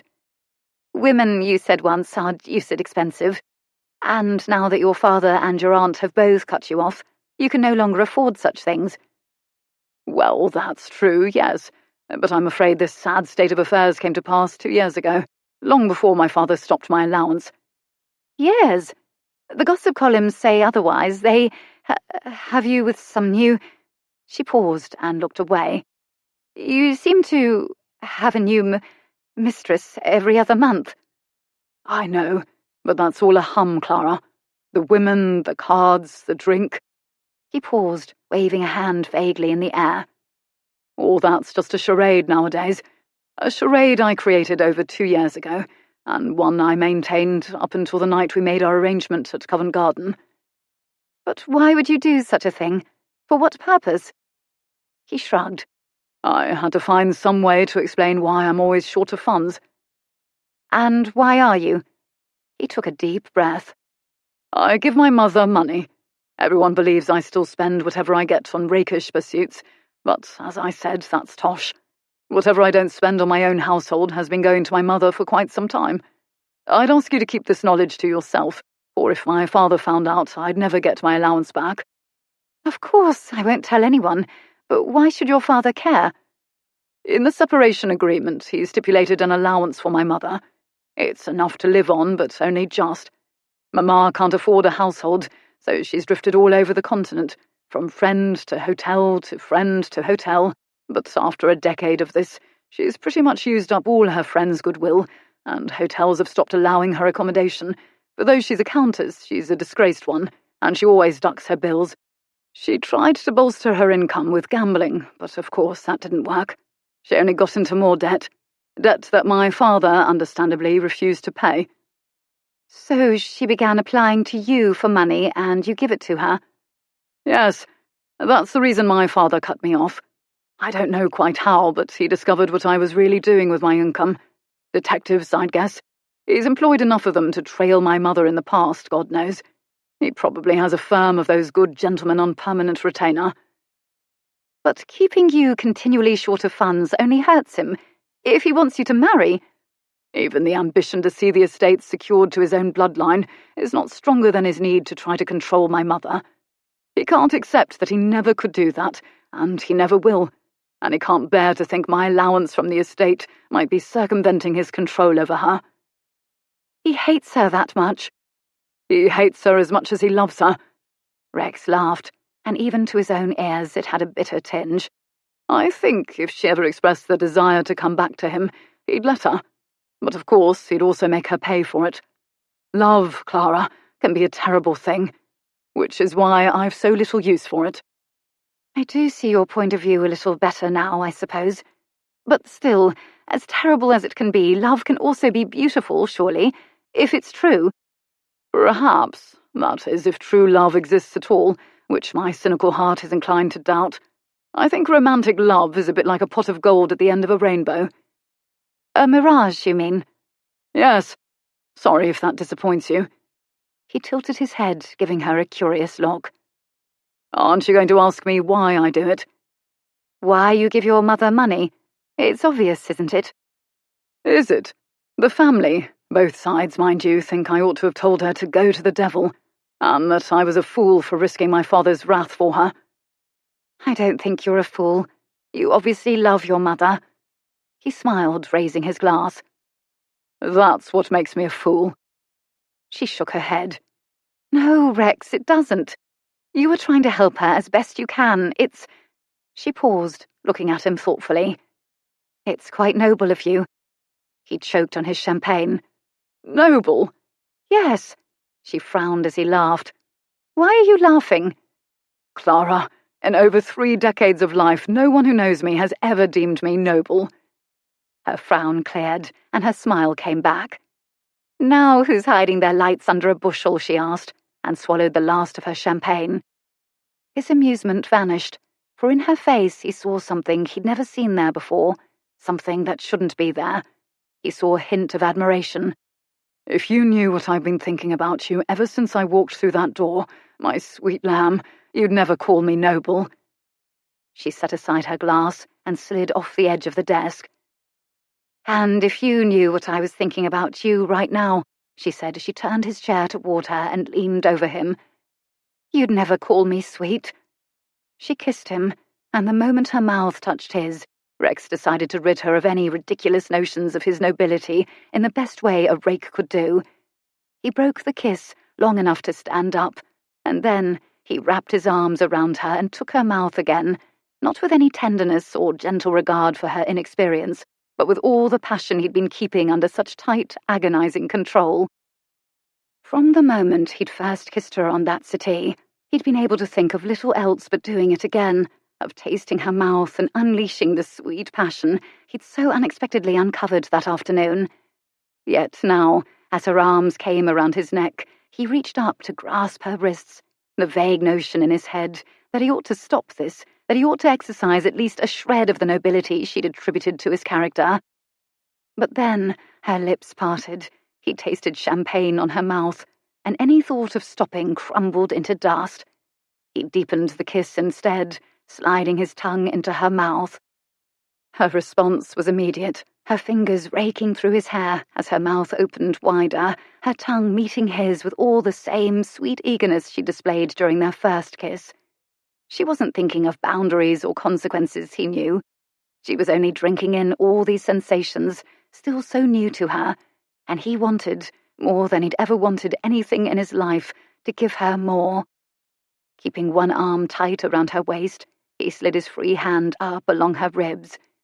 Through her shirtwaist, he could feel the rigid whalebone stays of her corset, a barrier and a reminder, but he moved his hand higher, embracing her breast through her clothes. She gasped, turning her head away to break the kiss, even as the rest of her body pressed closer.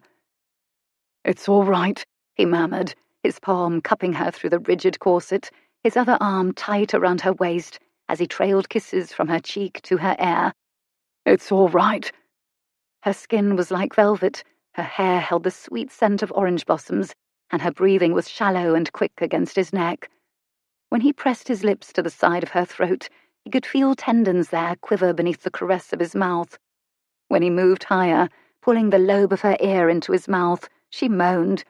Her hips stirred against him, sending fissures of pleasure through his body, pleasure so intense it almost knocked him off his feet. He pulled back, sliding both hands to her waist. She was so slim, so delicate, that his hands encircled her waist completely as he lifted her onto the desk. He reached up to the thin bow of ribbon at her throat, yanking it free. Then he began unbuttoning her shirtwaist. Rex! Her hand encircled his wrist, and he stopped. Hands at her collar, he made himself to look into her face. He couldn't see into her eyes, worse luck, for her gaze was lowered, her lashes tilted down. Not yet, he thought, desperate. God, Clara, not yet. Not yet, then, she whispered, and only then did he realize he'd uttered his agonized plea out loud. But he wasn't going to let a trivial thing like his pride get in the way now, and when her hand slid away, he worked his way down, unfastening buttons as fast as he could. When he reached the waistband of her skirt, he paused to take a deep breath and remind himself there would come a point soon when he would have to stop. Praying that when that moment came it wouldn't annihilate him completely, he pulled the edges of her shirtwaist apart. As it opened, revealing the muslin and lace of her sweet white undergarments and the delicate pink flush of arousal on her pale skin. His own arousal deepened and spread.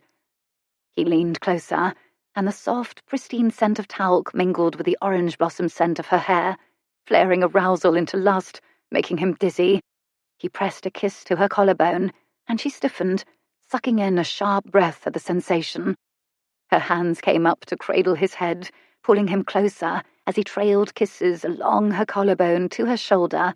Then he buried his face against the warm skin of her throat and lifted his hand to once again embrace her small, round breast. He wished he could unlace her, but removing that barrier, he feared, would break his already shaky willpower utterly apart. So he was forced to be content with shaping her through the corset. He pressed a kiss to the soft, white crest of her breast, above the edge of her undergarments, and she moaned in response, her body stirring in agitation. Gently, still kissing the talc-scented skin above her breasts, he grasped folds of her skirt in his free hand and began pulling the soft, thin wool upward, working to get his hand beneath the layers of skirt and petticoats. She made a faint, maidenly sound of what might have been protest, her hands coming to rest on his shoulders. Rex went still, waiting, expecting her to push him back, but when she didn't, he resumed, shaping her thigh through her drawers as he slid his hand upward. He was rock-hard now, aching with weeks of pent-up lust, but oddly enough, he didn't mind that, for he was driven by a far greater need, the need to pleasure her. He wanted her to know just what the culmination of passion felt like, the release and the exquisite bliss that followed it. Kissing her all along the curve of her neck and shoulder, he shoved folds of her skirt upward, then slowly eased her backward onto the desk, moving to lay beside her as he slid his hand up a few more inches and eased it between her thighs. She stirred again, but he wanted to deprive her of any ability to call a halt, and he turned his hand, cupping her mound through her drawers. Her hips jerked sharply, and she gave a soft cry of surprise. He kissed her, hard, catching her cry in his mouth. His hand moved between her legs, using the friction of his caress against the damp fabric to arouse her further, but it wasn't enough. He wanted more, and he eased his fingers inside the slit of her drawers. She was wet, ready, and as he caressed the crease of her sex, he relished the soft, desperate panting sounds of need she made.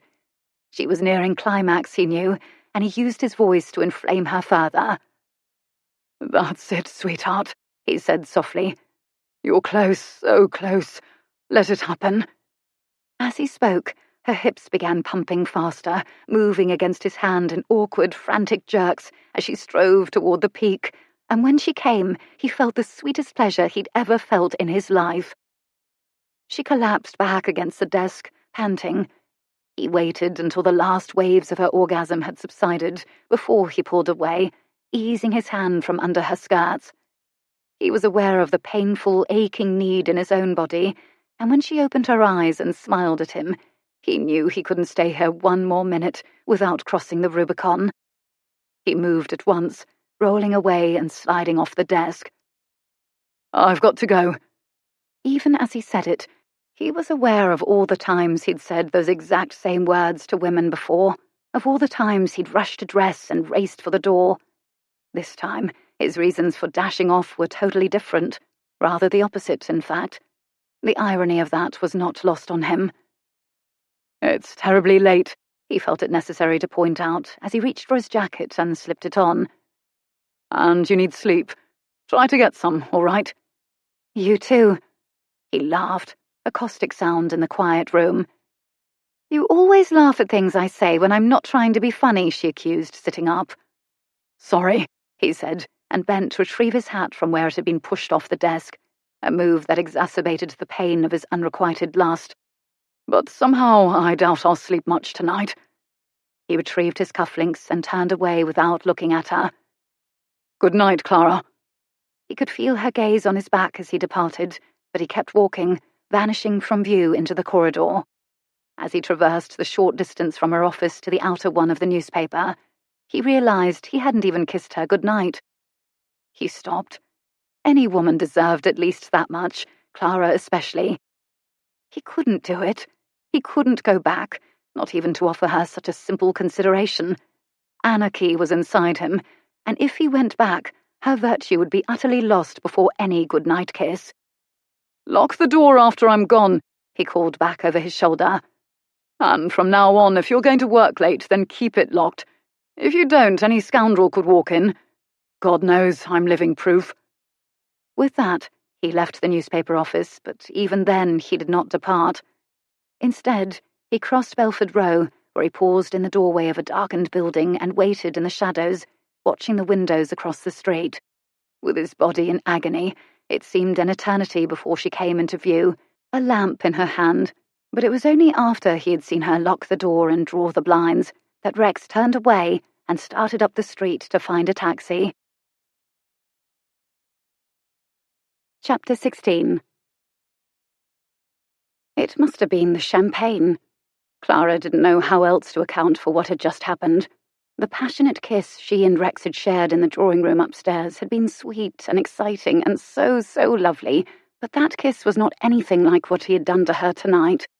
His searing touch, her own rising tension and hungry, aching need, and then waves of pleasure shattering her again and again, like nothing she'd ever felt before, or could ever have even imagined. It had all been wickedly shameful, and yet she'd felt no shame. Even her usual shyness had been burned away by his hot caresses, and long after he was gone, she couldn't summon so much as a speck of maidenly modesty. No, the only thing she felt was a euphoric happiness that didn't disperse even after she disposed of the empty champagne bottle in the rubbish bin out back, and washed the glasses and returned them to the china cupboard. As she went upstairs, undressed and got into bed, she felt gloriously wide awake, and she was sure she wouldn't sleep a wink. In that, however, she was wrong, for she fell asleep almost at once, and when she woke the next morning, her theory about the champagne seemed the most logical explanation for her wanton behaviour the night before. And whenever she thought of Rex's scorching caress, euphoric joy rose inside her like champagne bubbles, a fact that made her meeting with Mr. Shaw even more difficult. Every time she presented one of Rex's drawings, she was reminded of what had occurred, and though she did her best to present a brisk and businesslike demeanour, an occasional euphoric giggle did slip into her presentation.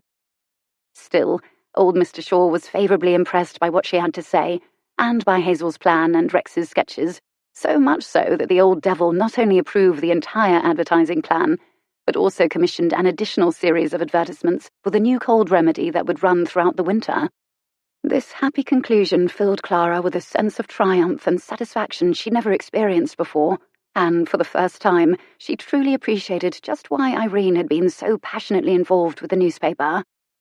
Clara had no opportunity to tell Rex about today's success, however, or thank him for the enormous part his drawing talents had played in achieving it, for that afternoon she learned that he had left town, a piece of news that turned her bubbly euphoria as flat as day-old champagne.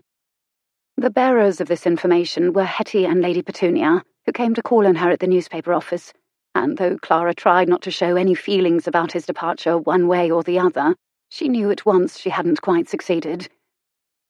"There, Auntie Pet," Hetty said, only seconds after imparting the news. "I told you she'd be as disappointed about this as we are." "You are mistaken," Clara rushed to reply, working to wipe any trace of emotion off her face, even as she wondered if last night's episode had driven him away. "I'm not disappointed." That was not only a flagrant lie, it was also a rude thing to say. "Forgive me," she added at once, grimacing. "I didn't mean that the way it sounded. It's only that I've been so hard at work, you see. We lost our editor, and then our advertising artist had to go to nurse a sick relative, and, of course, with my sister away on honeymoon."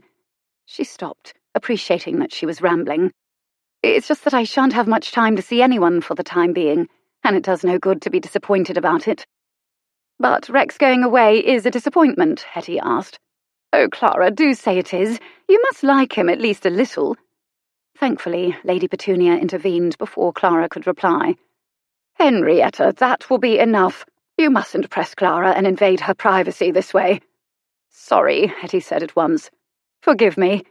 "Not at all," Clara replied, striving for something innocuous to say. "And yes, I do like your cousin. We have become friends, you see."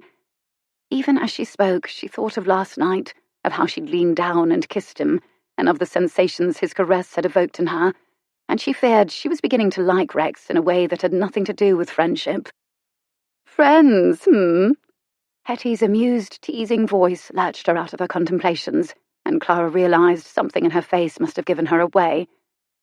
Henrietta, stop this at once, Lady Petunia said, her voice a sharp rebuke. Clara is not required to confide anything to us, and why should she, given your relentless teasing? If you keep on this way, she'll never agree to come to our house party. House party? The other woman frowned a little, turning to look at her great-aunt. My dear girl, don't tell me you've forgotten our Friday to Monday, 6 days hence. There was a moment of silence. Then Hetty gave an exclamation. Right, of course. You mean the weekend party? It's a Friday to Monday, Petunia said with a sniff.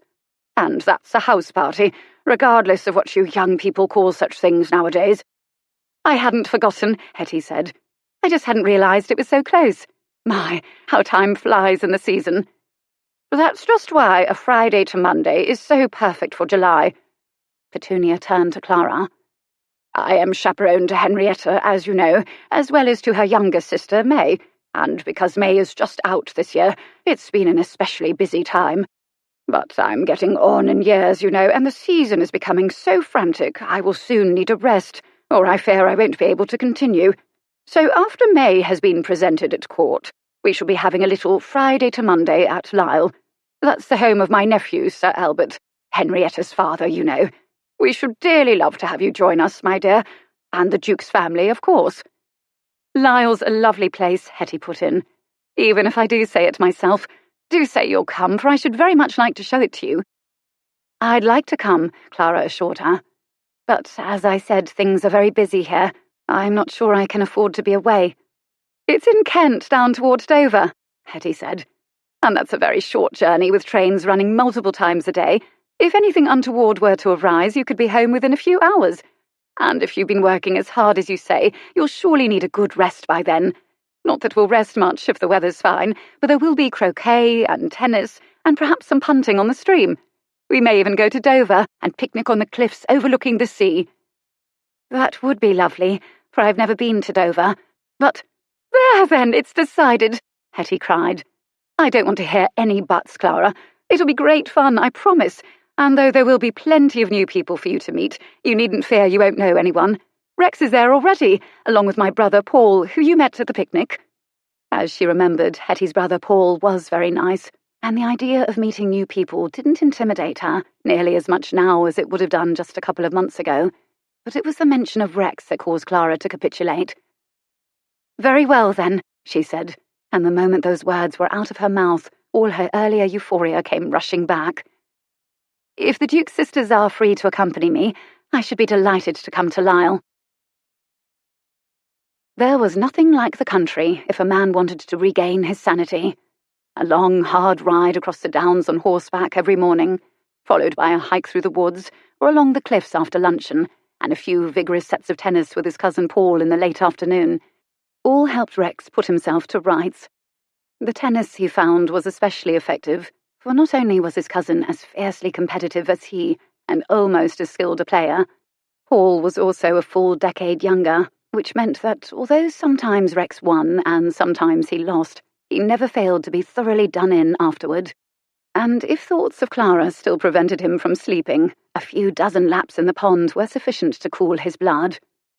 After half a dozen days of vigorous exercise and nights of tumbling into bed exhausted, Clara Deverill at last stopped bedeviling his mind and body.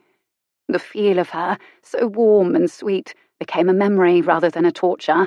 The sound of her soft cries of release stopped invading his dreams, meaning that he no longer woke up hard and aching in the middle of the night.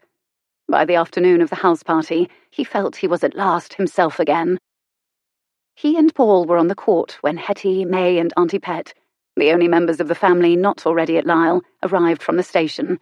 Tea had been laid out on the south lawn near the tennis court, and some of the guests were already partaking as Uncle Albert's carriage pulled into the drive. But it wasn't until the vehicle stopped nearby, and Hetty called a greeting to them, that Rex noticed another vehicle coming around the south lawn.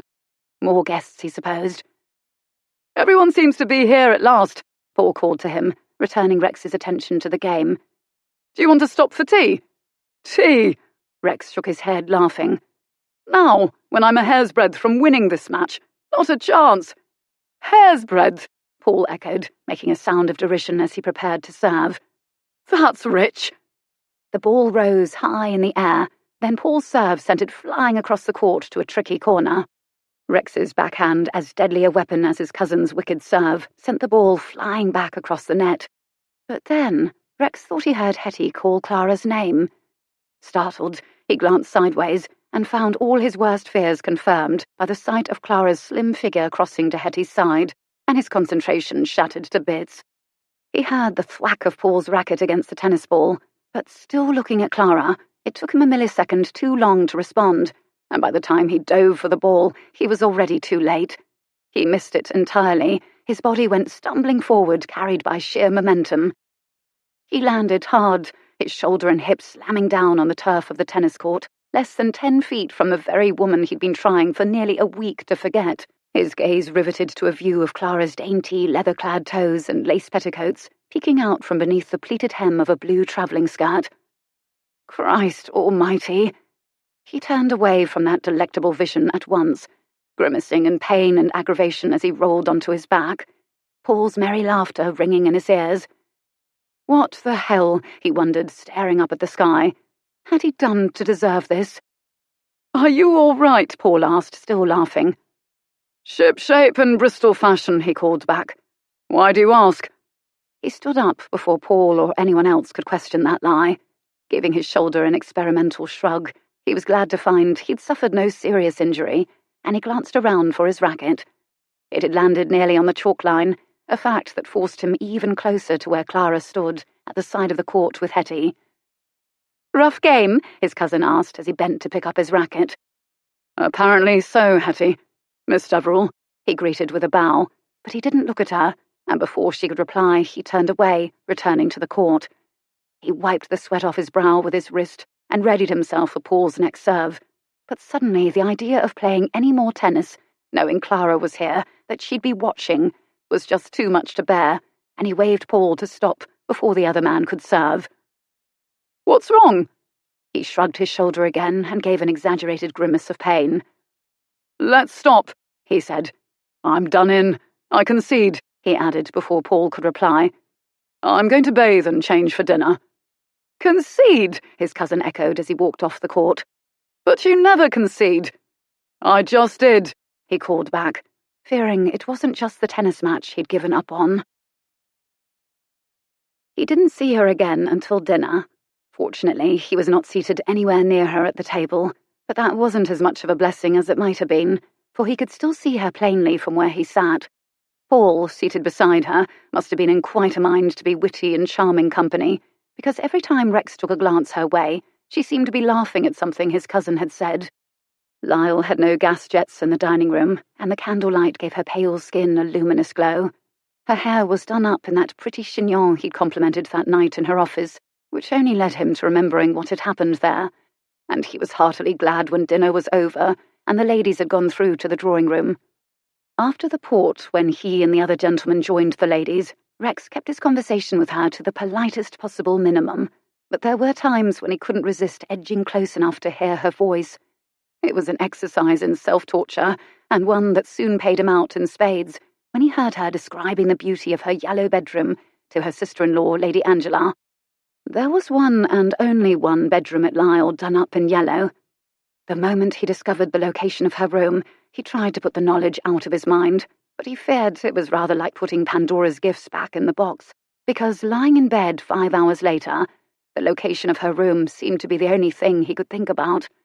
Images of her there danced tantalizingly across his mind, of her hair tumbled down around her, of small, round breasts, pale, luminous skin, and long, slim legs.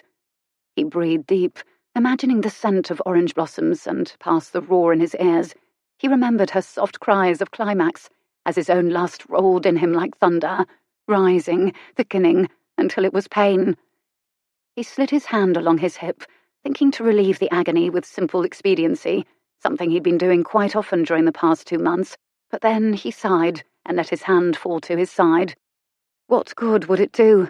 Any relief would be temporary, for just one sight of her smile, and he'd be reduced to this state again. Shoving back the sheets, he got out of bed. Time for another midnight swim, he decided. After sliding on black trousers and his heavy indigo satin smoking jacket, he left his room. Barefoot, he went downstairs and slipped out into the moonlit summer night. He walked across the cool turf, circling the house toward the north side, making for the mill pond, though he feared that was nowhere near far enough to get clear of her now. Maybe he could go rent a cottage in Ireland, he thought in desperation, or go to his father's hunting lodge in Scotland, but neither of those seemed far enough away. Hell, with how he felt right now, even Shanghai might not be far enough to keep her safe from him. After stripping naked, he dove into the pond, and he counted 30 full laps before the ache in his loins eased. The driving need for her slid back into mere discomfort, and he began to think Shanghai might not be necessary. But on his way back, he saw a light in one of the windows, the only light still lit on this side of the house. He counted the windows twice, just to be sure, but even as he did so, he knew quite well it wasn't necessary. This was fate, one of those things a man just couldn't fight. His attempt to do so had been a worthy, perhaps even noble battle, but now he knew it had also been a pointless one, because when he saw the light in the yellow room, he knew he'd just lost the war. He began walking toward the house, his steps quickening as he crossed the grass, slowing to a soft and quiet tread once he re-entered the house. He went up the south staircase because it didn't creak, traversed a maze of corridors, tiptoed past the quietly snoring hallboy, and turned toward the suites of guest quarters. He paused at the start of that corridor, noting the light that shone from beneath the door of the yellow room, and he didn't know whether to be glad or not. He counted doors as he walked toward her room, verifying his earlier calculations. Outside her door, he paused. Taking a deep breath, he considered with great care what he was about to do, what it would mean, and the inevitable consequences it would bring. Then he put his hand on the doorknob. Turning it, he opened the door, stepped inside, and crossed the Rubicon. Chapter 17. The click of the latch caused Clara to look up from her book, and as the door swung open, she gave a startled gasp and bolted out of bed, only to freeze, riveted, at the sight of Rex coming into her room. Her bedroom. He put a finger to his lips and stepped farther into her room, closing the door behind him. When he faced her again, she realized his hair was damp, and he was only partially dressed, as if he'd just come from his bath, and she stared in shock at the V of his bare chest, visible between the edges of his smoking jacket. She'd never seen a man's bare chest before. Heat unfurled in her belly. He started toward her, and she took an involuntary step back, her legs hitting the bed behind her. He stopped. "Rex," she whispered, "what are you doing here?" He didn't answer. Instead, he looked down, and as his gaze slid over her body, Clara's question was answered. The heat inside her deepened and spread. His roaming gaze stopped at her feet, and she curled her toes, tucking them under the hem of her nightgown. "Rex, you shouldn't be here." "I know." At that soft admission, the heat inside her flared into a sudden, violent surge of anger. She strode across the room toward him. "You were barely civil to me when I arrived," she reminded in a fierce whisper as she stopped in front of him. He stirred. "It caught me off guard, seeing you here. I didn't expect it. No one told me you were coming." "So shock was the reason you looked at me as if you wanted me banished to perdition? And why you've been avoiding me ever since I arrived, and why you've treated me as if I have plague?" "I've been trying to keep you safe." "Safe from what?" He looked up, his eyes like blue flame. "From me." She sucked in her breath, that simple answer and the desire in his eyes robbing her of anger, leaving only heat. "If you want me to go," he said, his voice a low, harsh rasp, "say so." She should. Of course she should. She opened her mouth, but the words wouldn't come. Of all the times for her tongue to fail her, this shouldn't be one of them, but after what had happened between them that extraordinary night in her office, after his scorching kisses and caresses, notions of propriety seemed absurd.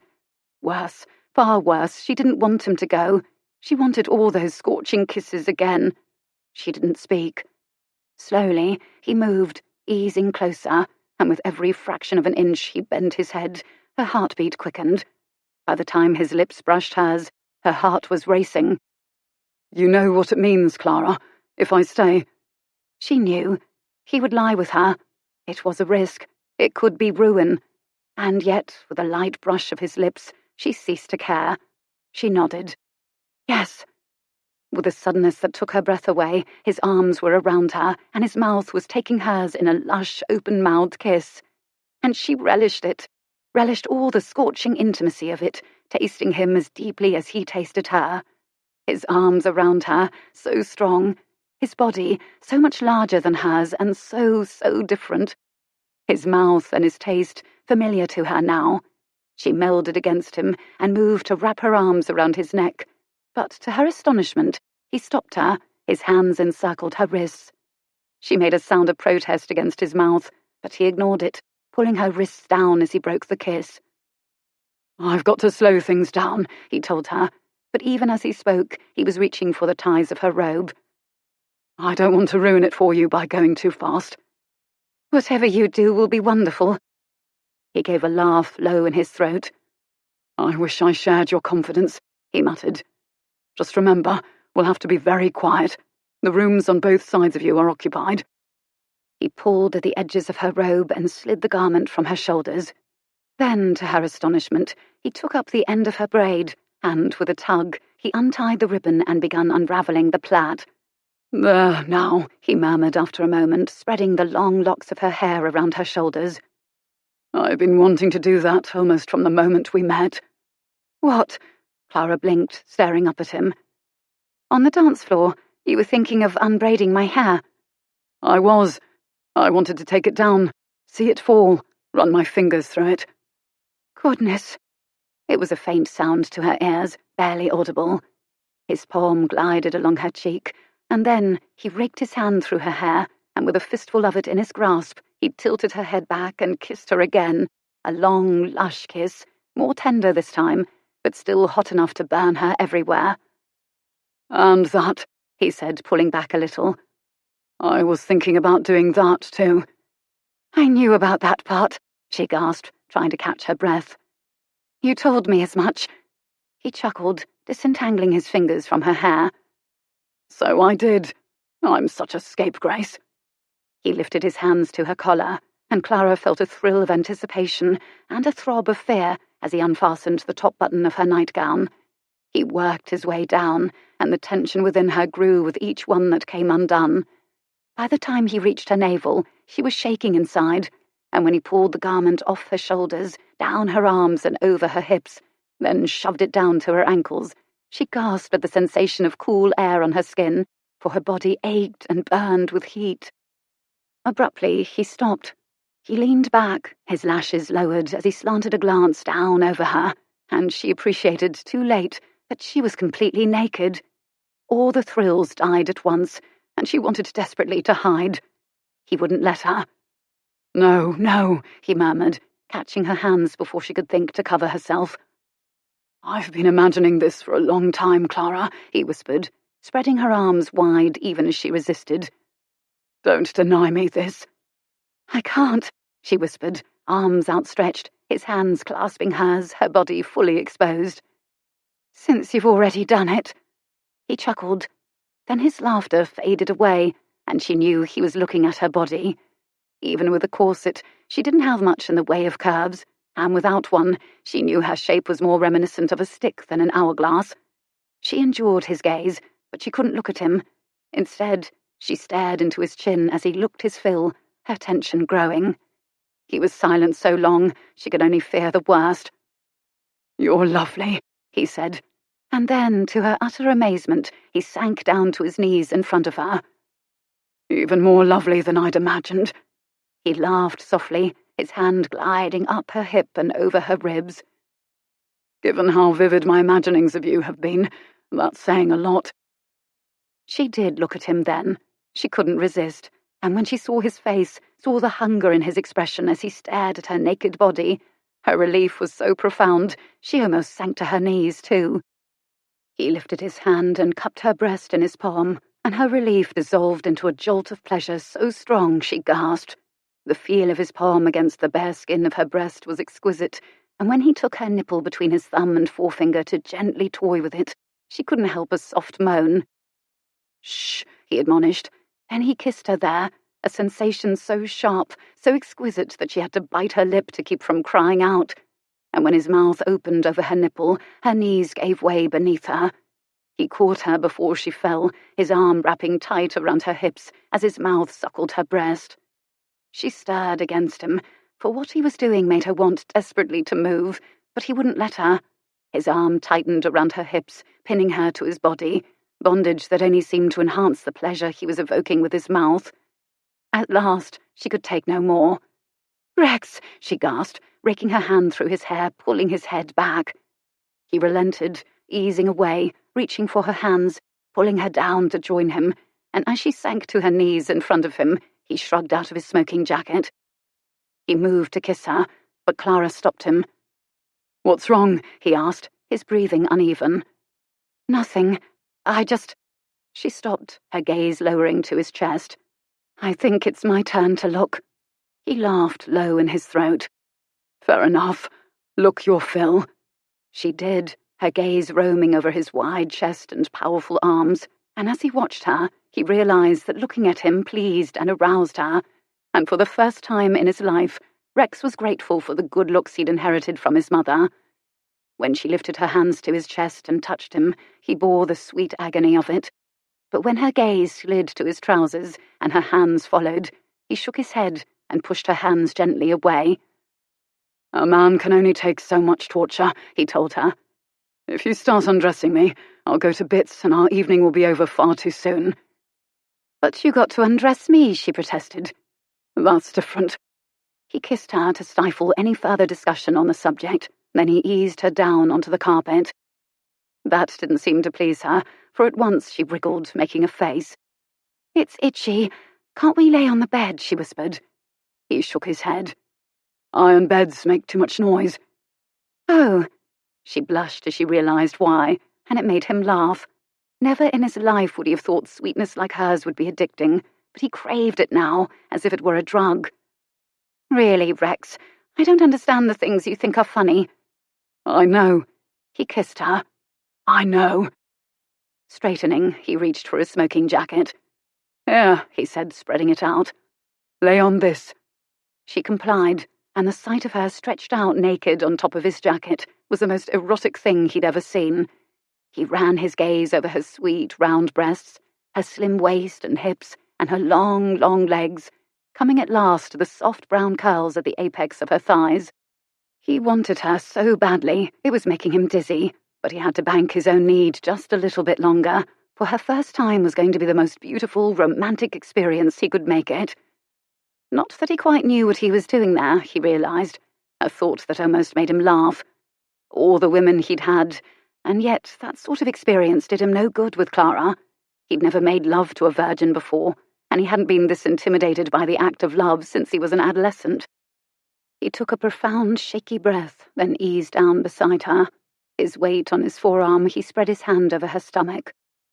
She responded to his touch at once, a low moan in her throat as her hips arched. He smiled at that. She was so delicate, and yet the passion inside her was titanic. Nonetheless, when he eased closer and his erection pressed against her thigh, she shied away a little, opening her eyes. "Rex?" "It's all right," he promised. "Trust me."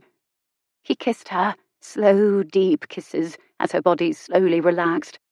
Still kissing her, he slid his hand to her breast, shaping it, toying with her for a bit. Then he bent to take her nipple into his mouth. She moaned again, and earned herself another admonition to be quiet, and when she lifted her arm, pressing her wrist over her mouth, he smiled. Still suckling her, he slid his palm down her ribs, across her stomach and between her thighs to touch the soft triangle of her curls. She gasped, her legs squeezed convulsively around his hand, her hips working as he caressed her. She was wet, ready, and yet he waited, stroking her as he had that night on her desk, gliding his finger back and forth along the crease of her sex, watching her face as her eyes closed. Her arm fell to her side, her breathing quick, her hips working against his hand. "Remember this," he whispered. Remember the last time I did this? That's not... She paused, panting, hips working.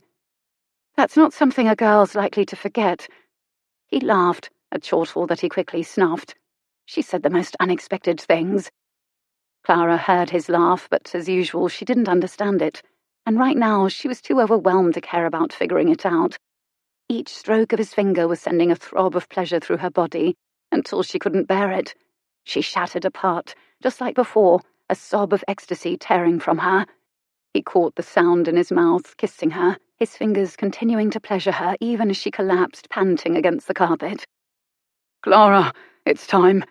His voice was harsher than she'd ever heard it before, vibrating with need she instinctively understood. I can't wait anymore. She nodded, letting him know she felt the same, that she was ready for what she only vaguely knew was about to happen. But then he withdrew his hand and rolled away from her. Surprised, she opened her eyes and turned her head, watching him as he unbuttoned his trousers and pulled them off. She slid her gaze down his body for her first glimpse of what she'd wanted to see earlier, but the sight was sufficiently shocking that she stared aghast, sudden trepidation vanquishing any curiosity she might have felt. "Rex?" He came over her at once, and beneath him she squeezed her eyes shut. With his body solid and heavy on top of her, and the hard, swollen part of him pressed between her legs, she wasn't at all sure she wanted to continue. He sensed what she felt. He must have, for he stilled, and she felt his hand cup her face. Clara, look at me. She forced herself to open her eyes. His seemed vividly blue, even in the lamplight, and his voice when he spoke was strained with need. This part is probably going to hurt you. There's no way to avoid that, I'm sorry to say. He paused and kissed her. I'll be as gentle as I can, all right? She nodded and sucked in a breath. Yes, all right. She felt his hand ease between their bodies, moving to push her thighs apart. Open for me, sweetheart. She did, spreading her legs apart, and at once she felt him against her, hard and scorching hot. When he moved, the friction was luscious, and her earlier excitement came flooding back as the tip of his hardness pressed against her and into her. My God, he groaned against her neck. And then his hips surged and his hardness was fully within her. The pain was even more acute than she'd expected, a deep, hard, bruising pinch that blotted out any pleasure she'd been feeling. She cried out, but he smothered it, kissing her as his body stilled on top of her. He kissed her, a long, deep, tender kiss. Then he lifted his head. Are you all right?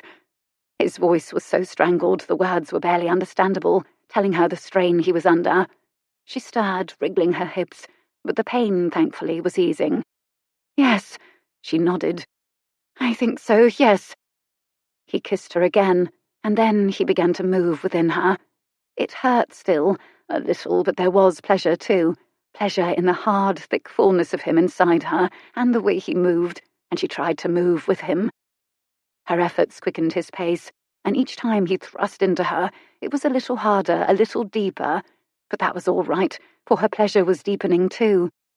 Then, without warning, the explosive sensation she'd only felt from his touch before roared up inside her, a violent, beautiful jolt that sent spasms of pleasure through her whole body. She wrapped her legs around him, her body clenching him tight. He made a rough sound against her mouth. His arms slid beneath her back, as if he wanted to be even closer to her. Locked in this embrace, she relished it as he thrust into her again, and yet again, and then shudders rocked his body, and she knew he was feeling the same exquisite pleasure in this coupling that she'd just experienced. 3 more times he thrust into her, and then, at last, he stilled, the weight of his body settling over her. His arms still tight around her, his breathing hard and laboured, he turned his head, burying his face against her neck. Dazed, Clara stared up at the ceiling, her hands caressing the smooth, hard muscles of his back. The pain was gone now, and with his strong body heavy and solid on top of hers, part of him still joined with her, and his arms around her so strong and tight, all she felt was a sweet, singing joy and an overwhelming tenderness. He stirred on top of her. Does it still hurt? He asked, pressing a kiss to her throat. Tell me. She shook her head. No. Oh, no. Good. He kissed her mouth, then he stirred again, as if to roll away, but she tightened her legs around him, reluctant to let him go. Smiling, he lifted himself far enough to look into her face. I'd love to stay, he murmured. But I can't. I have to be back in my own room before the maids wake up. She nodded, knowing he was right. Her legs relaxed, opened, and he lifted his hips, slipping free of her. She grimaced, appreciating that she was still sore, more so than she'd realized. She was also sweaty and sticky, especially in her most intimate place. Lovemaking wasn't quite as romantic afterward. He stood up and held out his hand to pull her to her feet as well. Then he paused, smiling, his gaze drifting down over her naked body, a look that made her feel terribly shy and flustered, but pretty too, and she revised her opinion. Even afterward, there was romance in the act of love. "Why are you smiling?" she asked, but she knew. She touched a hand to her hair, her blush deepening. "You look delicious," he said. "Do I?" She gave him a wry, sideways smile. "Like shortbread, I suppose." "Yes, thank God." He kissed her. "Because I adore shortbread." He turned away to find his clothes, and she tilted her head, studying his body, appreciating the view. He had such splendid shoulders, and also, she realized as he bent to reach for his discarded trousers, a very splendid bum. He turned back around and caught her watching him. She tried to paste on an innocent, lamb-like stare, but he grinned, not the least bit fooled. "Enjoying the view?" he asked, and pulled on his trousers. She made a face at him. "I was, until you put on those trousers and ruined it." He laughed softly as he reached down to retrieve his smoking jacket from the floor. He started to put it on, but then he stopped, and for no reason she could think of, he bundled it into his hand instead. He went still, staring at it for a moment, then he pressed his lips together and lifted his head to look at her. His face was so grave, it startled her. "Rex? What's wrong?" "Nothing." He smiled a little. "Try to get some sleep tonight, all right?" "Sleep?" She stared at him in disbelief as he turned away to open the door. She couldn't possibly fall asleep now. She'd never felt more awake, more alive in her entire life.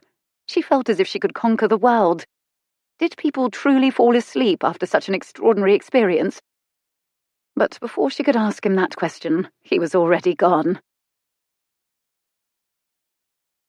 Chapter 18. Perhaps it was the amazing and strenuous adventures of the night, or perhaps the fact that she'd been working so many late hours at the paper. But whatever the reason, and despite her predictions on the subject, Clara succumbed to sleep the moment her head hit the pillow, and the only reason she woke was the fact that someone was moving around in her room. Eyes closed, her senses still groggy, she wondered what Rex was still doing here. Hadn't he gone? A vague memory of him slipping out her door came into her sleep-dazed mind. But the moment it did, any speculations about what he was doing back again vanished, as she remembered the amazing things he'd done earlier. Never, until last night, had she ever felt truly pretty. But when he'd knelt in front of her and called her lovely, when she'd heard the hushed, awestruck quality of his voice, it had made her heart sing with a joy and a confidence in her own feminine power that she'd never possessed before. When he had kissed and caressed her, she'd felt every bit as lovely as he'd deemed her, and a lifetime of gawky awkwardness, of feeling overlooked and plain, had melted away under the scorching heat of his eyes and his hands and his mouth. Even now it was still with her, that feeling, and she smiled in her sleep. A drawer opened and closed, intruding on blissful, dreamlike memories, and she decided Rex could not possibly still be in her room, for why would he be opening drawers? With an effort, she dragged her eyes open to find the gas jets lit, a bright crack of light coming through between the closed draperies, and her maid putting undergarments away in the chiffonier. "Forrester," she mumbled, blinking against the light. "What are you doing?" "I'm sorry, Miss Clara." The maid turned, offering her an apologetic look. "You were sleeping ever so sound. I didn't think putting away a few things would wake you." "It's all right."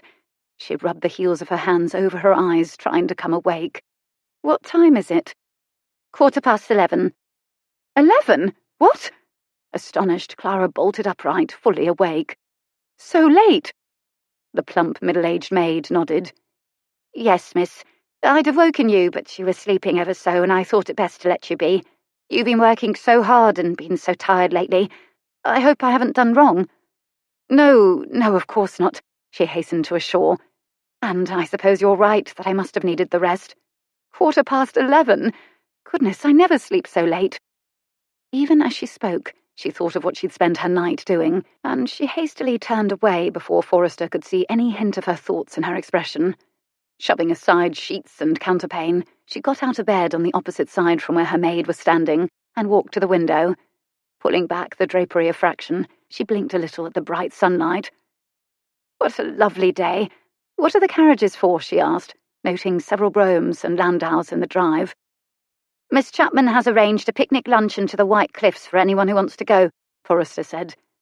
"There will be luncheon here too, of course, for anyone who chooses to stay behind, and after the picnicking party returns, there's to be croquet and tennis." Tennis? Clara thought of Rex, how splendid he had looked on the court in tennis whites, and how much more splendid he'd looked without them. She closed her eyes, picturing his naked body, his wide shoulders, the powerful muscles of his back and arms, the lean and luscious lines of his bum. She'd sensed the first time she'd ever seen him how athletic he was, more suited, she remembered, to some ancient Olympiad than to a sedate little London tea shop. Seeing his magnificent body had proved her instincts right. What about her other instincts, she wondered suddenly? Which had been right, the ones that had deemed him a rake and a cad, or the ones that had allowed him to stay with her and lie with her? Maybe both, she realized, and she felt a sudden jolt of misgiving. "I've been trying to keep you safe from me." She shivered, and the question whispered through her mind of what would happen to her now. "Do you want to go, Miss Clara?" She jerked, startled, and opened her eyes, the curtain falling from her fingertips as she turned to her maid. "Sorry, what?" "The picnic. If you want to go, we'd best get you dressed. The carriages are supposed to be off at 12 sharp, so Miss Chapman said." Clara gathered her scattered wits, pushing delectable thoughts of Rex's magnificent body and forebodings about the future out of her mind. "I do want to go, yes," she answered and turned from the window. "Hetty promised me an outing to the White Cliffs, for I've never seen them and I don't want to miss the chance." It was a mad dash to get her ready in time, but Clara soon learned that the White Cliffs might have to wait for another day. The big grandfather clock on the landing had already chimed the hour by the time she raced past it down the stairs, and when she arrived at the bottom, she found Carlotta waiting for her. "Sorry," she said, skidding to a halt. Out of breath, she tucked her parasol under one arm and worked to button her gloves. "Am I terribly late? Is everyone waiting on me, or have they already left?" No, they haven't gone yet, but I don't think you'll be wanting to join them in any case." Clara frowned, puzzled, especially because Carlotta was smiling like the Cheshire Cat, and that almost never happened. "What do you mean?" Carlotta slid her arm through Clara's. "Let's take a walk, my dear." Her bewilderment deepening, Clara allowed her sister-in-law to lead her across the foyer and out of the house. "Where are we going?" she asked, as they turned in the opposite direction from the carriages in the drive. "The rose garden is lovely, with everything in bloom," her sister-in-law said. "I thought we might go there." "What about the picnic?" Clara asked, as they rounded the corner of the house and started across the south lawn. The question was barely out of her mouth, however, before she saw Rex standing by the entrance to the rose garden, hat in hand, and any thoughts of the picnic or seeing the White Cliffs of Dover went straight out of her head. Lord, he was handsome. All the memories of last night came flooding back in a burst of pure joy, and she smiled. He didn't smile back. Clara's steps faltered, but Carlotta's arm was still entwined with hers, impelling her forward. As she approached, his face was so grave, she immediately wondered if something terrible had happened. She glanced at Carlotta, and her anxiety eased, for the other woman was still smiling. She turned to Rex again. "What is this about?" Instead of answering, he gestured to the path. "Take a turn with me." Carlotta's arm slid away, and, to Clara's astonishment, her sister-in-law gave Rex a nod, turned around and departed, leaving them. "Carlotta!" she called, but the other woman kept walking away. "Where is she going?" "Out of earshot." He slid his arm through hers. "Walk with me, please." He pulled, urging her gently into the rose garden, but even as she walked with him, she was looking back over her shoulder. What on earth is she thinking? She can't leave us alone out here. She's my chaperone. We're a bit past the point of chaperones, don't you think? Clara, he went on before she could reply. I asked Lady David to arrange a private meeting between us, and when I explained my reasons, she consented. Reasons? There was only one reason a man would make such a request of a chaperone. With that thought, a torrent of emotions surged through her all at once. Disbelief, dismay, jubilation, trepidation, joy, hope. In a flood they came, simultaneous yet distinct, each one powerful enough to overwhelm her.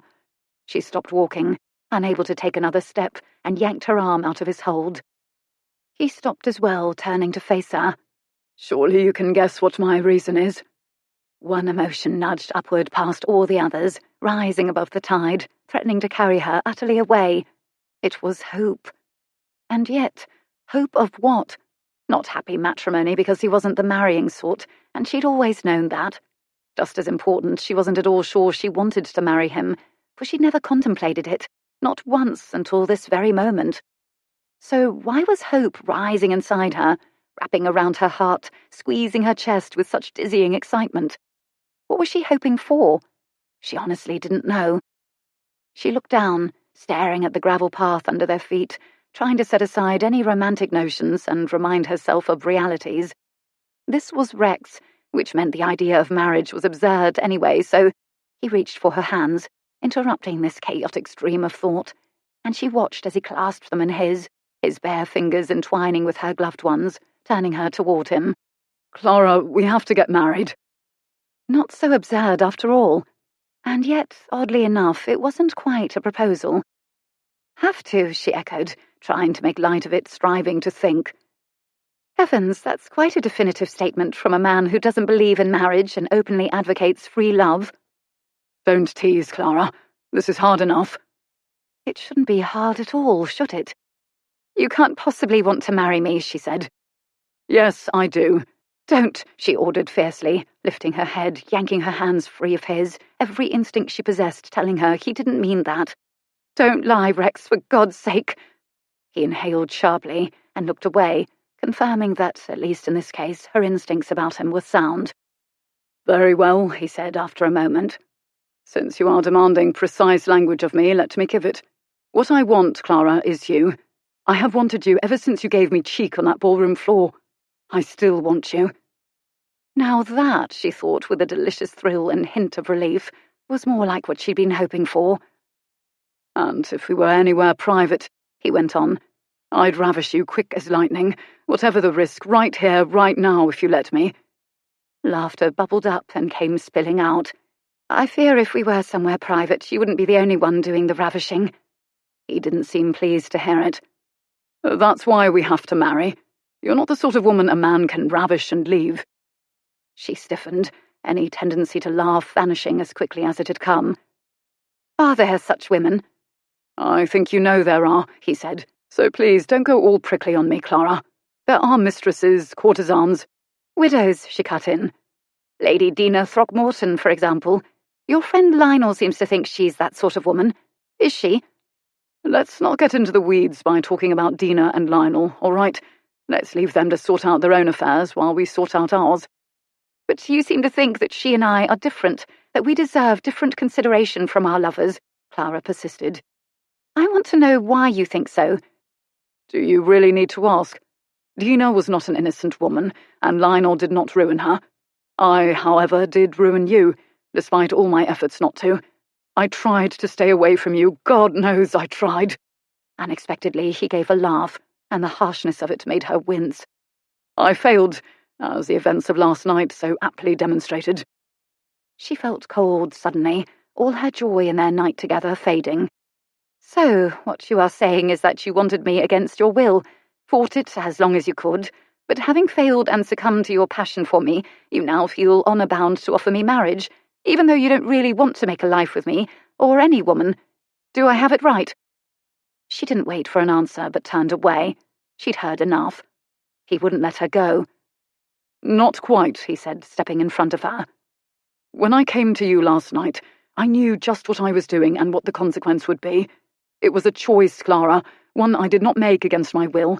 It was a free, conscious choice. I wanted you, and I accepted that marrying you was the price I would have to pay to have you." "Price?" she echoed in disbelief. "There is no price, Rex. A life with me is not something that can be bought." "I didn't mean—" "You made a choice for yourself." He stirred, looking away. "You could have told me to go. You didn't. You let me stay. You made a choice as well." "I am not disputing that, but you assumed that our choice was the same one. It was not.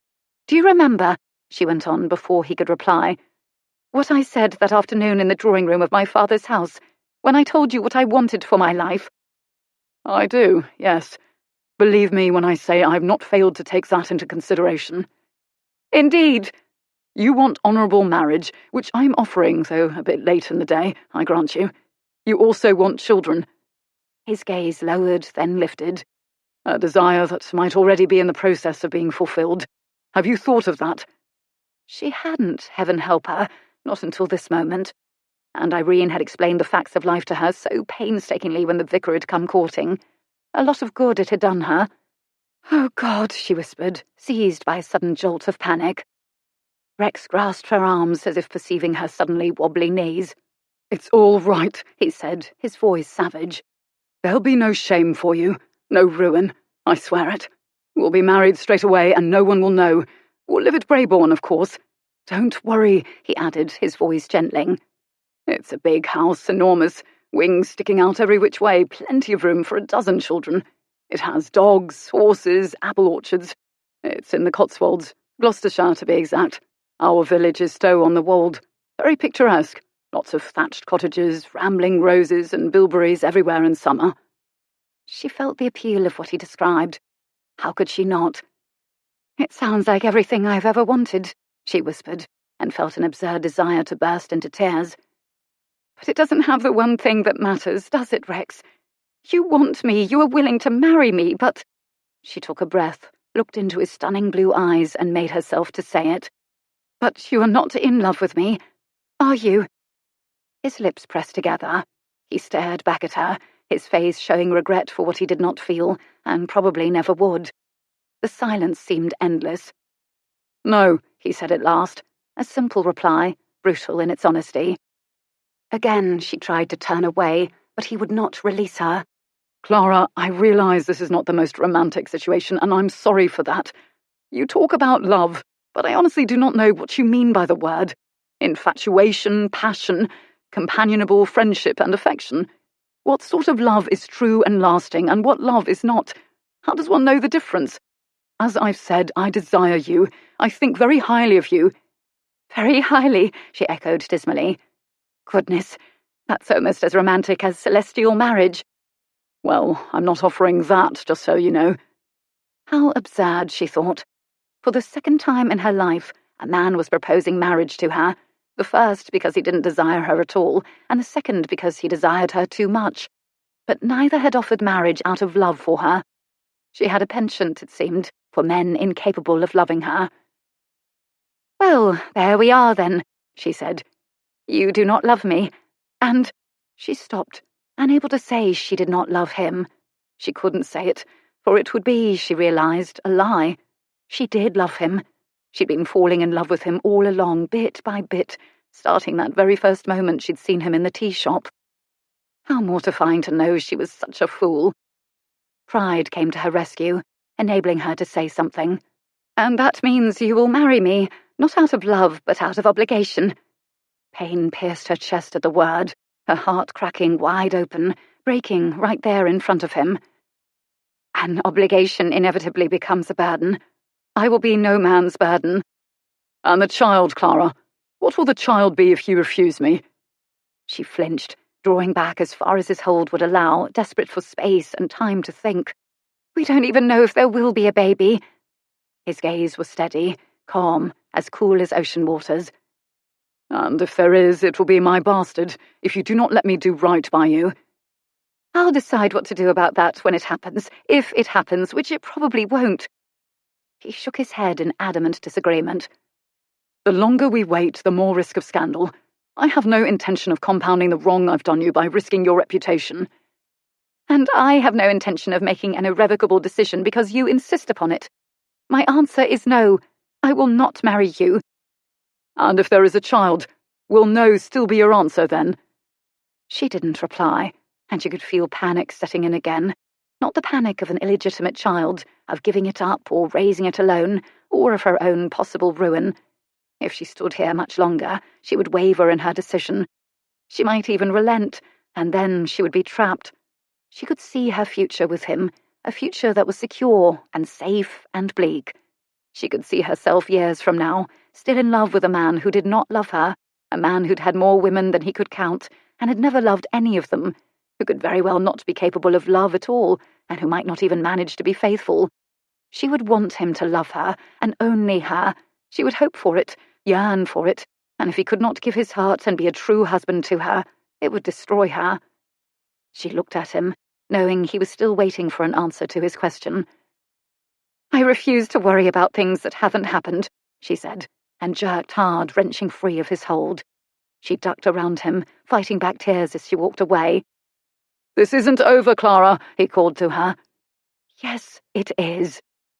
She did not say it out loud, and she did not look back, and as her heart broke into pieces, her only consolation was her absolute certainty that refusing him was the right thing to do. Whatever it cost her, giving him her heart was not worth the price of her soul. Chapter 19. Clara sat in a train carriage compartment, staring out the window at the fields and hedgerows of Kent, watching as they gave way to the coal-dusted streets and sidewalks of London. Her companions all had books, but she feared they were only pretending to read, for whenever she chanced to glance at them, their gazes were on her. When caught watching, they always returned their attention to their reading, but not before Clara saw the bewilderment in their eyes. Carlotta, not usually the most understanding of women, had displayed a surprisingly tender regard for her well-being upon learning she'd rejected Galbraith's proposal. She had offered no lectures and asked no questions. Leaving Clara with her maid to pack, she had gone at once to inform their hosts and her sisters-in-law that a matter of urgency had arisen for Clara that required them to return to London immediately, and she made all the arrangements for their departure from Lisle. Carlotta must also have instructed Sarah and Angela to ask Clara no questions, for as the late afternoon train carried them back to London, no one spoke. Even the usually lively Angela was silent. None of them pressed for details, and Clara was relieved, for what could she say? Lord Galbraith proposed, but only out of a sense of obligation. I lay with him last night, you see, so he feels he must do the gentlemanly thing and offer me marriage. I love him, but he doesn't love me, so I refused him. My virtue is lost, I may be pregnant, and now that I have rejected him, what will become of me? All of that sat like dead weight inside her, pressing on her heart and laying like a stone in her belly. Fear whispered in her ear, reminding her of what happened to unmarried women who did what she'd done, of what the children of such liaisons were called. It will be my bastard. Even now, Rex's words made her flinch. Even now, she did not know what she would do, if and when the worst happened. Now, in the cold light of day, she wondered what had possessed her last evening, and how she could have forgotten all of Irene's explanations and warnings. And she wondered, after everything she knew about him, after everything he had told her and everything she had told herself, how she could ever have let herself fall in love with him. But love, she was beginning to see, was a choice of the heart. Common sense and reason played little part, or if they did, hers had both taken quite a holiday. Looking back on everything that had happened these past 2 months, she realized that falling in love with him was something she'd feared all along. From the beginning, she'd sensed he had the power to steal her heart, and that if he ever succeeded, her heart would be returned to her in pieces. Her reasoning mind had tried to protect her with disapproval of his profligate living, questions about his morality, and reminders of all his flaws, but from that first moment in the tea shop, her soul had not cared about any of that.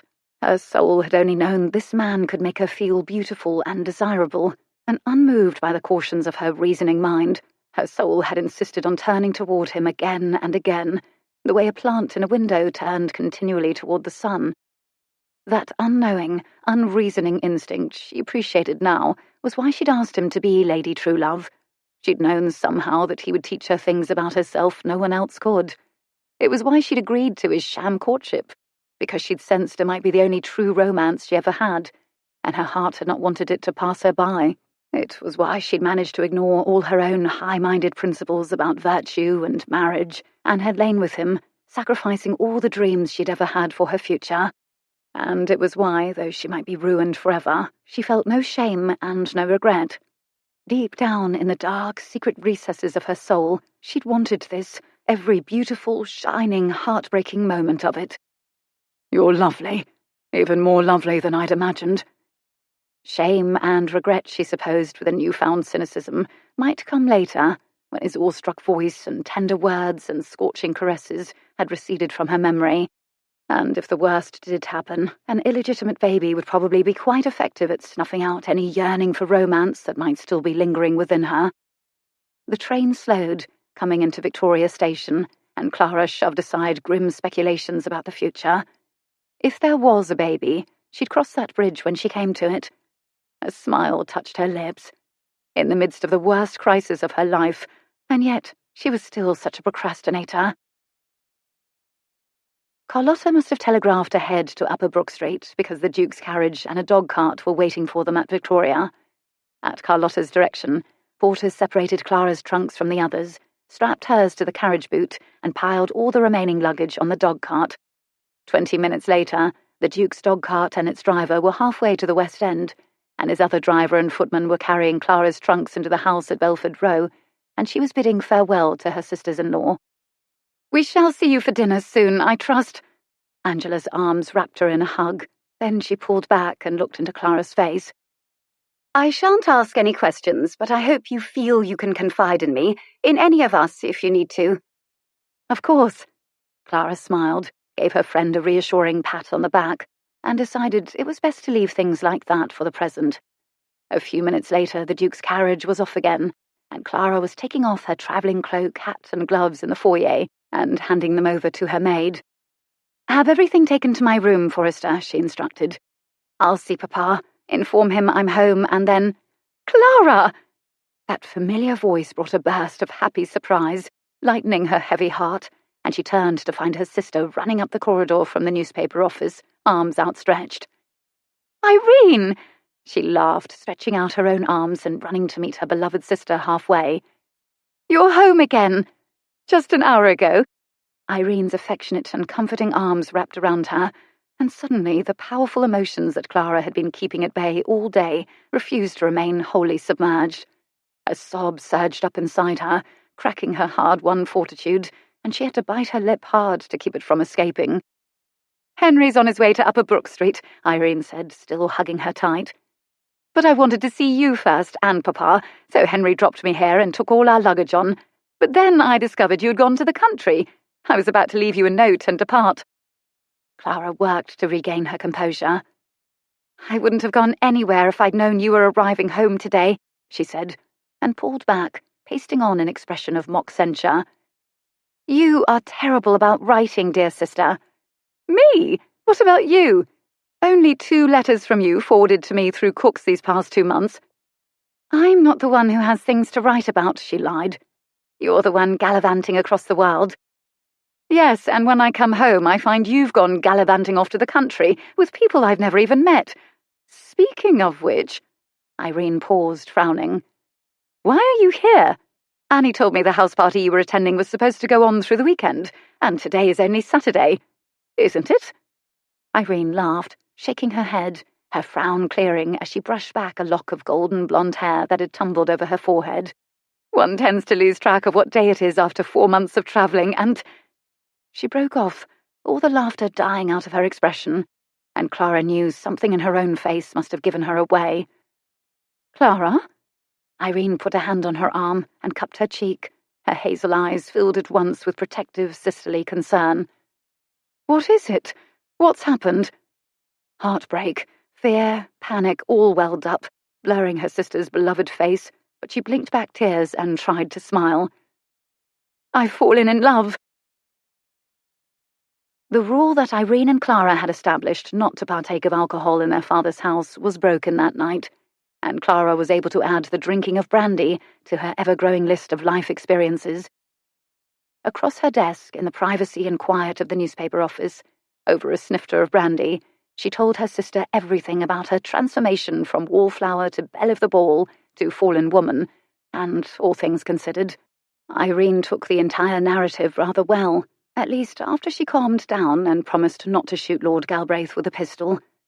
There were no recriminations regarding Clara's lost virtue, no lectures on why she ought to have accepted his marriage proposal, several faithful pledges not to tell the Duke anything about it, only one sobering mention of the possible consequences and choices Clara might have to face, and then, at last, Irene asked the vital question, "What are you going to do now?"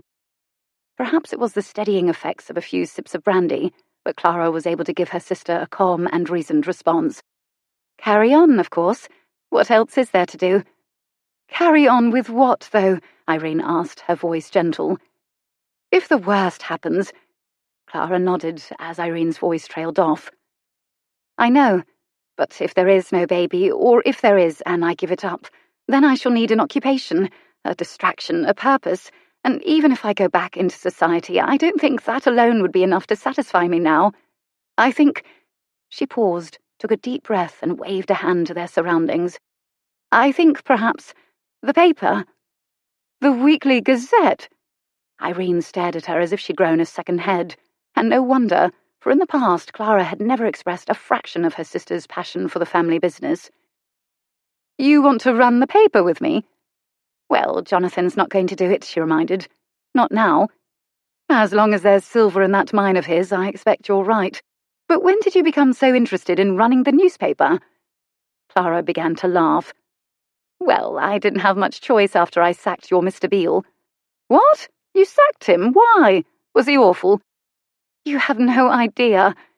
Clara explained how firing the editor had come about, and she didn't mince words regarding her opinion of the man, or how difficult it had been to work with him.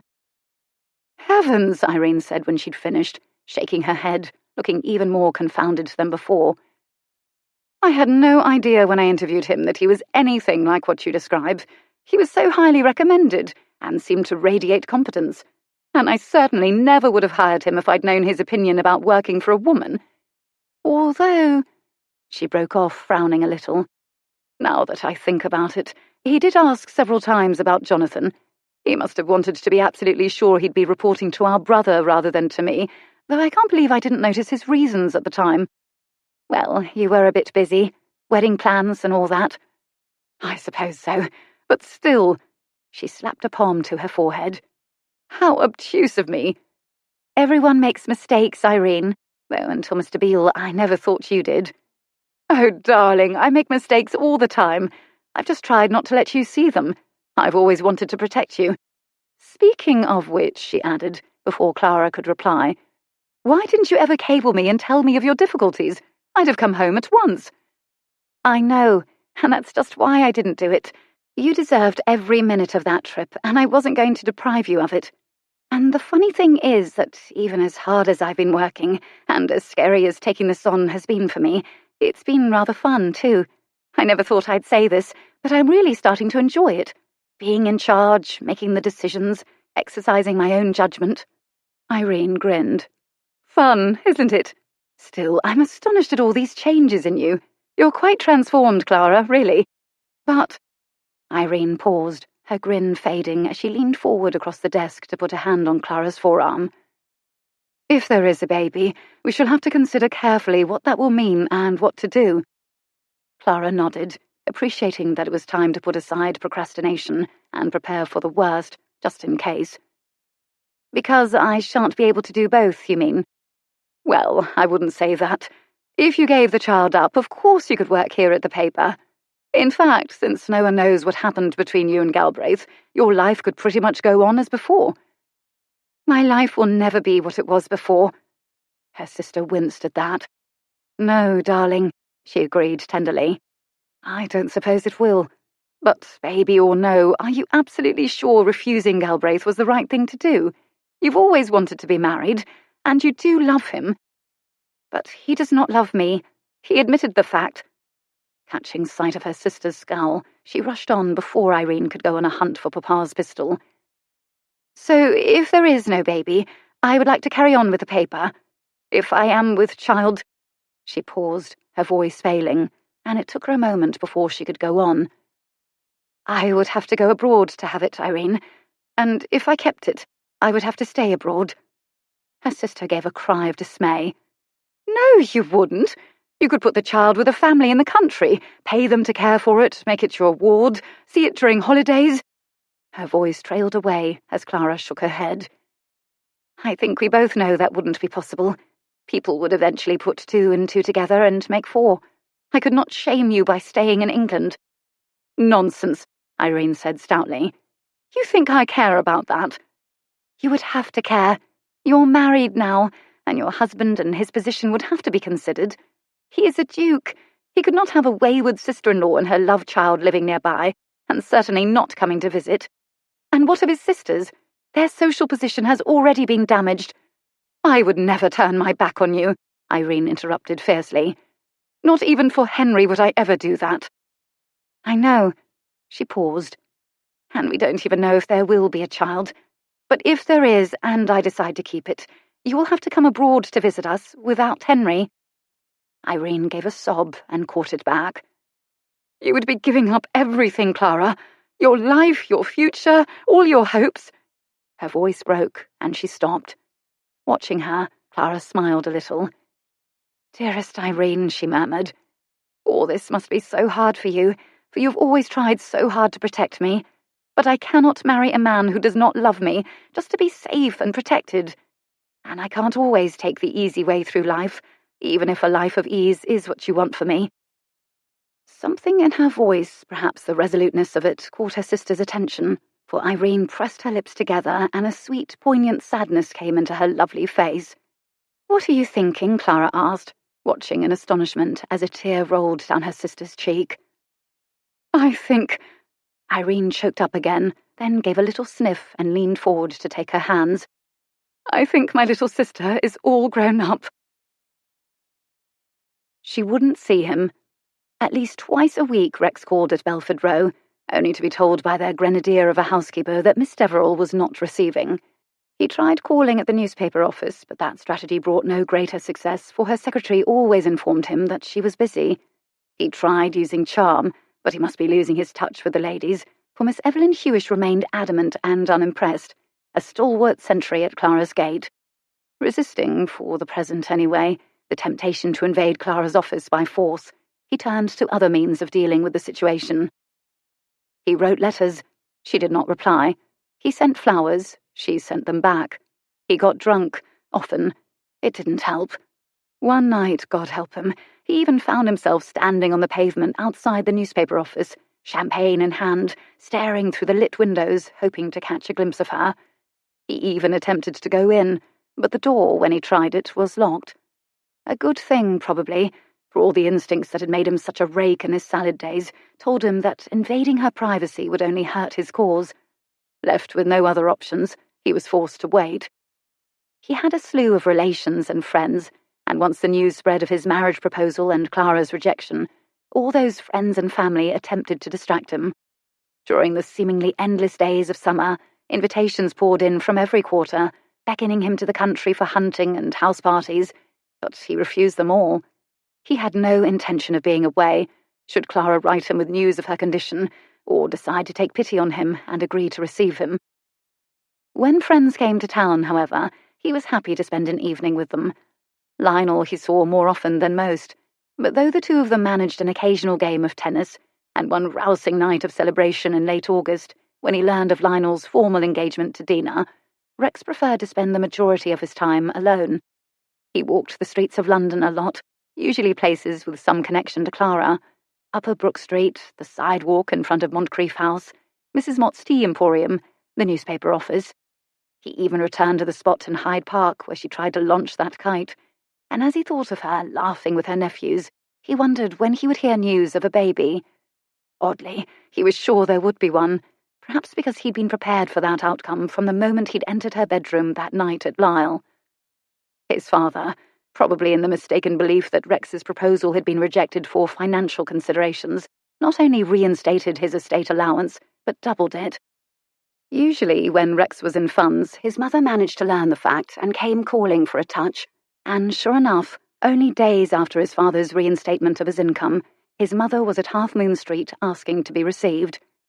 To his surprise, however, he soon learned that money, for once, was not her reason for coming.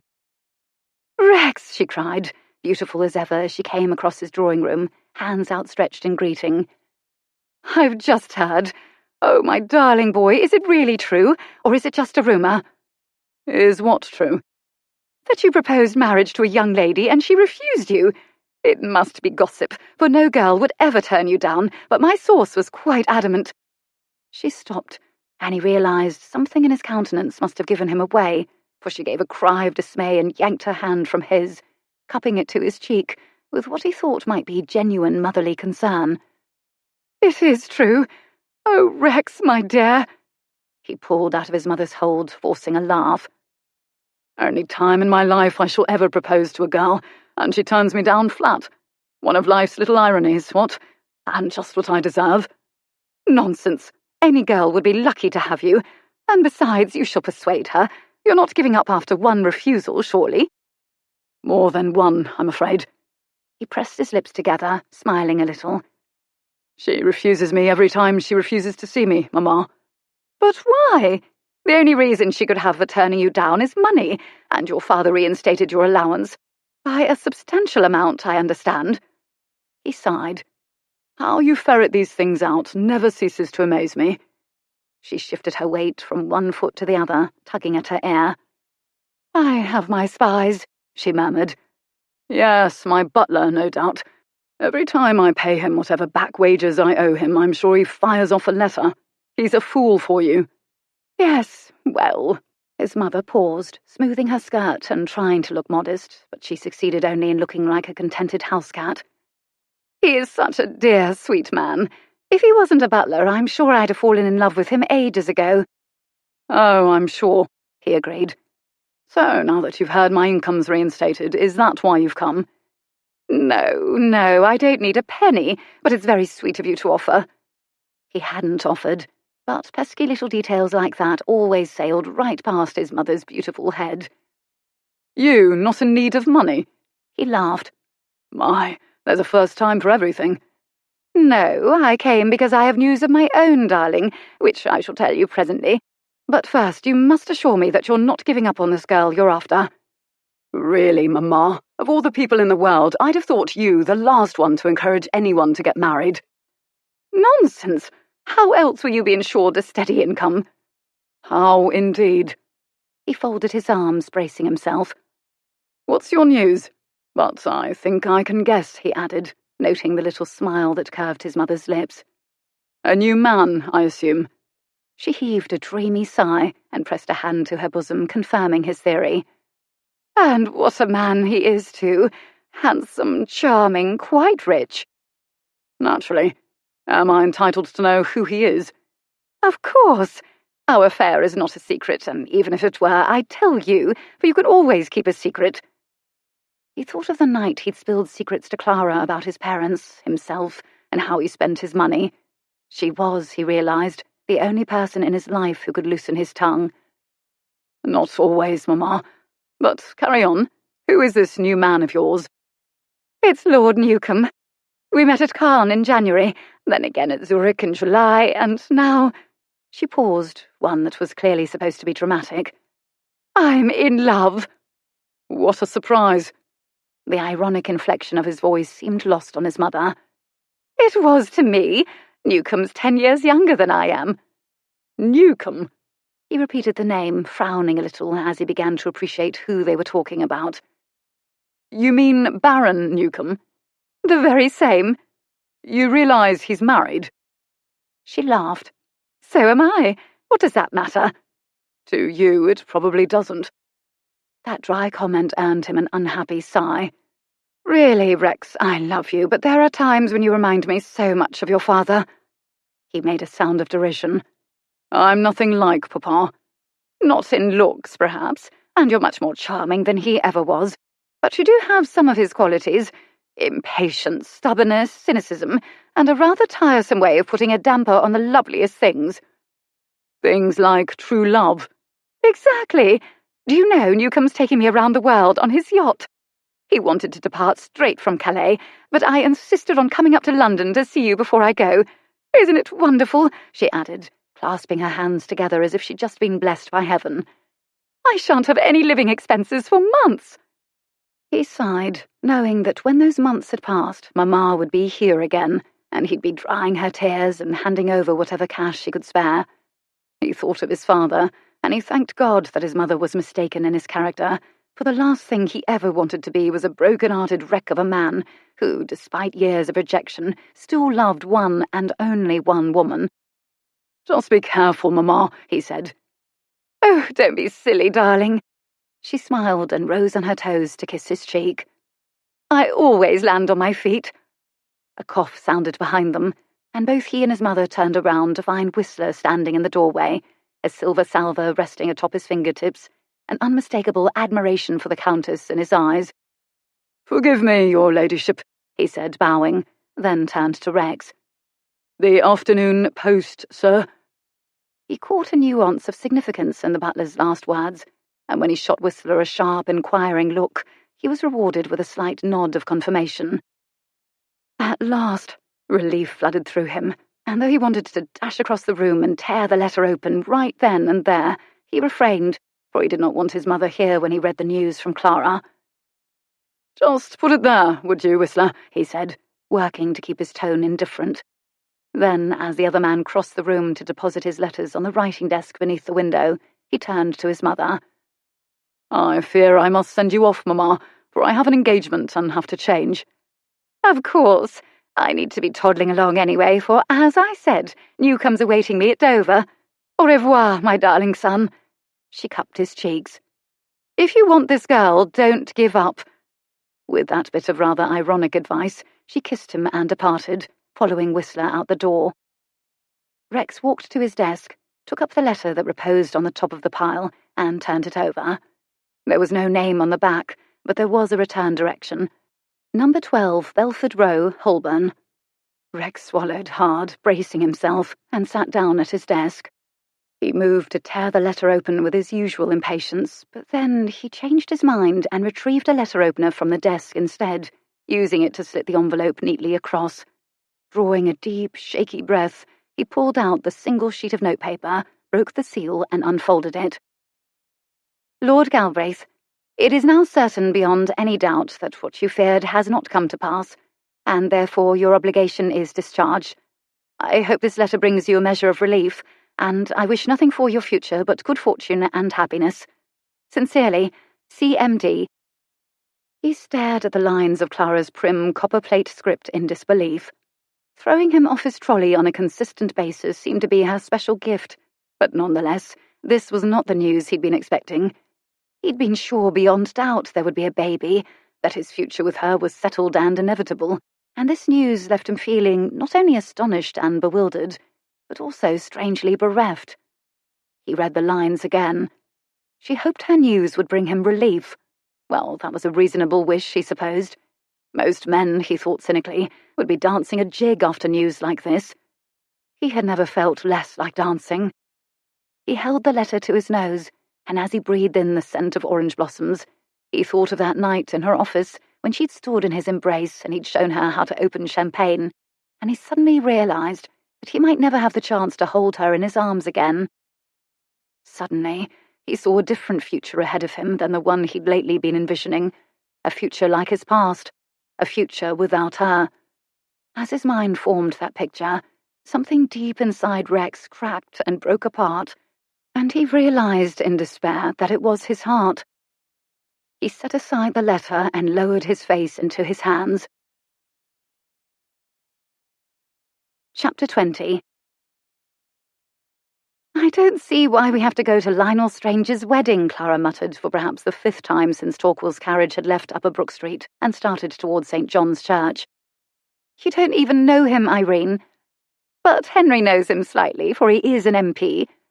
A tenuous connection, hardly worthy of an invitation to the man's wedding." "Not really. Dukes receive invitations to everything." "Not your Duke, not after his mother married the Italian." "Yes, well, even slightly tarnished, Henry's still a Duke. And since we received the invitation, I decided this wedding would be a good way for Henry and I to take our first step back into society after the Dowager's fall. But Henry isn't with us.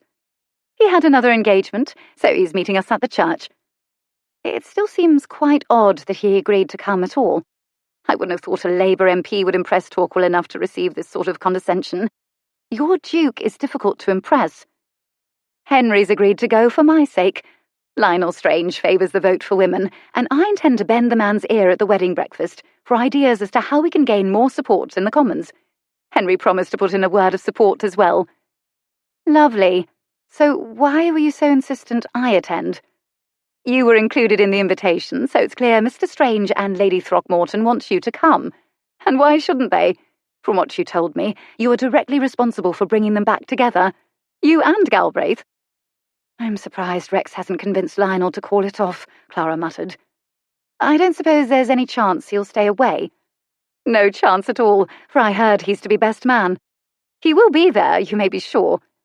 Clara swallowed hard, dread like a knot in her stomach. I was afraid of that. And even if he weren't attending his friend's wedding, Irene went on, you're likely to see a great deal of him in future, just the same.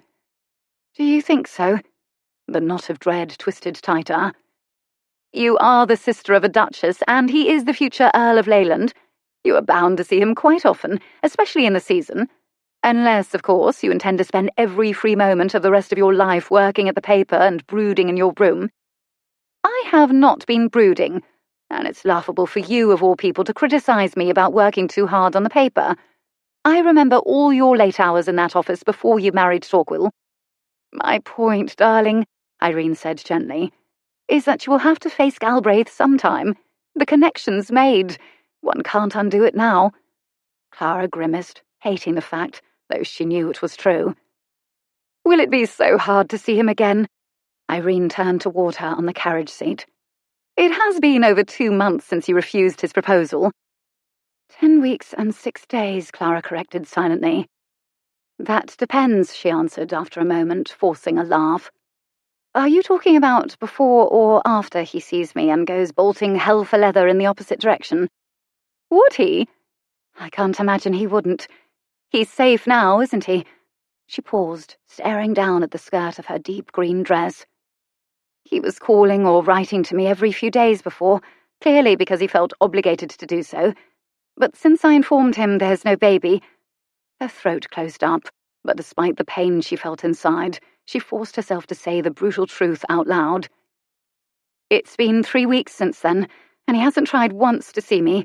It's clear he wants nothing to do with me now that he knows he's free. Oh, darling, Irene cried, throwing an arm around her in a comforting hug. I'm sure that's not true. If it were, he'd be the world's greatest fool. For you, my dear sister, are an angel. Clara sniffed. A fallen angel, she muttered. Irene choked, stifling what had obviously been an involuntary giggle. Oh, I am sorry, she said at once. I didn't mean to laugh. That was awful of me. She paused, her arm slid away, and she pulled back. I never told you just why Henry and I decided to marry, did I? Clara stared, astonished by this abrupt turn in the conversation.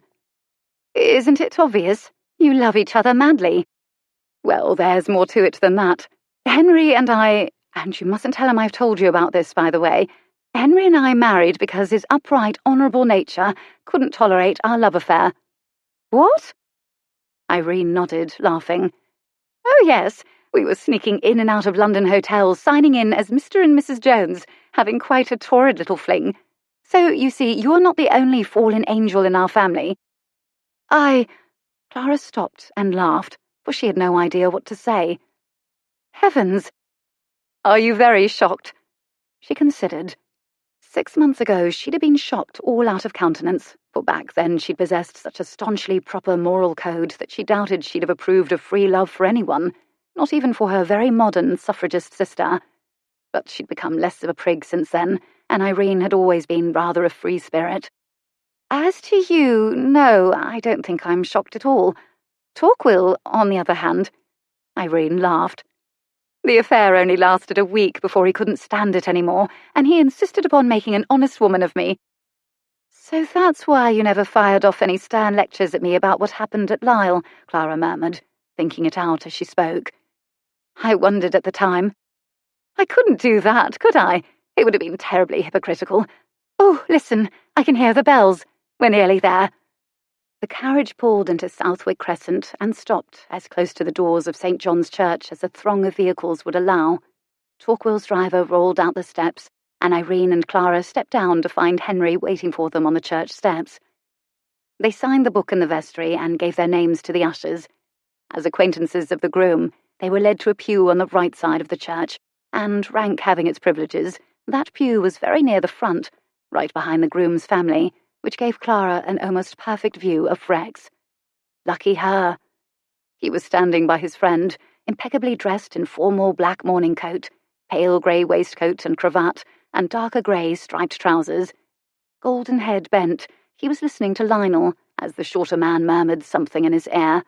It must have been something amusing, for as he tilted back his head, the sight of his laughing face was as devastatingly handsome as she remembered. The knot in her stomach pushed upward, pressing against her chest so hard and painful that she could scarcely breathe. And then he saw her, and as all the laughter went out of his face, Clara felt as if a fist was squeezing around her heart. It took every scrap of pride she possessed to keep her face expressionless, hold his gaze for 2 full seconds, and then look away. The organ music, which had been soft and subdued, changed in tone, informing the guests that the ceremony was about to commence, and with the first notes of the wedding march, Clara moved into a blessed state of numbness. She scarcely heard the vicar's gentle lectures from the Book of Common Prayer, and the marriage vows of the bride and groom. Perhaps it was because she now accepted that she would never give those vows herself, or perhaps it was because she was tougher than she ever thought possible, but Clara somehow managed to get through the entire ceremony without coming apart. Afterward, she walked with Irene and Henry to the home of the bride and her parents a block away, and even with Rex's broad-shouldered form scarcely a dozen feet in front of her, Clara was able to remain tightly leashed and numb. Nonetheless, once they reached Hyde Park Square, she could only be grateful that a receiving line did not include a groom's best man. For the wedding breakfast, long tables had been arranged in the ballroom, and, as had been true for the ceremony, seating was based on rank. This placed Clara at the very first table in front of the bridal party, and since Dina and Lionel had chosen to sit at the head of their table rather than the centre, Rex's seat was right in front of her. As she sat down, she could only be thankful that custom required a woman to keep her hat on during a wedding breakfast, and that wide-brimmed leghorns were in fashion. Avoid wide-brimmed hats unless you are in the sun, for though such hats may be fashionable, they prevent young men from looking into your eyes, and eyes are the windows to the soul. Despite Rex's advice, Clara was happy to be a slave to fashion just now, for having him look into her soul was the last thing she wanted. She kept her head down and her gaze on her plate. From the soup to the wedding cake, she managed to choke down a few bites of each course, but when champagne was poured and toasts were offered to the bride and groom, she only made a pretense of drinking to their health as she stared into her glass and thought of the first night she'd ever had champagne. They didn't have olive branches on the refreshments menu. Had that really been almost 5 months ago? Clara bit her lip. It was all so clear in her mind. It could have been last week. I wish to court you. I should like you to allow me the privilege. She could still remember nearly every word of that extraordinary conversation, a conversation that had launched the most exciting, romantic time of her life. A time, she thought, her gaze stealing to him, that was now over and would never come again. He was murmuring something in the ear of the head bridesmaid seated beside him, but then he seemed to feel Clara's gaze on him, for he turned his head, looked at her, and went suddenly still. Their gazes locked, and this time she could not look away. She could not run, she could not hide beneath her hat brim, and she could not, for anything, avoid the pain or conceal it from him. Inside, she began to shake. He was the one who looked away, turning to signal the footman to refill his champagne glass. Once it had been filled, he took it up with one hand while reaching for a fork with the other. Then he rose to his feet. The tines of the fork tinged against the glass several times before there was silence. In the hushed room, with his glass in hand, Rex put down the fork and turned his attention to the crowd. Lords, ladies, and gentlemen, he began. I have been asked by the groom to say a few words at his wedding breakfast, a request with which I was happy to comply. You see, some months ago I had promised a friend—" He paused and looked at her, and caught her in his sights. Clara caught her breath, feeling as if his gaze had just pinned her to her chair. "I had promised a friend that if Lionel and Dina ever made a match of it, I'd put on my best morning coat, stick a carnation in my buttonhole, and give my best groomsman's speech at their wedding breakfast, a speech extolling the wonders of true love and the virtues of matrimony." He paused. "Of course, I gave that promise, never dreaming the day would come when I'd actually have to fulfill it." Laughter ensued, indicating that many in the room were familiar with his long-held views. "But here we are," he went on when the laughter had subsided. "And though everyone who knows me is aware I've been quite a cynical man about love and marriage for most of my life, here I stand. And though any speech I might have given on this topic a few short months ago might well have been poetic and romantic, it would not, sadly, have come from the heart. On this day, however, I'm happy to admit I'm not the same man now that I was then. I used to believe that true love and happiness in marriage were myths, but now, for the first time in my life, I know they are not. Now, for the first time, I'm able to see the joy that two people can find when they join their lives together." He was still looking at her, and Clara's heart leapt with sudden, unreasoning hope. Did he mean— He turned away, stopping the question in her mind before it was even complete, as he looked at the couple sitting at the head of the table. Clara's flare of hope fizzled and died. "We have the proof of true love before us," he said, still looking at his friends. "It shines like the sun in the faces of my two friends, and I defy anyone to look at them and not believe in it."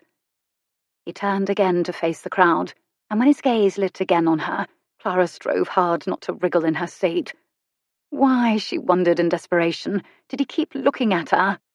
What she felt must be obvious now. Why was he tormenting her with it? Look away, she told herself, but her mind could not will her body to obey her. She could only stare at him, helpless, as he went relentlessly on. "Having attended many weddings, I've heard the words from the Book of Common Prayer many times. And yet today, those words resonated with me in a way they never have before. Perhaps that's due to the oratory skill of the vicar, or perhaps it's because I'm just not as cynical a chap as I used to be. But whatever the reason, when the vicar reminded us today of what marriage partners should be, counsellors in perplexity, comforters in sorrow, companions in joy, I knew with the deepest conviction of my heart that Lionel and Dina will be all those things to each other." He paused, smiling a little, a tender smile that took Clara's poor heart and shredded it anew, even as she strove to remember that he was referring to his friends, not to himself and her and the vows they might have made had she accepted him. "And I can only pray," he said, his smile fading to a grave expression, his gaze steady as it looked into hers, "that one day, very soon, a sweet and lovely girl will allow me the privilege of courtship, fall in love with me, and agree to make me as fortunate a man as my friend." Clara pressed a hand to her mouth to hold back a sob as he looked past her to the crowd. "Lords, ladies, and gentlemen," he said, "please charge your glasses and let us drink a toast." Turning to his friends, he lifted his glass high. "To the happy couple, to the beautiful joy that marriage can bring, and to true love." Clara could barely manage to choke down the customary swallow of champagne, for inside her she could feel hopes rising up again, romantic hopes about him, hopes she'd tried to deny ever since she'd first set eyes on him. It was just a speech, she reminded herself, words he didn't mean, said for the benefit of his friends. She was reading things into it that weren't there, things that were impossible. He didn't love her. He'd said it straight out, no equivocations. And yet, what if— "Clara?" Irene's voice intruded, and when she turned, she found her sister's hazel eyes filled with sympathetic understanding. "We can leave if you wish. Or," she added gently, "you could see him if you want to. It can be arranged." Agonized, she glanced at him again, wondering what to do. And then, as if it were an answer, he looked at her, and his voice echoed through her mind. "Strive to set your fears aside. Savour every moment of your life, and one day you may find someone at your side who longs to savour those moments with you." "I want to see him." She turned, putting a hand on Irene's arm. But will he see me? What if he won't? He'll see you, Irene said firmly as she stood up, and she pulled Clara to her feet as well. I know he will. Come with me. Where are we going? She asked as Irene led her out of the ballroom and along the corridor. To the library. But I can't imagine you've ever been here. You can't possibly know where the library is in this house. Irene stopped before a door about halfway along the passage and opened it. I do know, as a matter of fact, but I'll explain that later. Go on, she added, urging Clara through the door. I'll bring him to you. He'll never agree to come, she mumbled, even as she walked into the library. She waited, heart in her throat, and though she didn't know how long Irene was gone, it seemed like an eternity before the door opened again and her sister ushered Rex into the room. The pair of them paused by the door, and Clara did not miss the frown Irene gave him. When you came to me a fortnight ago, she said, much to Clara's astonishment, I agreed to help you arrange this meeting with my sister only on the condition that you behave impeccably. If I find that you've taken any liberties with her today, I will quite literally kill you. Rex nodded. I understand, Duchess, and thank you. Irene, Clara cried, baffled. You arranged this meeting a fortnight ago. But her sister did not answer. Instead, she turned away to open the library door.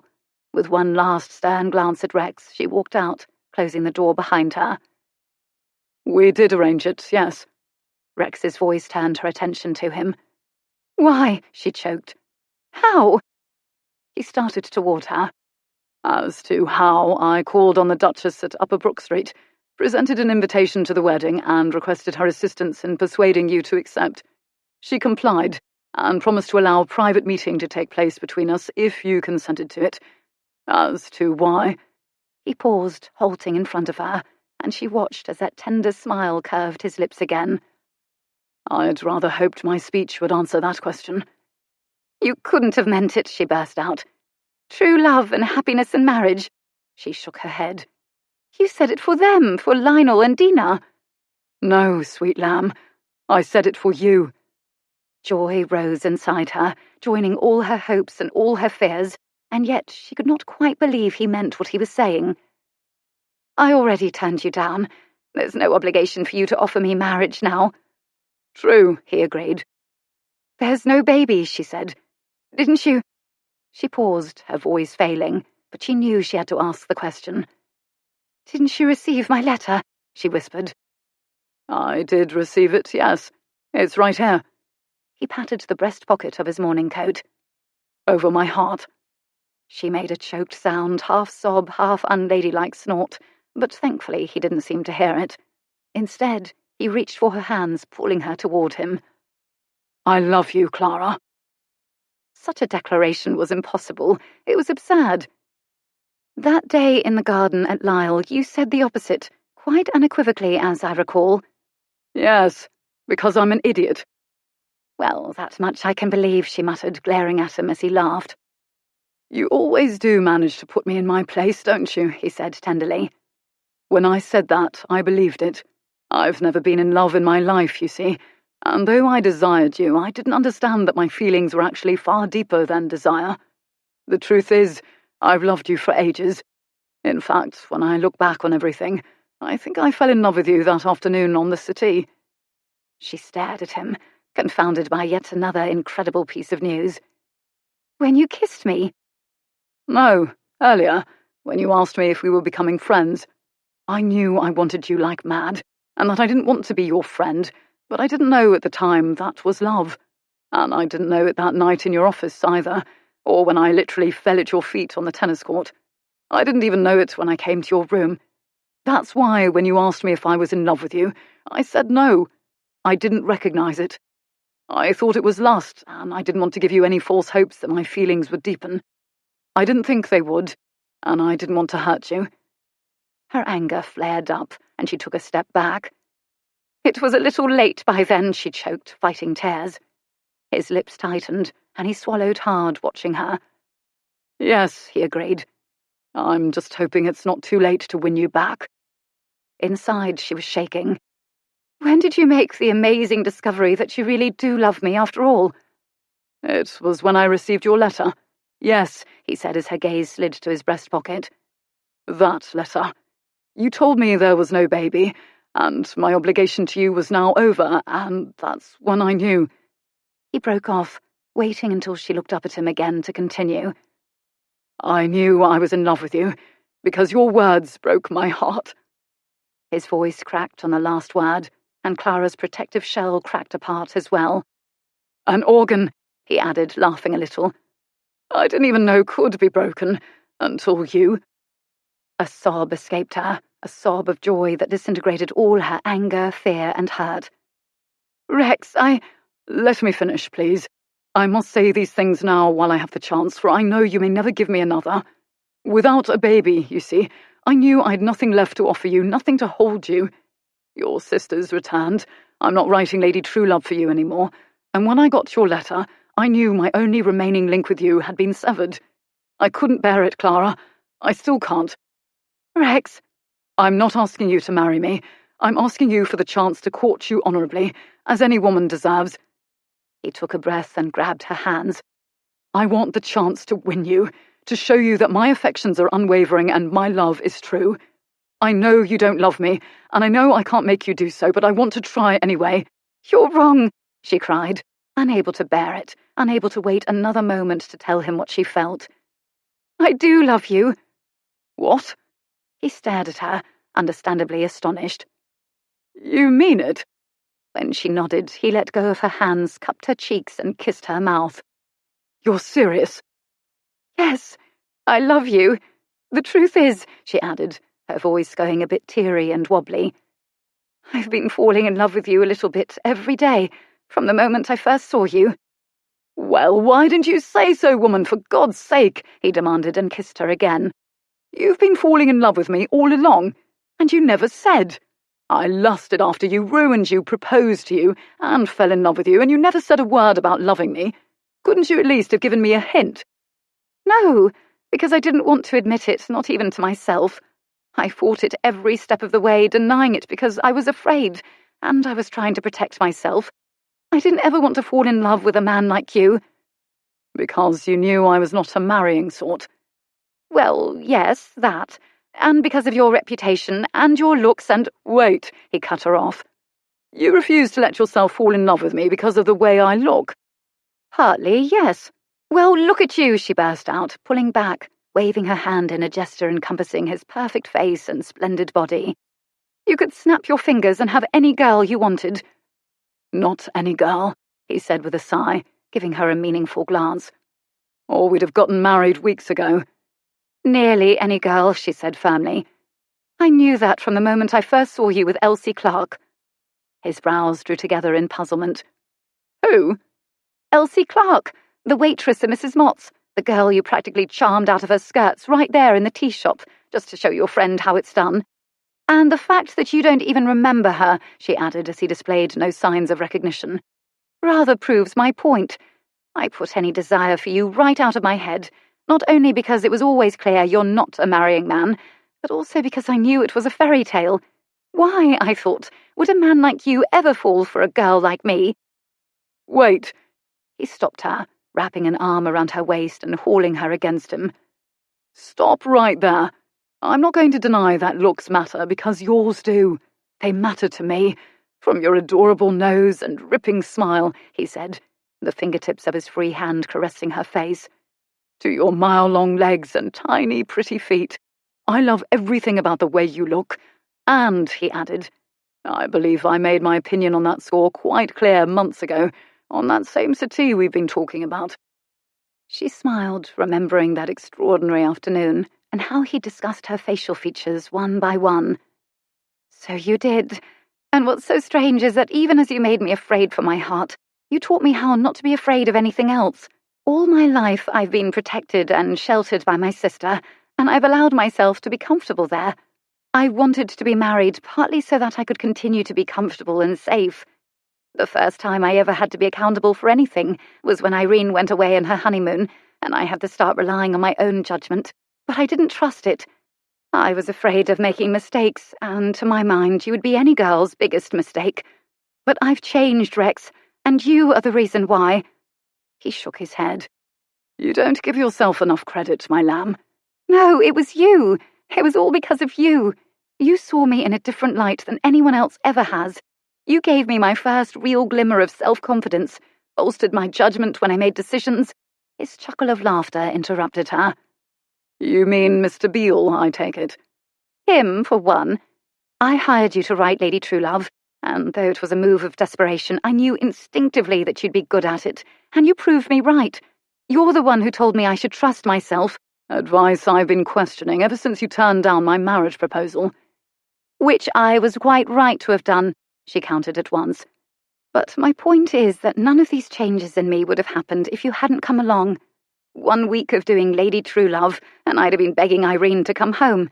And I'd never have fired Mr. Beale, or learned not to worry about making mistakes, and I'd never have developed any confidence in myself, or known what I was capable of. I've been running the paper, hiring staff, making editorial decisions, and it's been so much easier than I ever thought it could be, because I've learned to trust myself and my own judgment. If it weren't for you, none of that would ever have happened. Well, if that's true, could you exercise your judgment in a way that doesn't make me insane? Smiling, she slid her arms up around his neck. Most important, she added softly, I'd never have known that I was a desirable woman. You showed me that when you kissed me. That was the turning point, really, for after that I just started to bloom. Yes, so I noted at the time, and what an agony it was to watch it happen, let me tell you. All those other men dancing with you that night at the ball made me feel absolutely savage. And then, seeing you across the dinner table at Lisle laughing with Paul of all men, who is a bigger rake than I ever was. Coming from you, she cut in, quoting his own words from the ball back to him. That's rich. I'm not joking, Clara. The hearts of shopgirls all over Oxfordshire are broken now that he's done at university. And seeing you laughing with him that night at Lisle, well, that may have been what pushed me over the edge and brought me to your room that night. As for me, he added, his arms tightening around her waist, I want to reiterate what I told you the night we had champagne in your office. I left my rakish ways behind quite some time ago. My sister would not agree with you there. Don't I know it? She was barely civil to me when I called on her a fortnight ago.